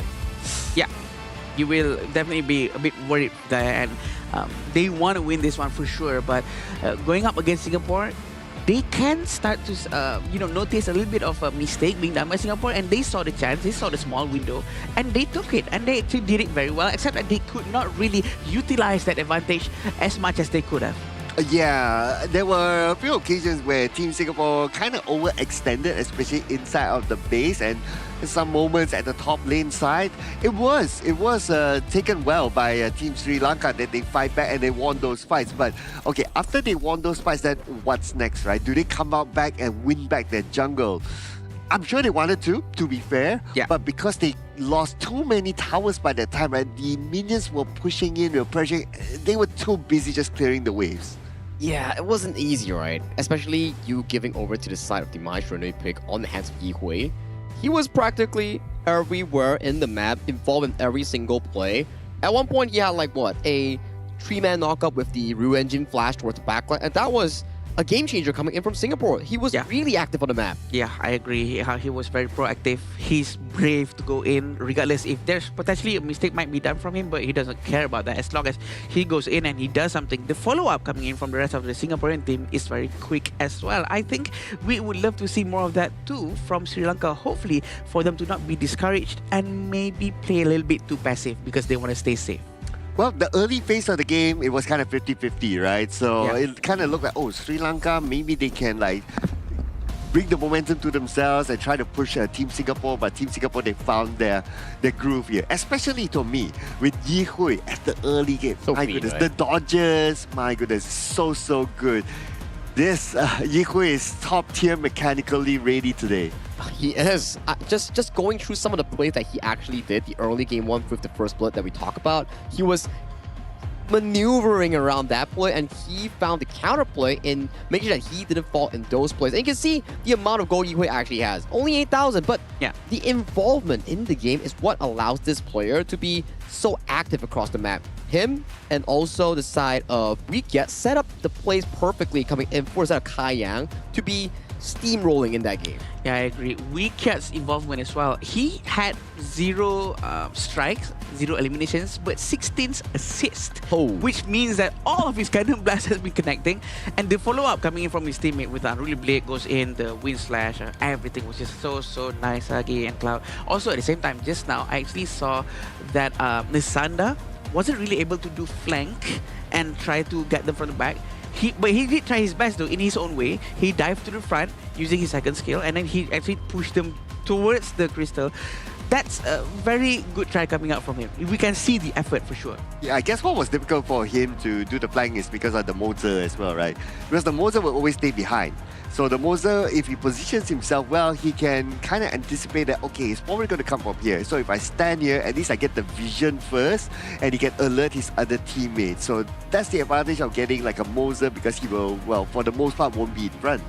Yeah, and to that point as well on why Nasanda wasn't able to find those flank angles is because Yu Ming consistently walks in towards bushes, make sure that he face checks every single one of them so that Kai Yang and Yanzi gets the room to actually do damage. And you can see this goal graph.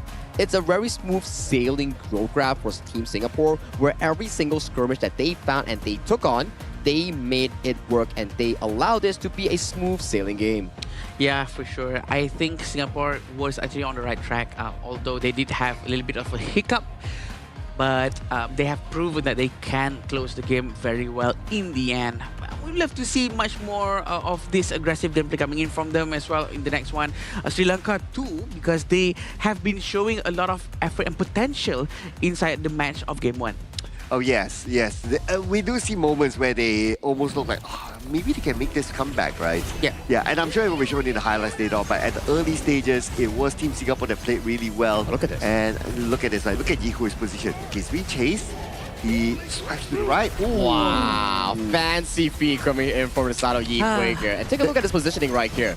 Ryu Engine with the Hisatsu pushing back Tarusha, giving him no room to actually react in that play itself. And after this, it's just a steamroll coming in from Team Singapore and finding pickoffs after pickoffs after pickoffs. Then we have to see that every time the war or the team fight started, it always goes with the Cannon Blast first.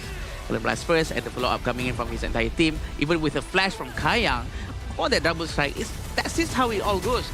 Always start with Weekyat in every beginning of a team fight. Yes, and of course, because the Cannon Blast can hold, like, if you are able to connect, you can hold like for what, 1-2 seconds? So that will be long enough for your teammates to react to that. Yeah, and this is exactly what happened again in the last few moments, where we had a little bit of a moment where Sri Lanka could have done a comeback as well, but they did not manage to at least go out and gain all of their resources, Agi. Yeah, it wasn't the cleanest game coming in from Team Singapore. There is some mechanical misplays, but the aggression coming in from them is what is valued, because it's controlled aggression in making sure that they play the team fight by out-mechanicking their opponent here. And the MVP is the guy with the finger hearts here, throwing right at you. Singapore's Kayang with a 12-0 and 4 KDA and 32% damage dealt. Is that a finger heart? I think so, yeah. If you put it... To me, it looks like he's pinching himself. It's like, is this real? Am I the MVP? Really? Am I dreaming? It's a cheek heart. Oh, cheek heart. Cheek heart, yeah, that's the word I'm looking for. Because it's on the cheek, yeah. Yeah, I mean, it's all the new things that's gonna come out every single year. There's always a new post. 12-0-4 is a huge amount of number.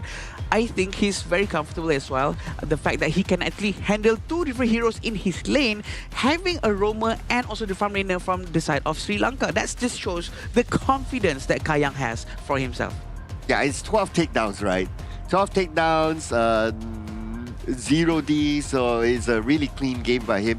But also he has to give it to his teammates as well, right, for opening up the space for it and also setting up the fights, especially with the Moses Cannon Blast, and then he follow up through there. So it was very well done by him and the entire Team Singapore. It's very good of a confidence boost coming in from Team Singapore, especially knowing for the fact that they travel all the way from Singapore to come over to the side of the Marriott Petaling Jaya Hotel, because this is where it exactly is for the 2026 Asian Games Esports event for the qualifier of the Honor of Kings game. For now, for Team Singapore, they are currently, I would say, in a good start. Like, you already went through Hong Kong, China, and Republic of Korea. Yes, the games weren't that great, but if we were to refer back to Game 2, where Singapore played against the side of Republic of Korea, it was actually pretty 50-50 up until the 10th minute mark, where there was a bit of a blunder.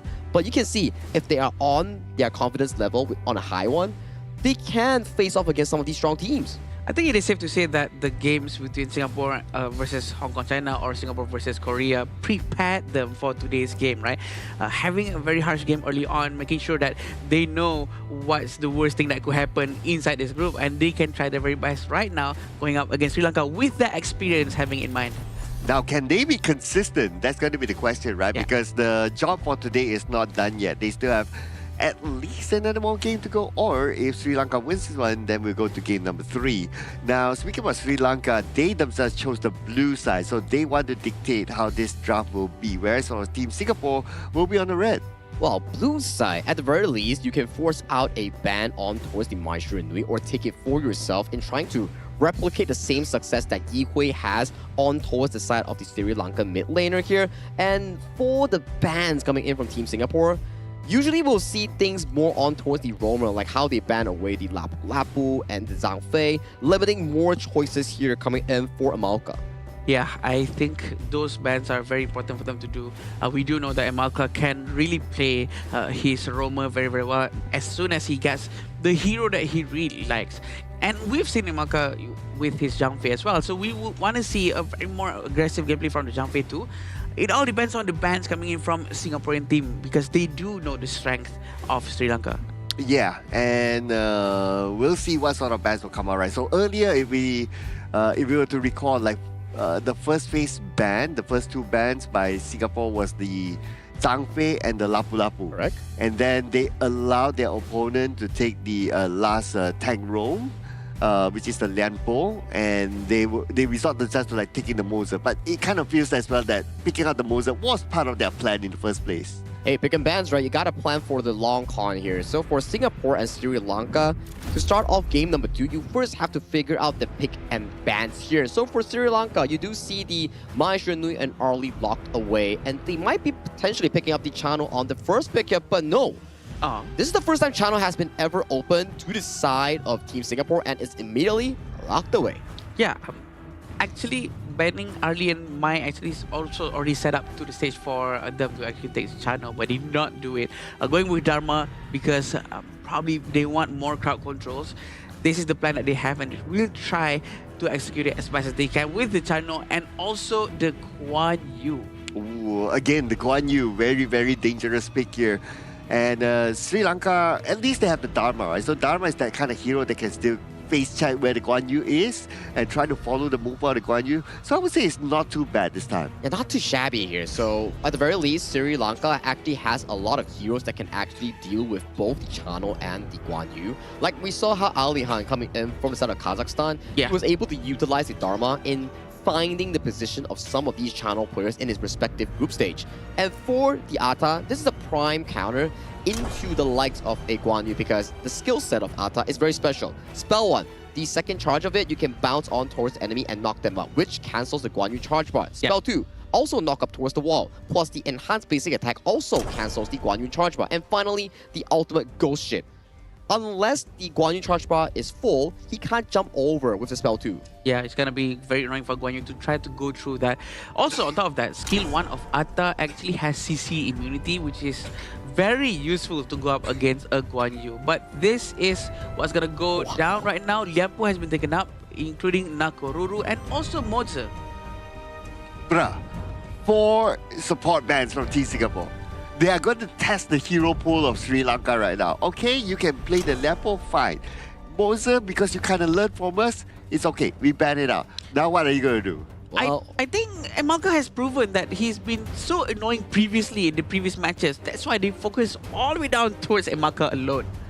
It's towards the roamer role, right? Whereas roamer is always coined as the second jungler, not having to farm, not having to lane, as they can always pace through the different side lanes and finding opportunities here. So that's the primary playmaker here. Remove of 4 heroes from the pool. So maybe coming from Sri Lanka, you might be venturing into different picks like the Diadia, the Sun Bin. There we go. Diadia with a Atta, that's a pretty comfortable combo. Yep, I agree. Atta is a very good hero to pair with Direnji as well, because Direnji is the counter for Atta. I don't know why I really like these kind of things, but I really do like how they picked Atta and Direnji just now together. Now they have the idea and also an Angela to really assist them with the burst damage. Now I'm looking at Team Singapore to pick up the Dolia, right? To combo with either Yu Huan or the Dune, so it's good options there. Oh, that's a calming mid. Oh yeah, so this Yu Huan, I thought it was going to be a Yu Huan mid, but no, it's Yu Huan roll.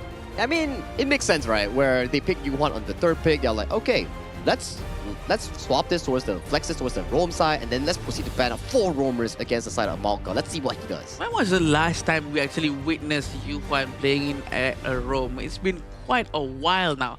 I think this is going to be very interesting for us to watch.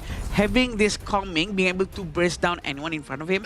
But Kong Ming is sort of power hungry. He really have to farm quite a bit before he can get to that level. Different playstyle coming in from Yi Hui, right? Game 1, he's the main enabler coming in from Team Singapore. Now, Game 2, he's hands-on on this Kong Ming here. He needs a lot of gold to be pacing into that late game, mid game marker here, where he's doing so much damage. But the ball is on the court right now for both of these two teams. For Team Singapore, it's about winning the series and progressing further into that BO3, into that playoff spot. For Sri Lanka, it's about survival in Group D. Thank you so much, Sagi, for that amazing opener. We're going to go into this fight between Sri Lanka and Singapore. It's going to really go down to this to make sure who's going to be at number 3 or number 4 in their group. A quick rotation made by Team Singapore to go towards the bottom lane to put a little bit more pressure, and they managed to steal 1 camp away, so that's proactive move by them. Team Sri Lanka, they did the same, but it's more of a defensive move to try to clear off the jungle or the buff area for Tarusha. But they're now back in the middle. They really want to try to get this, but Yi Hui managed to pull back just in time. You have to remember, Kong Ming has a lot of skill sets. Both skill 1 and 2 are charge-based, so he can collect a lot of dashes, he can collect a lot of bombs. Yeah, so has to be careful there, right? Especially with the potential burst damage as well from the Kong Ming. Yeah. So if you see him kind of low, yeah, you have to do it really fast still before he's able to fight back. Yeah, it seems like WeCat's going to be sticking a lot with Kayang to make sure that Kayang has a lot of space to farm. And Kayang is also using Chano, which we all know is a very good hero to scale with. And at the same time, he's going to be able to carry the entire team afterwards if the goal are all funneled towards him. Oh, but right now, Kayang is moving towards the middle. They see Tarusha, and Tarusha, lucky enough for him, he is kind of tanky, so he can absorb a few skills and a bit of damage here and there. He will still be alright. Very interesting on how Yuming is doing quite well too. He was quite aggressive in this situation. He wants to do rotations towards the bottom lane. Still waiting for Janeth to maybe surprise attack, but it seems like Yuming is gonna be able to spot him over there. They're gonna have to wait at the Crimson area. Oh, and they're waiting there. Waiting to push. Wait, let's see what happens. Let's see. Oh, they found out they're over there, but they're gonna try to steal the red buff. It doesn't work, and Yuming will be able to run away. Okay. So I guess Team Sri Lanka, they learned from whatever happened in the first game, right? It's like, okay, you kind of like to play the brushes here and there. Yeah. So we make sure that we double check the brushes before we commit to something. Yes, and also Yanji is also still at the top lane. He's not going to be able to rotate just yet. Still waiting for the right moment. Still waiting to get closer towards the Tyrant mark. But we do know that Weecat is still down here trying to protect the Chano as much as he can. No problem for Emalka to consistently heal Anjana. Alright, and 50 more seconds before the Tyrant comes up, right? So this is going to be a crucial moment, and it might break the 0-0 score right now. So both sides, we haven't seen the first strike yet. This is a slightly longer wait as compared to the game before, but understandably, right now, 35 more seconds, you will want to hold on to your skills. Yep, Yuming is still in the mid lane right now. Rotation has been done by Yihui, trying to prepare for a potential gank. He's still on the side, but they're all gonna go in. Oh! There we go with the ultimate strategy. It's not gonna hit. Well, it does, but the damage is not enough. It all depends on how they're trying to poke him a lot from the beginning. Look at the amount of gold. It is exactly the same for both sides.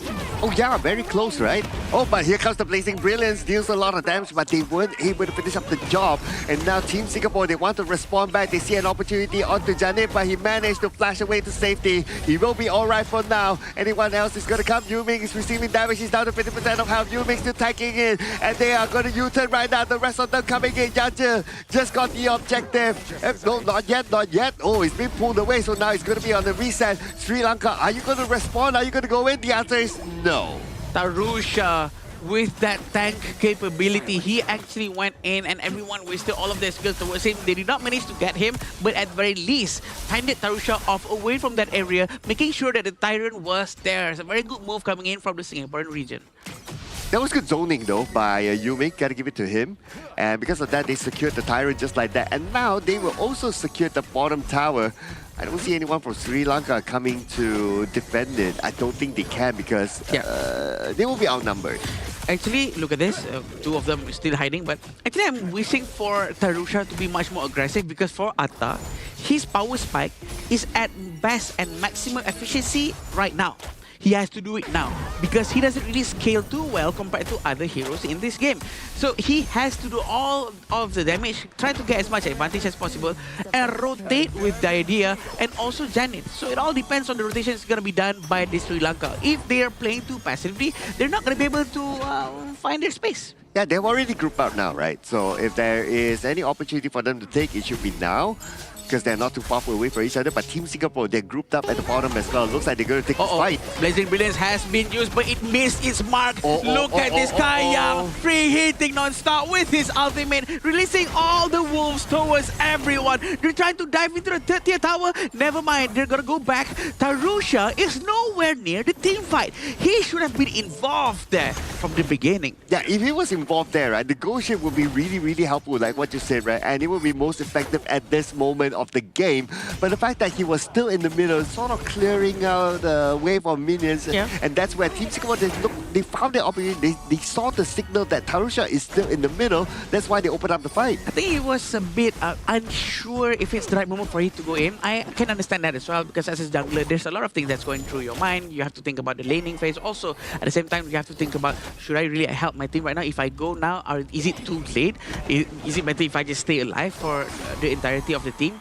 a lot of things going through your mind. I'm pretty sure he really have to make good use of the first and second skill non-stop, but Aribe has been used. They're trying to force this one out. And here comes the ghost ship as well. And Yuming has nowhere to go. He's not able to escape. And Tarusha will take advantage of that. But then again, the rest of Team Singapore comes in. And the Sanda, Janif went down. Kayang is currently on the hot streak. They try to trade it back even further. They are almost able to get Tarusha. And they will lock him in. Looking for that fourth takedown. It's going to be Ajana next that they eliminate, and an ace given to Team Singapore. A very good ace from Singapore. That's what I'm talking about, right? Even though they actually lost, but Sri Lanka, with the Atta, Tarusha actually managed to survive for so long. Watch this crowd. Tarusha is always in front. He's tanking all the damage coming in from the side of Singapore, giving a lot of space for Anjana to actually deal a lot of damage from the back, from safety, while Tarusha is so busy tanking the damage in front.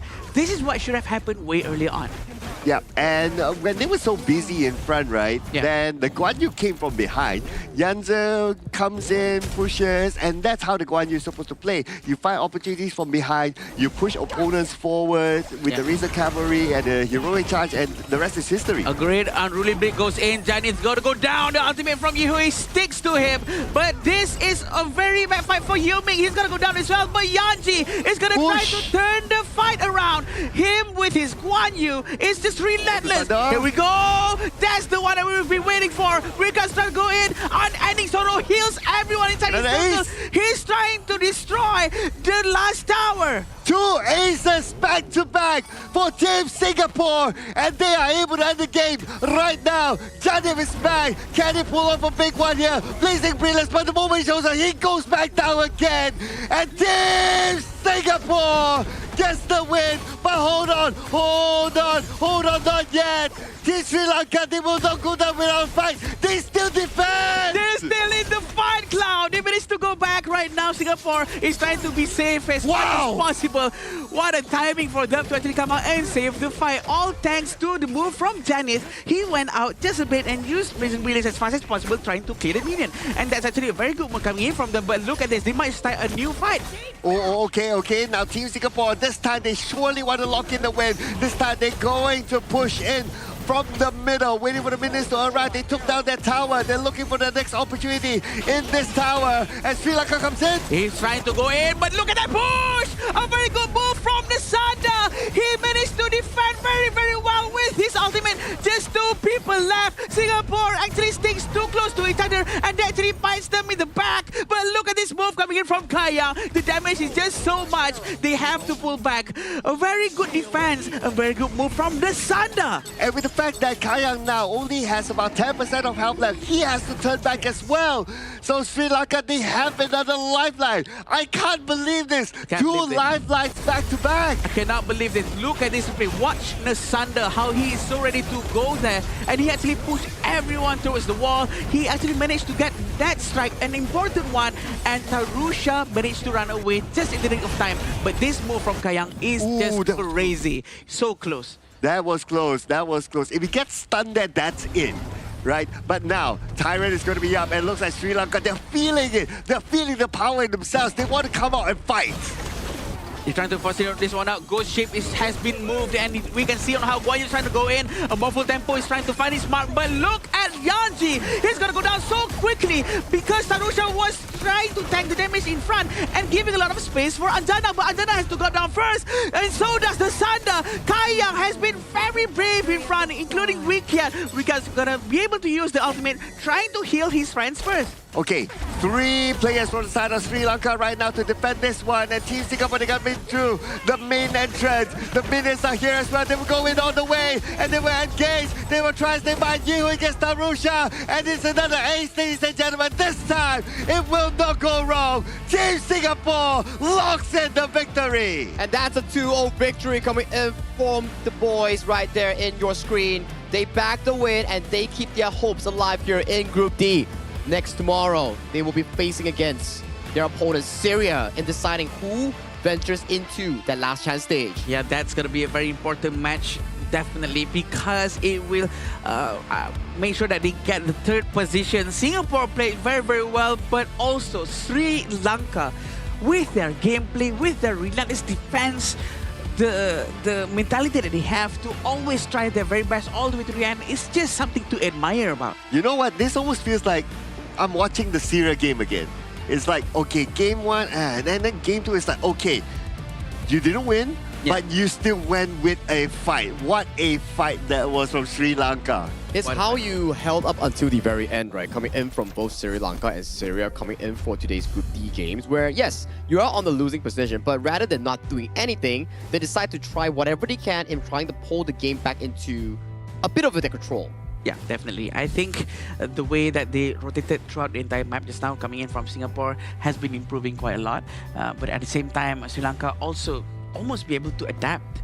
And just like game 1, they tried to improve within such a short period of time. If they were given a little bit more time, probably will be able to change all of the gameplay. Yeah, maybe, right? Because you can tell that by the fact that they could defend it not once, right? Yeah. At least 2 or 3 times that they managed to defend. It was insane. And with that sort of mentality, that's the mentality when you want when you play. Right? Unlike my ranked games, right? Oh, you get the first strike, and then people start to press surrender. Oh, what is this, right? Yeah, and this is why these players that are playing at the top of the game. I mean, it's very much of a good mentality that you actually need as an esports team, and definitely as a bunch of players representing their own region, Sri Lanka, in participating in this tournament. I think applause towards them for trying until the very end. Although, yes, they are unfortunately out of the contention of the last chance stage, but thank you so much for participating, and I hope they come back stronger in the next one. Yeah, thank you, definitely, because we would love to see their gameplays. We would love to see much more involvements after this, and that's the beauty of Asian Game Qualifiers, right? Because we get to group up everyone in the same place, and mingle around, sharing the same passion for the same game. That's what's beautiful about this. Oh yeah, it's just so beautiful, just so beautiful. I mean, the last 2 series have been amazing, so to speak. But focusing onto this game in particular, we're going to look at some of the stats here, including the item builds. Having a quick look, I would say the item builds are pretty stock standard. Obviously, we didn't went too far into the game until the Chano is able to get like a Sun Chaser or something like that, but it's still in play. Yeah, he's still pretty stacked out, right? 10, 0, and 10 on that KDA, and he's like almost 11,000 in terms of gold, and Japan slightly right towards his partner in crime, Yihui, also coming in clutch and clean on that Kong main here. I would say these 2 carries definitely stood out on top in this game itself. Yeah, and we do know that the way they itemized out of this is quite straightforward as well. But Atta, if only he can actually start to find the fight that he needs to from early on, he would have been able to change the pace of the game for Sri Lanka for sure. It hurts me a little bit on how he did not manage to actually join the fights early on, because he was actually alone and in the mid lane while he's not supposed to be in the lane. He was supposed to be with his team because his team was trying to defend the jungle that was his. It was his jungle. Yeah, don't hurt Adam, okay? He's a nice guy, right? Yeah. But I do agree, right? That moment in the middle where he was like, okay, he was kind of clearing, his teammates like went in and the team fight happened, but he was nowhere near. So that was kind of like a missed opportunity for me. A bit of a, but something that we learned from Sri Lanka from game 1 and game 2 is that in terms of how they communicate and their synergy of moving together can be done better. It can be better. I think it's just something of an issue where you don't have enough time together, you haven't practiced enough in towards the game of Honor of Kings. You need more competitive experience to be able to convert those learnings into proper gameplay. Sometimes it's something like when you do a specific question on a test paper, you don't really understand in the first go, but as you give it a few days, you start to understand the logic towards it, it starts coming to you more naturally. True, and then that will also help answering the next questions naturally, because you already know how it goes, the pattern of it all, and this is the gold graph for both sides of the Sri Lanka and also Singapore. It started off very evenly all the way to 33 minutes mark, and then it starts to slowly slope downwards, and all the way down towards 11.7 thousand gold difference. Oh, and there was only 1 Tyrant taken? Okay, I thought there was like at least 2. But okay. Only 1 Tyrant taken. But this time, like what we kind of noticed as well, right? During the early phases of the game, both sides very respectful of each other. That's why the goal graph was kind of there until like the middle point mark, then it just goes all the way down. But just check out some of the highlights here. And I'm pretty sure we will see that moment where, look at the minimap. Janif is still in the middle when all the takedowns were happening. I mean, it's it's Tarusha's job, right? Where you need to be able to clear the waves first before you actually go into the jungle, because you can't be affording to drop that middle tower per se for a fight that's inconsistent here. But as of this point, the snowball has already been immense coming in for that Team Singapore, and they just paced through the game really, really quickly. And this play, right, actually Team Singapore could have ended the game if the final member actually tanked the minion here. Look at this. If the side of Yanzi, he maintained the tower aggro, this game could have been over at this 8-minute mark. Yeah, that's true. If only someone was just realized that one. But Blazing Brilliance here and also the Dharma from the Sanda actually managed to give them, like what Cloud said, the second lifeline. I think they know what they're doing. They know how to actually go in together. It's just that the timing that they're doing it is probably a little bit too late.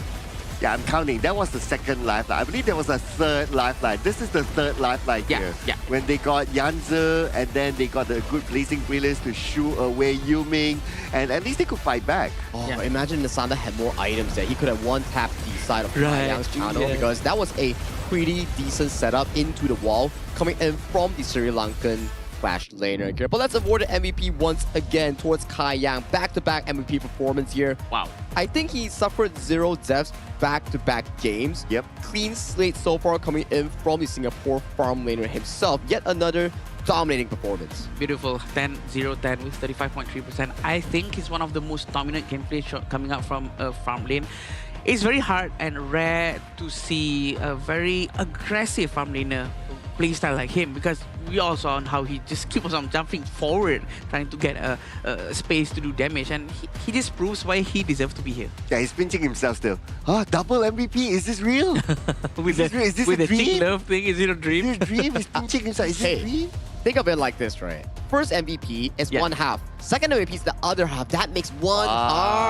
There we go. Okay. Very smart, Sagi. So it's gonna look something like this then. Something like... There we go. Oh, Thank you, Adam, for the visual sample there. They should actually edit his picture now to make it both on both sides. But it was such a good gameplay just now coming from both regions. We love to see this. We love to see it. Oh, I love it. I love, even though Sri Lanka didn't win, but I really loved seeing the fight that they had. It was really, really entertaining. I thought that, okay, the game was done during the first push, but no, okay, we still play. Let's go, boys. Yeah, just a bit of an extension there on that lifeline there, but it's Sri Lanka's spirit and courage that actually reminds us on why mobile games like Honor of Kings is fun, because you don't know what will exactly happen in the next play. You just gotta commit for that cause. Yeah, we definitely don't know that. But what we do know is to spectate to claim the commemorative badge on 21st of June. It can be used in the Grand Venture. More great rewards awaits you. So do not forget to check it out, because we do have this spectate to claim this. You know, you guys can spectate inside the game. So that's going to be very helpful for you guys to win all of these rewards. Yeah, anything that has a cat on it, I'm all in. It's pretty cute, right? Like, it's a little cat token that you can actually use for fantastic rewards. Like, coming in for the Dig It event, right? If you dig enough stuff, you can actually trade it for skins or actual goodies in-game or in real life. But interview is online right now, coming in with the side of Mara and potentially Kai Yang, because, you know, back-to-back MVP, we want to know what he has to say as a representative of Team Singapore. So let's hop on to the interview with Team Singapore. Team Singapore finally grabs their first win. Congratulations, Kai Yang, double MVP. Thank you. Team Singapore was very clean today. You guys were engaging, had a follow-up all throughout both matches. What seems to be something that clicked for today that you've been searching for all week? I think the losses against Hong Kong and Korea made us realize we need to be better and we need to improve very fast as a team. And I think it just showed today against Sri Lanka that we dominated them. That's how, You did dominate the opponent, and after this matchup, you're going to have a meeting with your teammates. What will you tell them to ensure that tomorrow you will get the same results? I think just play like today. We had a lot of fun when we were on stage. Just don't be nervous and play together as a team. And we showed it today. And hopefully tomorrow we'll play like this against Iran as well. Singapore for sure is happy that you achieved that first win. What would you like to tell everybody that's watching from Singapore? Thank you guys for supporting us, I guess. And we will do our best and hopefully we can qualify to Japan. We're gonna wait to see you do a double MVP once again. Congratulations, Kayang. And now we'll head back to the casters. Lead the gorge. Very chill guy. That's why all the ladies dig him, you know? He has a really big fan base coming in from Indonesia and Philippines. Yeah, definitely. Everyone really likes him a lot because I do know that sometimes we stream together and we talk and all the girls are just all over him. I mean, He's a handsome dude. He's a handsome dude. Yeah, even I got like, whoa, okay. I got mesmerized by his speech. Come now. I mean, okay, yeah. I mean, aside from his looks and everything, he definitely showcased a wonderful performance on the double MVP coming in on the Eren in Game 1 and the Channel coming in Game 2. That's why you don't really allow Raven and the team to play as one. As we go into the series against Syria tomorrow as Team Singapore, they definitely need to be fully prepared because whoever wins that series goes into last chance stage. Yeah, last chance stage is where you want to be at if you cannot get the first and second position. So you know what? Well, they have to take it and they have to try their very best to try to at least be able to have another chance to go into the main stage with this last path. But let's check out the updated standings here at the end of our Day 7 group stage here. Tomorrow will be the final day of group stage. So with Group A, 3 teams have confirmed their slots going into the next round, right? For Indonesia and Philippines is going into the main event of Asian Games. For Uzbekistan, they will be heading to the gauntlet of the last chance stage. Unfortunately for Pakistan and Mongolia, they will be bidding goodbye. Same thing can be stated for Group B. Myanmar, perfect run. 4-0, securing the slot to the main event. And then, this is where it gets interesting. Oh boy. UAE is the only team that is out of Group B. Yeah. Now, if Jordan wins against Nepal tomorrow, they'll be forcing a 3-way tie between 2nd, 3rd, and 4th to decide the last 2 slots in Group B. Moving on towards Group C. Unfortunately, India and Saudi Arabia has lost their chance in qualifying to the main event, nor the last chance stage. And it's finalized right here that Laos and Kazakhstan will be going into the main event regardless if Laos wins or loses against Saudi Arabia. And Vietnam going to the last chance stage, a formidable opponent, I would say, in that respective group. And finally, in Group D, same could be said, same situation as Group A. Hong Kong, China, Republic of Korea, locked. Sri Lanka, sadly to say, after losing that series against Singapore, they are out of contention here. So the last series between Singapore and Syria will decide who marches forward to face Vietnam in that last chance stage. Oh, and Singapore will be going up against Syria that has shown today that they had a lot of fight in them as well. So it won't be a walkover for sure. It will be a very interesting opponent for Team Singapore to face. Yeah, for sure. And all of these are just showing that there's a lot of fights between all of the groups. And these are the qualified teams so far. We have Indonesia, Philippines, Myanmar, Laos, Kazakhstan, Hong Kong, China, and Republic of Korea. Still 2 slots left to find out who's going to be able to qualify here. Yeah. And one of them from Group B and the other one from the last chance qualifiers. Yeah. That's correct, Sir Cloud. So this is about all the teams coming in for the main event, right? You have 2 more slots like Sir Cloud mentioned here. So it comes down to tomorrow's schedule and what exactly goes down, because tomorrow is going to be the most important games that these teams will be playing out. And here we go for tomorrow. Nepal and Jordan will be go up against each other. It's going to be determining whether or not they're going to go into the next one or not. And if Nepal wins, they secure their slot, and then we'll have to see between the other 2 teams who makes it to the last chance qualifiers here. And then KSA versus Laos, their group is soft lock. It depends on how the game goes down. Group D, 4 p.m. Singapore against Syria. Who wins? Who faces Vietnam in last chance stage? Who loses? Out of contention. Yep, but the entertaining ones come also at the very end, the big right? boys. Oh, the big boys. Arguably the top 4 big boys in the entire tournament, right? We're going to see Republic of Korea going up against Hong Kong, China tomorrow. And the last game for the qualifiers is going to be between the 2 rivalries, Indonesia and the Philippines. I like how Nepal versus Jordan and Singapore versus Syria is a fight for the final slot to the last chance and also the confirmed slot to the main event. Yeah. And then the last 2 games between Korea, Hong Kong, China, and Indonesia and Philippines. This part is like a grudge match for reputation and pride for their nation. Yeah, we can't say it's a show match, but still there's No. the regional pride. The regional pride is on the line for sure. It's very important for them here. Yeah, it's not a show match when you have your regional representatives here, Correct, right? correct, It's correct. different, right? So the feeling will be different, and I'm sure the fans watching it will feel like, okay, even though you have qualified, but not enough. We have to Bragging see rights. who is above each other. The bragging rights, and it's like a good news before going into the main event that will be happening later on in our calendar year. But if you want to support your team more, do check out an event to create a creative cheer text for your respective region here. If the top one voted gets voted out into the winner, it becomes a community voice pack that you can use in-game as a voice pack that you can cheer on your region here. So remember, drop down those ideas here, and you know what? Maybe yours can be the next one. And what other way for you guys to actually experience the voice pack yourself? It is to actually use the iQOO 15R, the official gaming phone 2026 Asian Games Esports Qualifiers of Honor of Kings. That's exactly the device that has been used by all of the players here who's playing up on the stage. And we've been hearing a lot of good testimonies about it. Oh yeah, especially like those sort of moves that they pull off, like the swipe towards the right and all that, that can only be done if you play on 120 FPS, and it can only be done with the iQOO phone. But that's the end of our 7th day coming into the 2026 Asian Games Esports Qualifiers for Honor of Kings. My name is Sagi. Alongside with me is Circla and also Adam Spartanka. We'll see you again once tomorrow for more Honor of Kings action. Ever changing, some chameleon. Blood, sweat, and tears. We'll never make it if we fall to everything that brings us down. With a comeback is now.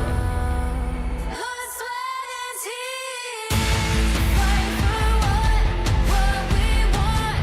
Doesn't matter the cost. Every day, put in work. Blood, sweat, and tears. Nothing comes overnight. Strength in numbers start to line. We don't bow to fear. Blood, sweat, and tears.